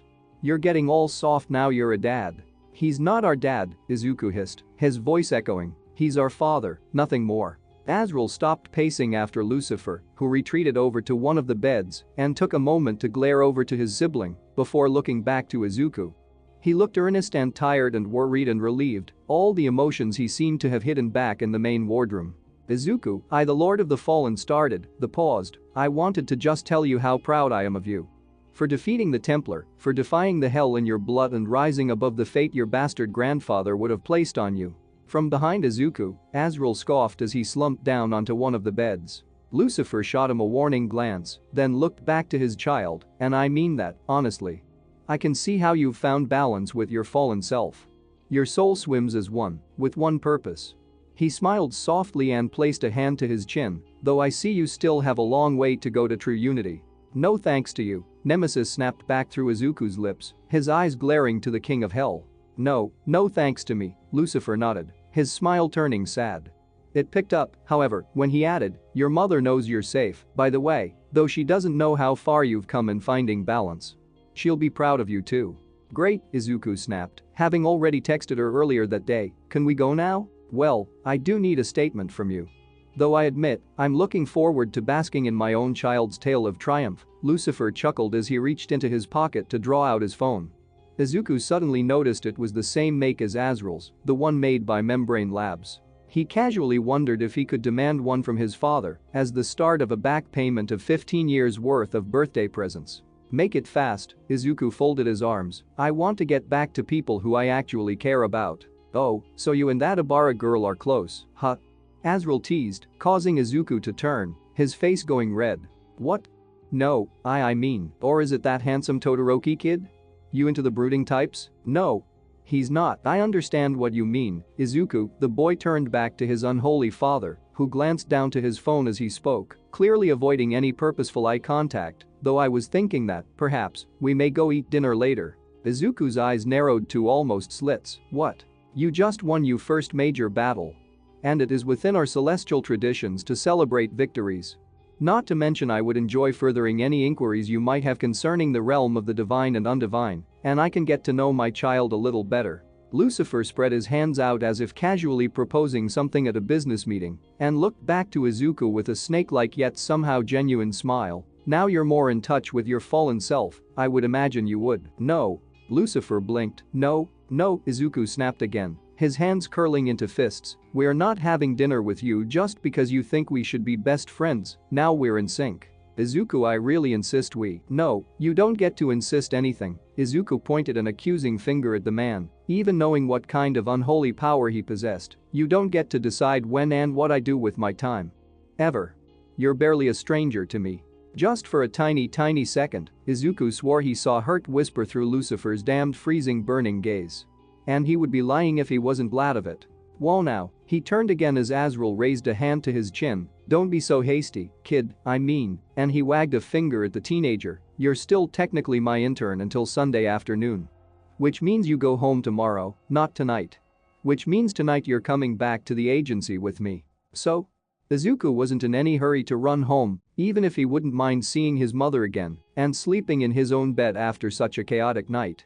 Yet he also didn't want to spend his time hanging around his father, whom he hated, or imposing on his uncle, whom he liked. So instead of going to some dumb stupid dinner with this loser, and Azrael poked a thumb over at a scowling Lucifer, we can all go back to my place and party. Like his eyes suddenly lit up, and Izuku could almost see a golden glow wash across his divine uncle, like a family reunion. There will only be 3 of us, Lucifer sighed out, though there was a smile playing on his lips. That's hardly a reunion. Oh, come on Lucy. I want to celebrate Izuku's first big win too. He's come so far, I'm proud of him. Izuku had to admit, he and Nemesis both shared a sudden spike of fire-hot pride at this. He hadn't thought much of it, as he'd been laying in a hospital bed, dreading the reaction of his uncle for most of the day, but he had won. He had fought, and he had won. Maybe not entirely without help, but he had done so without needing to be utterly propped up by another. He had fought with claw and fire and had come out on top. He had won. Holy crap, he had won. Suddenly, he really did feel like celebrating. As if seeing the realization cross over his nephew's face, Azrael grinned wider and looked to Lucifer, et Victoria ad bibendum, sibling. It'll be just like the old days. Except, you know, without everyone else. Or all the fighting. Or the legions trying to outdo one another in stupid dumb stunts. He paused for a moment and mumbled, I'm still afraid of platypuses. Lucifer paused for a long moment, as if considering his words.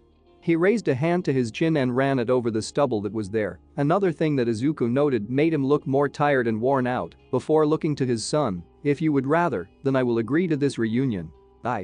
He doesn't have a choice in the matter, Azrael cut in suddenly, causing Izuku to look at him with wide eyes. The Archangel fixed him with a hard look, though his smile stayed on his lips. You disobeyed a direct order. Yeah, but I get that you did it to save others, and that's acceptable, but you're still going to be punished, and he wagged a finger at the boy. Your punishment? Partying all night with me and your dad. He's not our dad, Nemesis grumbled out before looking over to Lucifer, who seemed to be greatly amused by this. Well, who am I to go against a punishment handed down by your mentor? Lucifer sighed dramatically, looks like I'll just have to show up regardless. Gree it. He really wasn't looking forward to this. Spending all night with a drunk Lucifer? That's if they could even get drunk. Otherwise he'd still be spending more than 10 minutes within Lucifer's presence, but at least Azrael would be there too. We do deserve to celebrate our victory, Nemesis mused through his blood, and with our divine uncle with us, perhaps we may find a way to tolerate our damned father's presence. His eyes moved to Lucifer for a second as his fallen half continued to whisper, besides, the fallen king and the unforgiven archangel in one place? There could be much we could learn. Take what you can, Izuku mumbled to himself. Now, Lucifer continued, again raising his phone, regale us with your battle story, Izuku. Tell us how you defeated the Templar Knight and earned your first of many victories. Izuku returned to the room alone. After telling the story in full, Azrael had told them he needed to go out and sort out some paperwork and hero stuff as he had put it. Lucifer had offered to walk Izuku back to the room, but the boy had quickly refused. The less actual alone time he had to spend with his father, the better. When he returned to the room, he did as he had been asked and told Ibarra she could go give her statement, and with Manuel at her side, she left without a word. That left himself, alone in the room, with Shoto. The teenager was sitting back onto his bed, the pillow put up against a headboard and his eyes fixed on his phone. He was scowling as he typed, though Izuku didn't know why. Perhaps it was something to do with his father, after all, in the few moments he had seen them together, it was like watching two strangers who had nothing in common trying to cooperate. He felt bad for Shoto. Sure, they shared crappy fathers, but at least he could hold a conversation with Lucifer. Oh god, did he just compliment the king of hell? Ugh. He shook the thought off as he made his way to his own bed. Maybe the painkillers were messing with his brain. Taking the pillow from his own bed, he copied Shoto and put it against his headboard. Soon, after pulling the blankets up around his legs, he got himself comfortable. Izuku allowed himself a moment to relax, taking a peaceful pause in the madness that was his life. He felt fire ghost through his blood, and while Nemesis was never truly relaxed, it seemed for a moment that even his fallen self was letting their guard down. If just a little. They had come out of their fight with the heretic killer in one piece, and with a well-deserved and long-desired victory under their belt. Their new agreement and fragile union had been tested, and it had come out of battle unbroken. Yes, there was room for improvement, but that would always be the case. One day, perhaps, the we would go away, and there would only be the eye of a truly unified soul. The slamming of the hospital door woke the teenager with a start, his eyes jumping open. Almost instantly fire spiked through his blood as his fallen self leapt to his defense, yet it faded a second later, when there was no immediate danger in sight. He had no idea he had even closed them. He hadn't even realized he had even started to drift off. Had he really been that exhausted? It took him a moment of groggily looking around to notice Shoto. The boy had slammed the doors shut and was storming through the room towards his own bed, where, to Izuku's surprise, he began gathering his things together. He must have just come back from his own interview with Lucifer. Shoto? His voice was groggy with sleep. Where are you? My dad sent a car over. The hospital contacted him and said I was up, and apparently if I well enough to give a statement to a lawyer, I'm well enough to come back to the agency. The bitterness he spoke with was harsh, angry, hurt. Such hatred, Nemesis whispered through Izuku's mind, such utter hatred. There is no forgiveness within his heart for his father. Maybe we can learn something from him. Izuku held back a snarky comment. He had no intention of ever forgiving Lucifer for anything anytime soon, despite Azrael's encouragement to do so. Lucifer was a deadbeat father at best and an indirect tormentor at worst. He would never forgive him. Oh, okay, I'm sorry. Don't be, Shoto bitterly snapped out as he grabbed his things, it's got nothing to do with you. There was a second where only the sound of the angry gathering of clothes could be heard before Izuku suddenly announced, there's something wrong with your soul. This caused all movement to stop. Izuku wasn't even sure why he'd said it. It had just slipped out. And yet with everything that had happened, he had learned that it was better to address the problem head-on instead of just ignoring it. He had his chance, here and now, to talk to Shoto alone before they had to return to class. He might as well take it. Shoto turned and looked to Izuku, though it wasn't with the angry shock Izuku expected. Indeed, as Nemesis coasted fire through Izuku's scars, Shoto looked to him with eyes that seemed accepting. Almost acknowledging, as if Izuku had spoken words that he had always known, deep inside. How so? Again, Izuku was surprised at his lack of mockery or irritation at the accusation. He was surprised even at the answer, and yet, he kept his face as understanding as he could. He didn't want it to seem like an insult, only a caution, a warning, and maybe even as a thrown rope that Shoto could latch onto. He wanted to help. I don't know, Izuku admitted as he straightened up in his bed, coming to sit at the edge, but I first saw it during your fight with Hitachi in the sports festival, and I saw it up close when we were fighting Chisholm. It's like he paused for a moment, looking for the right words, then he moved his fingers in a line as he spoke, like a hairline crack across your soul. As if someone took it apart, then put it back together again. Shoto looked to Izuku with a narrowed gaze, though it was more thoughtful than angry. Though, whether Shoto realized it or not, his hand moved to touch that dreadful scar, and his vision seemed to grow distant as memories, painful memories, played before his mind's eye. The silence was broken by the buzzing of Shoto's phone, and now his brow furrowed in frustration. "The car's here," he grabbed his clothes and began moving across the room. However, before he left, he paused, standing in front of Izuku. "I'll talk to you again soon, Izuku," he hesitated again, "and thank you." "Oh, sure?" Izuku wasn't sure what the boy was thanking him for, but he supposed he could take it. And with that, Shoto left, leaving Izuku alone. He was sure that Ibarra wasn't going to return. No doubt Manuel would check her out to go recover at his place, meaning that for the rest of the day, he had nothing better to do but sleep and heal up. As he made himself comfortable once more, he thought about everything that had happened in what was, possibly, the second most eventual week in his life. After all, dying and going to hell was surely the first. Well, murdering someone came second, right?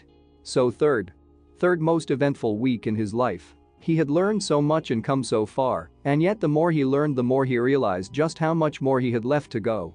As he let his eyes droop again, he heard the voice of his other self whispering through his blood, "Our journey is just beginning, but from now on, we will only move forward." Yes. From now on, they would only move forward. Forward, to wherever this road of shadow and flame would lead. So, as I said, a small breather chapter, but it was fun to write. Ibarra seems to have entered some kinda cooling period on Izuku, though how she's gonna work that out with Katsuki waits to be seen. Well, that and the fact her faith has been broken. Also, Shoto has been invited to join the crew. But the big point is obviously Celestial being family reunion featuring 3 members of said family. What a reunion. Anyway, I can tell you all right now the next chapter is fun. And not my usual things are going to go bad fun, but actual fun. It has expanded lore. Father-uncle-son bonding. Copious amounts of drinking. And even a fantastic special guest from someone who has been oddly absent from UA. I also said I had some big news, so here it is. I have a Discord now. You can all finally shout at me in real time. I'm going to be putting the link in the little footer at the bottom of each chapter. For those aren't, I don't know what to tell you. Go look up this fic on AO3 to get the link. So as always, thank you all for reading this far, and I'll see you next update. Chapter 42. Party update time. So firstly, while I do have more fanart I could show you, I can't cause it's all on DA Discord. Which you all should join. The link is on my AO3 page and should be a permanent link this time, unlike last time when it wasn't. Because I'm a dummy. Secondly, a big huge thank you to Hikalsma's child for all the help on getting this chapter to work. It started out as one I was pulling my hair out over, but thanks to her assistance, it turned into one I actually really enjoy. Finally, this chapter contains underage drinking, just a warning. Also, there's a reference in this chapter to Fenrisian Mjad. To those who know what it is, well, you know what it does. To those who don't, all you need to know is it's super strong alcohol. Onward. Ooh. From the moment Izuku woke up he felt as though someone had driven a dump truck through his skull, then reversed it, driven it back over, then dumped a bunch of trash into his stomach. What did we do last night? Last night was another distant country. A country which was shrouded in mystery and darkness and drinking. Lots of drinking. He rolled, almost literally, out of bed and fell to the floor. He managed to stagger to his feet, however, though he soon found himself putting a hand against a nearby wall. The world seemed intent on turning constantly to the left.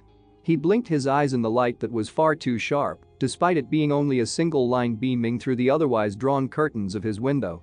Somehow, he was dressed in his pajamas, though he had no memory of getting into them. That probably wasn't a great sign. Izuku allowed Nemesis to bolster his system, cutting out the ache from his head and from his many, still healing, wounds as he stumbled through his guest bedroom and into the bathroom, where he planned to curl up under a cold shower and hope that he could hold down whatever the hell he had on his stomach. As he turned the shower on, the sound of the water calming his nerves, he tried to think about what the hell he'd done last night. Most of it was a weird fuzzy blank, though again as he felt Nemesis within his system, asking very much the same questions, he found some small, quiet flashes of memories were starting to form. Some tastes came back to his tongue, strong alcohol, and honey. He remembered talking about something too. Something to do with another fallen. He shook his head, quickly brushing a hand over his shut-tight eyes. Now wasn't the time for this. Shower, then food, then maybe if he could keep the food down, some meditation. The shower was pleasant and soon helped further sharpen his senses back to normal, as did changing back into some sweatpants and a slightly baggy t-shirt with All Might's face plastered on the front. Nemesis, however, did not ease up, and Izuku allowed his fallen self to linger in his blood. It wasn't quite on battle setting, more like a we don't want to throw up setting. Probably for the best, all things considered, though he found with Nemesis standing in his blood, his hunger spiked, even though the thought of eating made his stomach both growl and turn horribly. Maybe he would get something light. Some toast perhaps. The smell of freshly grilled fish and rice hit the teenager as he made his way through the penthouse floor. He supposed Azrael might have woken up early, no doubt he didn't get hungover or some such celestial nonsense. He could hear him moving around the kitchen as the boy lazily approached, his stomach rumbling and the distant pangs of his headache and bandaged wounds slowly becoming a distant memory. "Hey Uncle Azrael, what Azrael wasn't in the kitchen. In fact, Izuku had no idea who it was he was looking at, only that as he did Nemesis quickly roared through his mind, sure of at least one thing. Demon. Before him stood a figure, tall, slim but not thin. Masculine in form, though Izuku knew that didn't mean much. Their skin was shadow black, a void black, all except for their eyes, teeth, and hair. Their eyes were white, with gray pupils, as if they were blind. Their messy hair was the color of bleached bone, as were the teeth in the shocked grimace they held on their face. They seemed to be wearing a tunic. It was a dull, almost fog gray, and it was tied at the waist with a belt that had many long, studded leather straps coming down to almost their knees. They otherwise had on no other items or adornments. In one hand was a frying pan, and it seemed they were about to push the contents out onto two immaculately prepared plates of food. Before Izuku could react further, the demon's grimace turned into a somewhat ridged smile, and when they spoke, their voice was a coarse, whispering tone. Prince Izuku, you are awake. I have. Who are you? Izuku demanded with an unlight-covered finger point. I am. Who are you?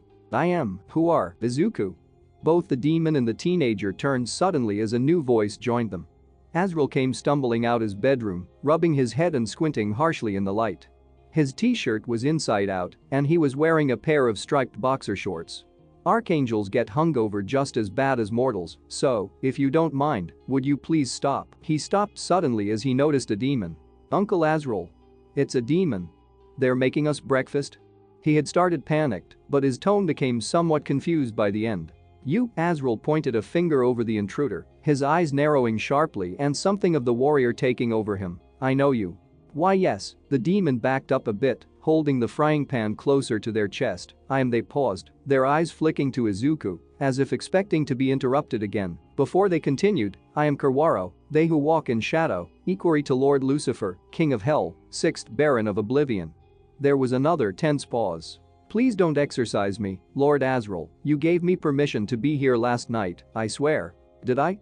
Azrael then looked to Izuku. Kid, do you remember anything of last night? Izuku shook his head, though he didn't take his gaze from Kurwaro. No, not really. Lords, Kurwaro spoke up again, even braving a slight step forwards. My king ordered me to make you breakfast, and I am under strict instructions to see Prince Izuku home safe. We are not a prince, Izuku snapped back with Nemesis-like snarl. Stop calling us that. Actually, Azrael raised a hand to forehead where he ran his fingers and thumb across his skin as he screwed up his eyes. Actually, I think they might be right.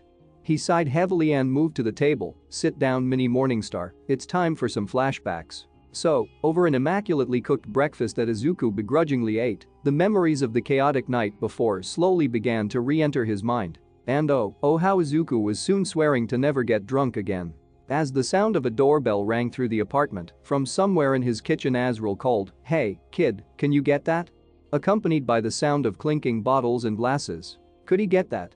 As if his uncle had no idea who was supposed to be coming. It was about 8 o'clock at night, right about the time that their little get-together was supposed to begin. Typically, it seemed, Lucifer had arrived right on the second. Izuku took a moment to gather his strength. He could get through this. He could just dig his heels in, rely on his uncle, try and get as much information out of the both of them as he could, then go to bed. Easy. No worries. He got this. He was so screwed. Izuku again swallowed his nerves down as he put his hand on the door, then twisted it open. There stood Lucifer, dressed and looking just as he was before, though he had lost the tie at some point, and the top button on his shirt was undone. He had one hand raised to knock at the door, the other was curled behind his back. He blinked down at Izuku through his glasses, then a warm smile formed on his lips, just as Izuku made sure to fix a deep scowl on his own. Izuku. I see you got back to the agency safe and sound. Are your wounds healing well? M''HM. May I come in, Uncle Azrael? Izuku made a rather petulant show of turning and shouting into the apartment. Can I let him in? Did he bring wine? Did you? Domaine de la Romaine Conti l'attache, Lucifer announced with a smile as he brought the wine out from behind his back. 2050 vintage, a very good year. Izuku only growled a rather low, irritated growl at this, but stepped aside. The King of Hell strode into the room, looked around, and frowned in what had to be a cross between curiosity and disapproval. So, this is how you're living these days, sibling? Sure, Azrael called back as he came out of the kitchen. He had abandoned his hero outfit and was wearing jeans and a t-shirt that had a picture of a giant monster lizard and with King of Monsters written on it. In his hand, he held 3 wine glasses. He had a slightly goofy smile on his face, as if he couldn't believe all 3 of them were actually there. Where are you living? Not in some hero agency penthouse. Ha! Azrael moved past Lucifer, slapping his sibling on the arm as he set the glasses on the table. Do you mind if I drop the glamour? Lucifer asked as he watched his angelic sibling open up the wine, on which Izuku spied a price tag that made his head spin. If we're to celebrate, I believe we should do it without masks. Hey, mi casa su casa, Azrael waved a hand at his sibling as he poured out some rather large glasses of wine. Lucifer sighed, and with that sigh, the mask fell away. Fire spiked through Izuku's blood as he watched for the second time, as Lucifer assumed his more natural form, the great torn wings erupting from his back, the spiked tail from the base of his spine, the long, sharp black fingernails, and the curling twin horns. Around his head, he once again saw the flickering of that broken halo, though oddly, it vanished as Azrael turned around. He again felt his fallen self move to the defense as a wave of undeniable terror washed over him, an instinctual knowledge that the thing that stood just a few steps away was the one and true adversary of the Almighty, the enemy of all creation, the beast that ruled from the darkest pits of damnation. And yet, again, it was followed by that strange sense of hollowness. Of something missing from the unspeakable power of the King of Hell. He felt his own sharpened nails digging into the leather of Azrael's armchair, though rather than pull his own inner monster back, he allowed Nemesis to breathe through his blood to settle on its own terms. It was weary and tense, though comforted in their union, and the fact that Azrael was there with them. A solid ally should their father do or say anything they didn't like. Not to mention now they were more in sync, the power of the King of Hell seemed less overwhelming somehow. It almost seemed disturbingly familiar. Azrael turned for a moment to look to Lucifer, his eyes narrowing as the fallen angel stretched his arms and his torn wings at the same time. There was a strange tense second before Azrael huffed heavily and motioned to Lucifer's head. No crown? This is informal, sibling. Lucifer smiled with a mouth of sharpened teeth and spoke with a voice that whispered of 1,000 more. We're here to relax. Crowns are for when I'm sitting in my throne. Throne, Azrael rolled his eyes as he handed a glass of wine over to his sibling. There's only one throne, Lucy. Actually, there's 7, in hell we mean, Izuku suddenly cut in with a voice that matched the slightly echoing tone of Lucifer's, drawing the eyes of the other 2 divine creatures. They looked to him, Lucifer especially with white eyes, before he added, we saw them. When we died. A regrettable occurrence, Lucifer nodded solemnly, I wish I could have prevented it. I should have prevented it. You did beg father to bring him back, Azrael slyly commented, wanna finally dish the goods on that little conversation? Absolutely not, Lucifer replied stiffly, that's between me and that bastard tyrant. Whatever it was, it hit you like a ton of bricks, Azrael casually commented as he moved to shove a glass of wine at Izuku, who took it with a slightly trembling hand. Lucifer's oblivion black gaze narrowed at his sibling, I'm fine, Azrael. Whatever you say, sibling, Azrael shook his head as Izuku sniffed at the heady, slightly fruity scent of the wine, but you've definitely changed. Speaking of change, you should also shed your glamour. Lucifer wagged a finger at Azrael as the angel put a hand on Izuku's shoulder and pulled him over towards his father. Izuku and Nemesis both really didn't want to get any closer to the damned monster than he had to, and his footsteps were heavy. Azrael raised an eyebrow, oh come on, really? Yes, really. We are here for him. Let us be open. Fine. Azrael sighed. And once again Izuku watched as the veil fell away. Azrael's skin glowed with those flowing, delicate lines of light that danced across his form, his eyes shone bright, and his whole being was engulfed by the purity and holy divinity of his true being. A glory marred by a sense of unending sorrow, of greatly punishing guilt and mourning. Something that seemed to always follow Azrael, even without his golden light shining through. Yet, while Izuku could feel the power and glory pouring off his uncle, he otherwise didn't react. It was odd what one could get used to in just a week. Right? Lucifer announced with a smile, seemingly unaffected by the unearthly magnificence that stood before him. Though it was indeed a broken glory, just as, Izuku realized, Lucifer's was a broken blasphemy. They are alike, Nemesis whispered, confirming his suspicions. They've both been shattered by something else. Something greater. So, Azrael picked up the wine glass, and the wine within seemed somehow better simply by his touch. He turned and smiled at Izuku, who felt instantly braver just by looking at him. Shall we toast, can I? I mean I underage and you're toasting, kid. Azrael chuckled and the amusement was matched by Lucifer. Trust me. This is what we do. Indeed, Lucifer raised his glass as he looked at his son. So.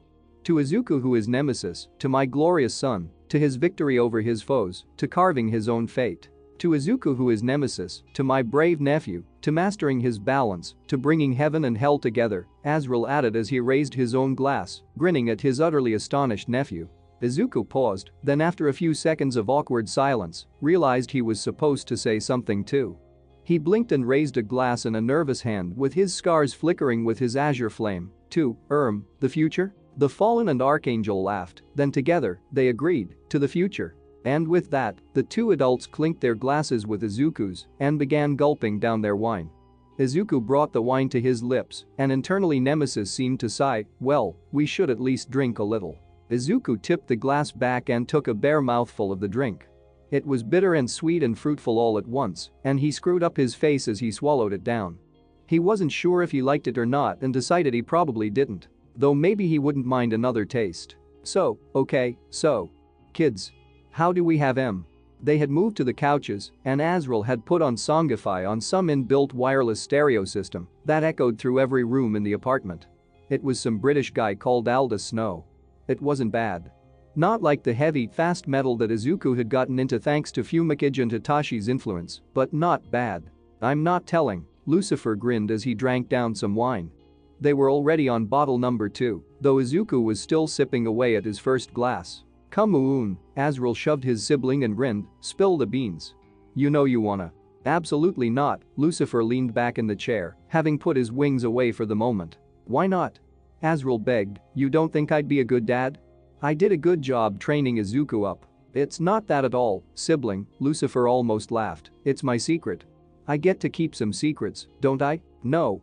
Fucking tell me, Acid, Azrael demanded, his good mood seemingly vanishing. I want kids. Tell me. Perhaps when Izuku is older. When he's far, far out of any trouble that could befall him, and we know exactly what is to entail with half-human, half-celestial children. Perhaps then, perhaps. He grinned suddenly, if you agree to take on another debt. Azrael paused, pointing a threatening finger at his sibling, as he took on the kind of expression one wore when one was holding back an awful lot of expletives. Finally, he settled on, ooh, ho ho ho, you're so annoying I could stab you. To this, Lucifer only grinned, get in line, my sibling. Besides, he poured out the last of the bottle into his glass as his expression fell, we have something more important to discuss. More important than giving Izuku some cousins? Unfortunately, yes, his eyes hardened, we have to talk about Hosu. The fourth bottle was out, and Izuku was now on his third glass. The taste was starting to become more bearable, and he wondered how much his body could take before getting drunk. After all, the two supernatural beings were 4 bottles in and barely seemed to notice. Besides, he felt oddly grown up sitting there, wine in hand, talking what seemed to be important details of the world with his father and uncle. A small part of him might have even been proud. Those demons, Azrael began slowly, pacing back and forth, they were like nothing I'd ever seen before. They were like several demons shoved into one soul, like too many birds in a cage or something. He drank down his wine all at once before putting the glass back onto the table, and, to Izuku's quiet shock, he shuddered. I thought I'd seen everything with what Apollyon could make, but those things, indeed, Lucifer nodded grimly, they remind me of Legion, but. At the sudden mention of the demon, Izuku perked up, and before he could stop himself he blurted out, I at the USJ, I mean Nemesis for it's something called Legion. Yes, I know, Lucifer looked at his son with a nod of acknowledgement, but when I read the reports, not one of them described the Legion I knew. You knew Legion? Nemesis spoke through Izuku's lips, sharp and biting. They were not my demon, Izuku, Lucifer replied sharply, taking a moment to drink more wine, but I knew of them, just as I know every demon worth notice in hell. They were one of Belial's Gorefield champions, though what they were doing up here I don't know. So, what, you think Belial is behind these attacks? Azrael suddenly cut in, why? This isn't their style, usually it's more he waved a hand, World War Y than this. Indeed, Lucifer turned back to his sibling, though from what I understand, these host bodies housing these summoned demons are a mix of all manner of biological components. Apollyon? Azrael's eyes widened, almost in fear, you don't think it's… No, not Apollyon, again this isn't their style. I saw some of the early reports showing some of the hosts have biomechanical components, and I almost assumed it was Mammon, but even this doesn't match how they usually behave. No centers of knowledge were attacked, and there were no items of any notable power in the city. So what? Azrael frowned again, this won't be Lilithia, it's too wide-scale and open, so that only leaves. He suddenly stopped, his eyes again growing wide, oh fuck me. It's Satani. At the name, Izuku suddenly started as the memory spiked in his brain. He practically leapt up as he exclaimed, I know that name. Both the divine beings turned to look at him, both wearing a bizarrely matching frown. When we lost control of ourselves at the USJ, his voice echoed slightly as he spoke, we heard him say it. The one who called himself Tamura Shigaraki. He said. There was a pause as Izuku scanned his memory while trying to bite back the shame and disappointment he felt whenever he thought of the USJ. He said, Ora pro vobis Satani, pray for us, Satani, Azrael growled out with the most bitter of tones. Suddenly he seemed withdrawn and deeply worried. He looked at his wine, frowned, then turned and stomped towards the kitchen. I'm getting out the Finrisian Mjad. Izuku hadn't even heard of Mjad before now, but he very quickly became acquainted with it, and, oh boy, was it strong. He almost become drunk just from smelling the stuff, a hearty mix of honey and alcohol, though oddly when he tried it, he found he liked it. Which was surprising even to Nemesis. The Fallen and Archangel before him had been easily handling the many bottles of wine before them. However, the Mjad was clearly something more on their level, and after the second bottle was finished, Izuku could finally hear the effects in the slight slurring of their voices. Fucking Satani fuck. Azrael grumbled out, one hand rifling through a messy-looking kitchen drawer, the other clenched tightly around a stein. It was a large hand-carved-looking thing that looked to be made from a kind of bone. What kind of bone, Izuku didn't ask. He'd brought a stein for each of them and filled each one in expectation of them all drinking their fills. They had also moved into the kitchen since Azrael had decided he was hungry and was now looking for some takeaway menus. Who is Satani? Izuku was a little surprised at the slurring in his own voice and found it hard to keep it down. He didn't want Lucifer thinking he was some kind of lightweight. Oh god, was he seriously now trying to impress his own father? This night just kept getting worse. One of your uncles, though aunt-uncle, or maybe just relation would be a better term. Satani never did enjoy settling into one sex or gender or whatever for too long, Lucifer replied as he leaned against a countertop. And they're a very dangerous opponent. His jacket was now gone, left somewhere on the couch, and the corner of his shirt had become untucked. The second to fall, Azrael grumbled as he swallowed a mouthful of the Mjad before speaking with exaggerating arm swings which Izuku had to dodge, Lord of Desire. He who wants, she who takes. The biggest fucking drama queen and king in all creation. They were always jealous that I rebelled first, Lucifer chuckled and gave a lopsided, prideful smile, always chazzing my coattails, trying to do whatever I did but better. Never could though, that's why I'm the king. You know, Azrael began as he paused his rummaging to look wearily at Izuku, there was this one time, when we were kids, when Satani turned themselves into a snake, and they know I loved snakes, so I picked up the snake to admire it, and then they turned back and was like ah it's me. And then they stabbed me. He went back to his rummaging with a frown, we were 8 at the time. Izuku raised a finger in confusion, how, anyway, so, Lucy, what's their play? What are they up to? I'm not sure, Lucifer shrugged in confession before looking to Izuku, frankly, right now, you've had more contact with their agents than I have. Not that I haven't been trying of course, but they've hidden themselves well. Izuku huffed at this, giving Lucifer a harsh look for a moment before taking another mouthful of the Mjad. After he gulped it down and winced off the alcoholic taste he took a short breath and thought out loud, during the USJ, the guy leading the attack, Tamura Shigaraki, called himself the Ender of Days. He paused, then Nemesis added, some Ender of Days, they barely took one swipe from our claws. Ender of Days, huh? Lucifer mused and nodded, interesting. Not unusual, though, I've heard that line before. Really? Izuku frowned in disbelief. Oh, sure. Doomsday cults are a great way to convince foolish mortals to hand their souls over, Lucifer shrugged. I don't go for that kind of thing, though. What? Doomsday cults? Stealing souls, Lucifer pressed with a frown. Izuku, understand I am the king of hell, yes, and many humans throughout history have handed me their souls. But they have always done so willingly. I don't ever steal, or trick, or lie to get what I need. I prefer to simply. He paused and seemed to be ignoring the look of glaring displeasure Izuku was giving him, offer them a debt. They are the ones to take or reject my offers. That's still manipulation. But I don't press them into it, Lucifer urged. But Satani? Apollyon? Even Lilithia will do so. They will do whatever they can to secure souls for themselves, either to increase their own power or to use them as hosts for demons to spread their own plans. Before Izuku could press this rather interesting line of questioning, Azrael quickly butted in, just as he pulled out a stack of takeaway menus from a kitchen drawer. So, you think this is just a power grab? You think they're going for your throne? Possibly, Lucifer sighed, then looked to Izuku, or they've discovered you. How I don't know, but if so, then you're their true target. After all, you are the impossible miracle, and if I have a child, you can bet that they'll want one too. Izuku decided now was a very good time to drink the rest of his mjad. By the third bottle of mjad, they were eating doner kebabs on the balcony as Lucifer explained. You see, son, don't call us that. The real trick is making them think you were never there at all. The king of hell wiggled his fingers before taking a huge bite out of his kebab. Also, being an asshole.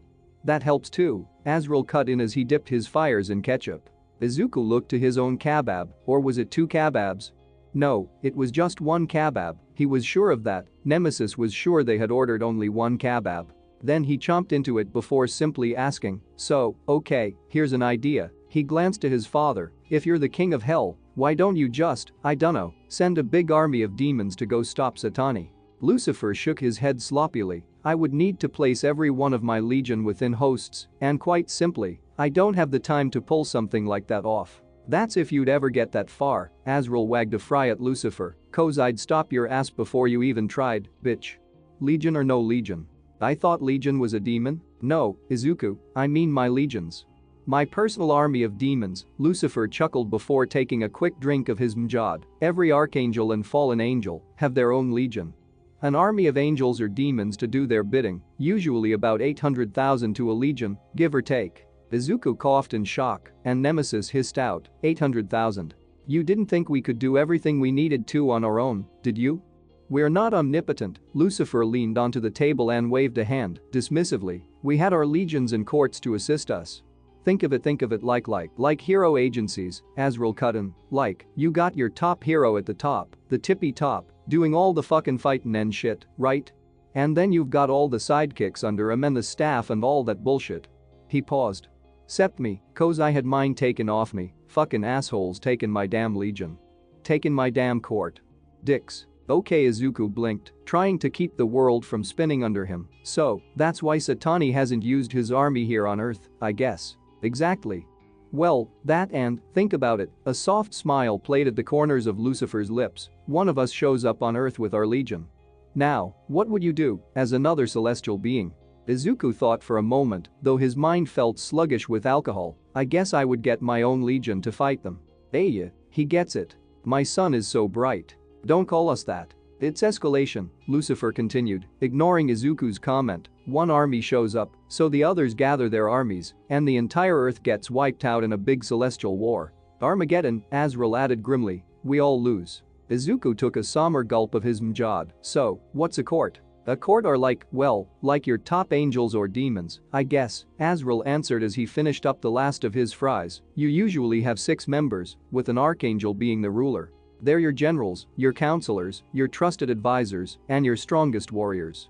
Usually, you develop unique traditions with them, give them individual titles and names to show their positions within your court.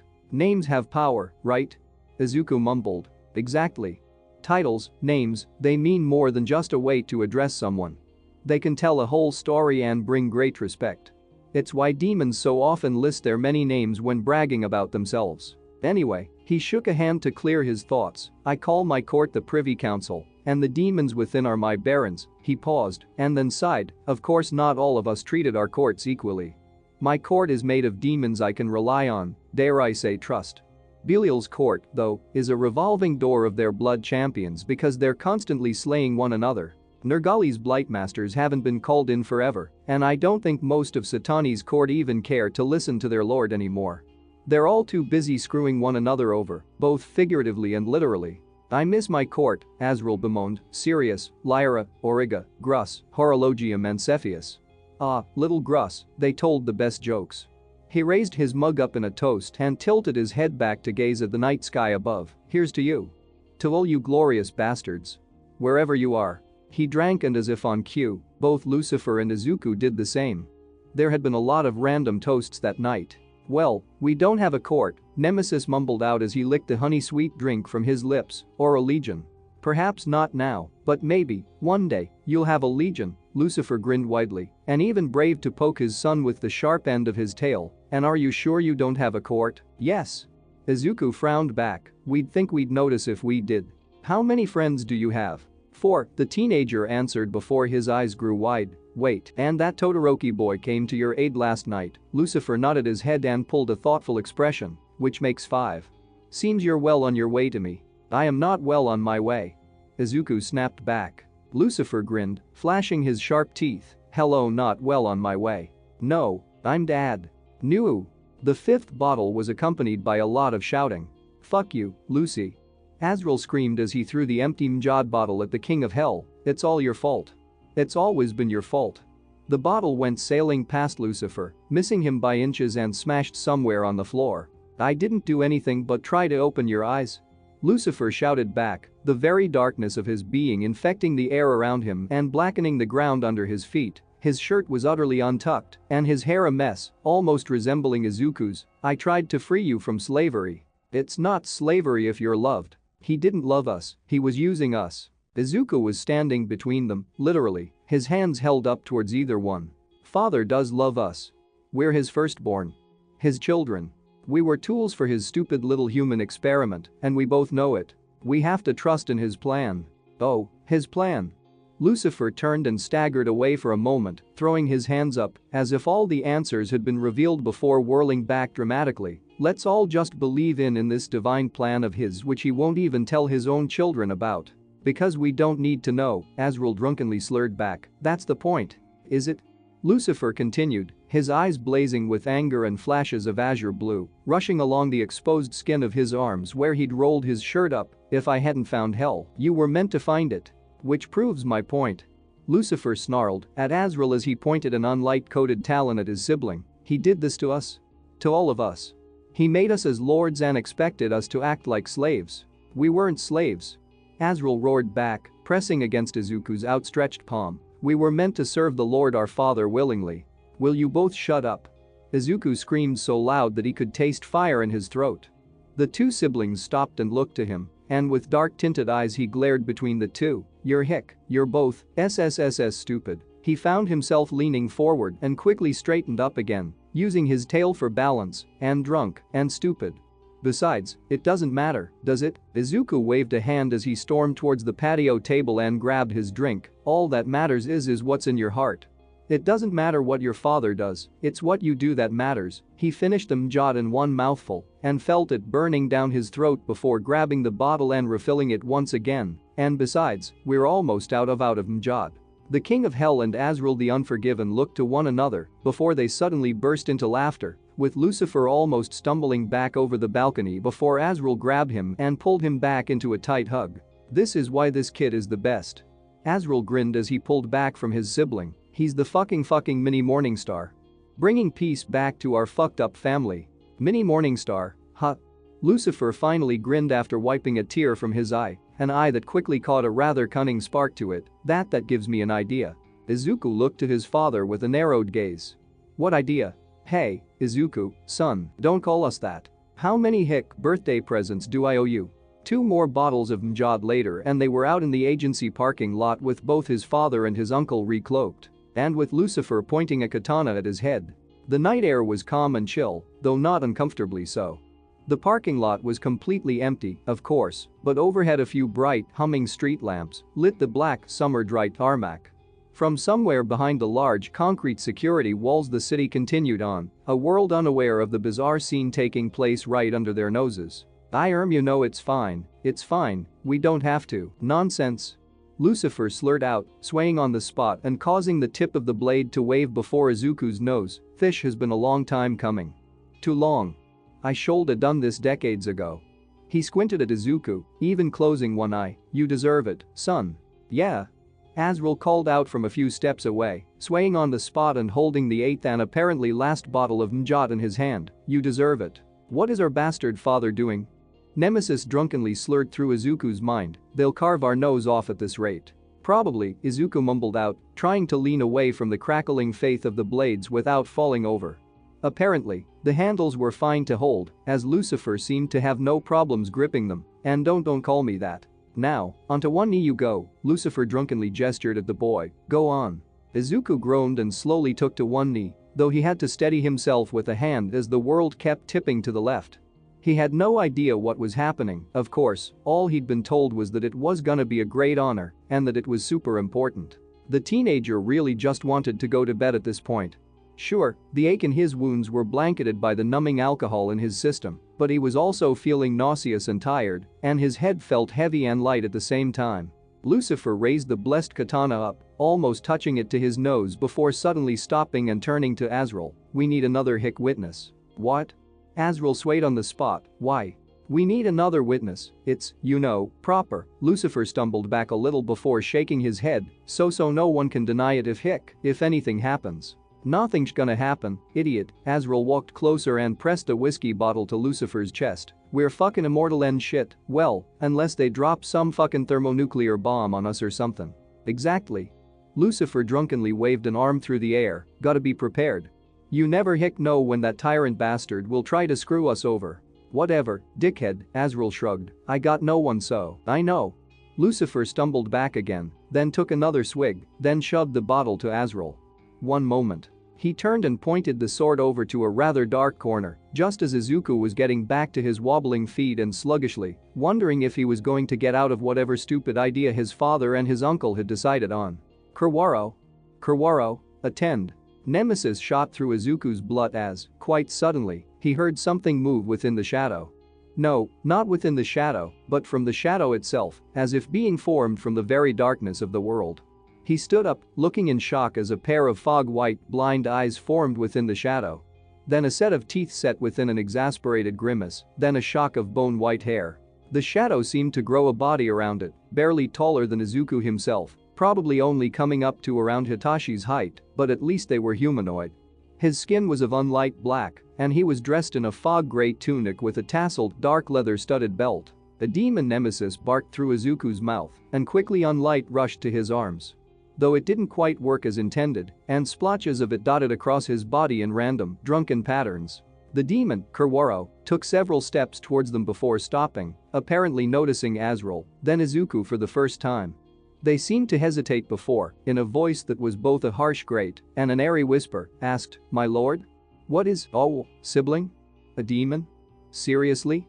Azrael leaned heavily onto his sibling and pouted, "You're summoning a demon as a witness? Lame, not just any hick demon." Lucifer loudly exclaimed, grinning with sharp teeth, "But my hick personal equerry. This is Kurwaro, they who walk in shadow, 6th Baron of the Privy Council." "It's an honor." Kurwaro had begun to bow but was suddenly interrupted by Azrael. "What happened to Mephisto?" he asked sharply. "I like that one, for a demon. They were funny." He waved a hand over his head, with the hat and stuff. "They're busy I promoted them, and they can't get here in an instant." Lucifer waved a hand, "Whatever, anyway." He looked back to Kurwaro, pointing the katana at them. "You bear witness, I'm anointing my son." The demon's eyes grew wide as they leaned away from the blade. "What? Shut up." Azrael barked at the demon, "This ish important." The demon turned its blind eyes to Izuku, who simply waved his hand dismissively in a loose, sloppy manner. It was hard to feel sorry for the monsters of hell, but if one could paint the picture of a being dropped right into the middle of a madhouse, it might very well have resembled Kurwaro at that moment. My lord," Kurwaro stammered out, "I don't think now is." "Kurwaro, shut up. No one asked your opinion." Lucifer snapped, his tail whipping, and for a moment it seemed as though blue lines of fire again traced their ways across his skin, but they faded almost instantly as he turned back to Izuku who is Nemesis. "Hick, take a knee," he again half slurred as he raised the sword back up. "We should go to bed, this is getting stupid," Nemesis grumbled out, even as Izuku ignored it to bend his knee, again almost flopping to the floor as the world tilted. His hand only narrowly avoided slamming onto the flat of his tail, which twitched away at the last second. Izuku had no idea what anointed meant, but he was drunk and tired and woozy, and so he would do just about anything to get this over with, so he could curl up under some covers, or maybe find the rim of a toilet bowl if his stomach decided to exit through his mouth. Now, Lucifer raised the blade back up, with the edge barely inches from the tip of his nose. "Who bears Hick witness to this anointment?" "I, Azrael of Heaven, Azrael the Unforgiven, mentor of Izuku who is Nemesis, bear witness," Azrael announced loudly, almost too loudly for 2:30 am on a Sunday, even if it was in an empty parking lot. I do?" The demon seemed to half whisper out, the poor thing about as confused as one could be. "I, Kurwaro, they who walk in shadow, equerry of Lord Lucifer King of Hell, and 6th Baron of the Privy Council of Oblivion, bear witness. Izuku who is Nemesis, blood of my blood." Lucifer swayed a little and hiccuped again as he tried to stand still, while at either side of him, the demon Kurwaro and Azrael watched. "I name you, my son, my child, and rightful Hick heir to my throne." Lucifer lowered the blade, and for a moment Izuku thought it might chop into his neck. Yet with remarkable control, the drunk king of hell only managed to tap it lightly against each of his shoulders. Still, the faith embedded in the blade cut at him, like someone poking him with a sharp stick, causing him to wince slightly and his stomach to threaten revolt. "I name you, Izuku who is Nemesis, as the rightful prince of hell." Oh. The sudden dawning realization of the moment hit him in full. This was what anointed meant. Oh, he really should have gone to bed an hour ago. "And I bestow upon you the title of," he paused for a moment before smiling, "Morningstar." "Heh, mini Morningstar," Azrael called out, "nice. I haven't used that title since I threw it at my bastard father's feet, yet you, my hick son." Lucifer looked down to the quietly panicking Izuku, and for a moment, the boy felt his part of his anxiety drift away. It was one of those strange moments in which Lucifer seemed so bizarrely human. He was so proud, so incredibly proud of the boy kneeling before him, and he could see it in his blasphemous gaze. Izuku wanted to get up and deny the title and spit at Lucifer's feet. But he couldn't. He couldn't when the fallen angel was beaming down at him, so unbelievably happy at how far his child had come. He also remembered Azrael's words spoken the night before. Lucifer was changing, he was acting selflessly, which to Azrael meant the world and could possibly mean salvation for him. And so, Izuku kept his position on the ground, kneeling and accepting the title from his blasphemous father. Goddamn, he was going to regret this when he was sober enough to realize just what a terrible idea it was. "You, my son, are the union of hell and earth hick, and perhaps with time, you will join with heaven also. You, the bridge between us all." "Yes," he nodded suddenly, "you alone shall hick redeem the title. You, Izuku who is Nemesis, shall be the new Morningstar." Morningstar, Nemesis's brushed through Izuku's thoughts, carried by the candle flame though his scars, that's not a bad hero name, actually. It actually wasn't, was it? If we are to redeem the title, what better way than to take it from our bastard father and forge it anew? Let us make it something that is ours, not his. Arise, Izuku who is Nemesis, Prince of Hell, Morningstar reborn. Izuku did as he was told, rising unsteadily to his feet and wobbling from side to side. Azrael clapped and cheered enthusiastically, and from Lucifer's side, a still very confused-looking Kurwaro clapped slowly, looking from his apparent new prince to the king of hell. "Does this mean?" "Shut up, Kurwaro." Lucifer snapped suddenly, "Go find the gift." "The gift? The one for Izuku?" "Sire, the lord of the fallen," turned suddenly on the demon, the sword barely inches from Kurwaro's face, "the one in the safe house. It's in the hick suitcase. Go get it." The demon nodded far too many times then melted back into the shadows. "I don't want any more gifts," Izuku grumbled out, the dizziness starting to become a little too much. "Nonsense," Lucifer chuckled with a drunken grin, "you deserve it. The Morningstar Reborn can't go into battle naked, after all." The teenager blinked this with a confused dizziness, swayed for a moment, then turned suddenly as he ran towards the nearest drainage grate, where he threw up a night's worth of alcohol, fries, and his doner kebab, and collapsed onto his side. "Ooh," he groaned out after a moment of ignoring Azrael's roaring laughter. He suddenly felt a hand on his shoulder, and he turned to see Lucifer looking to him with concern. A swaying, drunken concern, but concern, nonetheless. There, my son Hick, we've kept you awake long enough, I feel. It's about time we Hick got you to bed. I suppose your gift can wait until the Hick morning. Izuku and Nemesis both were far too drunk and sick to argue, as he felt a strong pair of arms scoop under his back and legs, lifting him easily from the floor. The world was descending into darkness as his eyes drooped from sheer, drunken exhaustion, and his limbs felt as heavy as lead. Though his sleep took him, he did manage to mumble out, "Don't call us that." Azrael softly patted Izuku's back. The boy was face down on the table, one hand over his head, while his horns gently poked out from his hair. "You gonna be okay, kiddo?" "No," came Izuku's muffled reply. "I can't believe I got crowned the Prince of Hell last night. In the parking lot." Azrael offered unhelpfully, "Very classy, I might add. I'm never drinking again." "Yeah, that's probably a good idea. Not that I think you'll stick to it," Azrael chuckled. "The breakfast I have prepared should assist your hangover, Prince Izuku," Kaworu offered helpfully. Izuku raised his head and gave a squinting glare at the demon, who stood, awkwardly looking between Azrael and Izuku. Finally, he grumbled out, "You know, every other demon I've known doesn't seem to believe I can exist. Why are you so fine with it? I have been aware of you for some time, my prince," Kaworu offered with a smile which they perhaps thought was helpful, but came off as creepy. "I have been watching you for months, after all." There was a long pause. Azrael's tone was ice. "What?" The demon seemed to panic and backed away. Ever since the prince started attending UA, I have been told to monitor his progress." A note of pride entered his tone. "As a member of his privy council, I was proud to serve in this role. And I never noticed you before because I am very good at hiding." Kaworu's pride seemed to rise, and he put his hands behind his back. "It is my gift, after all. To be invisible within the shadows. So not only have you been spying me for months," announced Izuku, who was incredibly creeped out by this new information, though it did explain Lucifer's seemingly omniscient knowledge of him, "but you've been reporting to Lucifer, who has just sat around and done nothing all this time. Well, I'm sure my king has their own." "Okay, Kaworu, please just go. Please go. Right now." Izuku commanded as he buried his head back into his arms. This was too much to take in when he was so hungover. "I am literally using my own powers to hold back a serious breakdown, so please, just go." "I cannot, I've been ordered to hand you your final gift. Only then can I return to Lord Lucifer's side.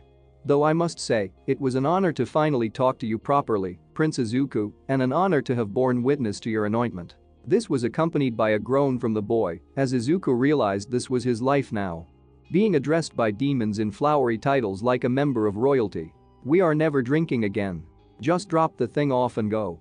The somewhat exasperated demon again hesitated, his eyes flicking to the archangel before reaching down under the table and bringing up a suitcase. Izuku looked up as the suitcase hit the table and was surprised to see it was a UA Hero Course costume case. He blinked, then sat up a little taller as his mind began to consider the implications. "This is your last gift from King Lucifer," Kaworu added with a small nod, and I quote, "May it protect you in the battles to come, as it protected me in the battles that have been." And with that, the demon gave one more stiff bow before stepping away and melting into one of the few shadows in the kitchen. There was a moment of silence before Izuku simply said, "They are so creepy. I mean, spying on me like that? What the fuck? Tell me about it. I like the old Ikuri way better." Huge anime nerd. Dressed like a Soho pimp though, Azrael chuckled, then nodded at the suitcase. "So, do you want me to keep it here?" "No," the answer surprised Izuku, though as he looked to his uncle, he found himself continuing with a growing sense of determination. "I mean, my old uniform is ruined anyway, and besides," he looked back to the suitcase, "everything has changed. I'm a new me, a new us, so maybe a new look is in order, right?" "Yeah," Azrael nodded thoughtfully, "that and, if that's what I think it is, it's gonna be tougher than any armor you can buy and not melt at your fire." He grinned and stood up. "Now, come on. You still have to do meditation and then I'll get you ready to be on your way. Text me if you need anything. Anything. Any time of the day or night. I'm here for you, kid." Izuku and Azrael walked through the agency lobby, now newly dressed and feeling much better for it. The meditation had helped with the hangover, as had the surprisingly healthy food cooked by Kaworu. Izuku was sure he could sense the demon around somewhere, though where he wasn't sure. As long as they didn't bother him, he supposed he could let it slide for now. Even if the idea of them always being close by was still super creepy. The automatic doors whooshing open and a waft of hot summer air hit them both. Above was a smattering of white clouds, and somewhere he could hear a bird singing gleefully, somehow making it above the distant sounds of a city waking up. The two stepped out onto the street, and the teenager took a moment to glance around, thankfully noting that, again, the street was quiet for the moment. Not empty, but quiet enough to have a private conversation without anyone listening in. "I will," he nodded, finally looking back to his mentor. "And be careful. Keep working hard and training harder." "I will." He nodded again, his small smile growing wider. "You know," Azrael looked aside, trying to seem casual but clearly failing, "I'm gonna miss having you around. It's been an interesting couple of days. Honestly, I never thought I'd ever have a nephew, and," he paused, then nodded affirmatively, "I'm glad it's you, Mini Morningstar." A second passed. Izuku suddenly wrapped his arms around Azrael in one swift movement.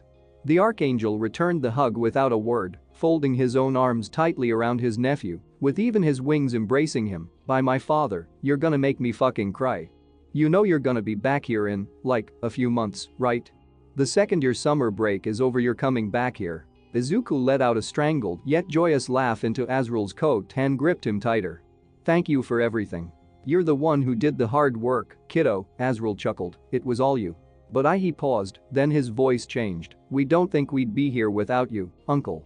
Thank you for everything. Now both sides of you are going soft?" Azrael laughed as he took Izuku by the shoulders, mutually pulling him back. "Never," Nemesis whispered through Izuku's lips, though the boy smiled as he did so. "Sure. Now go on, get going, your mother will be worried sick." His grin was like the shining sun. "Go, Morningstar Reborn. Make us all proud." So, this was really the chapter that kinda ends the first large character arc Izuku has. He's gone from zero to hero, just like that.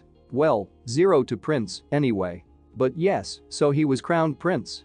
Which I'm sure won't lead to any trouble. And how did you like the lore drops? And Kurwaro is Ikari. Also, I know at least one of you will be happy I finally brought up Mephisto. Will we see a cameo from the crazy weeb weirdo? Maybe. Also, for those of you wondering how this chapter really went from nonsense to really fun, I heavily advise you all again to go Child's account here on and follow the links to her commission page. Child has years of writing experience, very sound advice, she's friendly, good prices and has my personal seal of approval. Seriously, if you really do want to improve your writing, go drop them a line and a few dollars while you're at it. As for the fic, well, next update Izuku returns to UA, all new and improved, and ready to do some showing off. Thank you for reading and being awesome, keep safe, and wash your hands. Peace. Chapter 43. Restart. So it's update time. Hopefully you'll peeps like this one, and if you wanna go check out some super fun fanart, go over to my AO3 account, Pipifoxasanthamoon, to check it out. Anyways, not much else to say other than read on my dudes. It had been an exhausting week for Hitachi. Getting his ass kicked repeatedly by an old man hadn't done wonders for his sleep schedule, as hadn't the sudden and shocking ability to see the unborn, thanks to the weird, unexplained mysteries of his new quirk. At least he had figured out how to start channeling it through his body without blowing his arms off as All Might had warned. Though he had to wonder at just what kind of moron would go using one for all at 100% right off the bat. And now he was back at UA, he could drill All Might for answers, well, when he had the chance to do so anyway. He also had to pull Izuku or Fumikage to one side at some point and ask them about the unborn. He knew what the others knew of course, but it wasn't like Fumikage or Dark Shadow had gone into any great detail about them. He knew at the very least they couldn't directly harm him, though he'd had to chase more than a few away from Gran Torino when the old man had been distracted. He had no idea what they could actually do after all, and he wasn't taking chances. Of course, really, all of that was background noise to what was really digging at his soul. Hosu. His hand clenched into his fist the moment he thought about it, but it couldn't stop the cold, sick feeling in the very pit of his stomach. The day was a nice and sunny one, the kind that made one wish it was still the weekend and not a school day. Hitachi stood with his friends at the entrance to UA as they chatted about their work experiences. Well, Achako talked mostly, Tenya occasionally cut in with some commentary, though he seemed worn out and drained, and every now and then Fumikage would nod and mutter something. Izuku had yet to arrive, and Hitachi wasn't sure if that was a good sign or not. The boy had gone irritatingly quiet right about the time that Hosu had gone down. Hitachi knew for a fact that Izuku had been there with Hawks, Tenya had mentioned it in a small slip that he had immediately regretted. Hitachi knew also that Tenya's brother had been hurt. He was recovering, though it was up in the air if he'd ever get to truly return to his hero work, and he knew Tenya was blaming himself for allowing his brother to run off on his own. He admired Tenya for the fact he was trying to put a brave face on things even with the guilt he felt. Though, he wondered who it was eating it more. Himself or Tenya. He told me not to worry, that it had nothing to do with me, but Tenya spoke with an almost false sense of calm that collapsed as he continued. If he doesn't get cleared, then it's up to me to continue the Ingenium name. If he is passing it to you, you should accept it gracefully, Fumikage spoke in a low tone. Hitachi had no idea how Fumikage's on studies had gone, as the crow-headed teenager had barely spoken a word about it. It would be a great honor, and you should do all you can to earn it. I know, and I fully intend to. Tenya tried a smile, but it failed. It's not your fault, Achako sighed as she put a hand to his arm. He gave you direct orders. You did your job and obeyed them, and you saved lives. Which is way more than what I did in my patrols. I know, he's explained this to me 100 times. He sighed heavily. I will make it up to him. I swear it. I'm sorry, Hitachi said softly, surprising the others. I should have been there. I was in Yamanashi, a fucking train right away. He rubbed his tired eyes, goddamn it. Don't you go blaming yourself either. Achako huffed, you went the opposite way. There was literally no way you could have known. Her words felt hollow. He was supposed to be the successor to the symbol of peace, and yet he had let Hosu almost burn to the ground while he fucked around in some other city catching bag snatchers with Gran Torino. Not to mention letting the secret slip to Izuku so quickly and… Izuku? Tenya announced suddenly, causing the others to look up. The boy was striding towards them, one hand waving, the other holding his hero suitcase, a big smile plastered on his sharp-toothed mouth. Hitachi immediately knew something was wrong. No, wait, not wrong but off. Different. New. As the boy came up to the group, his grin only seemed to widen. Hey guys. His eyes turned to Tenya, and his grin faltered. Hey, how's your brother doing? Fine, thanks too well. Tenya seemed to glance to the others and sigh, then nodded to Izuku. He's doing fine. Good, Izuku nodded back, and Hitachi got the intense impression that there was something they were hiding from the others. His eyes narrowed, even though he knew the giant hypocrisy of the jealousy he felt. He didn't like secrets, especially ones kept from him. It reminded him too much of the way eyes would look to him, and mouths would whisper into ears from his days back in middle school. You seem different, Fumikage stated flatly, with a slight narrowing of his crimson eyes. Yeah, what's up with that? Achako mused, leaning towards the boy and frowning at him.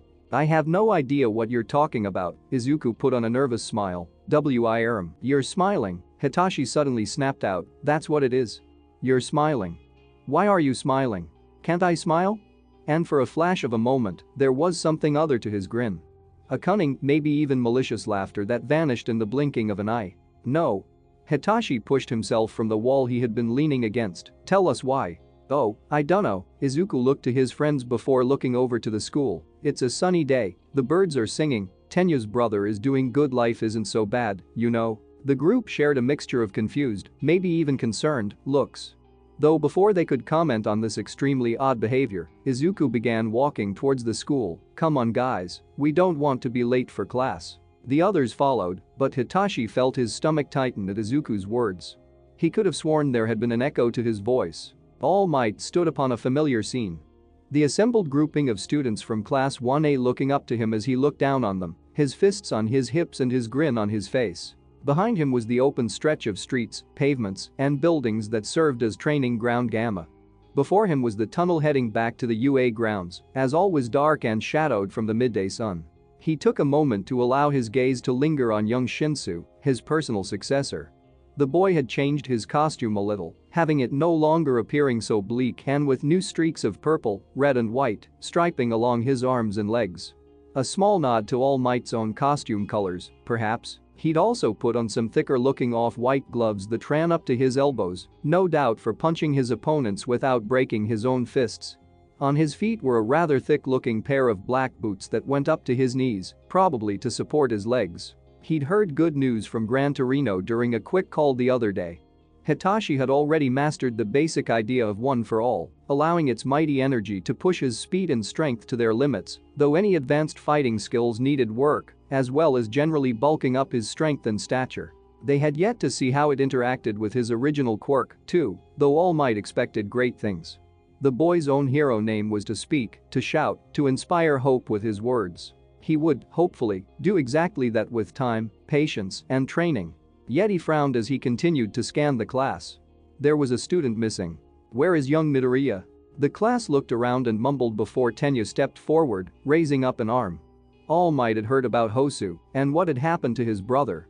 He also knew that Shoto, Izuku and Ibarra Shizazaki from Class 1B had been involved somehow, though the details had been kept quiet. He said he needed to get changed alone, sir. Tenya spoke with his usual class president authority. He said he had a new costume. There was a quick murmur throughout the class. A new costume? Midoriya? Really? Most of them had gotten wind one way or another that, for some bizarre reason, the number 3 hero Hawks had chosen him for his internship. How and why was utterly beyond them all, and more than a few were jealous at such a windfall. Especially since it was Midoriya of all people. The kid who could barely use his quirk on the best of days, and the worst. Well, we can't wait forever, All Might sighed loudly. Can someone oh? There he is? His eyes caught sight of someone emerging from the shadow. No, not emerging but almost being formed from it. Though he knew that was surely impossible. Yet the way the shadows moved from young Midoriya seemed not quite right. There was a flash of memory, the night before the sports festival, the way the shadows had moved from. He shook his head. No, that was just his imagination. The class turned, and more than a few eyes went white at the sight. Izuku's costume had changed and changed drastically. Gone was the black and green top and pants with the geometric patterns. In its place was armor. Armor that called to images of Hellenistic Spartans or Roman legionnaires, yet somehow seemed older than both. A breastplate of what he first thought was brass, but somehow did not shine in the light wrapped around his chest and back, molding to his form yet moving with him, as if it were fabric and not cold metal. Around his middle was a dyed black leather belt with similar brass but not brass studs that came down in low tassels at the front, almost brushing to his knees. From behind, that strange black-coated tail with the spear tip kept low to the ground, though it did not drag. On both of his arms he wore matching vambraces, and on either of his legs he wore greaves that segmented at his feet and knees. On his feet he wore what looked to be encompassing footwear built into the greaves themselves, as if they acted like attached boots. Under it all was an off-white tunic that seemed to move like smoke to his every step. Under it he could spy the same sort of black bodysuit that Hawks wore, though this was cut off at his thighs and left his arms clear. Across his eyes he wore a shaded visor, one which All Might recognized as Hawks' personal brand. Though Hawks had never worn anything like that. Whispers and some giggles immediately spouted up from the class as Izuku strode forwards. And he did indeed stride with a confidence that All Might had never seen in him before. The boy ignored the others with the sort of regal grace that was both new and yet fitting. He quickly fought to overcome his shock, deciding that he couldn't allow the students to see the surprise on his face. They'd lose confidence in him if they thought he was caught off guard. As the boy approached the front of the class to stand beside a white-eyed Hitachi, All Might grinned down on him. That's a very unusual looking costume there, Izuku. Morning Star. Excuse me? Did Izuku just interrupt him? Morning Star, Izuku repeated, his voice so calm, yet so certain. And that look in his eye, the one that made the whites of his pagan green gaze, seem just that little bit darker. It's my hero name, All Might. I registered it with the school yesterday. Well, clearly your internship has paid off enormously. All Might quickly continued, trying to get over the strange sense of was it fear? No, not fear, never fear. Unease. Yes, it was unease. Young Midoriya was making him feel unease. How the hell was that possible? Dude, why didn't you tell me about any of this? Hitachi suddenly spoke with a snapping irritation in his voice. He was glad someone else said something, and even more so that it was his own successor. Izuku turned to his friend and smiled, and it was genuine. What, and ruin the surprise? We'd never do that to you. All Might pressed a finger to his ear for a moment and frowned. He could have sworn Izuku's voice had some kind of echo. Never mind. If the boy had found some confidence in himself, then that was surely all for the best. Though he would like to ask Hawks how he'd done that, if possible. Seriously. All Might had spent months trying to get the boy to feel even the slightest bit of self-confidence, and somehow Hawks had done it in a handful of days.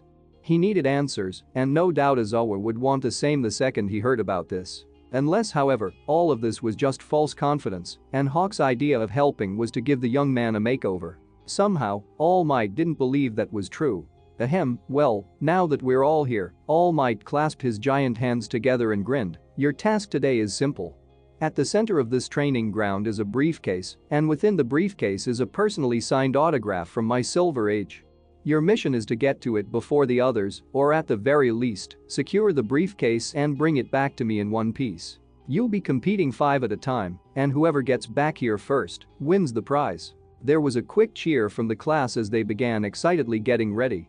All Might noticed that Izuku didn't cheer with the others, and neither did Hitachi. Though to be fair, Hitachi never cheered at anything, and Izuku looked almost like he was smirking. But Izuku didn't smirk, it wasn't in his nature. The man knelt down before the boy and placed a hand onto his shoulder, drawing the young man's attention back to him. Now, Izuku, he began performing the task he had done ever since that first dreadful exercise at the start of the year, back when Katsuki was still in Class 1A. This exercise will involve you fighting the other students, are you okay with that? Sure, Izuku spoke the words without a drop of the nervous, anxious energy he had displayed only a week before now. Again, All Might was sure he saw the whites of the boy's eyes darken behind those glasses, and the natural heat he gave off seemed to grow. We're fine. Don't worry about me, All Might. The hero hesitated as the question of the "we" crossed his mind, as well as the fact that Izuku's voice most certainly echoed that time, before he nodded and straightened up. Alright, ladies and gents. Let's get this show on the road. He put his hand into his pocket and pulled out a small holo-screen device. This thing is set to random, so, without further ado, your opening match is between. All Might stood in the control room, which was set within one of the buildings near the tunnel entrance. In fact, he could literally see the thing out the window if he was so inclined to turn his head. Behind him were the students not lucky enough to go first, and before him stood a number of monitors, each focused on different areas of the city, and 5 focused on the starting positions of the 5 students. They had been set to different, but equally distanced, places in the city to secure an equal race to the center. Hantashiro, Ijiro Kirishima, Mina Ishido, Yuga Aoyama, and Izuku Midoriya. His darkened gaze scanned the screens. The students looked ready, some of them even crouched as if preparing to run. Izuku simply stood with one arm across his chest, supporting his elbow as one hand covered his chin, as if in thought. All Might's eyes narrowed. Was he talking to himself? His lips seemed to be moving ever so slightly as if he was whispering some mantra. All Might couldn't hear him, he'd have to switch the channels over to do that, and it would expose his words to the entire room, which he wasn't willing to do, but still, it concerned him. Schizophrenic. The word danced through his mind, as it always seemed to do when around Izuku, and he hated himself for it. He shook the thought off. He was teaching a class, he had to be focused. So, who's taking bets?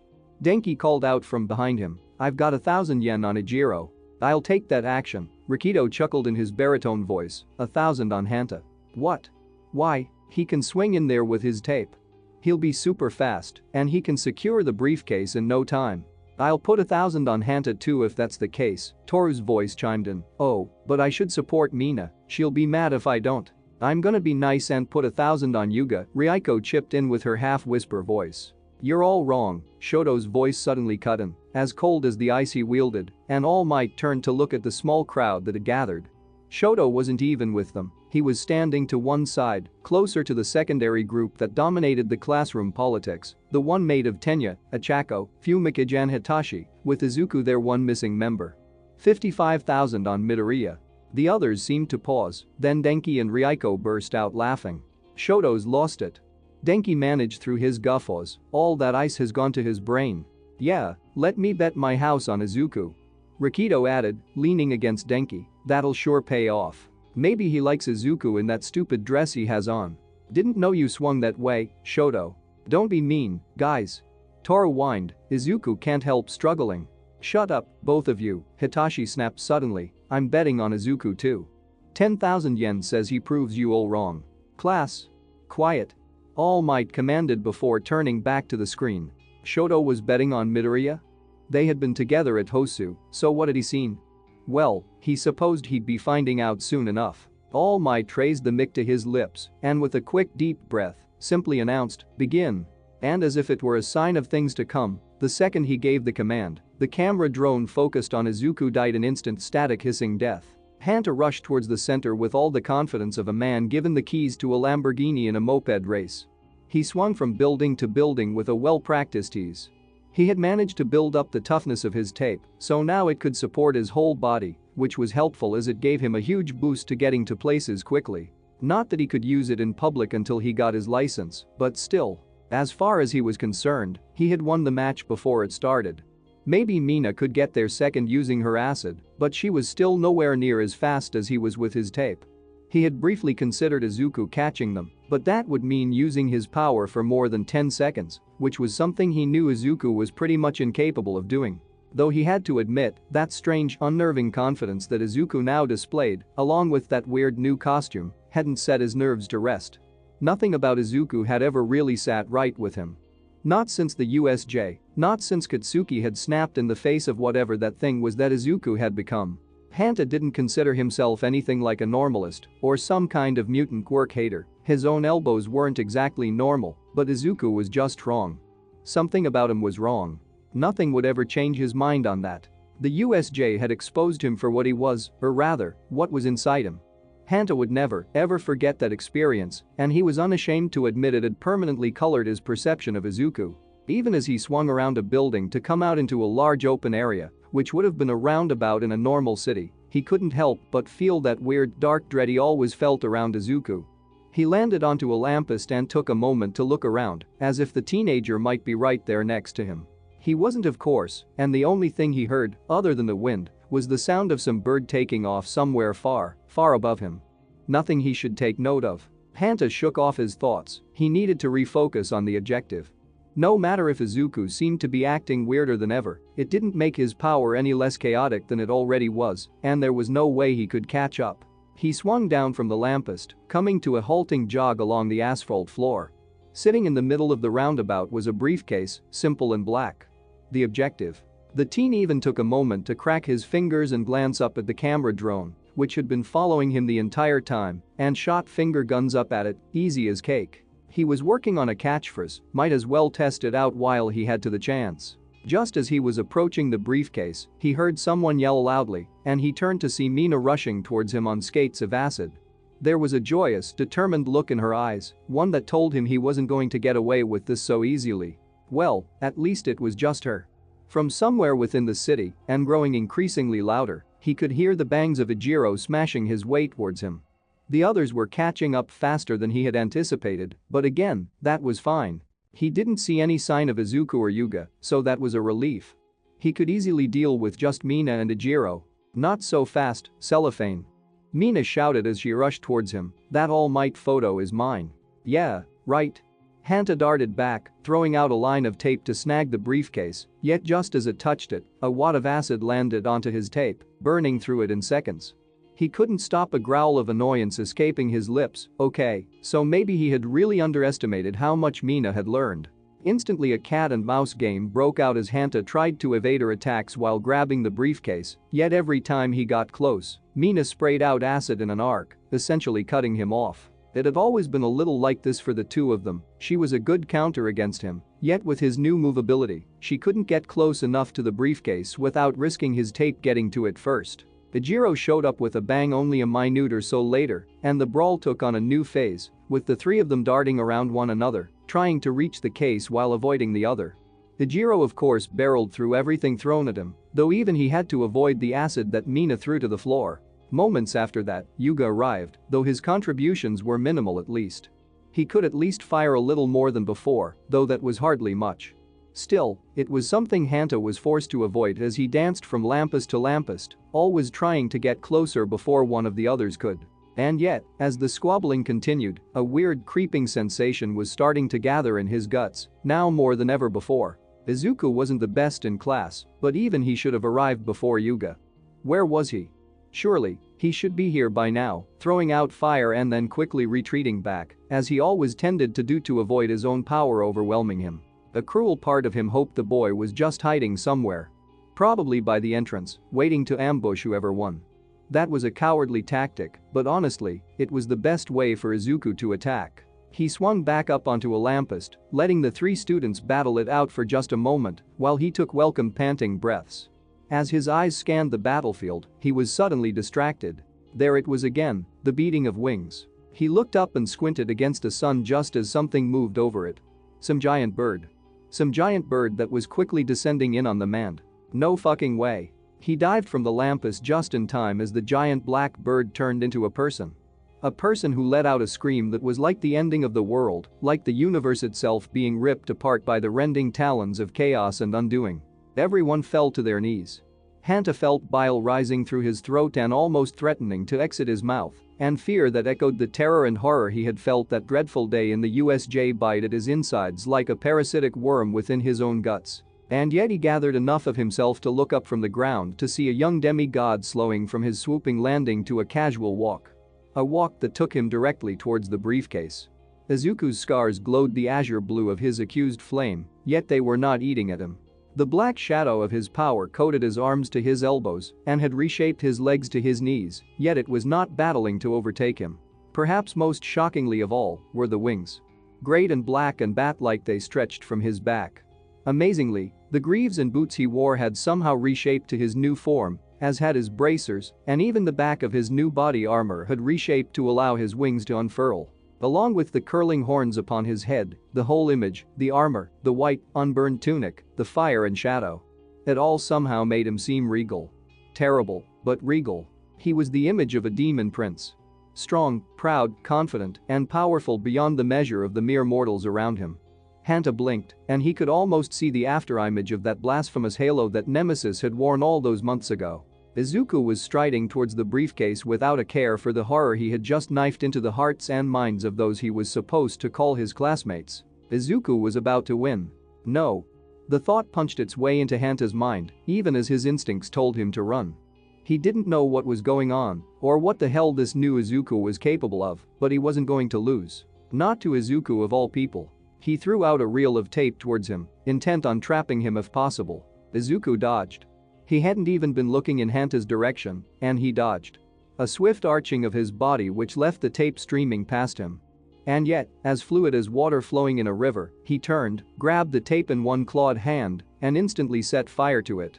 The fire raced towards Hanta, and the teenager yelped, cutting it off before it could meet him, though not before the fire had almost leapt to his body, like a hungry wolf snapping at its prey. As he fell back, there was a roaring cry as Ijiro leaped towards the demonic figure, a fist as hard as stone rushing towards him.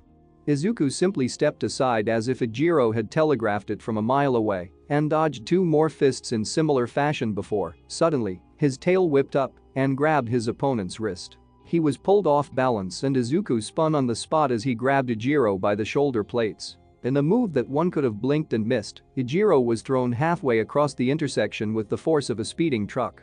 He hit the ground hard, smashing into asphalt and pavement in a shower of dust that would have seriously injured anyone but the toughest of foes. Mina was next, though Hanta could see she was shaking, terrified of this new, almost impossible threat before her.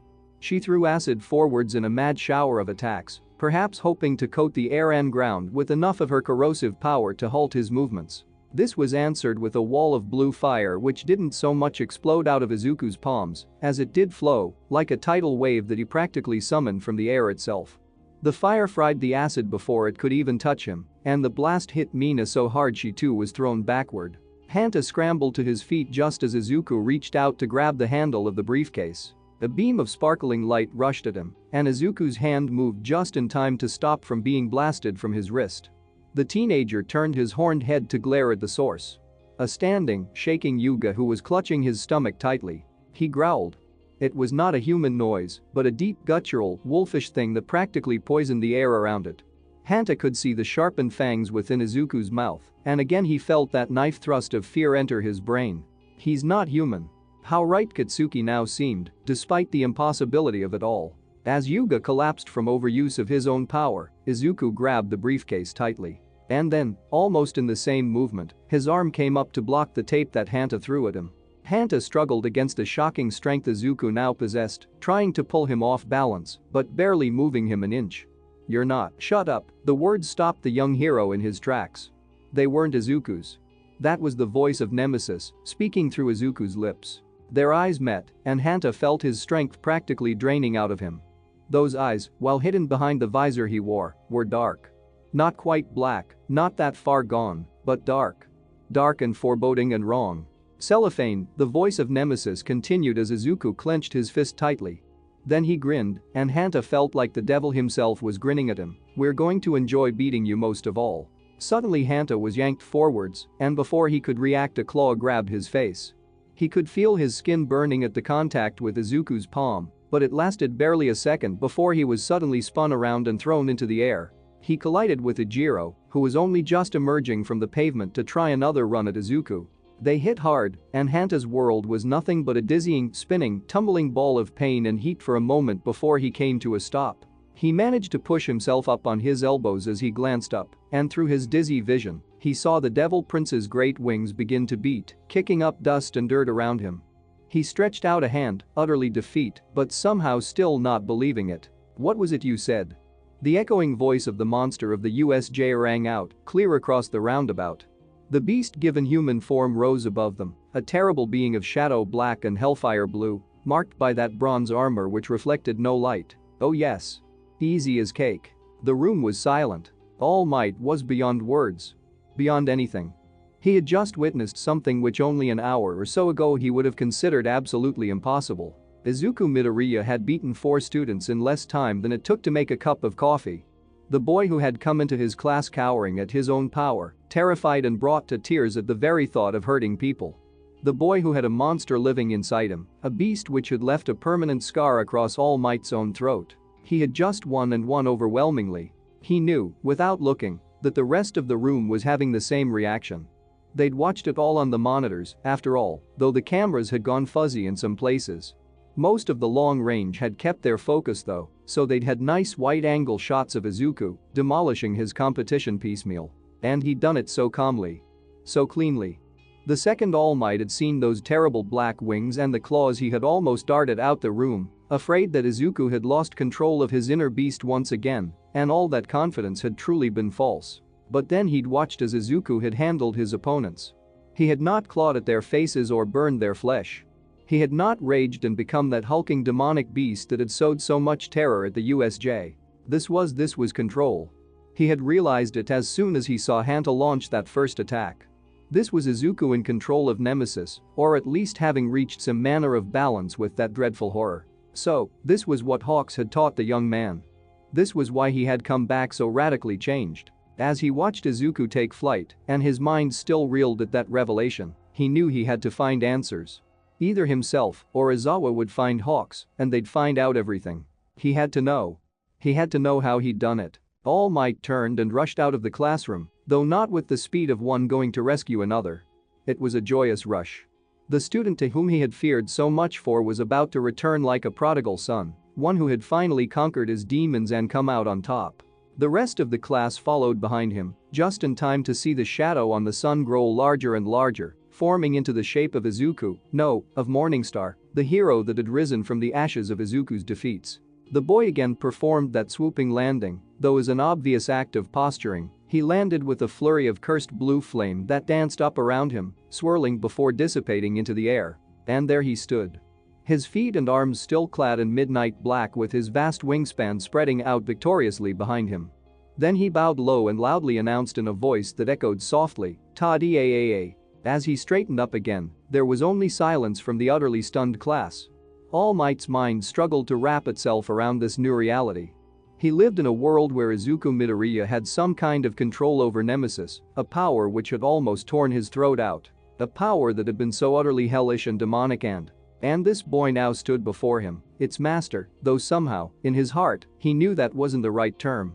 He quickly gathered himself and stepped forward, "Young Midoriya. I have never, in all my time, seen such a dramatic turnaround of events. I don't know what you learned at your internship, but it must have been something incredible." Izuku chuckled and flashed that sharp-toothed smile. "Oh, it was," he paused, practically for effect.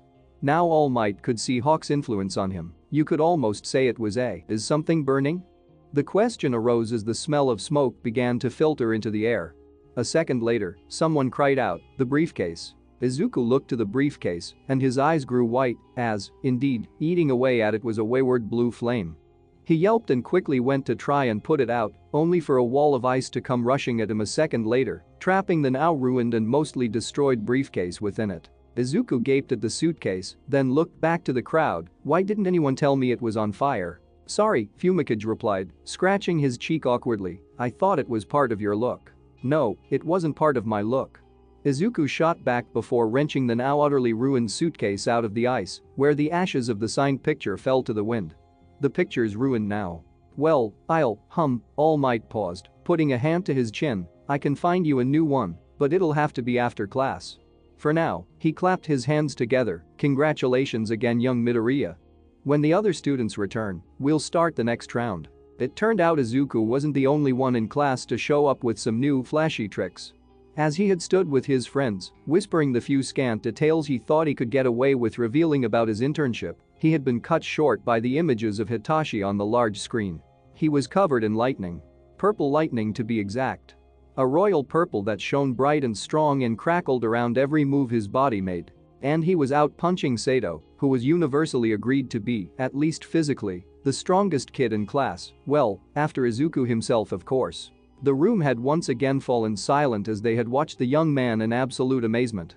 He moved as fast as Izuku had done, dodged as fast as Izuku had done, and even managed to grab the briefcase just as quickly. However, as they again ran outside to greet this amazing twist in events, there was one large, major difference between himself and Izuku. When Hitachi finally landed and the lightning turned off, he almost fell to his knees and would have done so if All Might hadn't grabbed him. Young Shinsou. I'm fine, really, the boy winced as the mighty hero steadied him. Just new tricks, you know, ironing out the wrinkles. What the hell was that? Denki announced loudly, waving his arms in irritation. First Izuku shows up all overpowered, and now you do too? Maybe I should start shooting trigger, seems to be pretty popular all of a sudden. Young Kaminari. All Might quickly scolded as the other students who had fought against Hitachi started to catch up behind him, being led in part by a slightly frustrated-looking Fumikage. We do not make those kind of accusations at our classmates. Sorry All Might, Denki mumbled before looking to Hitachi and Izuku respectfully. Sorry guys. Dude, it's not trigger. Hitachi was standing on his own now, though it was clear he was in some form of discomfort. It's self-hypnosis. There was a murmur of fascination from the others, and Izuku felt Nemesis move through his blood as they both mused on this rather fitting lie. It was clever, he'd give him that. What? I've always heard that people only unlock like 10% of their actual physical and mental abilities, the rest is all subconscious, Hitachi continued, rubbing at his arms. So I thought, what if I brainwashed myself into using that power? Like a shortcut to working out, he winced again, grinding his teeth as he did so. Turns out too much is a huge strain on the body though. And what about the lightning? Izuku asked with a slightly amused smile, though the echo in his tone revealed another source for the question. Hitachi paused, then shrugged, I don't know. Kinetic energy maybe? Are you sure you're alright, young Shinsou? All Might seemed to fret around the student, perhaps you should go see a recovery girl. That much kinetic energy can't be healthy for the body. I'll take him, Izuku offered quickly, remembering that Hitachi had been wanting to talk to him anyway. It would be a nice chance to get away and have a private conversation without having to make any further excuse. Good idea, young Midoriya. I need to go too. Izuku's eyes turned to look at Fumikage in surprise. The raven-headed teen had come closer than anyone to overcoming Hitachi's new and improved abilities. It seemed during his internship he and Dark Shadow had begun practicing more close-range abilities, with Dark Shadow even wrapping their shadow over Fumikage's hands to create a pair of massive shadow black claws. Though Hitachi had been just that second faster. Currently, the demon was sitting, cat-like, on Fumikage's head, eyeing both Izuku and Hitachi with a kind of casual malice. What's wrong, young Tokoyami? He held up his arm. I think I strained my wrist in the fight. I would like it checked out before rejoining the class. The mountain of a man nodded, all right. The three of you return as soon as you can. I don't want you missing the chance to observe your fellow students, after all. The three of them quickly set off, with Izuku offering to help Hitachi along, should he need it, though the stubbornness of the teenager denied needing any help. It was odd, however. As they walked, an uneasy silence fell over all of them. Izuku had the distinct impression that Hitachi was also looking forward to a quick private chat, though with Fumikage at their side, it was a talk that would apparently have to wait. So why was the air so strained? The few attempts Hitachi made at idle talk seemed to die as quickly as he started them, half because of the coldness Fumikage was projecting, and half because he kept wincing at the aches within his bones. They were midway to the medical ward when Fumikage finally broke the silence, this time for good. So, Hitachi, you took a piece of All Might's soul. The reactions from the other two boys were shocked, to say the least. What are you? That's totally, I know. Fumikage stopped his walking and turned to face the other two teenagers properly, his eyes glowering and the demon atop his head breaking out into a vicious grin. Did you think that Dark Shadow wouldn't notice how your soul has changed? And then today, fighting like you did. It's obvious. Both Hitachi and Izuku stopped. Izuku felt an uncomfortable twist in his stomach, even as Nemesis growled through his blood, irritated at the anger from the seventh son. Hitachi, however, didn't seem that bothered at all. Though it was hard to tell, he was usually so implacable, after all. We can see your soul, swirling with the new colors of his power, Dark Shadow caught in dark drawl. How did he do it? How did he pass his divine gift to you? That's a secret, Hitachi replied flatly, no long denying the accusation. The secret you told Izuku but not me? Fumikage's voice tinged with hurt. To be fair, I kinda stumbled onto it, Izuku mumbled, knowing exactly where this was heading, and I don't know how it was passed on, just that it was. And yet you kept it from my master. Dark Shadow was curling around the boy now, though it was clear Fumikage was making no move to stop him, for shame. It's not like that, Hitachi's voice rose, but he winced again and wrapped a hand around his chest, glancing down. Fucking ribs, he then looked back to Fumikage. It's a secret, obviously it is. I mean, if this got out, I understand the consequences. Fumikage's voice was cold, flat, and edged, and I have told no one of what Dark Shadow has told me. But what I don't understand is why you wouldn't take the time to tell me personally when you knew my familiar would see it. The silence stood long, deep and heavy. I'm sorry. You're right.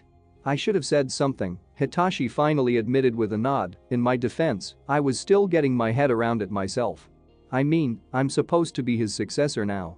It's not an easy thing to come to terms with, honestly. It's a lot of weight to put on anyone's shoulders, and mine aren't even half as big as All Might's. And after I kinda splurged your secrets out last time, I didn't want to do it again, Izuku added shyly.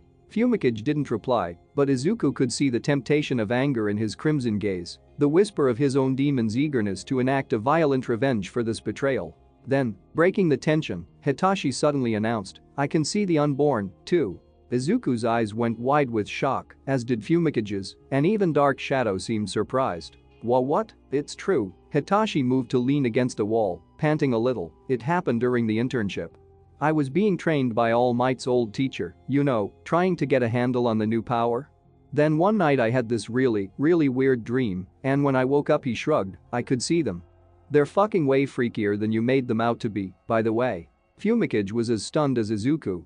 You can't just wake up and see the unborn. Nemesis hissed through Izuku's mouth, causing the other two to stare. It took Izuku a second to realize that they hadn't yet been acquainted with this new Nemesis can talk reality, and took a moment to reel his inner fallen back. I mean, okay, I'll explain that later, but seriously, you can't just do that. Can All Might see them? Fumikage paused, putting a hand to his chin. Surely not. I would have been able to tell if he had the true sight, Dark Shadow grumbled, swirling around their master one again. Look, guys, I would love to sit here and discuss the finer details of All Might's power, or my new power, I guess, whatever. Hitachi breathed a slightly shuddering breath, but I'm pretty sure I've bruised every bone in my body, and I really do need to go see Recovery Girl. Oh. Right. Izuku rushed over to grab his friend, though found lifting Hitachi along was an easy task. Because Fumikage had joined him on the Hitachi's opposite side.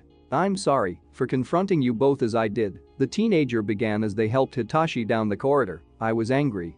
I felt left out, ignored, pushed aside. Hitachi chuckled as he shot a pained grin towards the raven-headed teen. I get it, dude. Honestly, I do. It fucking sucks when you think your friends are talking behind your back. Fumikage's beak twitched a sad smile. I overreacted. No, I think you reacted about right, Izuku piped in, sharing his own smile, and honestly, Fumikage, I really did find out by accident. So, where do we go from here? Fumikage mused as they rounded the corner to spot the medical office at the end of the hallway. It was a corridor Izuku was, unfortunately, all too familiar with at this point. Where else? Hitachi replied with a pained smile, we go where we always go. Stumbling forward into the grim but hopeful future. You know, for the future symbol of peace, you really should get a sunnier outlook. Hey, I'm the future symbol of peace, not the future symbol of smiling, Hitachi shrugged. I'll leave that nonsense to everyone else, and besides, he paused, putting a hand to the office doorknob, if I smile using All Might's power, I'll probably break my teeth. So yeah. The boys are all friends again after that momentary standoff. Also, Izuku has a new outfit of awesomeness and is kicking ass left, right and center. Though it seems All Might want to talk to Hawks, and of course I cheated everyone out of the dark shadow realizes the truth scene. Which is coming. I swear. But we have some breathing room now and I intend to use it. Maybe flip about and catch up with Ibarra and some other characters. But hopefully, you'll enjoy this chapter though it was kinda short for a chapter with not a whole ton happening. But it's fun to see Izuku showing off and being cool for once. Oh, and thank you to all the peeps who leave kudos. I never seem to thank y'all, but thank you, it really does mean the world that you do that. So yes, thank you all again for reading and, till next time peeps. Chapter 44. Redemption. So, as usual, for any links to fanart go over to the AO3 page and click there. Otherwise, let's get to DA chapter. Enjoy peeps. She had never done this before. She had never willingly apologized to anyone who wasn't part of her church. But after everything she had gone through over the weekend, with all the feelings of pain and suffering, of that strange redemption after God had saved her, no, not God. Izuku Midoriya and Shoto Todoroki had saved her. One was a heretic who didn't believe in God.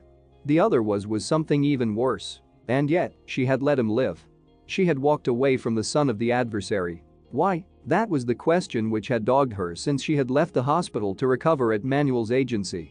Was it that he had claimed to be as the fabled Azrael the Unforgiven? The archangel cursed to wander the earth until forgiven by their creator? Was he too seeking some kind of redemption? He had saved her, after all. He could have easily let her die. He could have killed her himself and pointed the finger at her accursed brother. But he'd saved her. And the question was digging into her soul. As were a lot of questions. Her brother had become a fanatic, her family was shattered, and everything she had believed in had been broken. She hadn't prayed since that night. She'd wanted to. She'd gotten to her knees the first chance she got, but the prayer wouldn't come. The words locked within her heart, refusing to move. She had stayed for almost an hour, hands locked, head down, but her eyes wide open, her lips still. How could she thank God for anything that had happened that night? Would she thank him for ruining her home? Her life?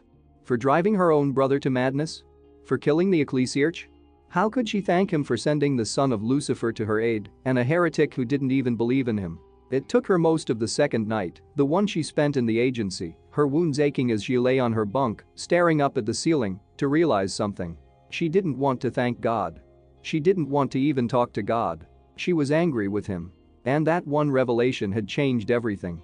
She had gone back to the chantry over the weekend, and while her heart had filled with joy to see Prioress Shizuka out of the hospital at last, though she was in a wheelchair and would be for the rest of her life, she still could not bring herself to utter words of thanks at their evening mass, or at dinner, or before bed. She was a neophyte Templar who refused to pray. By the time Monday rolled around, she realized, however, that there was at least one thing she could do right. She could finally talk to Katsuki. Her spiritual life was falling to pieces, but her physical life, in the here and now, could be repaired. Or at least, she hoped it could be repaired. Ibarra wasn't sure what she would do if she couldn't reconnect with one person who had ever given her true attention without it being followed by a command. Or at least, not a command she had to obey. But she was almost at her limit of what she was willing to take. She needed someone on her side, someone who would understand. Prioress Shizuka was kind and caring, but she was a Templar. She was within the church, and right now Ibarra she couldn't handle that. She couldn't talk to someone within the church. She had to go outside. She had to find some other outlet for her thoughts, her feelings, her pent-up, insane emotions. She had to take a chance on a non-believer. She had to take a chance on Katsuki.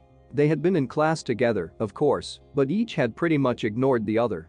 Besides, they had to show what they'd learned and had been placed in different work groups. Instead, Ibarra found him after school, the same place she had found him originally.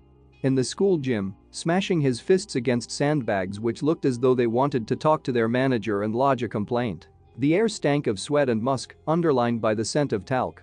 Katsuki looked just as he did before leaving, and that was no surprise. He had interned with Best Jeanist, though in her willful ignorance, Ibarra hadn't once texted him that entire week and had no idea how it had gone. She was too busy letting hate cloud her thoughts to think about her only friend who was not a friend. Ibarra made no secret she was there, walking up to him slowly, her school bag weighing on her shoulders and her hands clasped together. Despite all her training, she had never really been taught what to do when she felt awkward, and this was indeed awkward. Katsuki glanced at her as she approached, then went right back to hitting the sandbag. Actually, Ibarra noticed he hit it a bit harder than he had done before. Well, that was a good sign. A minute passed.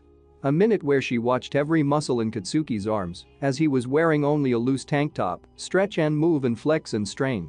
She watched as he breathed and panted, as his eyes, the color of angry blood, focused on his task. Even with those razor-thin scars across his face, he was still handsome. Perhaps, at least for Ibarra, they even added to his handsomeness. They gave him a dangerous, warrior edge, one that she could very surely appreciate. Watching him was almost hypnotic, and some dirty, sinful little part of her brain said I could do this all day. What? The question snapped her out of her focus and her hair curled at the tips. When she didn't immediately answer, Katsuki grabbed the sandbag, steadying it as he panted and turned to her fully, a look of cool, indifferent anger on his face. What the fuck do you want? She started but couldn't continue. Her mouth stammered closed and she looked down, away, anywhere but at him. Damn it, she was a warrior of God, she should be able to know, she was no warrior of God. Not when she couldn't bring herself to forgive him. I'm here to apologize, the words tumbled, ugly and malformed, from her lips, for my actions. Before the internships. I apologize? What little steam she had been picking up quickly faded in the face of Katsuki's bitterness. Fucking apologize? He took a step forward and on natural instinct her hair came up in defense. Yet she knew she wouldn't stop him if he attacked her. He didn't though. Sparks flew from his hands and quickly traveled up his arms, causing him to appear wreathed in explosions before the smoke quickly faded. He looked like some kind of angry blonde dragon, even with his tank top clinging to his chest. Ibarra forced herself to calm her breathing. I turned you away when I should have listened to you, she began again, trying to force her feelings out. Yet why did her words sound so hollow, even to her? And I've come to, whatever, Katsuki spat before pushing past her. Ibarra was stunned. He was rejecting her apology? How dare he? She turned and quickly stormed after him. Katsuki. Please, listen to me. You haven't spoken to me in fucking weeks. The blonde paused, turned, and looked to her with his eyes blazing. Weeks, Ibarra. His shout echoed around the gym, and the sound of several other students exercising suddenly lowered dramatically. She could feel the eyes of the others on her, and she paled. The tension didn't bother her, not really, but she had never dealt with this kind of emotionally private stuff before. She wasn't sure what the right response even was, and as such, she felt lost. Calm your voice, please. Ibarra again forced herself to breathe and looked to Katsuki. Can we just talk? Outside? Katsuki looked at her for a long moment before finally growling and nodding. He turned, storming through the gym, clearly ignoring the whispers of the other students as they headed to the large double-doored exit. He pushed them open and a moment later they were alone in the corridor. The air was cooler and the rays of the setting sun were piecing the windows. It reminded her so much, too much, of the last time they talked. Katsuki turned from her and took a few paces towards the window where he ran a hand through his sweaty hair. The light hit him, casting him in its golden glow. I'm sorry, Ibarra offered again. Yet again, she didn't believe her own words. Fucking you can't just come walking up to me and say you're sorry for what you fucking did, Katsuki suddenly spat out, turning to glare at her. You threatened me when I tried to fucking help, and you didn't speak to me for a week. A week, Ibarra. Do you know how that made me feel? Do you? She kept her eyes down and shook her head. Like fucking shit. Goddamn it, I thought we were fucking close or something, I dunno. But you just shut me the fuck out. Like I didn't even fucking matter to you. I did, Ibarra agreed with a quiet nod, because I was acting foolish. Fucking foolish, you were acting like a fucking asshole. Did you see the fucking news? Your stupid, insane brother got caught by Endeavor. He leaned against a window, folding his arms over his chest. So good fucking job on your fucking vengeance mission. Ibarra paused, holding her tongue for a moment as she looked to the floor. I was there.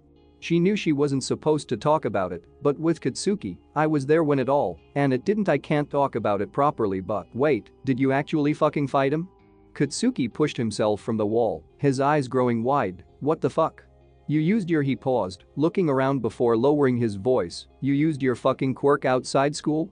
Without a license? I can't tell you the details. I was sworn to secrecy, Ibarra almost whispered, still not looking to Katsuki, but I was there.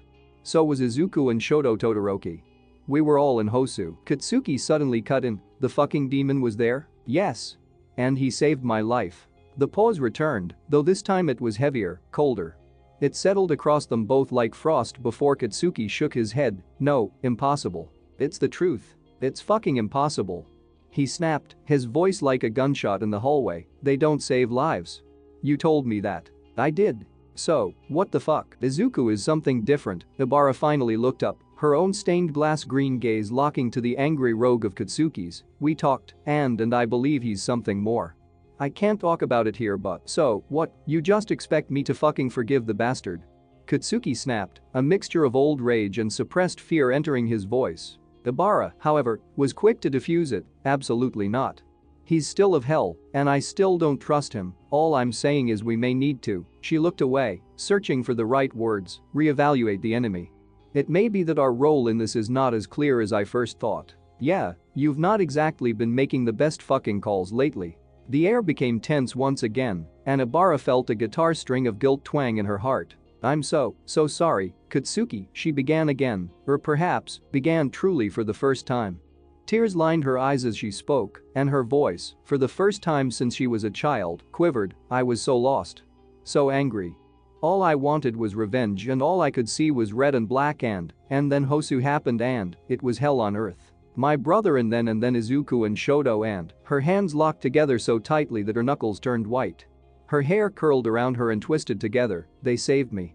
The monster and the heretic saved me. And now I just don't know anymore. Katsuki breathed deeply before her, still cast in the golden light, and while she knew he had every reason to walk away, every reason to turn his back on her as she had done on him. You wanna earn your forgiveness? Then start fucking earning it. First things first, you don't just not talk to me anymore. You got a problem? Something is pissing you off? You actually tell me about it.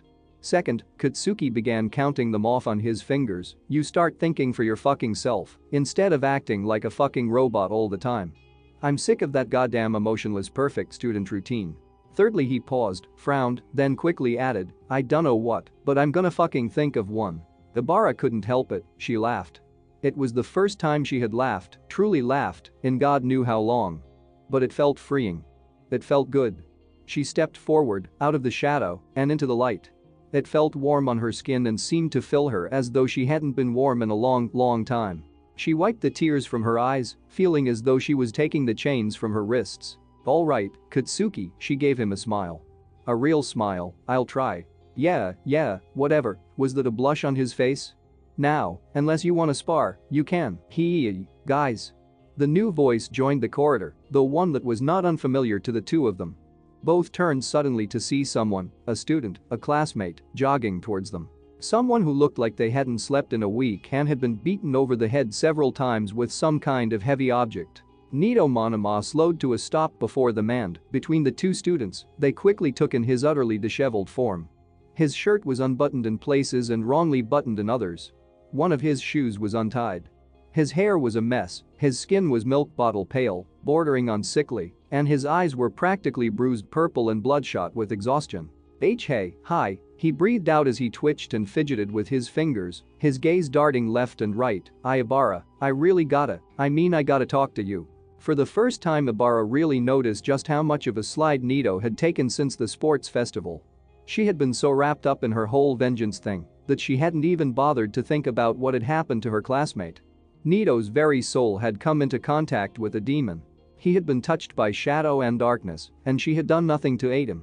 Ibarra frowned, though not at Nito but at herself. She should have noticed this. This was a soul in pain, very obvious, very deep pain. She was supposed to be a warrior of God's army, fighting the darkness, and yet here was just another victim of her own selfish anger. Of course, Nito, I'm sorry, I was not myself before. She breathed deep and steadied herself. How can I help you? Nito's eyes darted to a still frowning, though he was really always frowning, Katsuki and back again.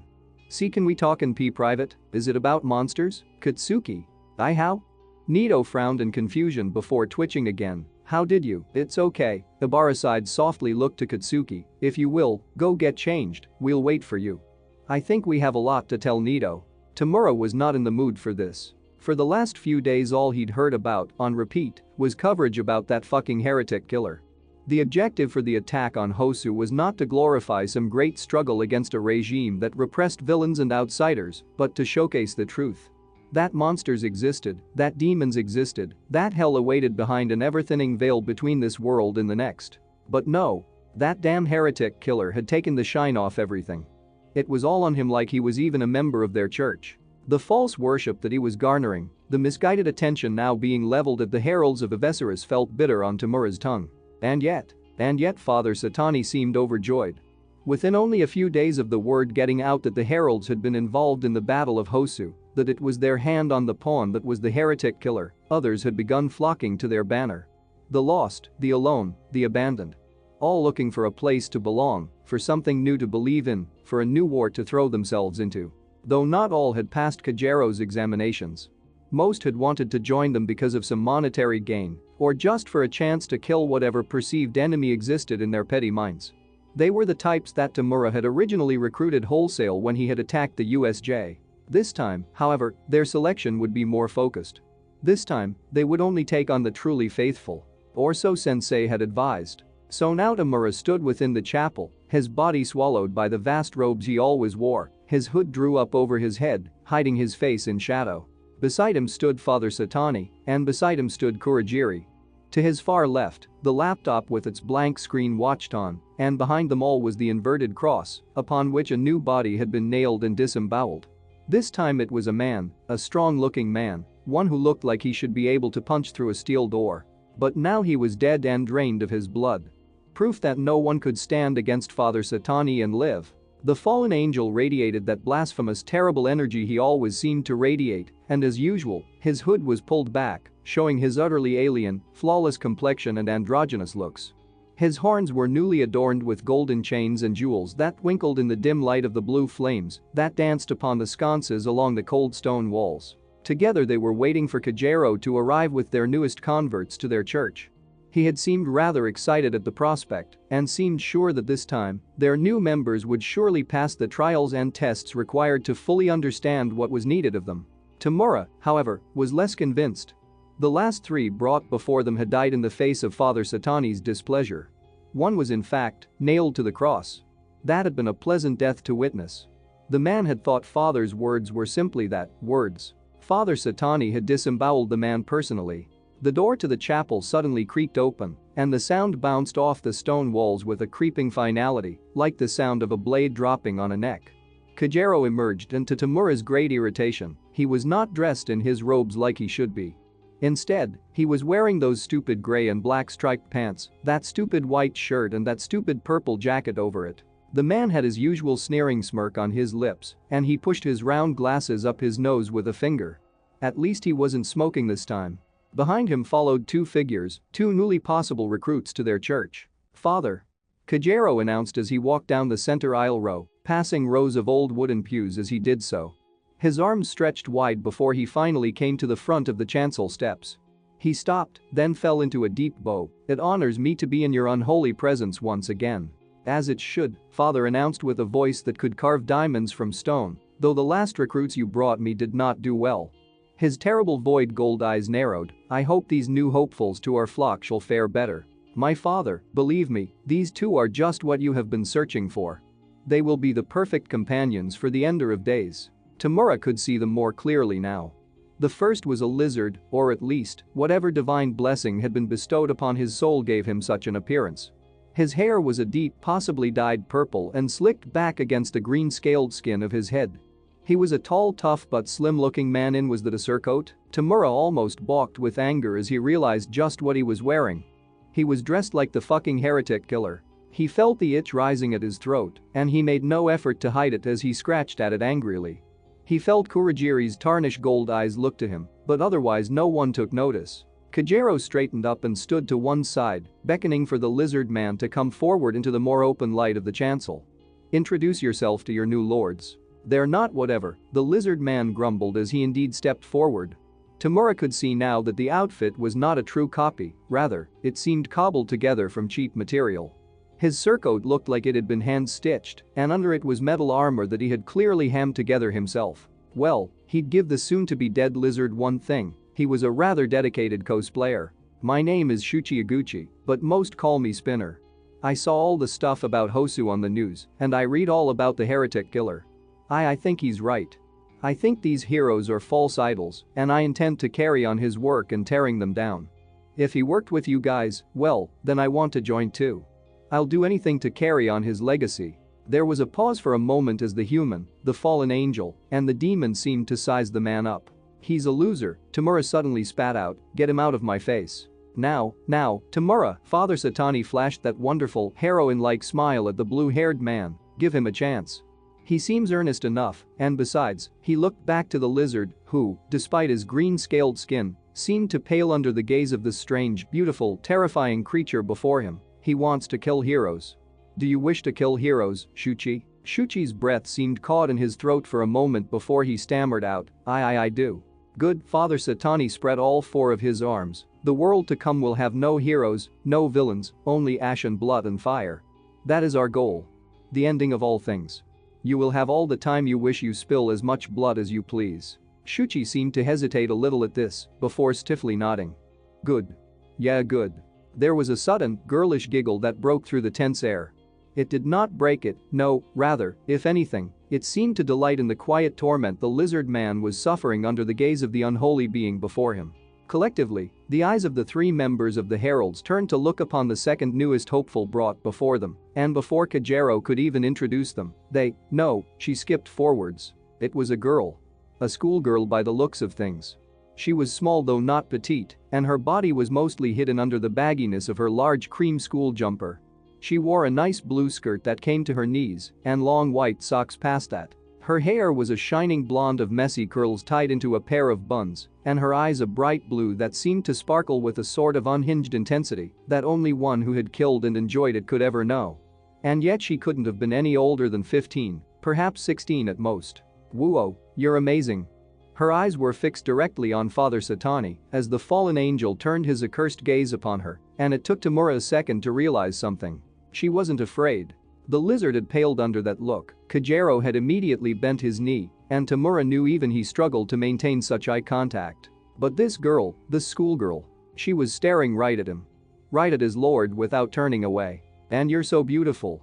She continued suddenly, her hands coming up to clasp together. "Can I taste your blood?" Tamura moved. He stepped forward before he even realized he was stepping forward, his hand raising up and his fingers curling as rage took over. "How dare you demand my father's blood, you little..." "Wait." With just a word, Tamura stopped. Father Satani glided past Tamura, slowly descending the chancel steps. The members of the heralds collectively tensed, cold sweat on their necks and goosebumps on their skin. Even Spinner seemed to realize, suddenly, just how powerful and terrible this being of violent glory was and backed away a few steps, bumping into one of the pews as he did so.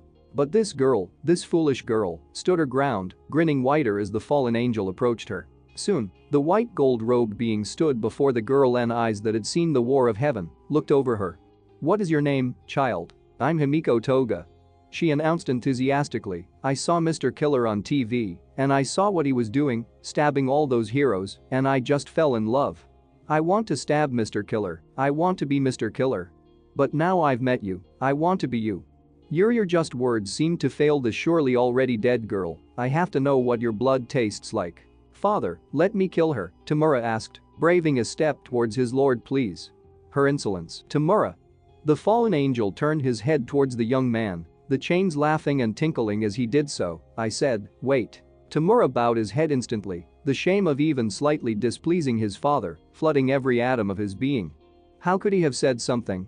Clearly his father wished to kill this girl himself, of course, it only made sense. How stupid he was, how stupid. Father Satani looked back to Himiko. "What is your divine blessing, my child?" Tamura's eye twitched. "His child? My blessing?" The girl seemed to blink at this, before Kurogiri announced, "Your quirk." Kajero grinned even wider. "Oh." Her manic smile returned. "When I drink the blood of someone else, I can become them. The more I drink, the longer it lasts. I like to drink the blood of the people I love, and I love a lot of people, and when they die, I find someone new to love." For a second, a weighty silence hung in the air as everyone in the room seemed to consider the options of this, though, apparently, none more than Father Satani himself. His eyes widened in pleasant surprise before a smile grew on his lips. A smile that had caused kingdoms to fall and men to slaughter their wives and children. "Oh." "Oh, by my tyrant father," he chuckled in disbelief, and the hearts of everyone in the room seemed to skip a beat. He raised one of his hands to his forehead and looked away for a moment. "Oh, why do you sow the seeds of your own downfall?" He looked up suddenly, stretching his arms wide, and he shouted, "Bastard tyrant! Almighty betrayer! You have delivered unto me such a gift, I ought to thank you if I did not hate you so." His terrible eyes turned to look back to the girl, who now seemed just a tad confused. Then he did something that caused jealousy to shoot through Tamura's spine like a spear thrown into his back. He placed two of his hands gently on the girl's cheeks. She seemed to go weak at the knees, as if someone had injected heroin right into her brain, though somehow, perhaps only due to Satani himself, she remained standing. You, Himiko Toga. You belong here. I belong here," she half whispered out, unable to tear her eyes away from Father Satani. "Welcome home, my child." To this, she only smiled, her brain flooded with the pure, profane joy of Father Satani's touch. "As for you," finally the fallen angel removed his hands from her, turning to look at Shuchi, and ignoring the way Himiko fell to the floor, barely propping herself up against one of the pews, and breathing as if she had been drowning in the darkest ocean. Yet there was a lazy, opium-addict smile on her face. "Shuchi. You will have the honor you seek. Within our ranks, you will become a knight of blood, a true warrior. I see the hunger for glory and violence within your soul, it will be rewarded." Shuchi seemed to grip the pew behind him tightly before nodding. "Why yes," he paused for half a second, "my father." Satani smiled at this, then looked back to Tamura. "See. They're learning already, unlike the others." Tamura said nothing. He would not admit it out loud, but the jealousy he felt over Father Satani's attention given to the girl was irritating. What about her was so great? So, she could become other people, so what? That meant nothing in the long run. And that lizard, he looked too scared to ever truly take a life. "Kajero," Sensei's voice suddenly called out from the laptop, "you have done well. I will see to it that you are given double your funding for this month, even though you have yet to bring in our most wayward member." "Sensei. My father." Kajero's eyes widened, looking from the laptop to the fallen angel before he bowed again. "I shall turn all my contacts towards finding him. I believe he is still carrying out your will, even if he cut off all communication. He will be," Father Satani chuckled like crystal glass shattering, "if he wishes his soul repaired, he will be. Try looking in Kamakura, I believe that will be his next target." Kajero bowed again. "I shall, thank you, my father." Now, the fallen angel clasped all his hands together as Himiko weakly managed to climb back to her feet, and Kajero walked towards the exit of the chapel. "We shall begin the initiation tests, though I'm sure you'll both pass with flying colors." His grin grew wider and ever more violent. "Tamura, fetch me the skinning blades." It took longer than Shoto thought to track Hawks down, 2 whole weeks even. The man never seemed to be at home, and when he was at home he was apparently sleeping or training or doing some other busy work. Busy work that kept him suspiciously out of reach from any other hero. All Might could be tracked down, Endeavor, even, could be cornered. The number 3 hero, however, was different.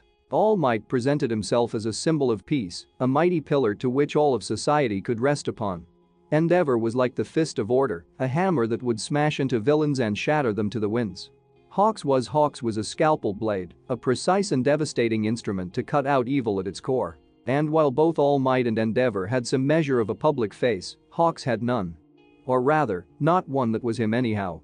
No one knew anything about him, no one knew Hawks the man, personally. Shoto had always kept his private life private, for obvious reasons, but even he had some friends who knew his real name, knew the real him. As far as he knew, Hawks had no one like that. Hell, the only reason Shoto knew Hawks' real name, Kigo, was because he'd called in a few favors with his contacts in the police station. It also took using said vast network of contacts throughout the hero agencies, vigilantes, and even a few ex-villains to even get a solid bead on where he might be. Then, after the better part 3 hours worth of standing on rooftops, running through streets and listening into the hero network radio chatter, he finally spotted him. That great red wingspan that so reminded Shoto of fresh blood, folded against a hero's back as he knelt at the edge of a building. It was night. A deep night that was lit only by the ever-present glow of the still active city. Streetlights illuminated the pavements below, cars still hurried through streets, and even people milled about, shopping or clubbing or simply going to their night shifts. And Shoto could see Hawks watching them, almost like a bird of prey would watch mice. He almost smiled at the thought before the implication hit him. Still, he wasn't about to let the man get away again. He had questions, a mountain of questions, and while Hawks was not at the center of them, he could most certainly lead down the right path. Shoto moved out from the shadow of the air conditioning unit he'd been hiding behind, making his presence obvious, but not loud. Hawks didn't even react, other than perhaps standing to his feet. "You're a hard man to track down," Hawks, Shoto mused in a dry tone. The seriousness of his gaze was hidden behind his goggles. He wasn't prepared for a fight, but it might do well to use his quirk if Hawks decided to flee. Just in case. Hawks turned, a small smile that was almost a smirk played on his lips, and one eyebrow was raised in amusement. That wasn't what Shoto noticed the most though. In the few times he had met Hawks before, which he could count on one hand, there was always something more about him. Certainly, when compared to the pictures he put up on social media, there was an undeniable presence that seemed to flow from him that he couldn't quite put his finger on. Maybe it was just his confidence, maybe it was the way those dark eyes of his seemed to sparkle like stars, maybe it was just the way he naturally rested a hand onto the handle of one of his katanas. Maybe it was all those things. It was strange because he had really only ever felt that in one other person, and that other person was practically the complete opposite of Hawks. And yet he knew they had a connection, which made him all the more nervous. For some reason, the Star of David pendant hidden under his shirt felt a little heavier. Eraserhead. Long time no see. Shoto didn't reply immediately, instead he continued to close the distance until he was only an arm's reach from the winged hero. "So, you've been chazzing me all night. Whatever you've got to say must be pretty important," Hawks replied, his smile growing an inch wider. Again, those dark eyes sparkled, and again Shoto felt that strange air that always seemed to be around the winged hero. He knew? How did he the hero network? Someone must have told him. It was probably the only reason he stopped moving so damn fast. His eyes twitched in focus. Hawks had known he was coming and made him run all this time. Clearly he was playing games, and he'd started before Shoto had even got there. "I've been meaning to talk to you. It's about the student you took on over the internship." Something shifted in Hawk's stance. Some unperceivable thing that Shoto caught only because he was trained to catch such things. It was a tensing, a raising of a guard. In his heart, his suspicion rose. Hawks smiled. "Izuku? Yeah, he's a great kid. The best, actually. You know, I think I'm going to take him on over the winter too. You cool with that? Work it out with the office." Shoto moved a step closer to the winged hero, his hands still solidly in his pockets. "I'm sure Izuku will be happy to join your agency again. Especially since he seemed to have learned a lot from you." He let a second pass. "In fact, that's just what I wanted to talk about." "What exactly did you teach him?" Again that moment of guarded hesitation. It was over so fast that Shoto could have missed it if he'd blinked. "Well, you know, I just boosted his confidence." Hawks shrugged. "It wasn't hard." "Bullshit." Shoto was glad the word remained in his thoughts and didn't come stumbling out of his mouth. The urge to call Hawks out on his more than obvious lie, however, was not one he could overcome. Though at least he could do it with a little tact. "Boosted his confidence, huh? You know we tried that at UA. It didn't work then, so maybe it's something else you showed him. Any other ideas?" Hawks paused for a moment, putting a finger to his chin. "Well, I did encourage him to change his look. The old costume was so not him." Shoto had to hold back a scoff of dismissal. His eyes turned and roamed the glow of the cityscape before he announced, "Look. I'm not here to play games. We spent months trying to get through to Izuku, trying to help him understand and control his quirk. We almost took him out of the hero course, twice, because of how violent it was. Yet he came back from agency almost a completely different kid. So, I'm going to ask you plainly. How the hell did you do it in a week?" A breeze danced around them, ruffling Hawk's feathers and Shoto's hair alike. "Why are you really here?" Hawk's almost snappy answer cut through the air like a knife. "Is it to ask me about my teaching techniques? Or is it something else? Because honestly, I'm thinking you're all just glad he isn't setting everything on fire anymore. Unless you just happen to be jealous. You're not jealous, are you, Eraser?" Now Shoto really did scoff. He didn't feel jealous, not in the slightest. All he felt was concern. He moved again, though he didn't approach the winged hero. Instead, he came to stand beside the edge of the building so that they were now parallel to one another. Below him the city went about their evening. Hundreds of normal people living normal lives. Hundreds of them safe in the knowledge that heroes like himself, like All Might, and yes even like Hawks stood above them as guardians. They had such blind faith in their protectors. If only they knew the struggle and pain the heroes had gone through to become the warriors they were now. And, if all went well, it would one day be Izuku Midoriya looking down on them, especially now that Nemesis had been collared and brought to heel. At the Battle of the USJ, when the villains attacked, it was officially reported that they used some kind of bioengineered monster to cause all that damage. But that's not the whole truth. The truth is that it was mostly caused by Nemesis going out of control. I know. Hawk's reply caused Shoto to turn his head towards him. How? For once the winged hero seemed caught off guard before he shrugged. It was in his information packet. Hikari told you, didn't he? Hawk suddenly smirked at the name and almost laughed. Who the heck is? I know you met, Shoto cut in, his dark eyes narrowing. Our records have his original internship teacher canceling, but they insisted they were told to cancel by a representative of the school. I also know that you were scheduled to meet with one of our staff members, though we never sent any out. How did you? Your secretary told me. Shoto's mouth twitched an almost cruel smile. You'd be amazed what a hero badge and the threat of UA litigation can do to someone. Hawks narrowed his dark, sparkling eyes for a moment before nodding once. Yeah, he told me. That was all supposed to be private though. Though I should have known. He linked his hands behind his head. I'll have to have a word with my secretary. I hired her because she told me she was good at keeping secrets. Hikari. When he had first discovered it was the lawyer who had covertly intervened, he had been shocked. Why him? What did he have to gain from interfering with Izuku's life? And why did the thought of that man, with an air of constant darkness, standing behind Izuku with a hidden guiding hand on his shoulder, fill him with dread? What else did he tell you? Enough, Hawks shrugged. Enough to know what I was dealing with. You know I saw it, once. Nemesis unleashed, Shoto began without looking to the winged hero. Again, his eyes roamed the city. Perhaps he simply didn't wish to keep looking into those strange, sparkling eyes. Perhaps he simply didn't wish for Hawks to see how the very thought of Nemesis sent his guts twisting. I've never seen a quirk like it, and I've seen a lot of fucked up shit in my time in the underground.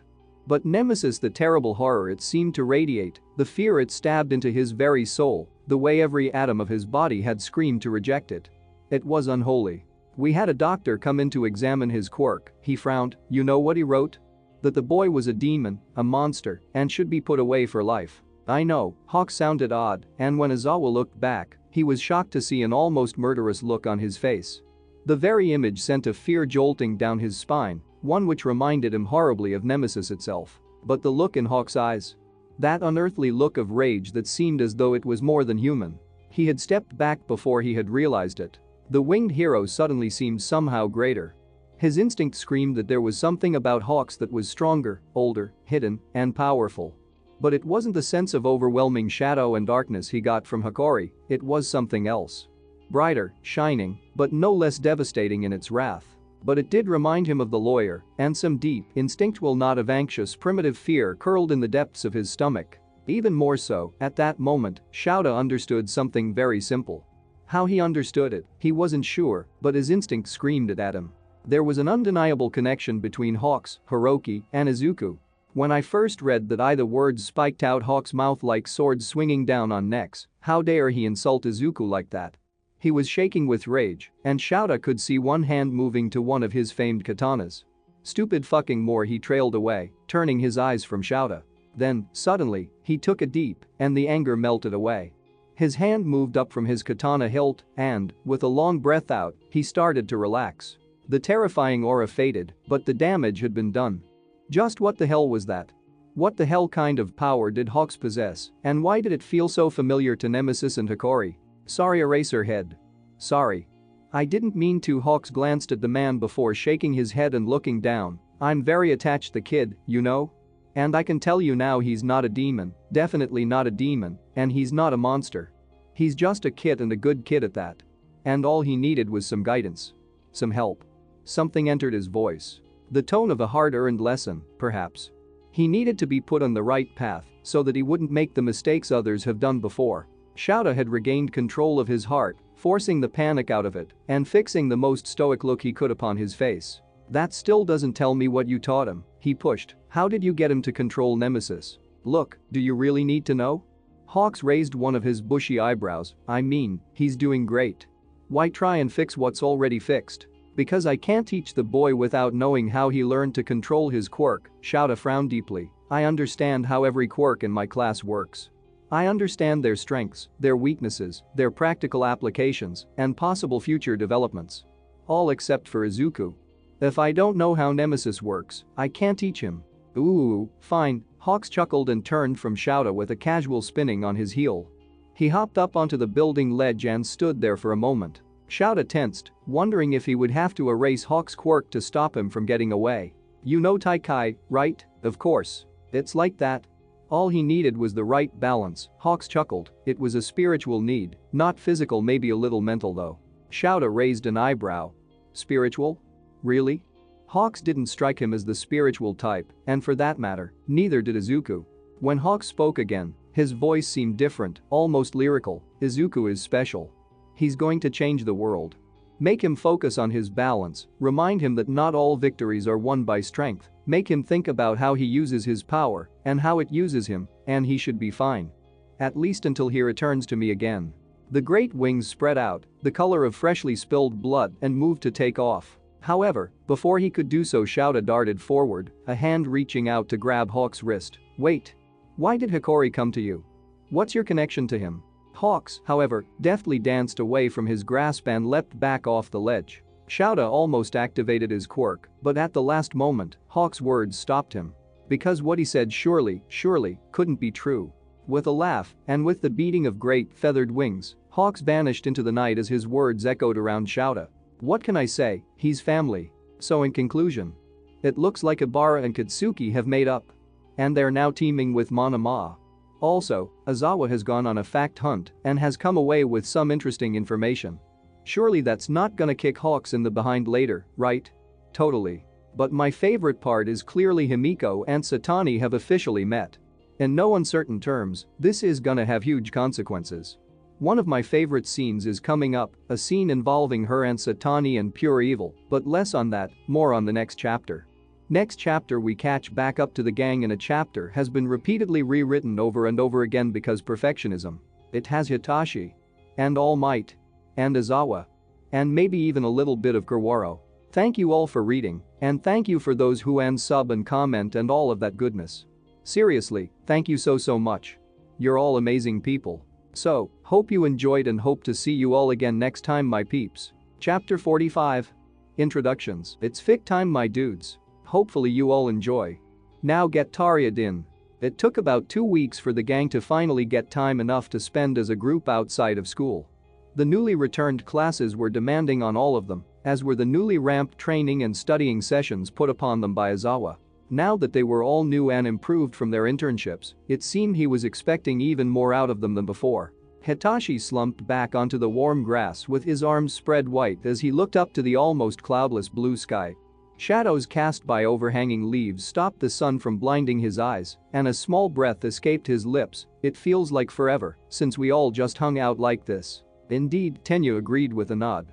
He was sitting, one leg held up to his chest, his back to the trunk of an ancient-looking tree. It's nice to relax, though we must always remember our practice exams are just around the corner. And then our actual midterms, Shoto announced in his flat tone. This was the first time Shoto had actually hung out with them. Part of what had taken them so long to organize a hangout session was because Shoto always seemed to be busy on the weekends.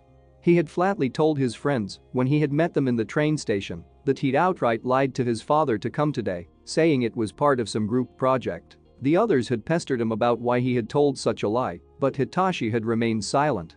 He could hazard a damn good guess as to why Shoto would do such a thing, and by his silence, the others eventually got the message and dropped it. Of course, the other reason it had taken them 2 weeks to finally meet up was that Izuku had been grounded for most of those 2 weeks. He had bragged that he had gotten extremely drunk with Hawks and Lucifer. That bragging had somehow arrived at his mother's ears, possibly through a Tenyu-shaped source, and had come back to bite him in the ass. Apparently, the excuse of "they made me do it" wasn't good enough to spare him, or Lucifer, or even Hawks apparently, from his mother's wrath. Finally, however, they were here, in the woods outside of Fumikage's temple home. It was almost the height of summer, and for once it seemed their not-so-little group of friends was eager to take advantage of it. The birds fluttered in the trees, and cicadas could be heard singing their deafening songs. They were on something of a hill, meaning that they had a decent view over some of the treetops to see the vast sprawling forest out before them. It seemed like the perfect spot to simply enjoy the day. To be lazy and carefree and without weight or worries. To be teenagers for just a little while. At least until the equerry of Lucifer, king of hell, showed up. Hitachi glanced over to Shoto, who had joined Tenya in sitting against a tree, causing a flutter in his heart before he looked away. He was getting much better at not acting like a complete dork around his crush, especially since he now spent almost every day interacting with him. Still, that crush continued to linger within him, and he wondered if it wasn't for the constant training he was doing in and out of school, how absolutely crazy he'd be by now. Shoto. In close contact. And getting to know him. It was almost too much. Thankfully, he had the extra lessons All Might was slipping to him on the side to take his mind off things. As well as a few other things, like Izuku and his huge announcement which he had been holding off on for 2 whole weeks. Every time he mentioned it, he adopted a Cheshire cat-like smile, and it was starting to bug the hell out of him. No pun intended. So, Hitachi called out as his eyes moved to Izuku, who seemed to be pacing back and forth, his tail swaying from one side to the other. When's this butler of yours supposed to be getting here? They're not a butler, Izuku shot back, looking up from the phone he had been furiously typing into. They're an equerry. Whatever, he's still late. That's because they aren't coming, cawed Dark Shadow from their position in the vast and ancient oak which stood, great and strong, atop the small hill they had decided to rest on. Its branches spread out in every direction, though when they had arrived, Fumikage had quickly scaled it to sit within it, his back against the weathered bark. Sitting atop his head in their cat-like pose, shadowed arms folded and, surprisingly, their eyes closed, was Dark Shadow. Hitachi couldn't blame the demon, of course, it was beautiful and relaxing, and the perfect place to study or calm a troubled soul. There is no reason whatsoever for the equerry of Lord Lucifer to come and tell lies for Nemesis. The shadow crow shifted a little as if getting more comfortable on Fumikage's head. So, if you don't mind, they yawned loudly, I'm going to take a nice nap. Do demons need to nap? Shoto asked suddenly from his position at the base of the oak, looking over to Tenya as he did so. Still, it was Dark Shadow who answered. Actually we do, just not as often as mortal humans. Then they opened one tarnished gold eye to glare at Izuku. With so much bright light I'm not at my full strength, so I don't particularly feel like doing anything other than napping. Besides, the weather is warm. I happen to enjoy warm weather. I guess you don't get a lot of sunlight in hell, Achako mused, a finger to her chin. No, and especially not within my realm. Your realm? Shoto asked, turning his head up to look to Dark Shadow. Dark Shadow is a demon of the realm of Lilitha, Fumikage replied. From what I understand, it is an accused place filled with ice and snow. Oh, sounds festive. And the frozen corpses of suicide victims. Oh, not so festive, then. It's ruled by the Great Lady of Suicide. Dark Shadow smiled and sat up. If the legless demon could do such a thing. An air of reverence entered their tone. I hope to join their court one day, to become one of the mighty Corpse Jarls. Corpse Jarls? Shoto asked again before pausing and answering his own question. Wait, I think you explained this to me before. Every fallen angel has a court, Izuku cut in with the same, oddly excited grin he had every time he talked about his fallen heritage, and they help rule over the fallen's realm, and, we get it, Hitachi cut him off with a small smile, you've only told us about 1,000 times. A slightly embarrassed blush danced over Izuku's cheeks. Fumikage, Shoto continued, I forgot to ask, but did your grandfather find any information on my condition? I'm afraid not, Fumikage replied. He's currently having me bring books out from the archives. He's convinced it has happened before, however. He's just not sure when. Well, hopefully when Kurwaro arrives we can ask him. Izuku beamed, his sharp pointed teeth flashing without shame. That was something new. While Izuku still showed the occasional nervousness and worry he always had, most especially in social situations, he had undoubtedly developed a sense of pride within himself that lit his face up in a smile more often than it had ever done so in the past. And it shone even more so on the training fields, where it occasionally bordered on arrogance. On one hand, Hitachi was overjoyed for his friend. He had finally come out of his shell from being so timid and reserved. And yet, with this newfound sense of self had come something else. You like them. They're really kinda creepy, but honestly, they don't seem like a terrible person. I think Lucifer pushes them around a little, but that might be a demon fallen thing. He waved a hand without looking to his friends, you guys wouldn't understand. That was what was starting to annoy Hitachi. Izuku's subtle, but growing, haughtiness when it came to his fallen side. It wasn't outright ego, not yet, but there was a sense of superiority in his voice whenever he talked about the things he knew, the abilities he now had. Sometimes it was Nemesis speaking through him, other times it was himself. Yet it seemed as though Izuku, sometimes painfully, didn't seem to see it himself. But Hitachi could see it for what it clearly was. Separation. Distance. He didn't just consider himself one of them, one of the mortal flock, he also considered himself one of them, one of the Celestials. Oh, well, I'm sorry we peasants can't understand, Hitachi gave him quick smirk. Whoa, bet Ida's too stupid to get how the great celestial order is supposed to work. Izuku looked hurt. What? No, I didn't mean it like, we know how you meant it, Ochako grinned. It's okay. Just, try to not sound so full of yourself? Dark Shadow cut in with a grin. Dark Shadow? What? He is? The demonic crow whirled around their master to point accusingly at the now fuming teenager. Fallen this and fallen that. He's so obsessed with them he can hardly think straight. He's already delusional, we shouldn't feed his insanity, master. Who's insane? Every one of the teenagers, and even Dark Shadow, seemed to jump suddenly at the new voice. They quickly started looking around, though all attention eventually fell on Izuku's shadow as something began rising out of it, taking on a masculine, human shape. First, a white grimacing mouth filled with bone-white teeth, then a mop of white hair, and finally, a pair of blind white eyes forming from the dark. Hitachi felt a jolt of instinctual fear hit him in the chest, though it didn't stop him from stumbling to his feet, his fists clenched, and one for all a breath away from surging through his blood. There was a sudden odd crypt-like coldness to the formerly warm and inviting summer air, and it caused goosebumps along his skin. Yet the newcomer didn't advance or attack or look anything except kind of exasperated, to be honest. As the body fully formed, becoming dressed in a corpse-gray tunic and stepping out onto the grass, which seemed somehow uncomfortable to have such a being touching it, Izuku burst out into a wide smile. You're finally here. I'm finally here, sire, Kurwaro gave Izuku a small, but respectful, bow of the head. Their voice was like ice scraping on gravel, with barely any emotion to it at all. Hitachi forced himself to breathe as he fought down the feeling he now recognized as a familiar one. It was the same feeling he got when he saw Dark Shadow on the attack. It was similar, but not quite, to the feeling he had gotten when he saw Nemesis unleashed. That sense of something wrong, something profane standing before him. I apologize for my lateness. Traveling here took some time, and I have had a busy day. I have a busy day still yet, for the work of your father never ceases. That's okay, I just wanted to introduce you and everything, and then you can get back. Izuku seemed almost giddy as he turned back to his friends, and Hitachi could see the shadow passing over his eyes as the echo crept into his tone. Friends, this is Kurwaro, equerry to our father. Kurwaro, these are our friends and allies. Your court? Our friends and allies, Izuku insisted, not our court.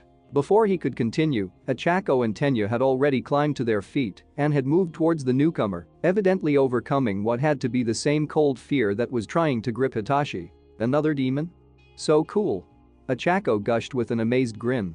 Tenya bowed his head in polite greeting. I am Tenya Iida, it's a pleasure to meet you, Mr. or Miss Kurwaro. Kurwaro's mouth opened to correct the young man, but before they could speak, a scream cut through the air. Liar. Dark Shadow's angry shriek shook the teenagers, and before Hitachi could react, the Shadow Crow had swung down to hover threateningly before Izuku and Kurwaro, their hellish gaze fixed on the newcomer. You are not the equerry of the king. How could you be? The king would never send his chosen messenger to support the lies of this. The Shadow Crow was so angry, they seemed unable to find the right words. Filthy liar. Fumikage quickly climbed down from the tree, evidently an expert at such a task, and was already putting his hands up, approaching Izuku and a bored-looking Kurwaro. I apologize to you both, Dark Shadow, you should mind your words, Crow. Kurwaro's voice was suddenly as hard as a steel sword, for you speak to your prince, and as a member of the king's court, I am sworn to defend them. Prince? That was new. Izuku had never mentioned anything about becoming a prince. Something in Hitsashi's gut twisted as he took a step towards the confrontation. Kurwaro, it's fine, just. They are no prince, Dark Shadow snarled. They are a liar, and that makes you the defender of a liar. If you were the true equerry, then you would prove it, rather than by siding with this unborn childeling. It seemed everyone froze at those words. Everyone, except Kurwaro. They blinked lazily before rolling his eyes. Minor demons. You're all the same. Before Fumikage could pull Dark Shadow back, before anyone could react, the demonic crow roared in insulted rage and raised a claw to strike down at Kurwaro. Everyone screamed at once. Everyone moved as one to stop the outbreak of violence. And yet the equerry moved faster. Hitachi blinked, and suddenly, the demon was gone, leaving the teenagers standing, confused. Where did he? Dark Shadow? Fumikage's voice seemed to break out in a tone Hitachi had rarely, if ever, heard him use. A sort of scared, curious fear had crept into his friend's voice, and his eyes were fixed on the frozen form of Dark Shadow. Dark Shadow was still in their battle pose, one claw huge and curled, held up in readiness to slash down and tear his opponent to ribbons. Yet only now did Hitachi realize that Dark Shadow hadn't moved. They had frozen the second Kurwaro had vanished. And even more disturbing was that their tarnished yellow eyes were white and staring. There was an expression of terrified fear, or as close as the demon could get to fear, on their face. Slowly, but loudly, their jaw creaked open and a terrible keening pain issued from their shadowed beak. Hitachi was shocked. He never thought a demon could ever make such a noise. And then it simply got worse. Kurwaro emerged from the back of Dark Shadow, forming from their very body, and then forced their head down before Izuku, smashing their beak into the ground as the shocked teen took a step back. You dare assault the equerry of King Lucifer. You dare embarrass Izuku, who is Nemesis, the Morning Star reborn, and the anointed prince of hell. For that long cold moment, everything seemed frozen in time with all eyes turned on a terribly still Izuku. And then Izuku broke it. Kurwaro. He barked with a furious tone, you will let them go. Now. But, we order you to let them go. His scars flashed with that terrible azure blue, and in that moment, Hitachi could see the anger and power within his best friend. And it scared him. But my young lord, Dark Shadow is Fumikage's familiar, and Fumikage is my friend, Izuku breathed, the echo fading, so I am ordering you, right now. Izuku pointed his finger down like he was disciplining a dog, let them go. Kurwaro held Dark Shadow down for only a few moments more, before simply jumping out of Dark Shadow's body.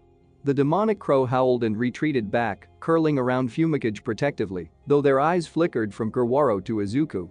It can't be true, the demonic crow stammered out, even as Fumikage seemed to embrace his familiar, arms moving comfortingly around its neck and head. I can assure you, it is, Kurwaro replied, all snarling and anger gone from their voice, and replaced with the bored flat tone of before. Izuku, who is Nemesis, is the prince of hell, blood of Lucifer, our king. You are lucky he is so merciful, because can I assure you, King Lucifer is not. I'm so sorry, Fumikage, Dark Shadow. Izuku moved forward, his hands out, please, I didn't think he paused, then looked to Kurwaro, frowning deeply, go. But, I said go. The demon paused a moment longer before sighing and nodding, as you wish, my prince. And with that, Kurwaro vanished back into the shadows cast by the great oak above them, practically melting away until not even a ghost of their presence remained. Yet peace did not return to the hill with the ancient oak. The silence stretched for a long moment, with the only noise being the natural sounds of the forest and the soft crackling breaths of Dark Shadow. I'm really sorry. I don't know what I was thinking, Izuku ran a hand through his hair while he turned and paced, clearly lost for what to do or say to make it all better. He had fucked up, and he knew it. But Moreso was that Hitachi was glad to see at least that he even acknowledged it at all. It was a sign that his humanity was still intact, despite the power he now controlled. So. You really are the son of my king. Dark Shadow didn't approach Izuku, and instead kept close to their master, who softly stroked the shadow body of his familiar. Why yes, Izuku straightened up, the tension still thick, and each person on the hill now tense and ready. Yet none sprung to action as the demonic crow inched towards Izuku. Hitachi could see his friend's hands slowly shifting, becoming claw-like and terrible as the unlight sneaked over his pale skin. Then know this, son of Lucifer. Dark Shadow's eyes narrowed into slits. You can call yourself whatever you want, whatever grand title you think you deserve, but you are nothing but a filthy half-blood bastard. And until you prove yourself to me, without the aid of your father's court, you are nothing but a little princeling playing at royalty. You are not. My lord. A breeze blew between them. So, does this happen often? The group turned collectively to see Shoto looking very confused. And just like that, it was as if they all let out one large, long, collective breath. Hitachi most certainly did. No, he answered with a sudden, sardonic smile, not always. Oh. Shoto looked back to Izuku and without missing a beat, added, your father's assistants remind me of my father's assistants. Ichako snorted suddenly, and it caught on like wildfire. Tenya chuckled, Hitachi grinned, even Izuku seemed to relax and giggled lightly. Fumikage quietly let Dark Shadow return to the point above his head and shot Izuku an I'm sorry expression. Izuku simply shook his head. Hitachi allowed himself to relax once more. This was his life, he supposed. These were the friends he chose. And even if Izuku now dabbled clearly in the darkness of his blood, that goodness, that mercy and kindness still shone through. And that alone was enough to be thankful for. After the easiness had returned and the tension melted away, Tenya broke the ice once more. "So, you were crowned the Prince of Hell? When did that happen?" Izuku coughed, shooting a quick look to Dark Shadow, who did nothing but continue to glare at him. Hitachi almost laughed at that. Dark Shadow had finally been proven wrong, though it seemed none of the animosity between them and Izuku had faded. He supposed not everything could be in perfect balance after all. "Well, I wasn't crowned really," Izuku mused, looking sheepish all of a sudden. "I was anointed, which I think is a fancy word for just being made official, I guess." He scratched his chin and looked away, and it was, "Well, remember when I said we all got super drunk? It was then." "What? In the agency parking lot? What? At like 2 in the morning?" Hitachi's smile could have torn off his face, which was saying something considering he barely ever smiled. "You're fucking kidding me." No, not really, no."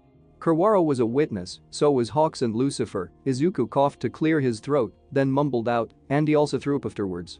And their collective laughter could be heard all the way from the temple. A day later, Hitachi held out his hand, his ring finger held tight by his thumb. Along his arm the violet lightning danced and snaked and crackled with pent-up action. He could feel it in his blood, almost bubbling under the surface of his skin. The power that he now held within him, the shining light of one for all strengthening his entire body with a breathtaking force. He was almost tempted to dive a little deeper into that power, to well up more to put into his blast. He resisted. His arm was already aching from the strain of using only a few % of his gifted quirk. He wouldn't push his luck. He spotted his target. Moving through the leaves on hind legs with hooved feet and crawling through the dirt with claws fingers. A chittering, nasty-looking unborn who he had spotted out in the UA forest before. With the flick of a finger he released the power, and there was a sudden crack through the air. Its very force broke into the world, like a howitzer firing a blast into the sky. His arm shocked back, and he barely kept enough control over himself to keep it from snapping away. The recoil hit his shoulder hard, and an instant ache bloomed through his muscles and tendrilled into his chest. Before him, the trees shuddered and shook, bushes were torn in two, and there was a very obvious trail where the air had simply ripped the grass from the ground. The unborn was nowhere to be seen, but hey, if it wasn't there it couldn't feed on people's sins. Whatever that was supposed to mean. He breathed deep and grinned almost drunkenly. It was almost 7 at night, but thankfully the summer hours kept the sky bright though as the sun made its eventual climb down to the horizon, the shadows were starting to grow long. It was also far after school hours, but it was usually the only time Hitachi could get any private training time with All Might. He'd learned a couple of things about him in that time. Mostly about his hero work, the details of certain fights he'd been in, and how he didn't own a TV. Apparently, he never saw the point in them. They had gone to a secluded spot to practice, with the wind bursts just a quick warm-up. Though with the strain of One for All, Hitachi still felt like he'd been put through a ringer. "Well done, young Shinsou," the clapping from his side drew his eyes. There stood All Might. He was in his deflated form of course, looking like a skeleton in an ill-fitting, banana yellow striped suit. But it was All Might. It was always All Might to Hitachi. After all, one look into the almost glowing bright sky blue eyes told him of the immense, overwhelming strength of his very soul. "You're moving along in your mastery of One for All well. Thanks." Hitachi flexed his arm, trying to get the aches out as he reached over and picked up a bottle of water. His fingers were shaking, twitching, and he frowned. He gripped the bottle tighter before taking a quick drink. As the water cooled him, he looked back to All Might. "Yeah, well, practice makes perfect, right?" "Exactly." All Might gave him a big thumbs up.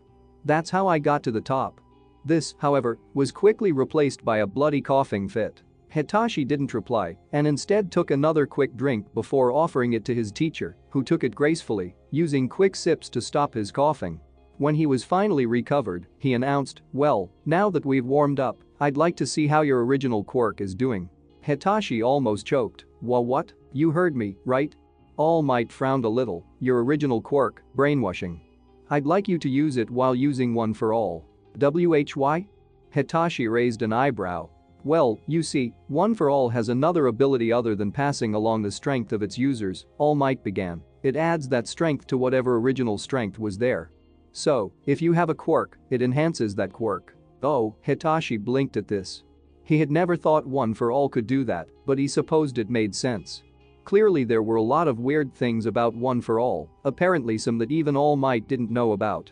Well, he'd still been using his original quirk, though he'd found that trying to combine both one for all and brainwashing often exhausted him. He was recently trying to work up the stamina to keep going with them both. Combining them had never really crossed his mind. You can practice on me, All Might chuckled, go ahead. Ask me a question. Hitachi had to admit he felt a little not cool with this. Using his quirk on other people had always instilled him with a sense of guilt that had taken years to slowly begin eroding. Even now, within the walls of UA, where he was expected to use all of his skills all of the time in any hero situation, he would often have to remind himself that it was okay to use it, though he had come to increasingly see it as more of a gift than a curse in the light of the encouragement of Izuku and his friends. But using it on All Might? The #1 hero in the world? Yeah, that was oh boy, that was quite the request. And to combine it with one for all? I dunno, All Might, he scratched the back of his neck and looked away, very conscious of the old habit, but uncaring of how it appeared. I might completely mess up your brain or something. I'm sure I'll be fine, All Might brushed off his concerns with a casual wave.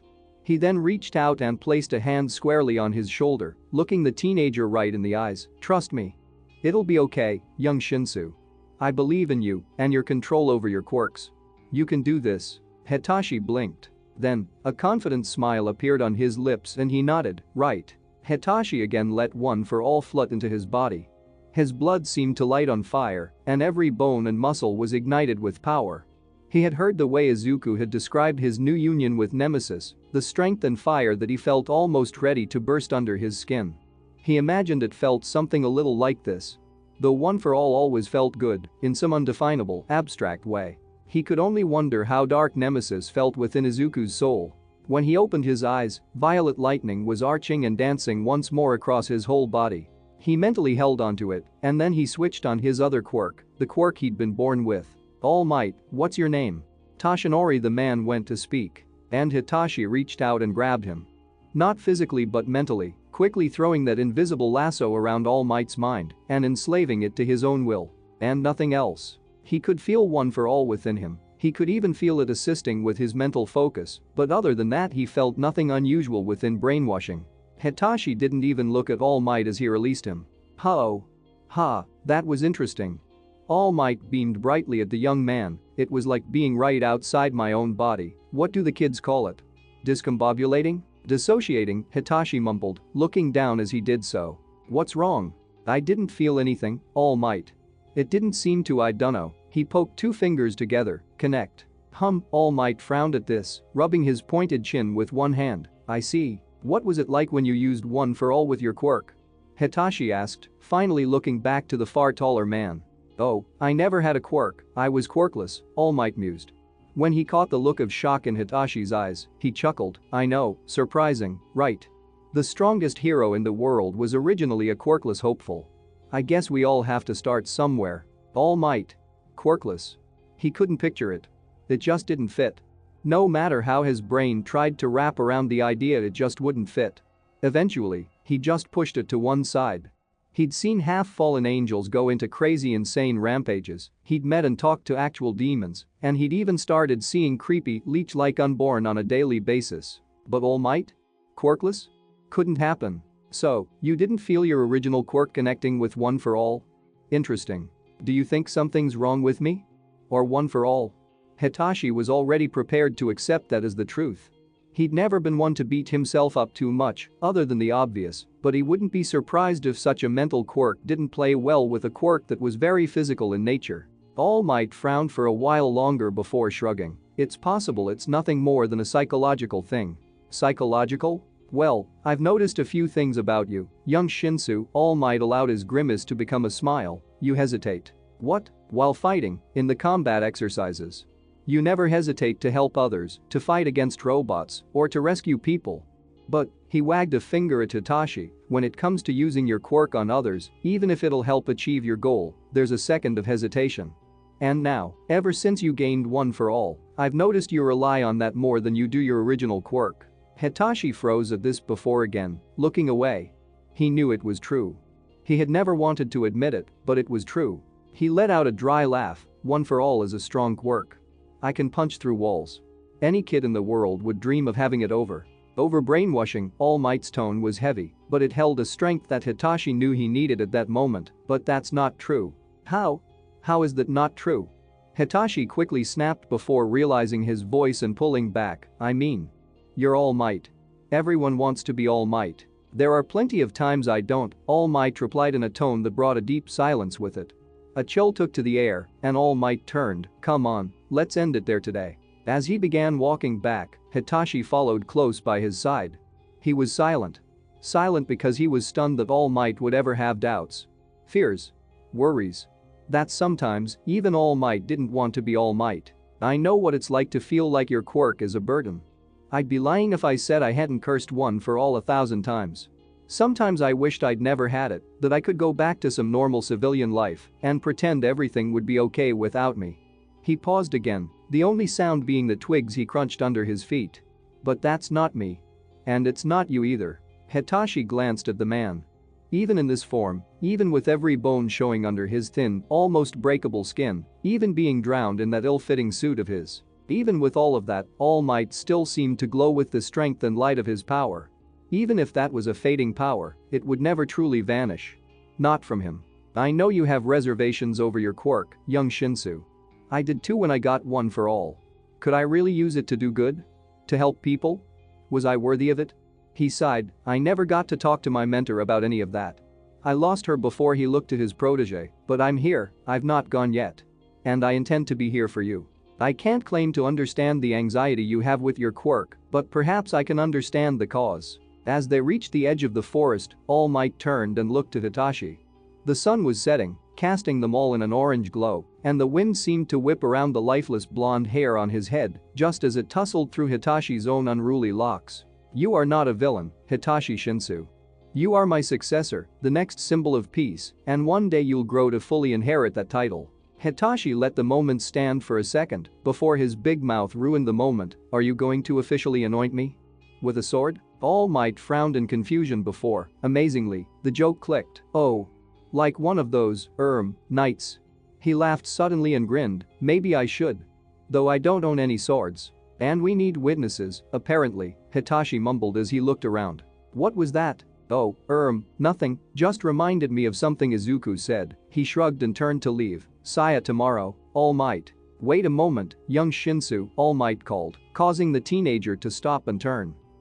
You and young Midoriya, All Might suddenly seemed tense.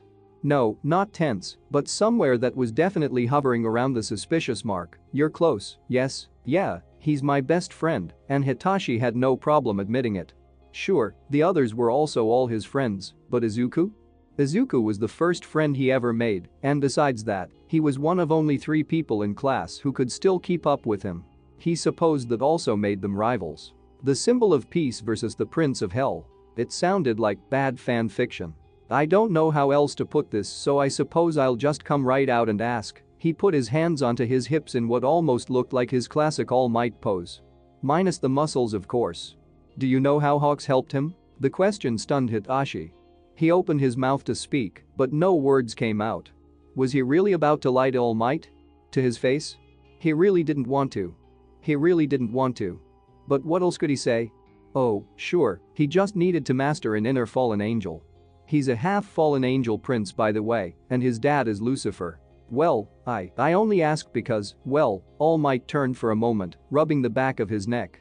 Hitachi would have burst out laughing if he wasn't so nervous.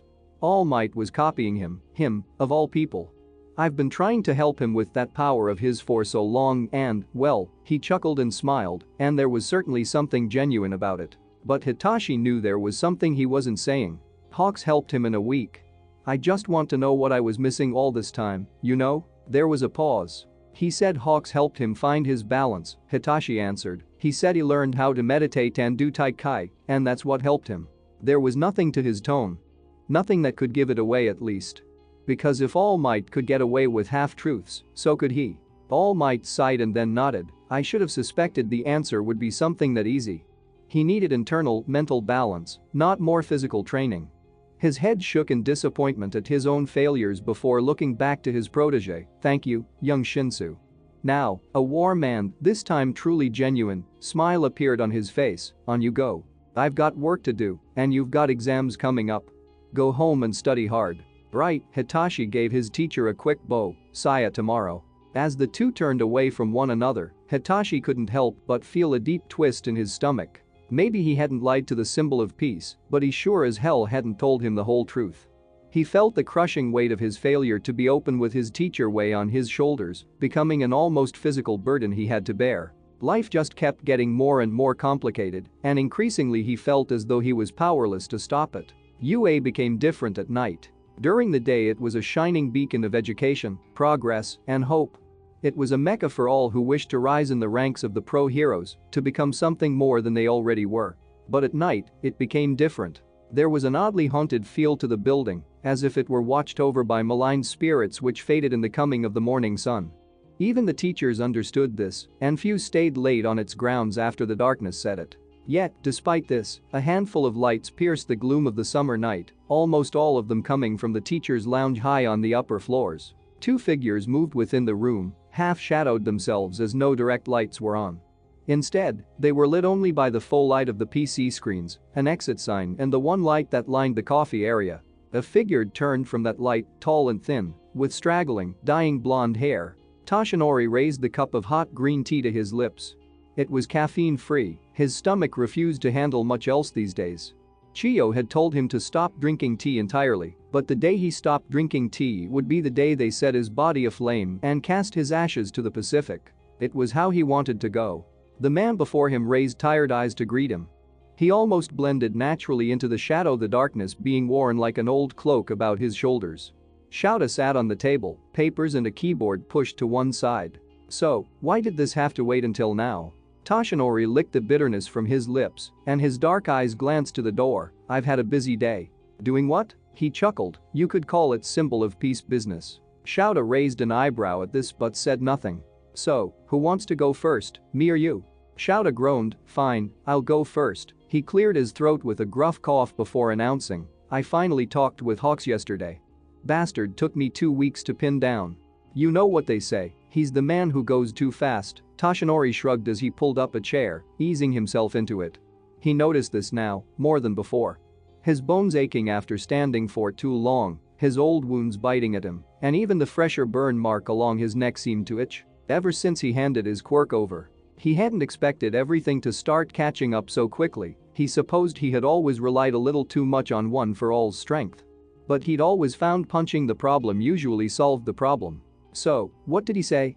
Toshinori pushed, his voice low. "Any insights into how he helped young Midoriya?" "You mean fixed him?" "Fixed Midoriya?" It was such an insulting way of putting it, but damn it, he was right. Midoriya had been a broken child when they'd found him. They'd tried to put him back together, to repair whatever machinery within him was caught and blocked, to fix that problem called Nemesis. But, to their quiet disgrace, they hadn't been the ones to accomplish it. "No," Toshinori mumbled into his tea, his eyes looking elsewhere. "I mean helped." Shoto didn't reply. His fingers seemed to tighten as he gripped the table under him, and a troubled look fell across his usually stoic brow. "You know, I found out that Izuku's location was changed at the last minute. Almost literally. I got a text on the way to the train station." Shoto's eyes stared into his memories, and to think he was going to Hawk's agency. "I've never seen that man take on anyone. But I didn't think much of it, as long as I knew where Izuku was and all the paperwork was in order, I was fine. But when I questioned him..." Toshinori watched as the Shoto turned his eyes on him. They almost seemed to flash in the dark. "Hawks knew about Izuku." "What do you mean?" "He knew about Izuku. He knew about the USJ, the tests we did on his quirk. He knew everything. But that's classified information." "I know." Silence between the two men fell uneasily. Within the office, the printer beeped, PC fans whirred, and the fridge hummed. "How?" Shoto sighed. Hisashi Hikori told him. "They met, actually." Toshinori's face screwed up in disgust. "I should have known." He paused for a moment as the scowl fell from his face. Have you ever talked to him?" "About young Midoriya?" Toshinori braved. "No, why?" "I have. After the USJ talked isn't the right word, though he hesitated to use the word threatened. He's remarkably attached to him." Attached? No, no, not like that. Toshinori shook his head at the implication and sipped a little more at his tea. No, it was more like, he chewed his lip for a moment, letting the tea warm his bone-thin hands, like he had some kind of investment in the child. Like he knew him, personally, and wanted him to succeed like any of us would a student. A wry smile appeared on his lips as he raised the tea up again. He told me I would never hurt Izuku again. Shoto folded his arms. He threatened the number one hero? He did. Shoto didn't smile at the ludicrousness of the statement. Perhaps because he had met Hisashi Hikori and in some small way knew it was no idle statement. It was, indeed, a threat. That makes sense then, considering he arranged that Izuku would go to Hawks specifically, Shoto added, and when I confronted Hawks about it, he seemed to act in the same way. Like I was intruding on something personal between himself, Hisashi and Izuku. He told me he stopped suddenly as the sound of something clumsily bumped its down the hallway from some unknown source. It didn't repeat, and so, in a more conspiratorial whisper, he continued, he told me he and Hisashi were family. Toshinori's eyes widened, the darkness within them seeming to lift for just a moment in shock. They're related? He seemed to disbelieve the words even as he spoke them. Are you sure? I don't know, I have no proof, they don't even look alike, but Shoto had no idea how to put it into words. And yet as he looked at Toshinori, he knew, instantly, that the man understood. Another long moment stretched, broken by the sounds of background machines and the occasional, mysterious noise that naturally echoed from within UA's bowls. Have you ever worked with him? Shoto nodded, briefly. I've never seen him in action. I have, once, said Toshinori, his voice barely a whisper and his thoughts years in the past, but I'll never forget it. The speed he could move was incredible. But what struck me was the way he fought. I don't think he fights to save, his voice hardened, he fights to kill and holds back at the last second. He doesn't fight like a hero, blue eyes that shone in the dark turned back to Shoto, he fights like a soldier. The implication weighed heavily in the air. So, unless he was serious about being Hisashi's family, what do you think their connection is? And why is Izuku so important to them? They could have been in combat together. I've heard soldiers call each other family before, Toshinori continued, putting a hand over his mouth as he thought, but Hawks is so young, it doesn't fit. But then again, I don't know anything about Hawks. I don't think anyone does. As far as I know, he just showed up on the scene a few years ago and rocketed his way to the number 3 spot. Do you even know his real name? Shoto asked with a frown. Toshinori shook his head, no. Honestly, I was hoping you would know. You're the one with the underground connections. Now it was Shoto's turn to shake his head. I found it out, but it took pulling a lot of strings just to get that. It's almost like there's nothing on him. Like his whole identity is missed. You know, I asked young Shinsou about Midoriya, Toshinori announced quietly, looking to the cooling tea in his hands. Oh? He claimed that Hawks helped Midoriya find his balance using meditation and Taikai. A second passed, or at least, that's what Midoriya told him. But I don't think that much process could ever be made just by balancing out his inner Kai. Shoto nodded in agreement. Hawks told me the same thing. He said Izuku needed a spiritual balance.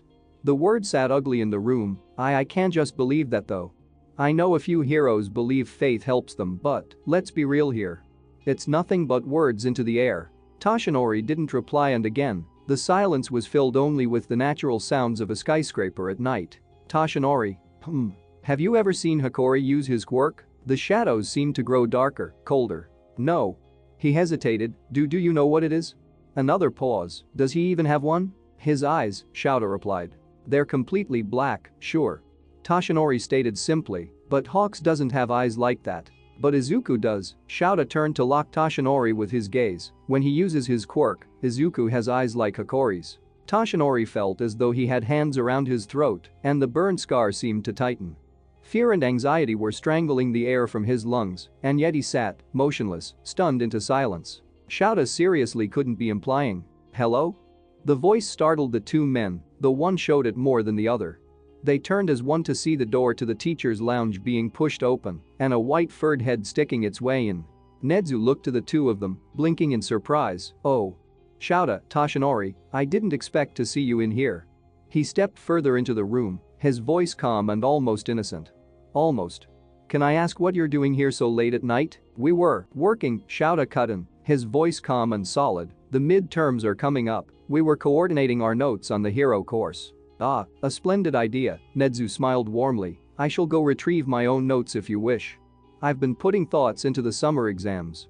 After all, in light of recent events, I believe we may need to rethink how we test our students this year. Sure, but if you don't mind, sir, we can do that in the morning. Shoto moved from the desk, stretching and rubbing the back of his neck. I stayed late enough as is, and I have some hero work to sort out. Toshinori caught the hint. I'm afraid I'm in the same boat, sir.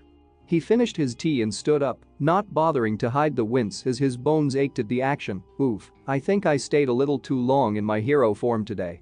Nezu's expression was unreadable, made even worse in the dull gloom of the teacher's office. However, he nodded once, sharply, and announced, fair enough, but I expect to see your combined notes on my desk tomorrow. In fact, I should really get everyone to compare notes. We must make sure these midterms go as smoothly as possible. Yes, sir. Shoto agreed in a dull tone. Good night, sir. Good night to the both of you, and with that, the principal turned and vanished from the room. The two men stood, listening intently as they heard the soft patter of shoes move back down the corridor.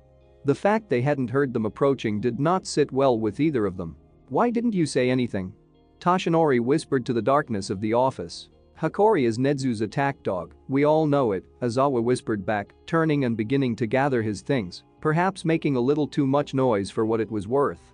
We can't let him know our suspicions. You're not seriously implying, Toshinori hissed, glancing back to the empty doorway before looking back. It's not just that. We're going entirely off conjecture with no proof of anything. You know how this works. Investigation, then conclusion, not the other way around. He gave the fellow hero a sharp, determined look, and more than anything, we don't let Midoriya know. We have no idea how involved he is in all of this. He could be completely innocent. For now, we keep this between us and act as though nothing is wrong. Toshinori felt a tug at everything in his heart that he considered right. He wasn't the type to sneak around, to mask his thoughts and feelings behind false pretenses. But he knew Shoto was right. And damn him if he didn't already have his own mountain of secrets piled on his shoulders. Alright. Oh, and Toshinori, Shoto finally finished gathering his things and turned back to the door, pausing only to address the blonde, next time you find something. Don't tell me in a place where anyone can walk through the damn door. So there ya go. Firstly, a quick apology for the first part of the chapter. It's not great and I apologize, there turned out to be no really good, solid way of writing DS finding out the truth. So yeah, it kinda rolled out that way. Sorry guys. The other two sections I'm much more happy with. Some good Hitachi and Dad Might moments, which was needed I think, and the final part with Tashi and Aizawa conspiring. What will that lead to? Well, who knows. Also, just in case, the timeline is this. Hawks met Aizawa the same day that Izuku and Ko hung out on the hill. Next day, Hitachi did some after-school lessons with Tashi, and then that night Tashi met up with Aizawa. Everyone good? Good. So next week we refocus back onto Izuku and go into the exam. And yes, I put all of the exam to one huge chapter. Hopefully, you guys enjoy it cause it was a heck of a thing to write. Thank you all for reading, and I'll hopefully see you guys next time. Peace.